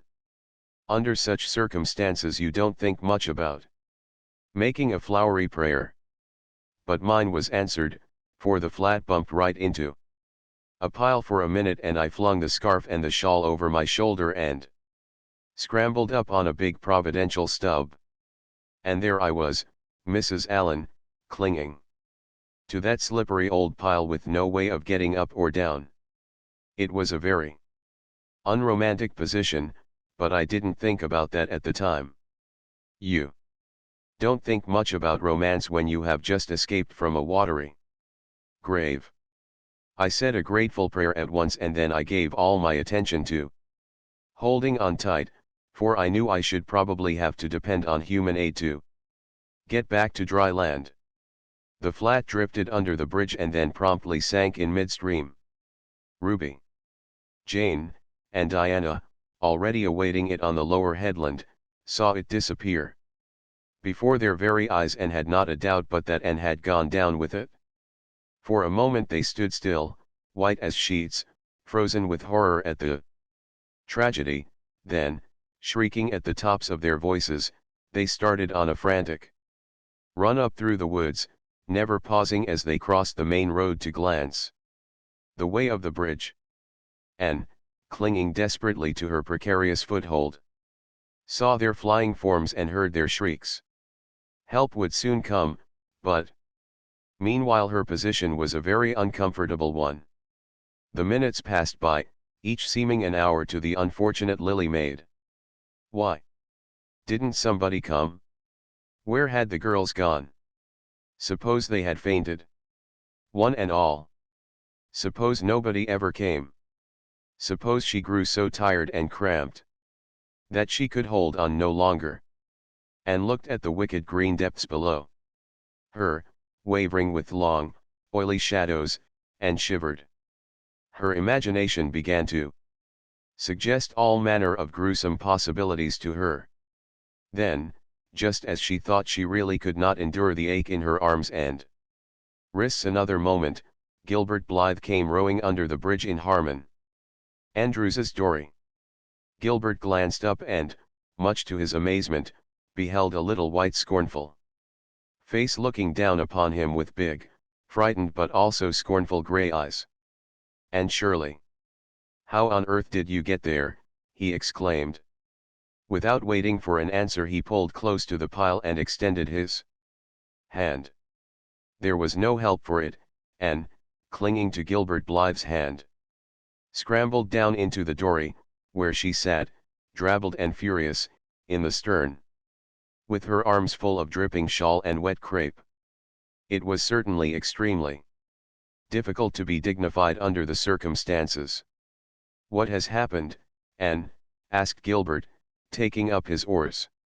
"We were playing Elaine," explained Anne frigidly, without even looking at her rescuer, "and I had to drift down to Camelot in the barge, I mean the flat. The flat began to leak and I climbed out on the pile. The girls went for help. Will you be kind enough to row me to the landing?" Gilbert obligingly rowed to the landing, and Anne, disdaining assistance, sprang nimbly on shore. "I'm very much obliged to you," she said haughtily as she turned away. But Gilbert had also sprung from the boat and now laid a detaining hand on her arm. "Anne," he said hurriedly, "look here. Can't we be good friends? I'm awfully sorry I made fun of your hair that time. I didn't mean to vex you, and I only meant it for a joke. Besides, it's so long ago. I think your hair is awfully pretty now, honest I do. Let's be friends." For a moment Anne hesitated. She had an odd, newly awakened consciousness under all her outraged dignity that the half-shy, half-eager expression in Gilbert's hazel eyes was something that was very good to see. Her heart gave a quick, queer little beat. But the bitterness of her old grievance promptly stiffened up her wavering determination. That scene of 2 years before flashed back into her recollection as vividly as if it had taken place yesterday. Gilbert had called her carrots and had brought about her disgrace before the whole school. Her resentment, which to other and older people might be as laughable as its cause, was in no whit allayed and softened by time seemingly. She hated Gilbert Blythe. She would never forgive him.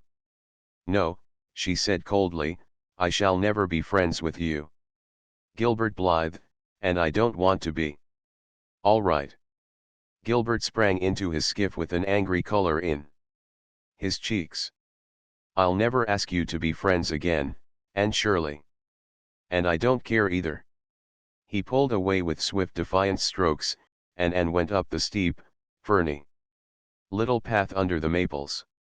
She held her head very high, but she was conscious of an odd feeling of regret. She almost wished she had answered Gilbert differently.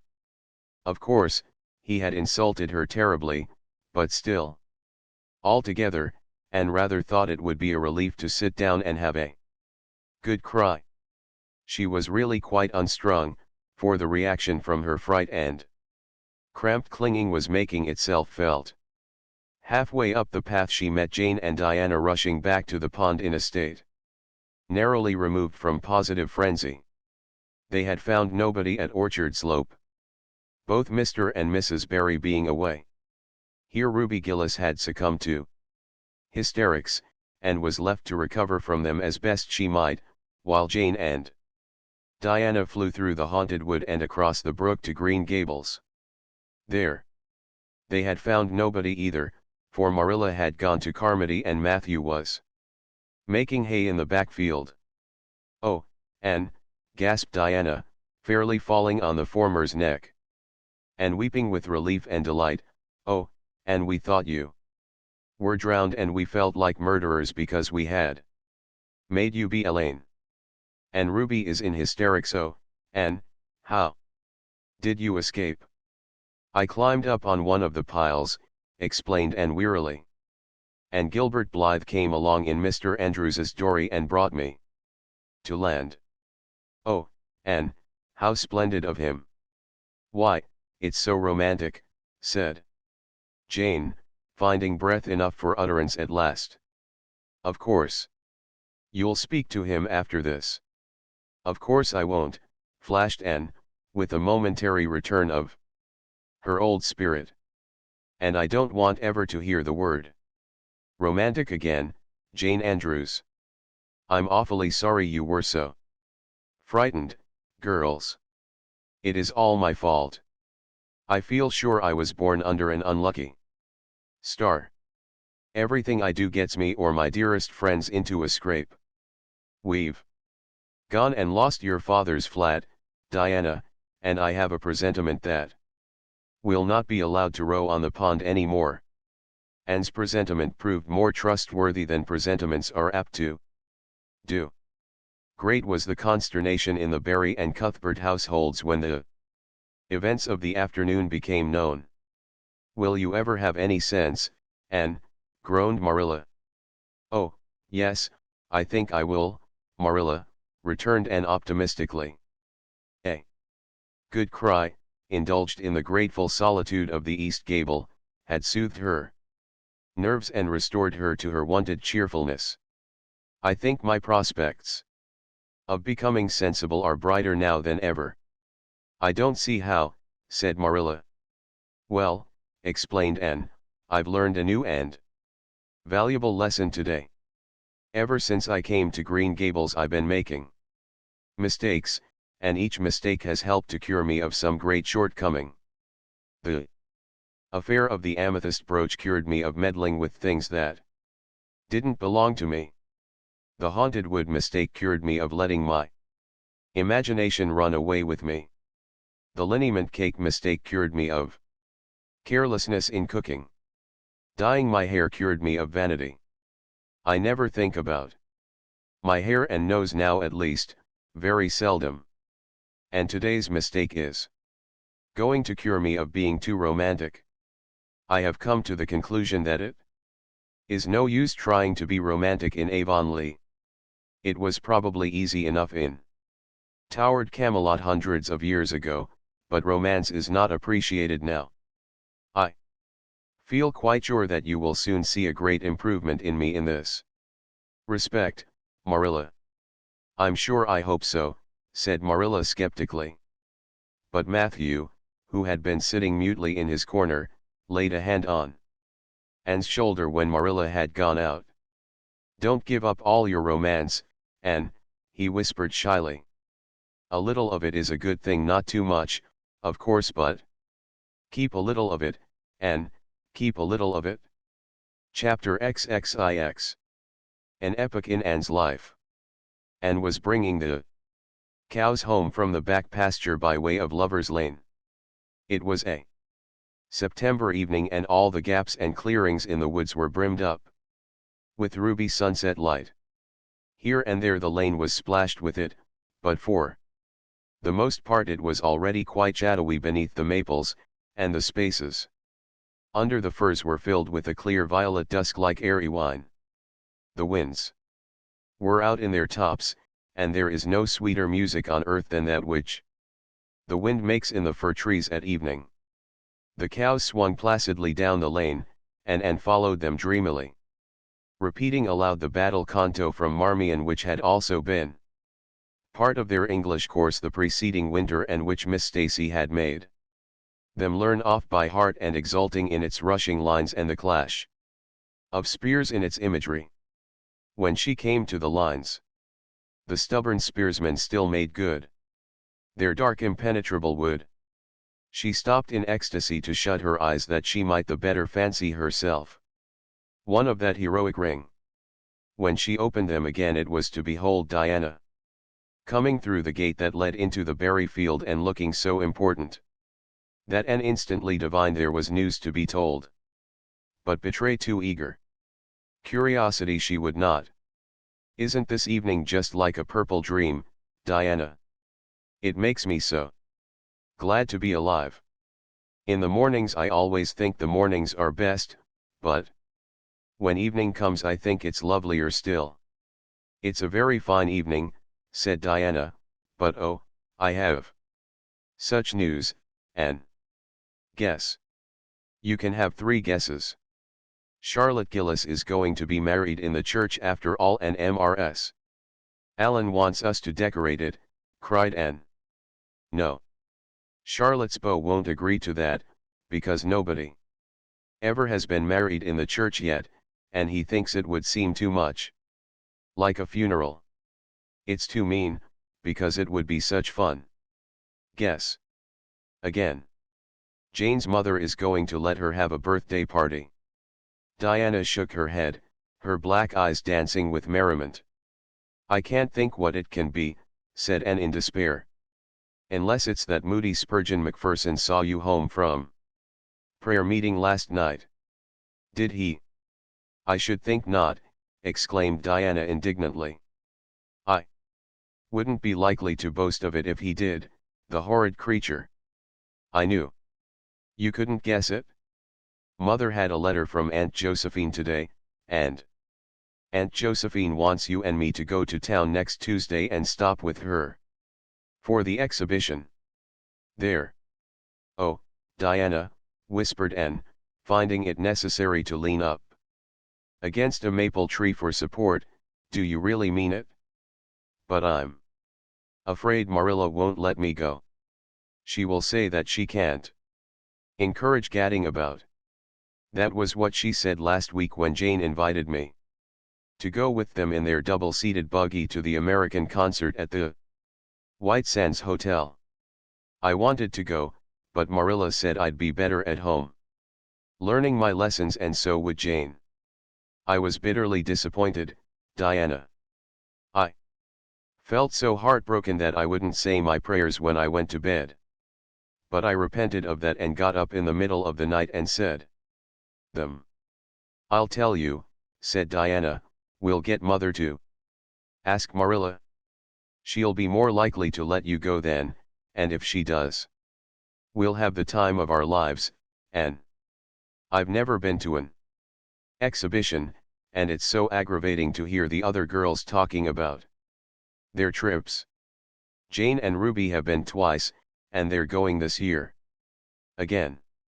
I'm not going to think about it at all until I know whether I can go or not, said Anne resolutely. If I did and then was disappointed, it would be more than I could bear.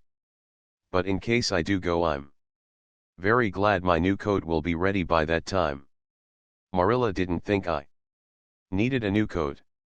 She said my old one would do very well for another winter, and that I ought to be satisfied with having a new dress. The dress is very pretty, Diana, navy blue and made so fashionably. Marilla always makes my dresses fashionably now, because she says she doesn't intend to have Matthew going to Mrs. Lynde to make them. I'm so glad. It is ever so much easier to be good if your clothes are fashionable. At least, it is easier for me. I suppose it doesn't make such a difference to naturally good people. But Matthew said I must have a new coat, so Marilla bought a lovely piece of blue broadcloth, and it's being made by a real dressmaker over at Carmody. It's to be done Saturday night, and I'm trying not to imagine myself walking up the church aisle on Sunday in my new suit and cap, because I'm afraid it isn't right to imagine such things. But it just slips into my mind in spite of me. My cap is so pretty. Matthew bought it for me the day we were over at Carmody. It is one of those little blue velvet ones that are all the rage, with gold cord and tassels. Your new hat is elegant, Diana, and so becoming. When I saw you come into church last Sunday, my heart swelled with pride to think you were my dearest friend. Do you suppose it's wrong for us to think so much about our clothes? Marilla says it is very sinful. But it is such an interesting subject, isn't it? Marilla agreed to let Anne go to town, and it was arranged that Mr. Barry should take the girls in on the following Tuesday. As Charlottetown was 30 miles away and Mr. Barry wished to go and return the same day, it was necessary to make a very early start. But Anne counted it all joy, and was up before sunrise on Tuesday morning. A glance from her window assured her that the day would be fine, for the eastern sky behind the firs of the haunted wood was all silvery and cloudless. Through the gap in the trees a light was shining in the western gable of Orchard Slope, a token that Diana was also up, and was dressed by the time Matthew had the fire on and had the breakfast ready when Marilla came down, but for her own part was much too excited to eat.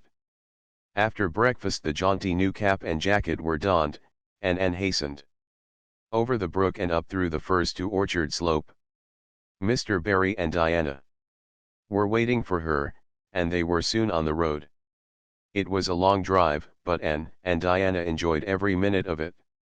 It was delightful to rattle along over the moist roads in the early red sunlight that was creeping across the shorn harvest fields. The air was fresh and crisp, and little smoke-blue mists curled through the valleys and floated off from the hills. Sometimes the road went through woods where maples were beginning to hang out scarlet banners, sometimes it crossed rivers on bridges that made Anne's flesh cringe with the old, half-delightful fear, sometimes it wound along a harbor shore and passed by a little cluster of weather-gray fishing huts. Again it mounted to hills whence a far sweep of curving upland or misty blue sky could be seen, but wherever it went there was much of interest to discuss. It was almost noon when they reached town and found their way to Beechwood. It was quite a fine old mansion, set back from the street in a seclusion of green elms and branching beeches. Miss Barry met them at the door with a twinkle in her sharp black eyes. "So you've come to see me at last, "You and girl," she said. "Mercy, child, how you have grown. You're taller than I am, I declare. And you're ever so much better looking than you used to be, too. But I dare say you know that without being told." "Indeed I didn't," said Anne radiantly. "I know. I'm not so freckled as I used to be, so I've much to be thankful for, but I really hadn't dared to hope there was any other improvement." "I'm so glad you think there is, Miss Barry." Miss Barry's house was furnished with great magnificence, as Anne told Marilla. Afterward, the two little country girls were rather abashed by the splendor of the parlor where Miss Barry left them when she went to see about dinner. "Isn't it just like a palace?" whispered Diana. "I never was in Aunt Josephine's house before, and I'd no idea it was so grand. I just wish Julia Bell could see this, she puts on such airs about her mother's parlor. Velvet carpet," sighed Anne luxuriously, "and silk curtains. I've dreamed of such things, Diana. But do you know, I don't believe I feel very comfortable with them after all. There are so many things in this room and all so splendid that there is no scope for imagination. That is one consolation when you are poor, there are so many more things you can imagine about." Their sojourn in town was something that Anne and Diana dated from for years. From first to last it was crowded with delights. On Wednesday Miss Barry took them to the exhibition grounds and kept them there all day. It was splendid, Anne related to Marilla later on. "I never imagined anything so interesting. I don't really know which department was the most interesting. I think I liked the horses and the flowers and the fancy work best. Josie Pye took first prize for knitted lace. I was real glad she did. And I was glad that I felt glad, for it shows I'm improving. Don't you think, Marilla, when I can rejoice in Josie's success? Mr. Harmon Andrews took second prize for Gravenstein apples and Mr. Bell took first prize for a pig." Diana said she thought it was ridiculous for a Sunday school superintendent to take a prize in pigs, but I don't see why. Do you? She said she would always think of it after this when he was praying so solemnly. Clara Louise Macpherson took a prize for painting, and Mrs. Lynde got first prize for homemade butter and cheese. So Avonlea was pretty well represented, wasn't it? Mrs. Lynde was there that day, and I never knew how much I really liked her until I saw her familiar face among all those strangers. There were thousands of people there, Marilla. It made me feel dreadfully insignificant. And Miss Barry took us up to the grandstand to see the horse races. Mrs. Lynde wouldn't go, she said horse racing was an abomination and, she being a church member, thought it her bounden duty to set a good example by staying away. But there were so many there, I don't believe Mrs. Lynde's absence would ever be noticed. I don't think, though, that I ought to go very often to horse races, because they are awfully fascinating. Diana got so excited that she offered to bet me 10 cents that the red horse would win. I didn't believe he would, but I refused to bet, because I wanted to tell Mrs. Allen all about everything, and I felt sure it wouldn't do to tell her that. It's always wrong to do anything you can't tell the minister's wife. It's as good as an extra conscience to have a minister's wife for your friend. And I was very glad I didn't bet, because the red horse did win, and I would have lost 10 cents. So you see that virtue was its own reward. We saw a man go up in a balloon. I'd love to go up in a balloon, Marilla, it would be simply thrilling, and we saw a man selling fortunes. You paid him 10 cents and a little bird picked out your fortune for you. Miss Barry gave Diana and me 10 cents each to have our fortunes told. Mine was that I would marry a dark-complected man who was very wealthy, and I would go across water to live. I looked carefully at all the dark men I saw after that, but I didn't care much for any of them, and anyhow I suppose it's too early to be looking out for him yet. Oh, it was a never-to-be-forgotten day, Marilla. I was so tired I couldn't sleep at night. Miss Barry put us in the spare room, according to promise. It was an elegant room, Marilla, but somehow sleeping in a spare room isn't what I used to think it was. That's the worst of growing up, and I'm beginning to realize it. The things you wanted so much when you were a child don't seem half so wonderful to you when you get them. Thursday the girls had a drive in the park, and in the evening Miss Barry took them to a concert in the Academy of Music, where a noted prima donna was to sing. To end the evening was a glittering vision of delight. Oh, Marilla, it was beyond description. I was so excited I couldn't even talk, so you may know what it was like. I just sat in enraptured silence. Madame Selitsky was perfectly beautiful, and wore white satin and diamonds. But when she began to sing I never thought about anything else. Oh, I can't tell you how I felt. But it seemed to me that it could never be hard to be good anymore. I felt like I do when I look up to the stars. Tears came into my eyes, but, oh, they were such happy tears. I was so sorry when it was all over, and I told Miss Barry I didn't see how I was ever to return to common life again. She said she thought if we went over to the restaurant across the street and had an ice cream it might help me. That sounded so prosaic, but to my surprise I found it true. The ice cream was delicious, Marilla, and it was so lovely and dissipated to be sitting there, eating it at 11 o'clock at night. Diana said she believed she was born for city life. Miss Barry asked me what my opinion was, but I said I would have to think it over very seriously before I could tell her what I really thought. So I thought it over after I went to bed. That is the best time to think things out. And I came to the conclusion, Marilla, that I wasn't born for city life and that I was glad of it. It's nice to be eating ice cream at brilliant restaurants at 11 o'clock at night once in a while, but as a regular thing I'd rather be in the East Gable at 11.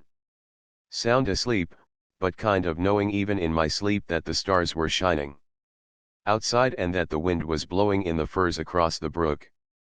I told Miss Barry so at breakfast the next morning and she laughed.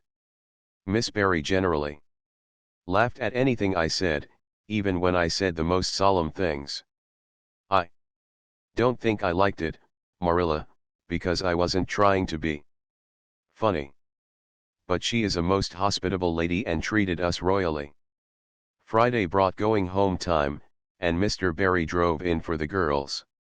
Well, I hope you've enjoyed yourselves, said Miss Barry, as she bade them goodbye. Indeed we have, said Diana. And you, Anne girl? I've enjoyed every minute of the time, said Anne, throwing her arms impulsively about the old woman's neck and kissing her wrinkled cheek.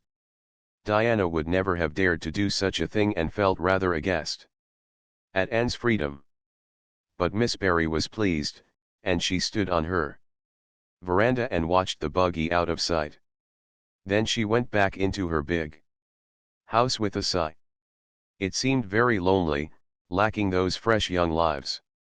Miss Barry was a rather selfish old lady, if the truth must be told, and had never cared much for anybody but herself. She valued people only as they were of service to her or amused her. And had amused her, and consequently stood high in the old lady's good graces. But Miss Barry found herself thinking less about Anne's quaint speeches than of her fresh enthusiasms, her transparent emotions, her little winning ways, and the sweetness of her eyes and lips. I thought Marilla Cuthbert was an old fool when I heard she'd adopted a girl out of an orphan asylum, she said to herself, but I guess she didn't make much of a mistake after all. If I'd a child like Anne in the house all the time, I'd be a better and happier woman. Anne and Diana found the drive home as pleasant as the drive. In pleasanter, indeed, since there was the delightful consciousness of home waiting at the end of it.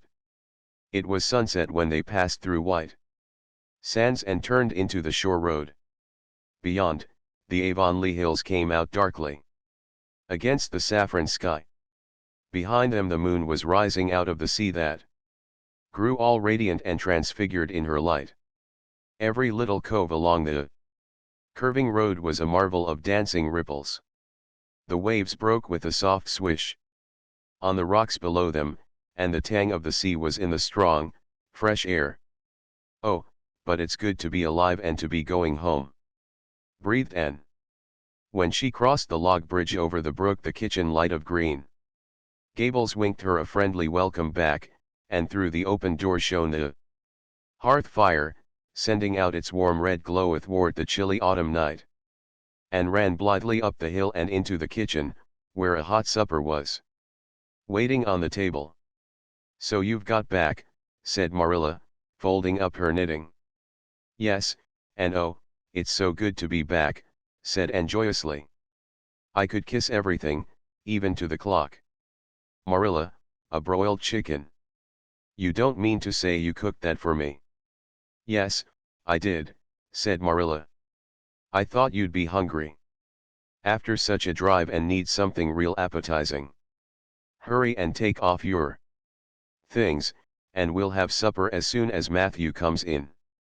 I'm glad you've got back, I must say. It's been fearful lonesome here without you, and I never put in for longer days." After supper Anne sat before the fire between Matthew and Marilla, and gave them a full account of her visit. "I've had a splendid time," she concluded happily, "and I feel that it marks an epoch in my life. But the best of it all was the coming home." Chapter XXX. The Queen's class is organized. Marilla laid her knitting on her lap and leaned back in her chair. Her eyes were tired, and she thought vaguely that she must see about having her glasses changed the next time she went to town, for her eyes had grown tired very often of late.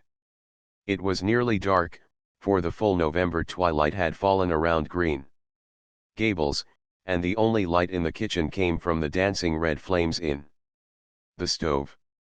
Anne was curled up Turk fashion on the hearthrug, gazing into that joyous glow, where the sunshine of 100 summers was being distilled from the maple cordwood.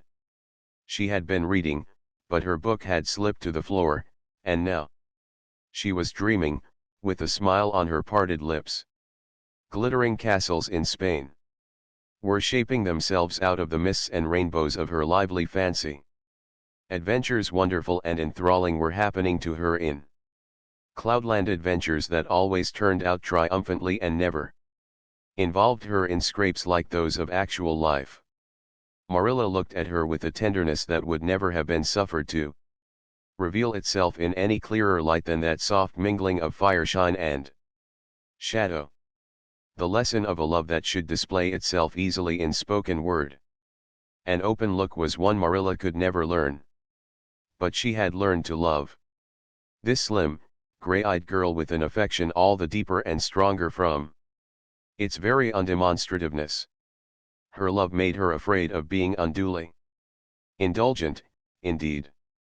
She had an uneasy feeling that it was rather sinful to set one's heart so intensely on any human creature as she had set hers on Anne, and perhaps she performed a sort of unconscious penance for this by being stricter and more critical than if the girl had been less dear to her. Certainly Anne herself had no idea how Marilla loved her. She sometimes thought wistfully that Marilla was very hard to please and distinctly lacking in sympathy and understanding. But she always checked the thought reproachfully, remembering what she owed to Marilla. "And," said Marilla abruptly, "Miss Stacy was here this afternoon when you were out with Diana. And came back from her other world with a start and a sigh. Was she? Oh, I'm so sorry I wasn't in. Why didn't you call me, Marilla? Diana and I were only over in the haunted wood. It's lovely in the woods now. All the little wood things, the ferns and the satin leaves and the cracker berries have gone to sleep, just as if somebody had tucked them away until spring under a blanket of leaves. I think it was a little gray fairy with a rainbow scarf that came tiptoeing along the last moonlight night and did it." Diana wouldn't say much about that, though.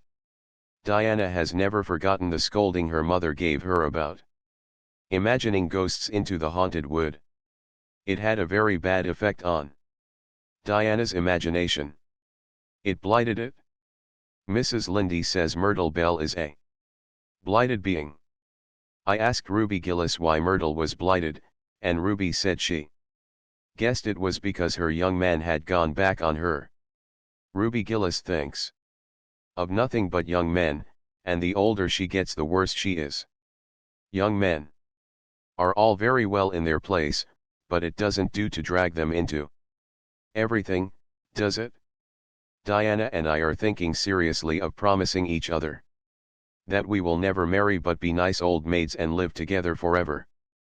Diana hasn't quite made up her mind though, because she thinks perhaps it would be nobler to marry some wild, dashing, wicked young man and reform him. Diana and I talk a great deal about serious subjects now, you know. We feel that we are so much older than we used to be that it isn't becoming to talk of childish matters. It's such a solemn thing to be almost 14. Marilla.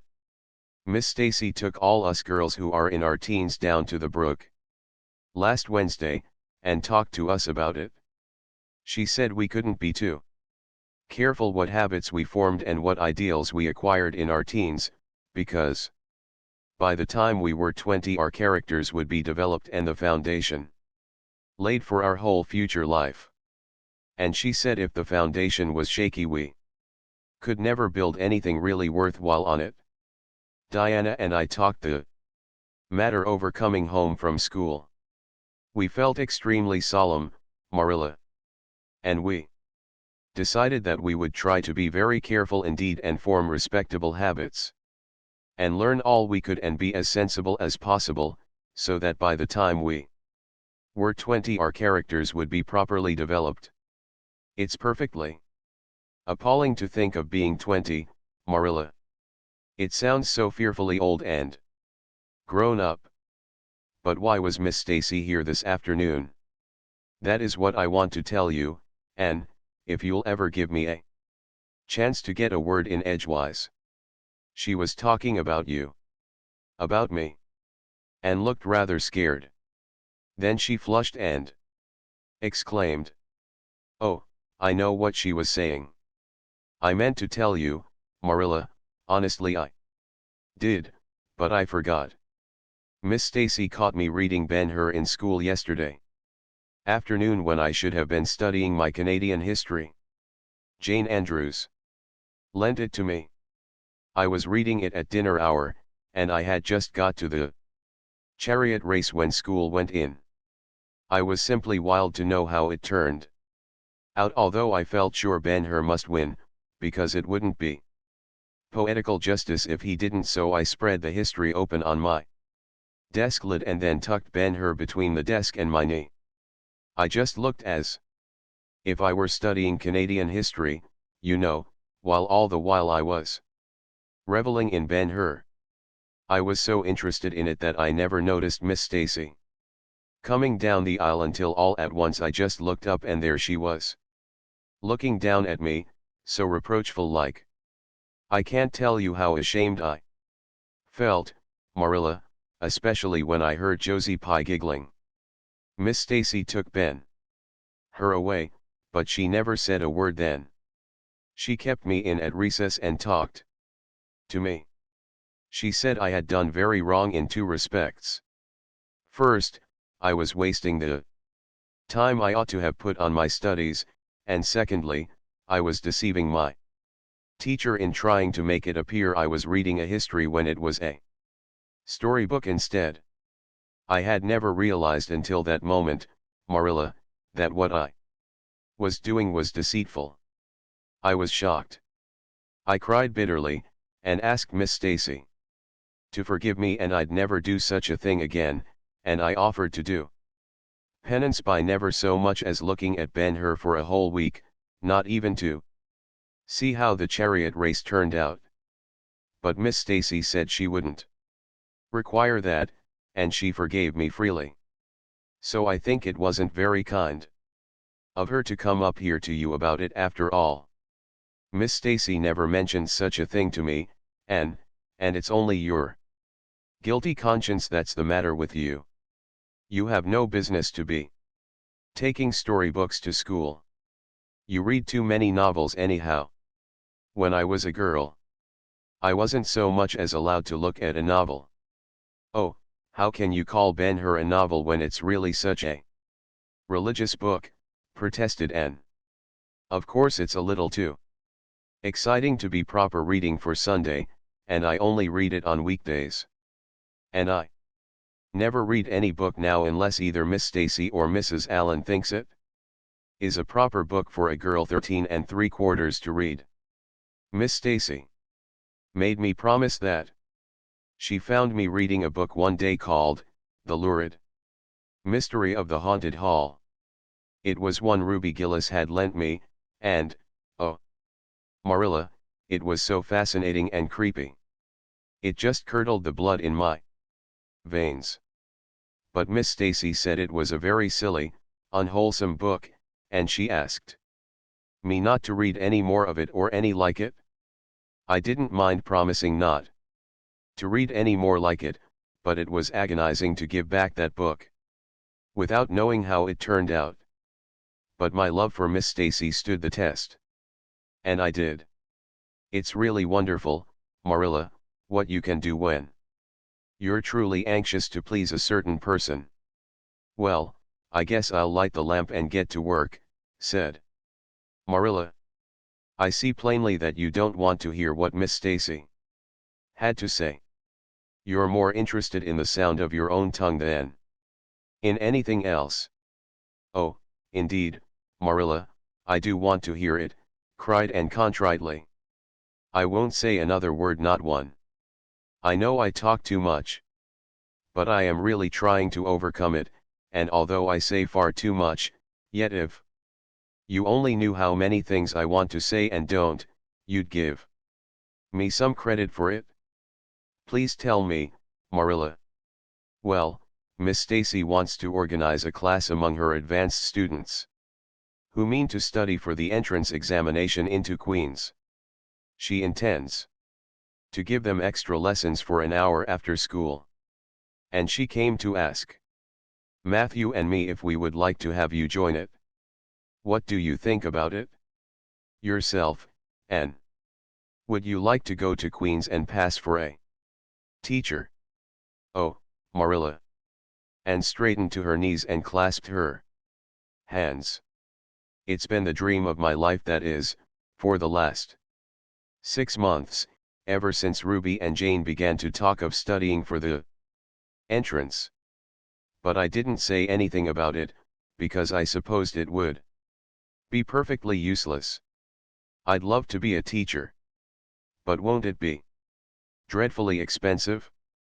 Mr. Andrews says it cost him $150 to put Prissy through, and Prissy wasn't a dunce in geometry. I guess you needn't worry about that part of it. When Matthew and I took you to bring up, we resolved we would do the best we could for you and give you a good education. I believe in a girl being fitted to earn her own living whether she ever has to or not. You'll always have a home at Green Gables as long as Matthew and I are here, but nobody knows what is going to happen in this uncertain world, and it's just as well to be prepared. So, you can join the Queen's class if you like, and oh, Marilla, thank you. Anne flung her arms about Marilla's waist and looked up earnestly into her face. I'm extremely grateful to you and Matthew. And I'll study as hard as I can and do my very best to be a credit to you. I warn you not to expect much in geometry, but I think I can hold my own in anything else if I work hard. I dare say you'll get along well enough. Miss Stacy says you are bright and diligent. Not for worlds would Marilla have told Anne just what Miss Stacy had said about her, that would have been to pamper vanity. You needn't rush to any extreme of killing yourself over your books. There is no hurry. You won't be ready to try the entrance for a year and a half yet. But it's well to begin in time and be thoroughly grounded, Miss Stacy says. I shall take more interest than ever in my studies now, said Anne blissfully, because I have a purpose in life. Mr. Allen says everybody should have a purpose in life and pursue it faithfully. Only he says we must first make sure that it is a worthy purpose. I would call it a worthy purpose. To want to be a teacher like Miss Stacy, wouldn't you, Marilla? I think it's a very noble profession. The Queen's class was organized in due time. Gilbert Blythe, Anne Shirley, Ruby Gillis, Jane Andrews, Josie Pye, Charlie Sloane, and Moody Spurgeon Macpherson joined it. Diana Barry did not, as her parents did not intend to send her to Queen's. This seemed nothing short of a calamity to Anne. Never, since the night on which Minnie May had had the croup, had she and Diana been separated in anything. On the evening when the Queen's class first remained in school for the extra lessons and Anne saw Diana go slowly out with the others, to walk home alone through the birch path and violet vale, it was all the former could do to keep her seat and refrain from rushing impulsively after her chum. A lump came into her throat, and she hastily retired behind the pages of her uplifted Latin grammar to hide the tears in her eyes. Not for worlds would Anne have had Gilbert Blythe or Josie Pye see those tears. But, oh, Marilla, I really felt that I had tasted the bitterness of death, as Mr. Allen said in his sermon last Sunday, when I saw Diana go out alone, she said mournfully that night. I thought how splendid it would have been if Diana had only been going to study for the entrance, too. But we can't have things perfect in this imperfect world, as Mrs. Lynde says. Mrs. Lynde isn't exactly a comforting person sometimes, but there's no doubt she says a great many very true things. And I think the Queen's class is going to be extremely interesting. Jane and Ruby are just going to study to be teachers. That is the height of their ambition. Ruby says she will only teach for 2 years after she gets through, and then she intends to be married. Jane says she will devote her whole life to teaching. And never, never marry, because you are paid a salary for teaching, but a husband won't pay you anything, and growls if you ask for a share in the egg and butter money. I expect Jane speaks from mournful experience, for Mrs. Lynde says that her father is a perfect old crank, and meaner than second skimmings. Josie Pye says she is just going to college for education's sake, because she won't have to earn her own living. She says of course it is different with orphans who are living on charity, they have to hustle. Moody Spurgeon is going to be a minister. Mrs. Lynde says he couldn't be anything else with a name like that to live up to. I hope it isn't wicked of me, Marilla, but really the thought of Moody Spurgeon being a minister makes me laugh. He's such a funny looking boy with that big fat face, and his little blue eyes, and his ears sticking out like flaps. But perhaps he will be more intellectual looking when he grows up. Charlie. Sloane says he's going to go into politics and be a member of parliament. But Mrs. Lindy says he'll never succeed at that, because the Sloanes are all honest people, and it's only rascals that get on in politics nowadays. What is Gilbert Blythe going to be? Queried Marilla, seeing that Anne was opening her Caesar. I don't happen to know what Gilbert Blythe's ambition in life is, if he has any, said Anne scornfully. There was open rivalry between Gilbert and Anne now. Previously the rivalry had been rather one-sided, but there was no longer any doubt that Gilbert was as determined to be first in class as Anne was. He was a foeman worthy of her steel. The other members of the class tacitly acknowledged their superiority, and never dreamed of trying to compete with them. Since the day by the pond when she had refused to listen to his plea for forgiveness, Gilbert, save for the aforesaid determined rivalry, had evinced no recognition whatever of the existence of Anne Shirley.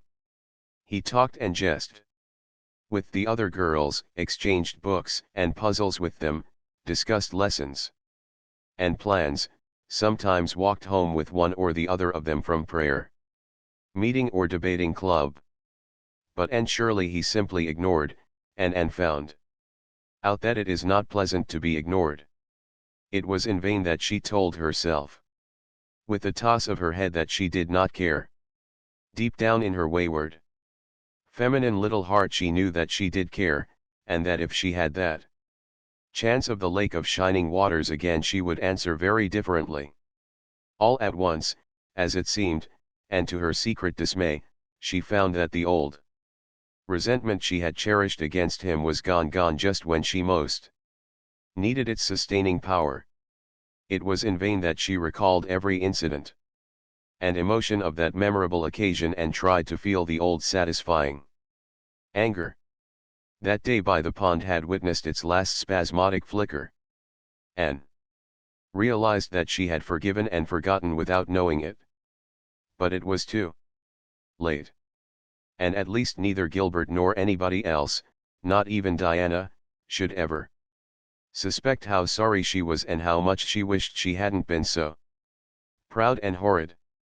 She determined to shroud her feelings in deepest oblivion, and it may be stated here and now that she did it so successfully that Gilbert, who possibly was not quite so indifferent as he seemed, could not console himself with any belief that Anne felt his retaliatory scorn.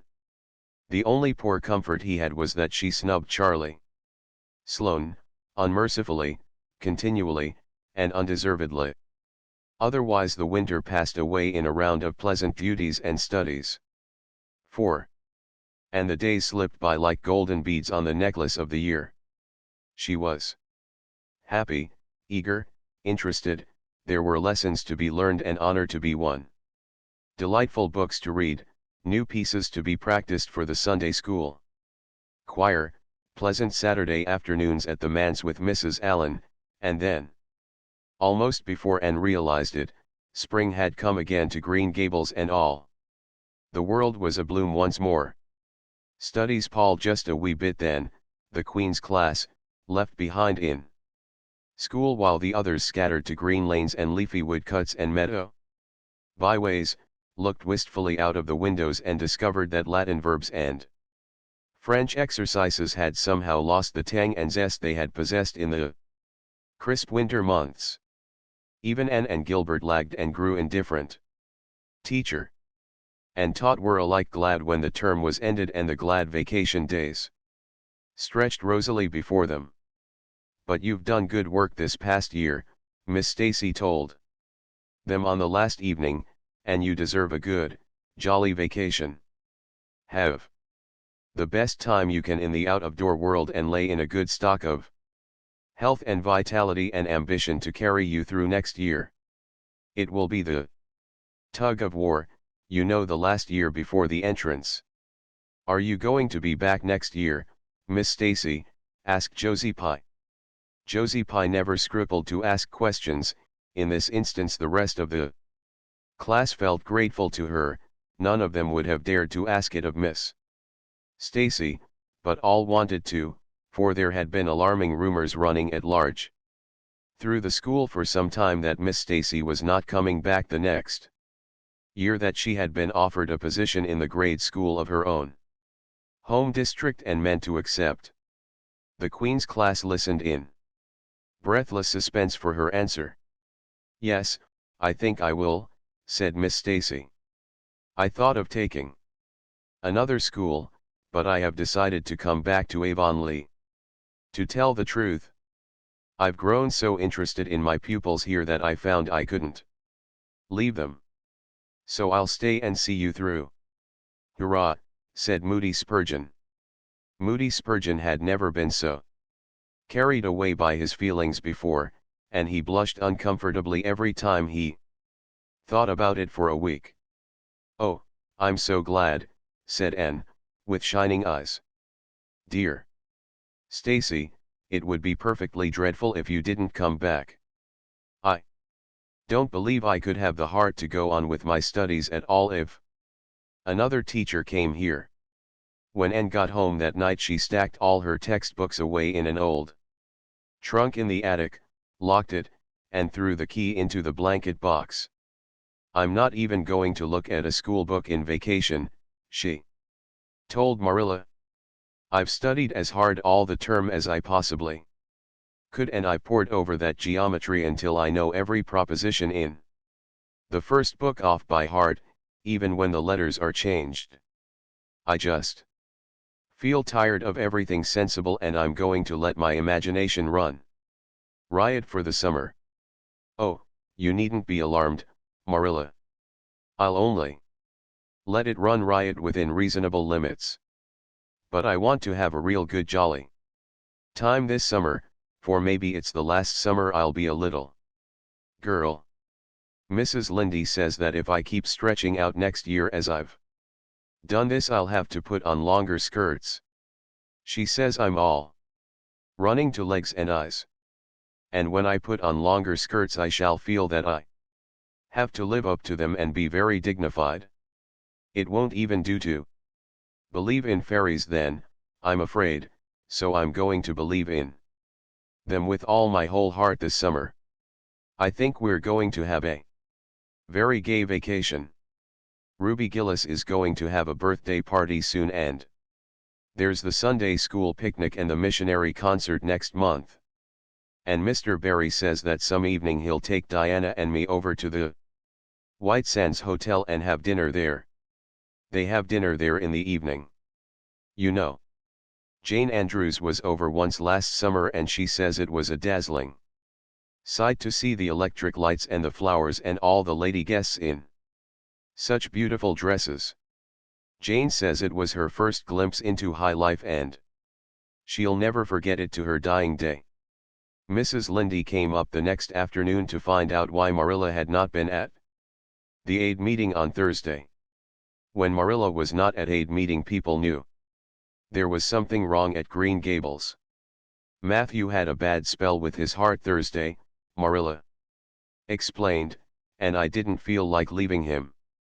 "Oh, yes, he's all right again now, but he takes them spells oftener than he used to and I'm anxious about him. The doctor says he must be careful to avoid excitement." "That's easy enough, for Matthew doesn't go about looking for excitement by any means and never did, but he's not to do any very heavy work either, and you might as well tell Matthew not to breathe as not to work. Come and lay off your things, Rachel. You'll stay to tea."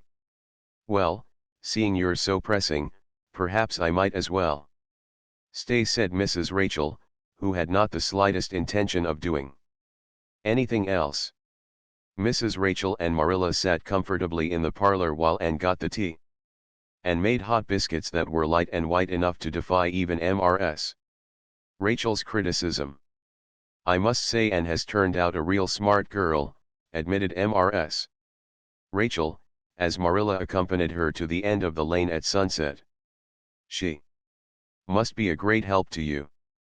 She is, said Marilla, and she's real steady and reliable now. I used to be afraid she'd never get over her feather-brained ways, but she has, and I wouldn't be afraid to trust her in anything. Now, I never would have thought she'd have turned out so well that first day I was here 3 years ago, said Mrs. Rachel. Lawful heart, shall I ever forget that tantrum of hers? When I went home that night I says to Thomas, says I, mark my words, Thomas, Marilla Cuthbert LL lived to rue the step she's took. But I was mistaken and I'm real glad of it. I ain't one of those kind of people, Marilla, as can never be brought to own up that they've made a mistake. No, that never was my way, thank goodness. I did make a mistake in judging Anne, but it weren't no wonder, for an otter, unexpected witch of a child there never was in this world, that's what. There was no ciphering her out by the rules that worked with other children. It's nothing short of wonderful how she's improved these 3 years, but especially in looks. She's a real pretty girl got to be, though I can't say I'm overly partial to that pale, big-eyed style myself. I like more snap and color. Like Diana Barry has or Ruby Gillis. Ruby Gillis's looks are real showy. But somehow I don't know how it is, but when Anne and them are together, though she ain't half as handsome, she makes them look kind of common and overdone, something like them white June lilies she calls Narcissus alongside of the big, red peonies, that's what. Chapter XXXI. Where the brook and river meet. Anne had her good summer and enjoyed it wholeheartedly. She and Diana fairly lived outdoors, reveling in all the delights that Lover's Lane and the Dryad's Bubble and Willowmere and Victoria Island afforded. Marilla offered no objections to Anne's gypsyings. The Spencervale doctor who had come the night Minnie May had the croup met Anne at the house of a patient one afternoon early in vacation, looked her over sharply, screwed up his mouth, shook his head, and sent a message to Marilla Cuthbert by another person. It was, keep that red-headed girl of yours in the open air all summer and don't let her read books until she gets more spring into her step. This message frightened Marilla wholesomely. She read Anne's death warrant by consumption in it unless it was scrupulously obeyed. As a result, Anne had the golden summer of her life as far as freedom and frolic went. She walked, rode, buried, and dreamed to her heart's content, and when September came she was bright-eyed and alert, with a step that would have satisfied the Spencervale doctor and a heart full of ambition and zest once more. I feel just like studying with might and main, she declared as she brought her books down from the attic. Oh, you good old friends.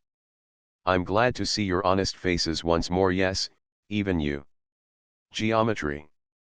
I've had a perfectly beautiful summer, Marilla, and now I'm rejoicing as a strong man to run a race, as Mr. Allen said last Sunday. Doesn't Mr. Allen preach magnificent sermons? Mrs. Lynde says he is improving every day, and the first thing we know some city church will gobble him up, and then we'll be left and have to turn to and break in another green preacher. But I don't see the use of meeting trouble halfway, do you, Marilla? I think it would be better just to enjoy Mr. Allen while we have him. If I were a man I think I'd be a minister. They can have such an influence for good, if their theology is sound, and it must be thrilling to preach splendid sermons and stir your hearers' hearts. Why can't women be ministers, Marilla? I asked Mrs. Lynde that, and she was shocked and said it would be a scandalous thing. She said there might be female ministers in the States, and she believed there was, but thank goodness we hadn't got to that stage in Canada yet, and she hoped we never would. But I don't see why. I think women would make splendid ministers. When there is a social to be got up or a church tea or anything else to raise money, the women have to turn to and do the work. I'm sure Mrs. Lindy can pray every bit as well as Superintendent Bell, and I've no doubt she could preach too with a little practice. Yes, I believe she could, said Marilla dryly. She does plenty of unofficial preaching as it is. Nobody has much of a chance to go wrong in Avonlea with Rachel to oversee them. Marilla, said Anne in a burst of confidence, I want to tell you something and ask you what you think about it. It has worried me terribly on Sunday afternoons, that is, when I think specially about such matters. I do really want to be good, and when I'm with you or Mrs. Allen or Miss Stacy, I want it more than ever, and I want to do just what would please you and what you would approve of. But mostly when I'm with Mrs. Lindy I feel desperately wicked, and as if I wanted to go and do the very thing she tells me I oughtn't to do. I feel irresistibly tempted to do it. Now, what do you think is the reason I feel like that? Do you think it's because I'm really bad and unregenerate? Marilla looked dubious for a moment. Then she laughed. If you are, I guess I am too, and, for Rachel often has that very effect on me. I sometimes think she'd have more of an influence for good, as you say yourself, if she didn't keep nagging people to do right. There should have been a special commandment against nagging. But there, I shouldn't talk so.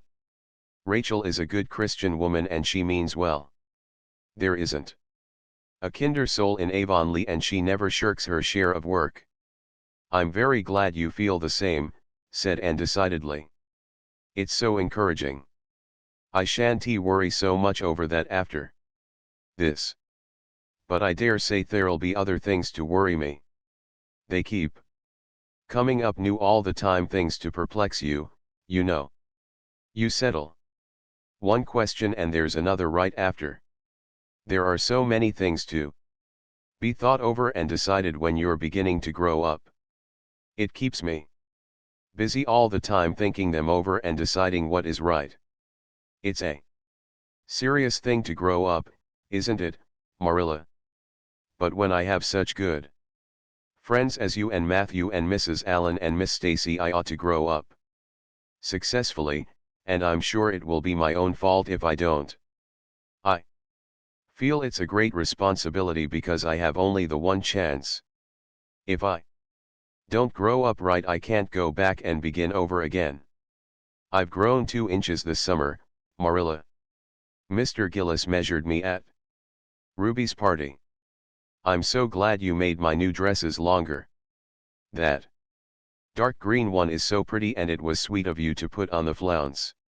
Of course I know it wasn't really necessary, but flounces are so stylish.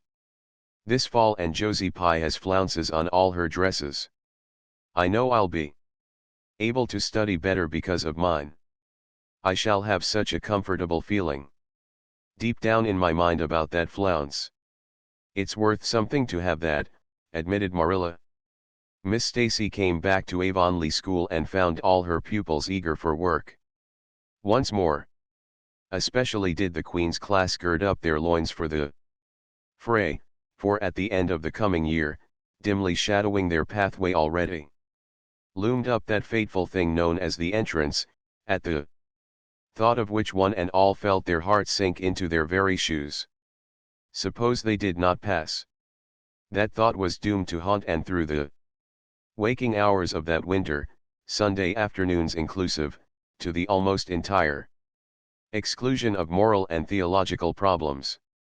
When Anne had bad dreams, she found herself staring miserably at pass lists of the entrance exams, where Gilbert Blythe's name was blazoned at the top and in which hers did not appear at all. But it was a jolly, busy, happy, swift-flying winter. Schoolwork was as interesting, class rivalry as absorbing, as of yore. New worlds of thought, feeling, and ambition, fresh, fascinating fields of unexplored knowledge seemed to be opening out before Anne's eager eyes. Hills peeped o'er hill and Alps on Alps arose. Much of all this was due to Miss Stacy's tactful, careful, broad-minded guidance. She led her class to think and explore and discover for themselves, and encouraged straying from the old beaten paths to a degree that quite shocked Mrs. Lindy and the school trustees, who viewed all innovations on established methods rather dubiously. Apart from her studies and expanded socially, for Marilla, mindful of the Spencervale doctor's dictum, no longer vetoed occasional outings. The debating club flourished and gave several concerts. There were one or two parties almost verging on grown-up affairs. There were sleigh drives and skating frolics galore. Between times Anne grew, shooting up so rapidly that Marilla was astonished one day, when they were standing side by side, to find the girl was taller than herself. "Why, Anne, how you've grown," she said, almost unbelievingly. A sigh followed on the words. Marilla felt a queer regret over Anne's inches. The child she had learned to love had vanished somehow, and here was this tall, serious-eyed girl of 15, with the thoughtful brows and the proudly poised little head, in her place. Marilla loved the girl as much as she had loved the child, but she was conscious of a queer sorrowful sense of loss. And that night, when Anne had gone to prayer meeting with Diana, Marilla sat alone in the wintry twilight and indulged in the weakness of a cry. Matthew, coming in with a lantern, caught her at it and gazed at her in such consternation that Marilla had to laugh through her tears. "I was thinking about Anne," she explained. "She's got to be such a big girl, and she'll probably be away from us next winter. I'll miss her terrible." "She'll be able to come home often," comforted Matthew, to whom Anne was as yet and always would be the little, eager girl he had brought home from Bright River on that June evening 4 years before. "The branch railroad will be built to Carmody by that time.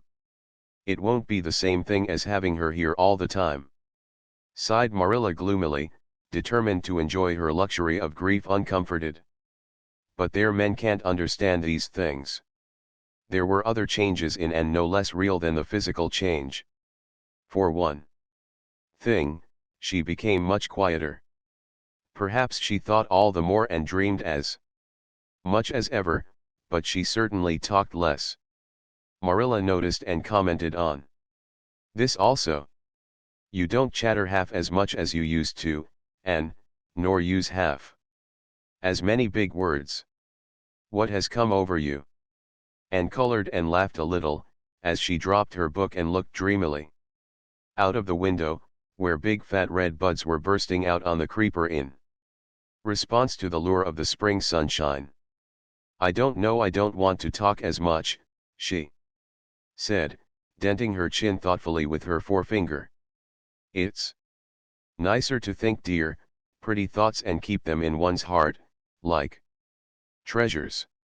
I don't like to have them laughed at or wondered over. And somehow I don't want to use big words anymore. It's almost a pity, isn't it, now that I'm really growing big enough to say them if I did want to. It's fun to be almost grown up in some ways, but it's not the kind of fun I expected, Marilla. There's so much to learn and do. And think that there isn't time for big words. Besides, Miss Stacy says the short ones are much stronger and better. She makes us write all our essays as simply as possible. It was hard at first. I was so used to crowding in all the fine big words I could think of, and I thought of any number of them. But I've got used to it now and I see it's so much better. What has become of your story club? I haven't heard you speak of it for a long time. The story club isn't in existence any longer. We hadn't time for it, and anyhow I think we had got tired of it. It was silly to be writing about love and murder and elopements and mysteries. Miss Stacy sometimes has us write a story for training in composition, but she won't let us write anything but what might happen in Avonlea in our own lives, and she criticizes it very sharply and makes us criticize our own too.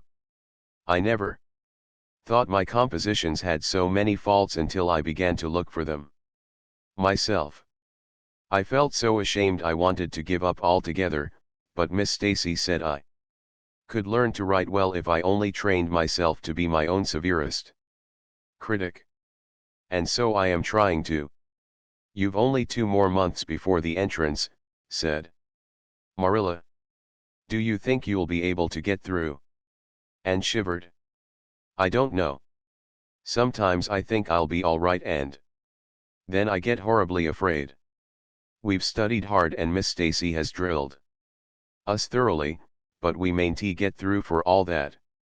We've each got a stumbling block. Mine is geometry of course, and Jane's is Latin. And Ruby and Charlie's is algebra, and Josie's is arithmetic. Moody Spurgeon says he feels it in his bones that he is going to fail in English. History. Miss Stacy is going to give us examinations in June just as hard as we'll have at the entrance and mark us just as strictly, so we'll have some idea. I wish it was all over, Marilla. It haunts me. Sometimes I wake up in the night and wonder what I'll do if I don't pass. Why, go to school next year and try again, said Marilla unconcernedly.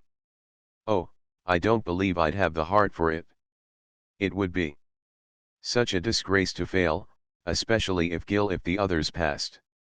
And I get so nervous in an examination that I'm likely to make a mess of it. I wish I had nerves like Jane Andrews. Nothing rattles her. Anne sighed and, dragging her eyes from the witcheries of the spring world, the beckoning day of breeze and blue, and the green things upspringing in the garden, buried herself resolutely in her book. There would be other springs. But if she did not succeed in passing the entrance, Anne felt convinced that she would never recover sufficiently to enjoy them. Chapter XXXII. The pass list is out. With the end of June came the close of the term and the close of Miss Stacy's rule in Avonlea school. Anne and Diana walked home that evening feeling very sober indeed. Red eyes and damp handkerchiefs bore convincing testimony to the fact that Miss Stacy's farewell words must have been quite as touching as Mr. Phillips's had been under similar circumstances 3 years before. Diana looked back at the schoolhouse from the foot of the spruce hill and sighed deeply. It does seem as if it was the end of everything, doesn't it? She said dismally. You ought hunty to feel half as badly as I do, said Anne, hunting vainly for a dry spot on her handkerchief. You'll be back again next winter, but I suppose I've left the dear old school forever if I have good luck, that is. It won't be a bit the same. Miss Stacy won't be there, nor you nor Jane nor Ruby probably. I shall have to sit all alone, for I couldn't bear to have another deskmate after you. Oh, we have had jolly times, haven't we, Anne? It's dreadful to think they're all over. 2 big tears rolled down by Diana's nose. If you would stop crying I could, said Anne imploringly. Just as soon as I put away my hanky I see you brimming up and that starts me off again. As Mrs. Lynde says, if you can't be cheerful, be as cheerful as you can. After all, I dare say I'll be back next year. This is one of the times I know I'm not going to pass. They're getting alarmingly frequent. Why, you came out splendidly in the exams Miss Stacy gave. Yes, but those exams didn't make me nervous. When I think of the real thing you can't imagine what a horrid cold fluttery feeling comes round my heart. And then my number is 13 and Josie Pye says it's so Unlucky. I am not superstitious and I know it can make no difference. But still I wish it wasn't 13. I do wish I was going in with you, said Diana. Wouldn't we have a perfectly elegant time? But I suppose you'll have to cram in the evenings. No, Miss Stacy has made us promise not to open a book at all. She says it would only tire and confuse us and we are to go out walking and not think about the exams at all and go to bed early. It's good advice, but I expect it will be hard to follow. Good advice is apt to be, I think. Prissy Andrews told me that she sat up half the night every night of her entrance week. And crammed for dear life, and I had determined to sit up at least as long as she did.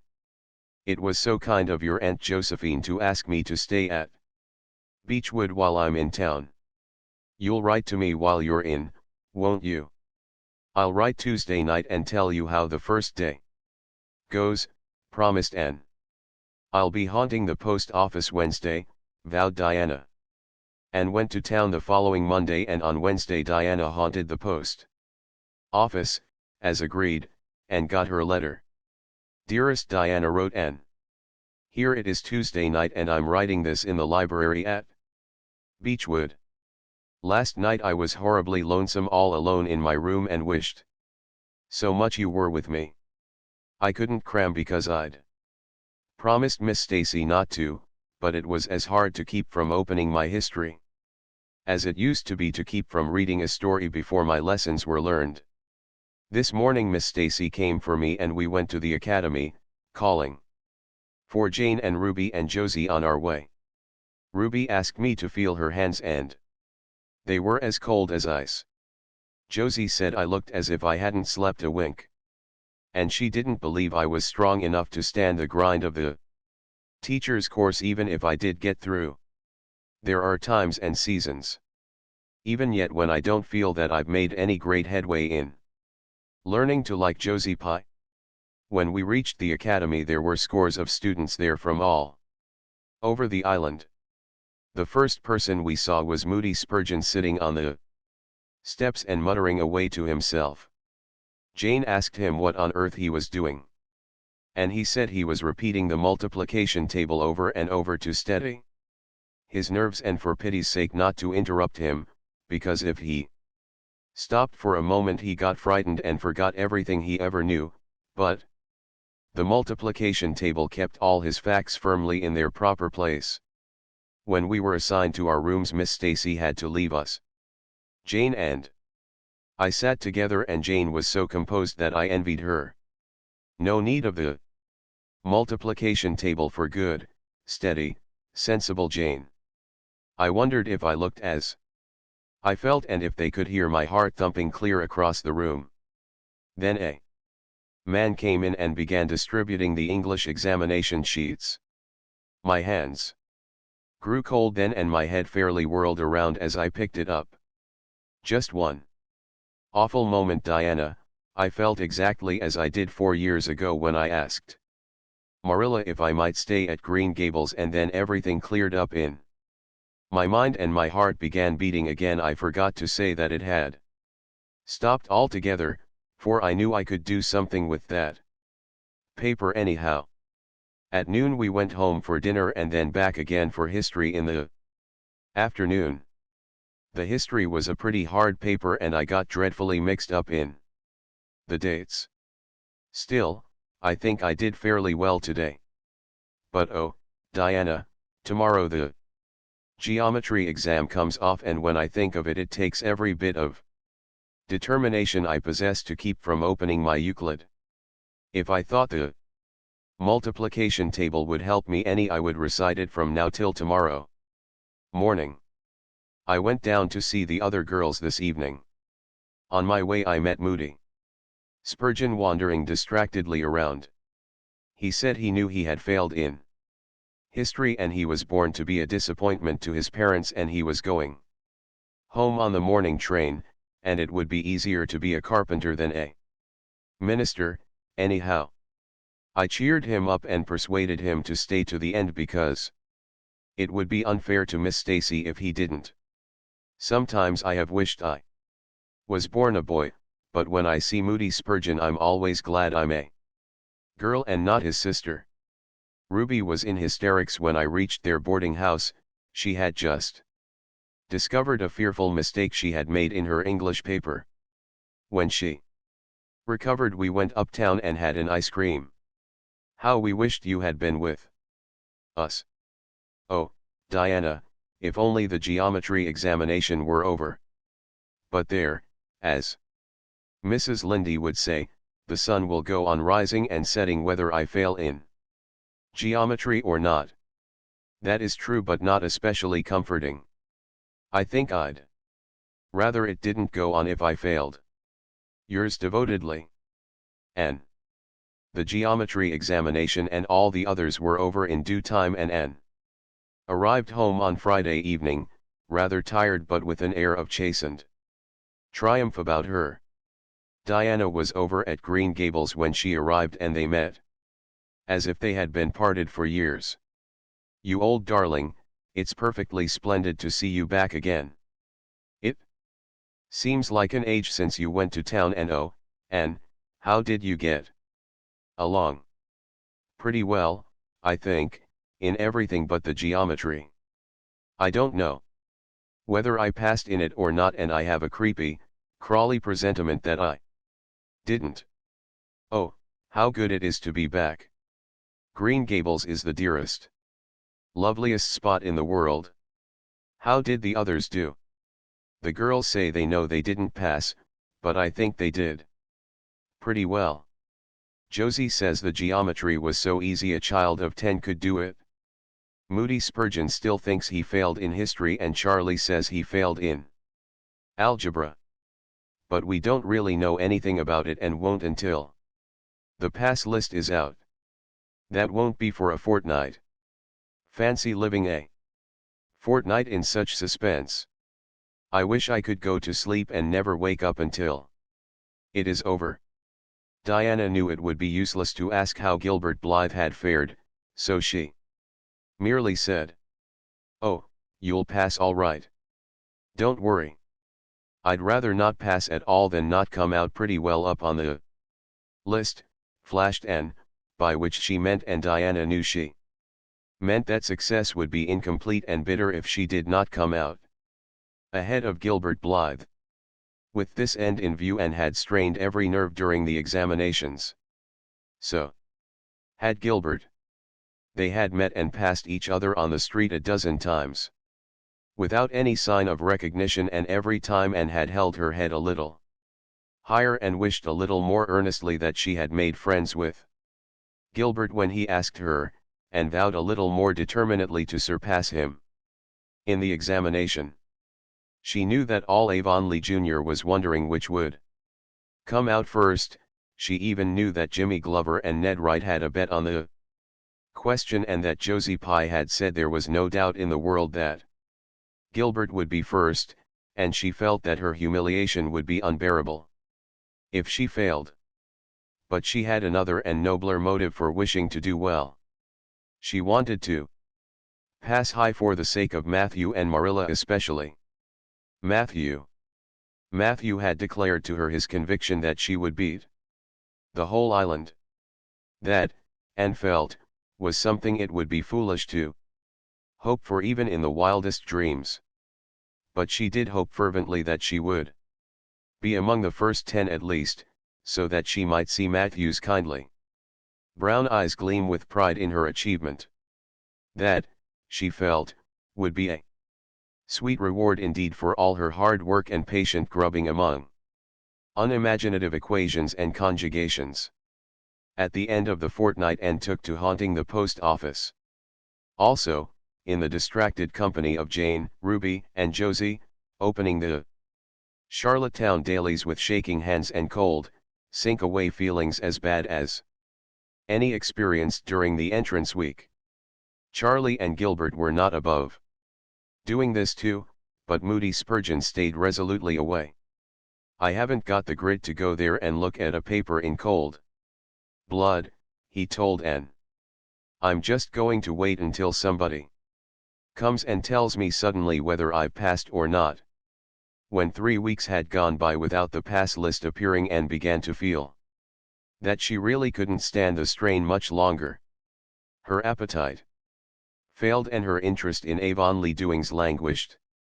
Mrs. Lynde wanted to know what else you could expect with a Tory superintendent of education at the head of affairs, and Matthew, noting Anne's paleness and indifference and the lagging steps that bore her home from the post office every afternoon, began seriously to wonder if he hadn't better vote Grit at the next election.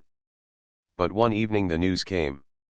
Anne was sitting at her open window, for the time forgetful of the woes of examinations and the cares of the world, as she drank in the beauty of the summer dusk, sweet-scented with flower breaths from the garden below and sibilant and rustling from the stir of poplars. The eastern sky above the firs was flushed faintly pink from the reflection of the west, and Anne was wondering dreamily if the spirit of color looked like that, when she saw Diana come flying down through the firs, over the log bridge, and up the slope, with a fluttering newspaper in her hand. Anne sprang to her feet, knowing at once what that paper contained. The pass list was out. Her head whirled and her heart beat until it hurt her. She could not move a step. It seemed an hour to her before Diana came rushing along the hall and burst into the room without even knocking, so great was her excitement. "Anne, you've passed," she cried, "passed the very first. You and Gilbert both your ties, but your name is first. Oh, I'm so proud." Diana flung the paper on the table and herself on Anne's bed, utterly breathless and incapable of further speech. Anne lighted the lamp, oversetting the match safe and using up half a dozen matches before her shaking hands could accomplish the task. Then she snatched up the paper. Yes, she had passed. There was her name at the very top of a list of 200. That moment was worth living for. "You did just splendidly, Anne," puffed Diana, recovering sufficiently to sit up and speak, for Anne, starry-eyed and rapt, had not uttered a word. "Father brought the paper home from Bright River not 10 minutes ago. It came out on the afternoon train, you know, and won't be here till tomorrow by mail, and when I saw the pass list I just rushed over like a wild thing. You've all passed, every one of you, Moody Spurgeon and all, although he's conditioned in history. Jane and Ruby did pretty well. They're halfway up, and so did Charlie. Josie just scraped through with 3 marks to spare, but you'll see she'll put on as many airs as if she'd led. Won't Miss Stacy be delighted? Oh, Anne, what does it feel like to see your name at the head of a pass list like that? If it were me, I know I'd go crazy with joy. I am pretty near crazy as it is, but you're as calm and cool as a spring evening." "I'm just dazzled inside," said Anne. "I want to say 100 things, and I can't find words to say them in. I never dreamed of this. Yes, I did too, just once. I let myself think once. What if I should come out first, quakingly, you know, for it seemed so vain and presumptuous to think I could lead the island. Excuse me a minute, Diana. I must run right out to the field to tell Matthew. Then we'll go up the road and tell the good news to the others." They hurried to the hayfield below the barn where Matthew was coiling hay, and, as luck would have it, Mrs. Lynde was talking to Marilla at the lane fence. "Oh, Matthew," exclaimed Anne, "I've passed, and I'm first, or one of the first. I'm not vain, but I'm thankful."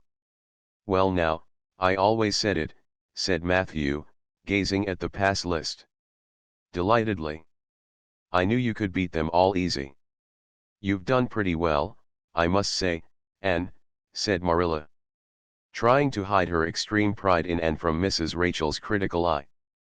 But that good soul said heartily, "I just guess she has done well, and far be it from me to be backward in saying it. You're a credit to your friends, and that's what, and we're all proud of you." That night Anne, who had wound up the delightful evening with a serious little talk with Mrs. Allen at the manse, knelt sweetly by her open window in a great sheen of moonshine and murmured a prayer of gratitude and aspiration that came straight from her heart. There was in it thankfulness for the past and reverent petition for the future, and when she slept on her white pillow her dreams were as fair and bright and beautiful as maidenhood might desire. Chapter XXXIII. The Hotel Concert. "Put on your white organdy, by all means, Anne," advised Diana decidedly. They were together in the east gable chamber. Outside it was only twilight, a lovely yellowish-green twilight with a clear blue cloudless sky. A big round moon, slowly deepening from her pallid luster into burnished silver, hung over the haunted wood. The air was full of sweet summer sounds, sleepy birds twittering, freakish breezes, faraway voices and laughter. But in Anne's room the blind was drawn and the lamp lighted, for an important toilet was being made. The east gable was a very different place from what it had been on that night 4 years before, when Anne had felt its bareness penetrate to the marrow of her spirit with its inhospitable chill. Changes had crept in, Marilla conniving at them resignedly, until it was as sweet and dainty a nest as a young girl could desire. The velvet carpet with the pink roses and the pink silk curtains of Anne's early visions had certainly never materialized, but her dreams had kept pace with her growth, and it is not probable she lamented them. The floor was covered with a pretty matting, and the curtains that softened the high window and fluttered in the vagrant breezes were of pale green art muslin. The walls, hung not with gold and silver brocade tapestry, but with a dainty apple blossom paper, were adorned with a few good pictures given Anne by Mrs. Allen. Miss Stacy's photograph occupied the place of honor, and Anne made a sentimental point of keeping fresh flowers on the bracket under it. Tonight a spike of white lilies faintly perfumed the room like the dream of a fragrance. There was no mahogany furniture, but there was a white-painted bookcase filled with books, a cushioned wicker rocker, a toilet table befrilled with white muslin, a quaint, gilt-framed mirror with chubby pink cupids and purple grapes painted over its arched top, that used to hang in the spare room, and a low white bed. Anne was dressing for a concert at the White Sands Hotel. The guests had got it up in aid of the Charlottetown Hospital, and had hunted out all the available amateur talent in the surrounding districts to help it along. Bertha Sampson and Pearl Clay of the White Sands Baptist Choir had been asked to sing a duet. Milton Clark of Newbridge was to give a violin solo, Winnie Adela Blair of Carmody was to sing a Scotch ballad, and Laura Spencer of Spencervale and Anne Shirley of Avonlea were to recite. As Anne would have said at one time, it was an epoch in her life. And she was deliciously athrill with the excitement of it. Matthew was in the seventh heaven of gratified pride over the honor conferred on his Anne, and Marilla was not far behind, although she would have died rather than admit it, and said she didn't think it was very proper for a lot of young folks to be gadding over to the hotel without any responsible person with them. Anne and Diana were to drive over with Jane Andrews and her brother Billy in their double-seated buggy, and several other Avonlea girls and boys were going too. There was a party of visitors expected out from town, and after the concert a supper was to be given to the performers. "Do you really think the organdy will be best?" queried Anne anxiously. "I don't think it's as pretty as my blue-flowered muslin, and it certainly isn't so fashionable. But it suits you ever so much better," said Diana. It's so soft and frilly and clinging. The muslin is stiff, and makes you look too dressed up. But the organdy seems as if it grew on you. And sighed and yielded. Diana was beginning to have a reputation for notable taste in dressing, and her advice on such subjects was much sought after. She was looking very pretty herself on this particular night in a dress of the lovely wild rose pink, from which Anne was forever debarred, but she was not to take any part in the concert, so her appearance was of minor importance. All her pains were bestowed upon Anne, who, she vowed, must, for the credit of Avonlea, be dressed and combed and adorned to the Queen's taste. Pull out that frill a little more so, here, let me tie your sash. Now for your slippers. I'm going to braid your hair in 2 thick braids. And tie them halfway up with big white bows. No, don't pull out a single curl over your forehead, just have the soft part. There is no way. You do, your hair suits you so well, and Mrs. Allen says you look like a Madonna when you part it so. I shall fasten this little White House rose just behind your ear. There was just one on my bush, and I saved it for you. Shall I put my pearl beads on? Asked Anne. Matthew brought me a string from town last week, and I know he'd like to see them on me. Diana pursed up her lips, put her black head on one side critically, and finally pronounced in favor of the beads, which were thereupon tied around Anne's slim milk-white throat. There's something so stylish about you, Anne, said Diana, with unenvious admiration. You hold your head with such an air. I suppose it's your figure. I am just a dumpling. I've always been afraid of it, and now I know it is so. Well, I suppose I shall just have to resign myself to it. But you have such dimples, said Anne, smiling affectionately into the pretty, vivacious face so near her own. Lovely dimples, like little dents in cream. I have given up all hope of dimples.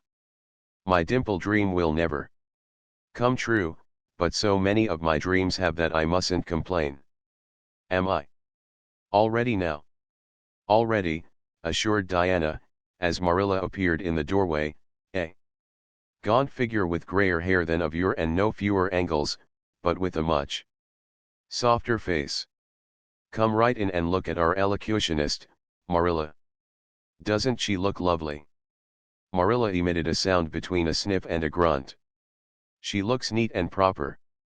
I like that way of fixing her hair. But I expect she'll ruin that dress driving over there in the dust and do with it, and it looks most too thin for these damp nights. Organdy's the most unserviceable stuff in the world anyhow, and I told Matthew so when he got it. But there is no use in saying anything to Matthew nowadays. Time was when he would take my advice, but now he just buys things for Anne regardless, and the clerks at Carmody know they can palm anything off on him. Just let them tell him a thing is pretty and fashionable, and Matthew plunks his money down for it.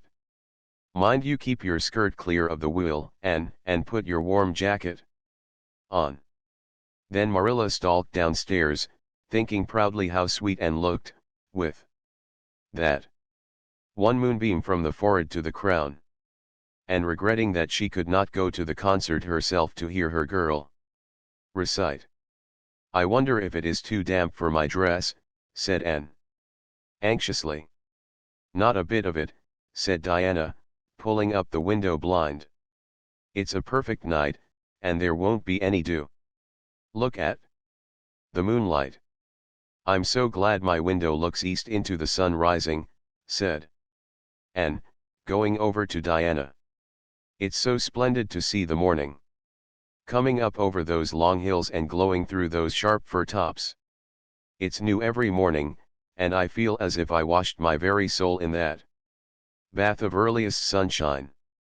Oh, Diana, I love this little room so dearly.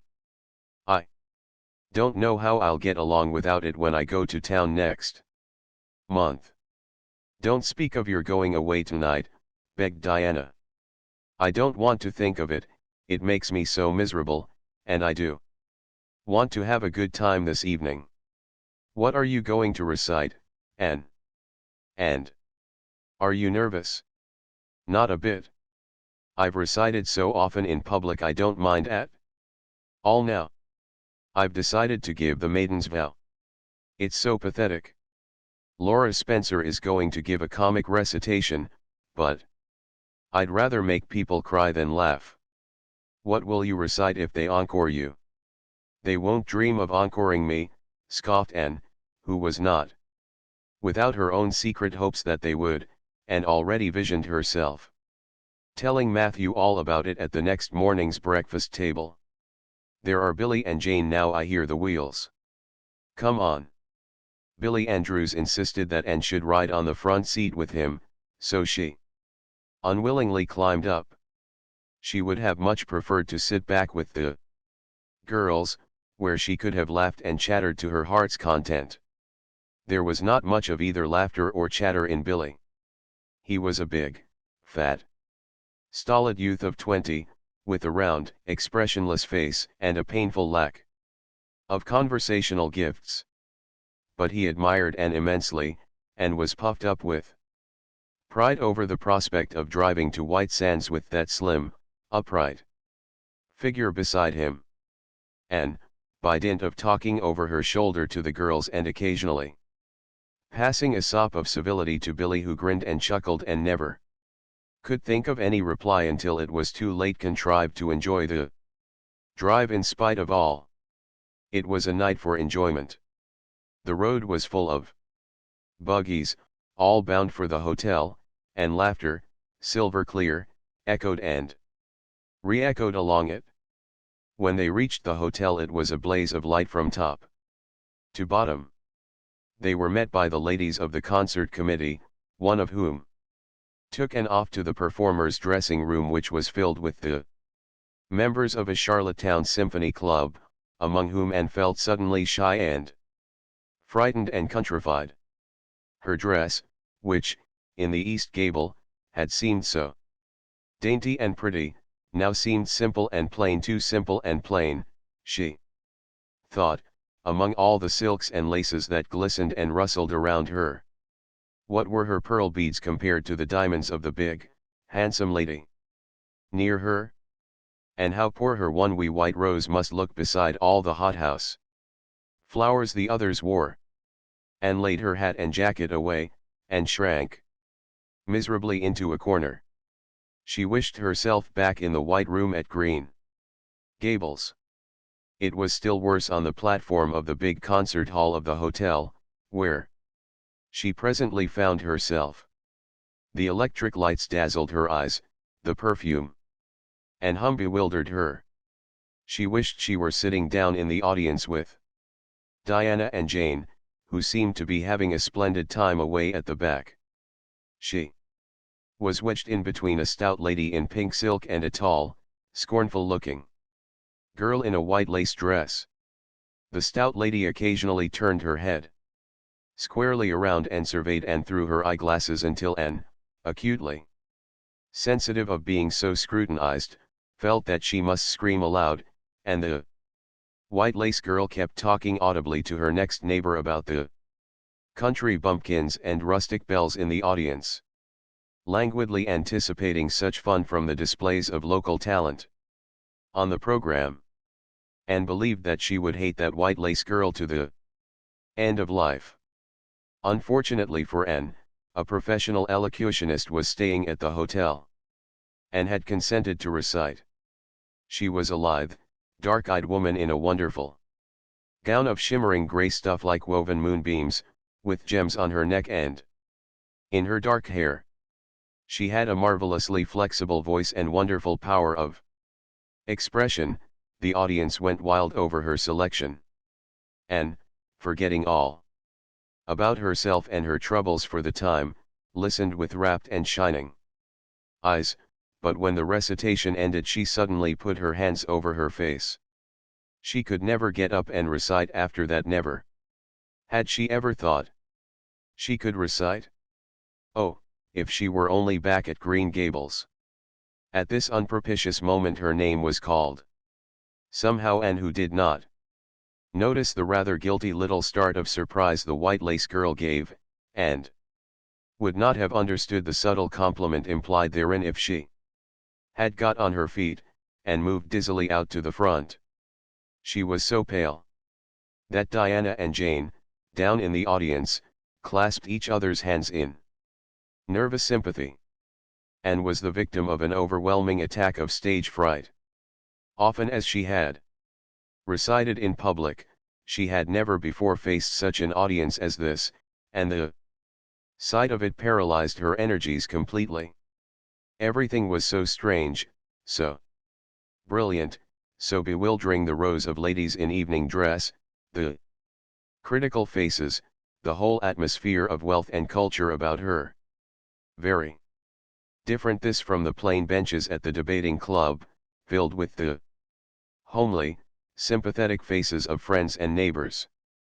These people, she thought, would be merciless critics. Perhaps, like the white lace girl, they anticipated amusement from her rustic efforts. She felt helplessly ashamed and miserable.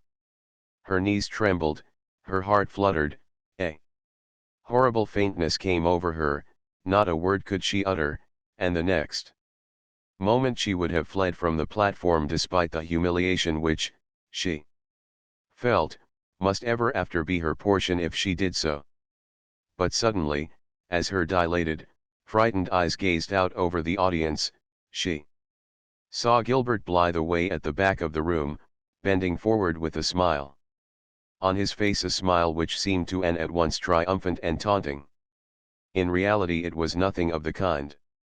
Gilbert was merely smiling with appreciation of the whole affair in general and of the effect produced by Anne's slender white form and spiritual face against a background of palms in particular. Josie Pye, whom he had driven over, sat beside him, and her face certainly was both triumphant and taunting. But Anne did not see Josie, and would not have cared if she had. She drew a long breath and flung her head up proudly, courage and determination tingling over her like an electric shock. She would not fail before Gilbert Blythe. He should never be able to laugh at her, never, never. Her fright and nervousness vanished, and she began her recitation, her clear, sweet voice reaching to the farthest corner of the room without a tremor or a break. Self-possession was fully restored to her, and in the reaction from that horrible moment of powerlessness she recited as she had never done before. When she finished there were bursts of honest applause. And, stepping back to her seat, blushing with shyness and delight, found her hand vigorously clasped and shaken by the stout lady in pink silk. "My dear, you did splendidly," she puffed. "I've been crying like a baby, actually I have. They're encoring you, they're bound to have you back." "Oh, I can't go," said Anne confusedly. "But yet I must, or Matthew will be disappointed. He said they would encore me." "Then don't disappoint Matthew," said the pink lady, laughing, smiling, blushing, limpid-eyed, and tripped back and gave a quaint, funny little selection that captivated her audience still further. The rest of the evening was quite a little triumph for her. When the concert was over, the stout, pink lady, who was the wife of an American millionaire, took her under her wing, and introduced her to everybody, and everybody was very nice to her. The professional elocutionist, Mrs. Evans, came and chatted with her, telling her that she had a charming voice and interpreted her selections beautifully. Even the white lace girl paid her a languid little compliment. They had supper in the big, beautifully decorated dining room, Diana and Jane were invited to partake of this, also, since they had come with Anne, but Billy was nowhere to be found, having decamped in mortal fear of some such invitation. He was in waiting for them, with the team, however, when it was all over, and the three girls came merrily out into the calm, white moonshine radiance. Anne breathed deeply, and looked into the clear sky beyond the dark boughs of the firs. Oh, it was good to be out again in the purity and silence of the night. How great and still and wonderful everything was, with the murmur of the sea sounding through it and the darkling cliffs beyond like grim giants guarding enchanted coasts. Hasn't it been a perfectly splendid time, sighed Jane, as they drove away. I just wish I was a rich American and could spend my summer at a hotel and wear jewels and low-neck dresses and have ice cream and chicken salad every blessed day. I'm sure it would be ever so much more fun than teaching school. And, your recitation was simply great, although I thought at first you were never going to begin. I think it was better than Mrs. Evans's. Oh, no, don't say things like that, Jane, said Anne quickly, because it sounds silly. It couldn't be better than Mrs. Evans's, you know, for she is a professional, and I'm only a schoolgirl, with a little knack of reciting. I'm quite satisfied if the people just liked mine pretty well. I've a compliment for you, Anne, said Diana. At least I think it must be a compliment because of the tone he said it in. Part of it was anyhow. There was an American sitting behind Jane and me, such a romantic-looking man, with coal black hair and eyes. Josie Pye says he is a distinguished artist, and that her mother's cousin in Boston is married to a man that used to go to school with him. Well, we heard him say, didn't we, Jane, who is that girl on the platform with the splendid Titian hair? She has a face I should like to paint. There now, Anne. But what does Titian hair mean? Being interpreted it means plain red, I guess, laughed Anne. Titian was a very famous artist who liked to paint red-haired women. Did you see all the diamonds those ladies wore? Sighed Jane. They were simply dazzling. Wouldn't you just love to be rich, girls? We are rich, said Anne staunchly. Why, we have 16 years to our credit, and we're happy as queens, and we've all got imaginations, more or less. Look at that sea, girls, all silver and shadow and vision of things not seen. We couldn't enjoy its loveliness any more if we had millions of dollars and ropes of diamonds. You wouldn't change into any of those women if you could. Would you want to be that white lace girl and wear a sour look all your life, as if you'd been born turning up your nose at the world? Or the pink lady, kind and nice as she is, so stout and short that you'd really no figure at all? Or even Mrs. Evans, with that sad, sad look in her eyes? She must have been dreadfully unhappy sometime to have such a look. You know you wouldn't, Jane. Andrews. I don't know exactly, said Jane unconvinced. I think diamonds would comfort a person for a good deal. Well, I don't want to be anyone but myself, even if I go uncomforted by diamonds all my life, declared Anne. I'm quite content to be Anne of Green Gables, with my string of pearl beads. I know Matthew gave me as much love with them as ever went with Madame the Pink Lady's jewels. Chapter 30. A Queen's Girl. The next 3 weeks were busy ones at Green Gables, for Anne was getting ready to go to Queen's, and there was much sewing to be done, and many things to be talked over and arranged. Anne's outfit was ample and pretty, for Matthew saw to that, and Marilla for once made no objections whatever to anything he purchased or suggested. More one evening she went up to the east gable, with her arms full of a delicate pale green material. "Anne, here's something for a nice light dress for you. I don't suppose you really need it, you've plenty of pretty waists. But I thought maybe you'd like something real dressy to wear if you were asked out anywhere of an evening in town, to a party or anything like that.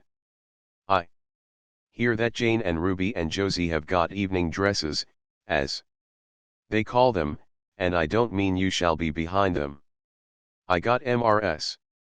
Allen to help me pick it in town last week, and we'll get Emily Gillis to make it for you. Emily has got taste, and her fits aren't to be equaled." "Oh, Marilla, it's just lovely," said Anne. "Thank you so much. I don't believe you ought to be so kind to me. It's making it harder every day for me to go away." The green dress was made up with as many tucks and frills and shirrings as Emily's taste permitted. Anne put it on one evening for Matthew's and Marilla's benefit, and recited the maiden's vow for them in the kitchen. As Marilla watched the bright, animated face and graceful motions, her thoughts went back to the evening Anne had arrived at Green Gables, and memory recalled a vivid picture of the odd, frightened child, in her preposterous yellowish-brown wincey dress, the heartbreak looking out of her tearful eyes. Something in the memory brought tears to Marilla's own eyes. "I declare, my recitation has made you cry, Marilla," said Anne, gaily stooping over Marilla's chair to drop a butterfly kiss on that lady's cheek. "Now, I call that a positive triumph." "No, I wasn't crying over your piece," said Marilla, who would have scorned to be betrayed into such weakness by any poetry stuff. "I just couldn't help thinking of the little girl you used to be, Anne. And I was wishing you could have stayed a little girl, even with all your queer ways. You've grown up now and you're going away, and you look so tall and stylish and so different altogether in that dress, as if you didn't belong in Avonlea at all, and I just got lonesome thinking it all over." Marilla Anne sat down on Marilla's gingham lap, took Marilla's lined face between her hands, and looked gravely and tenderly into Marilla's eyes. "I'm not a bit changed, not really.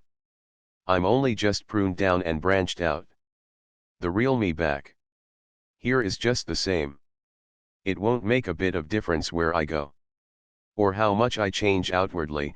At heart I shall always be your little Anne, who will love you and Matthew and dear Green Gables more and better every day of her life."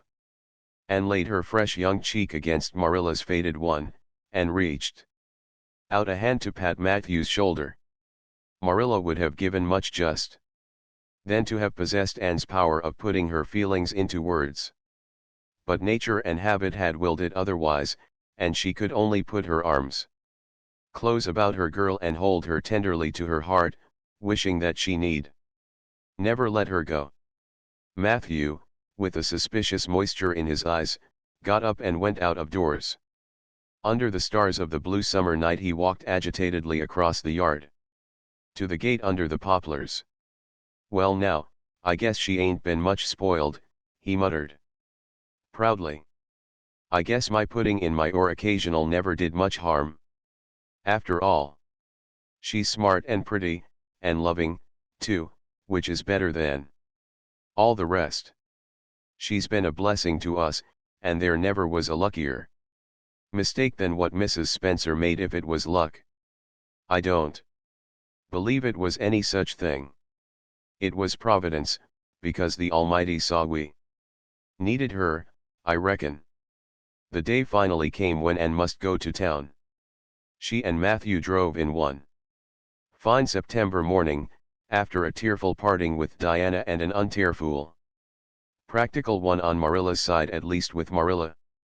But when Anne had gone, Diana dried her tears and went to a beach picnic at White Sands with some of her Carmody cousins, where she contrived to enjoy herself tolerably well, while Marilla plunged fiercely into unnecessary work and kept at it all day long with the bitterest kind of heartache, the ache that burns and gnaws and cannot wash itself away in ready tears.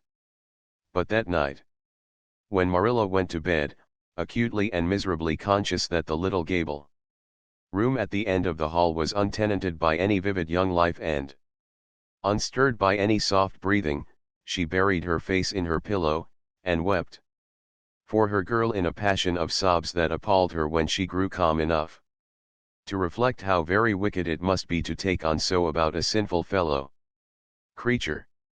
Anne and the rest of the Avonlea scholars reached town just in time to hurry off to the academy. That first day passed pleasantly enough in a whirl of excitement, meeting all the new students, learning to know the professors by sight and being assorted and organized into classes. Anne intended taking up the second-year work, being advised to do so by Miss Stacy. Gilbert Blythe elected to do the same.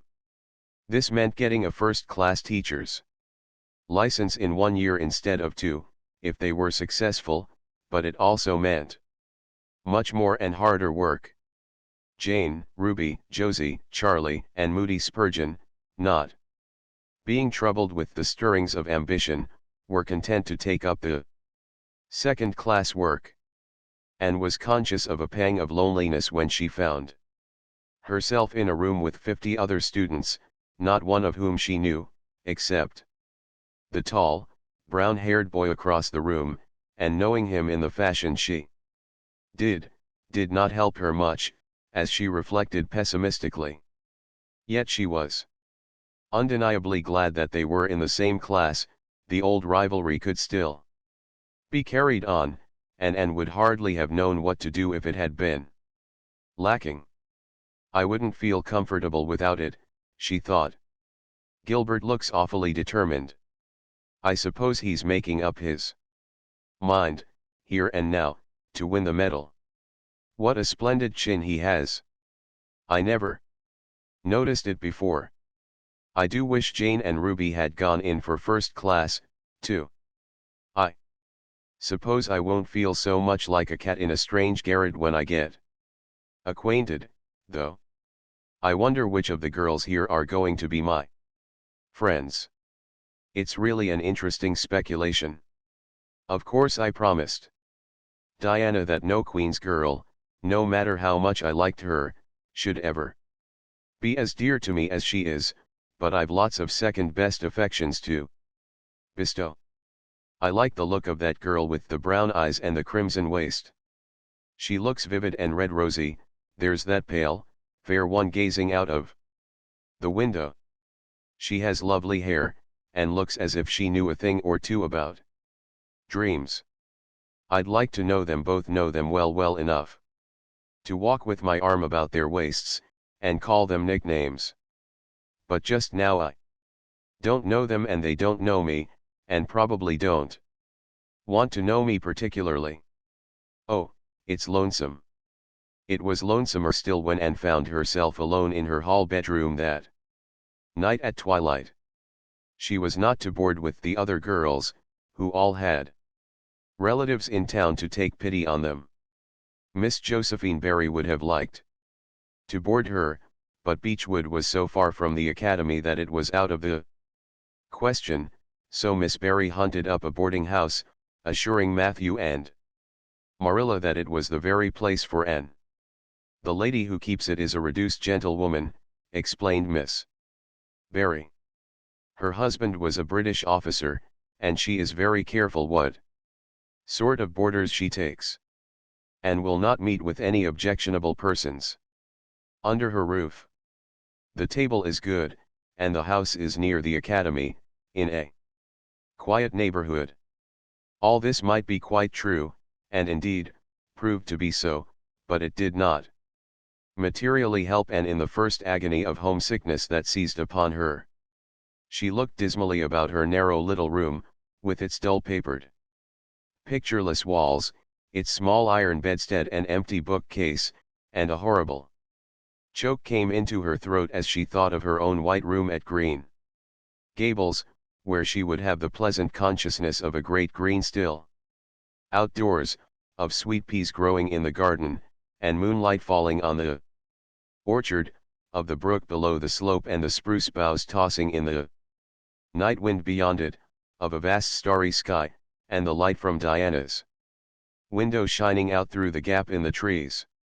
Here there was nothing of this, and knew that outside of her window was a hard street, with a network of telephone wires shutting out the sky, the tramp of alien feet, and 1,000 lights gleaming on stranger faces.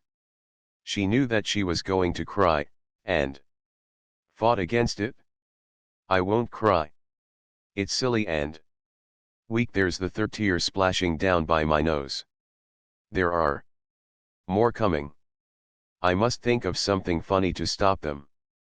But there's nothing funny except what is connected with Avonlea, and that only makes things worse. 4-5 I'm going home next Friday, but that seems 100 years away.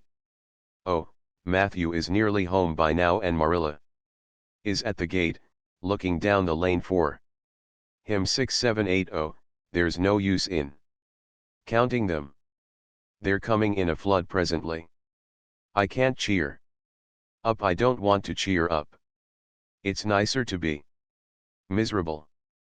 The flood of tears would have come, no doubt, had not Josie Pye appeared at that moment, in the joy of seeing a familiar face, and forgot that there had never been much love lost between her and Josie. As a part of Avonlea life, even a Pye was welcome. I'm so glad you came up, Anne said sincerely. You've been crying, remarked Josie, with aggravating pity. I suppose you're homesick. Some people have so little self-control in that respect. I've no intention of being homesick, I can tell you. Town's too jolly after that poky old Avonlea. I wonder how I ever existed there so long. You shouldn't cry, Anne, it isn't becoming, for your nose and eyes get red, and then you seem all red. I'd a perfectly scrumptious time in the academy today. Our French professor is simply a duck. His mustache would give you kerwolopes of the heart. Have you anything eatable around, Anne? I'm literally starving. Ah, I guessed likely Marilla D load you up with cake. That's why I called round. Otherwise I'd have gone to the park to hear the band play with Frank Stockley. He boards same place as I do, and he's a sport. He noticed you in class today, and asked me who the red-headed girl was. I told him you were an orphan that the Cuthberts had adopted, and nobody knew very much about what you'd been before that. And was wondering if, after all, solitude and tears were not more satisfactory than Josie Pye's companionship when Jane and Ruby appeared, each with an inch of Queen's color ribbon, purple and scarlet, pinned proudly to her coat. As Josie was not speaking to Jane just then, she had to subside into comparative harmlessness. Well, said Jane with a sigh, I feel as if I'd lived many moons since the morning. I ought to be home studying my Virgil. That horrid old professor gave us 20 lines to start in on tomorrow. But I simply couldn't settle down to study tonight. And, methinks I see the traces of tears. If you've been crying, do own up. It will restore my self-respect, for I was shedding tears freely before Ruby came along. I don't mind being a goose so much if somebody else is goosey, too. Cake. You'll give me a teeny piece, won't you? Thank you. It has the real Avonlea flavor. Ruby, perceiving the Queen's calendar lying on the table, wanted to know if Anne meant to try for the gold medal. Anne blushed and admitted she was thinking of it. Oh, that reminds me, said Josie, Queen's is to get one of the Avery scholarships after all. The word came today. Frank Stockley Told me his uncle is one of the board of governors, you know. It will be announced in the academy tomorrow. An Avery scholarship. Anne felt her heart beat more quickly, and the horizons of her ambition shifted and broadened as if by magic.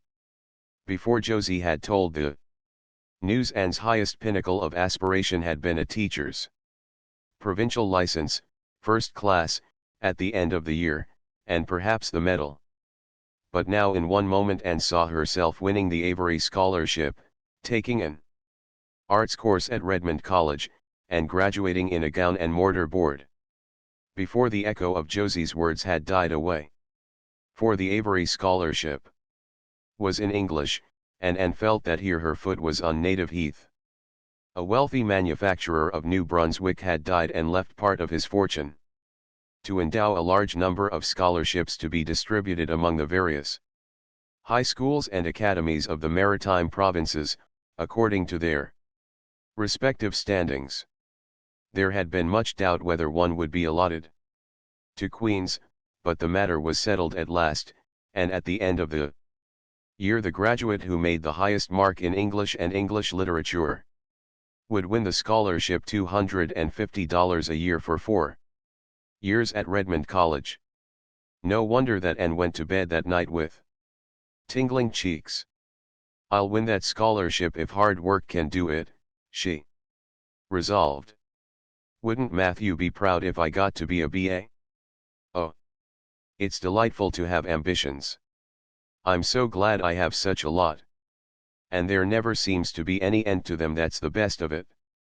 Just as soon as you attain to one ambition you see another one glittering higher up still.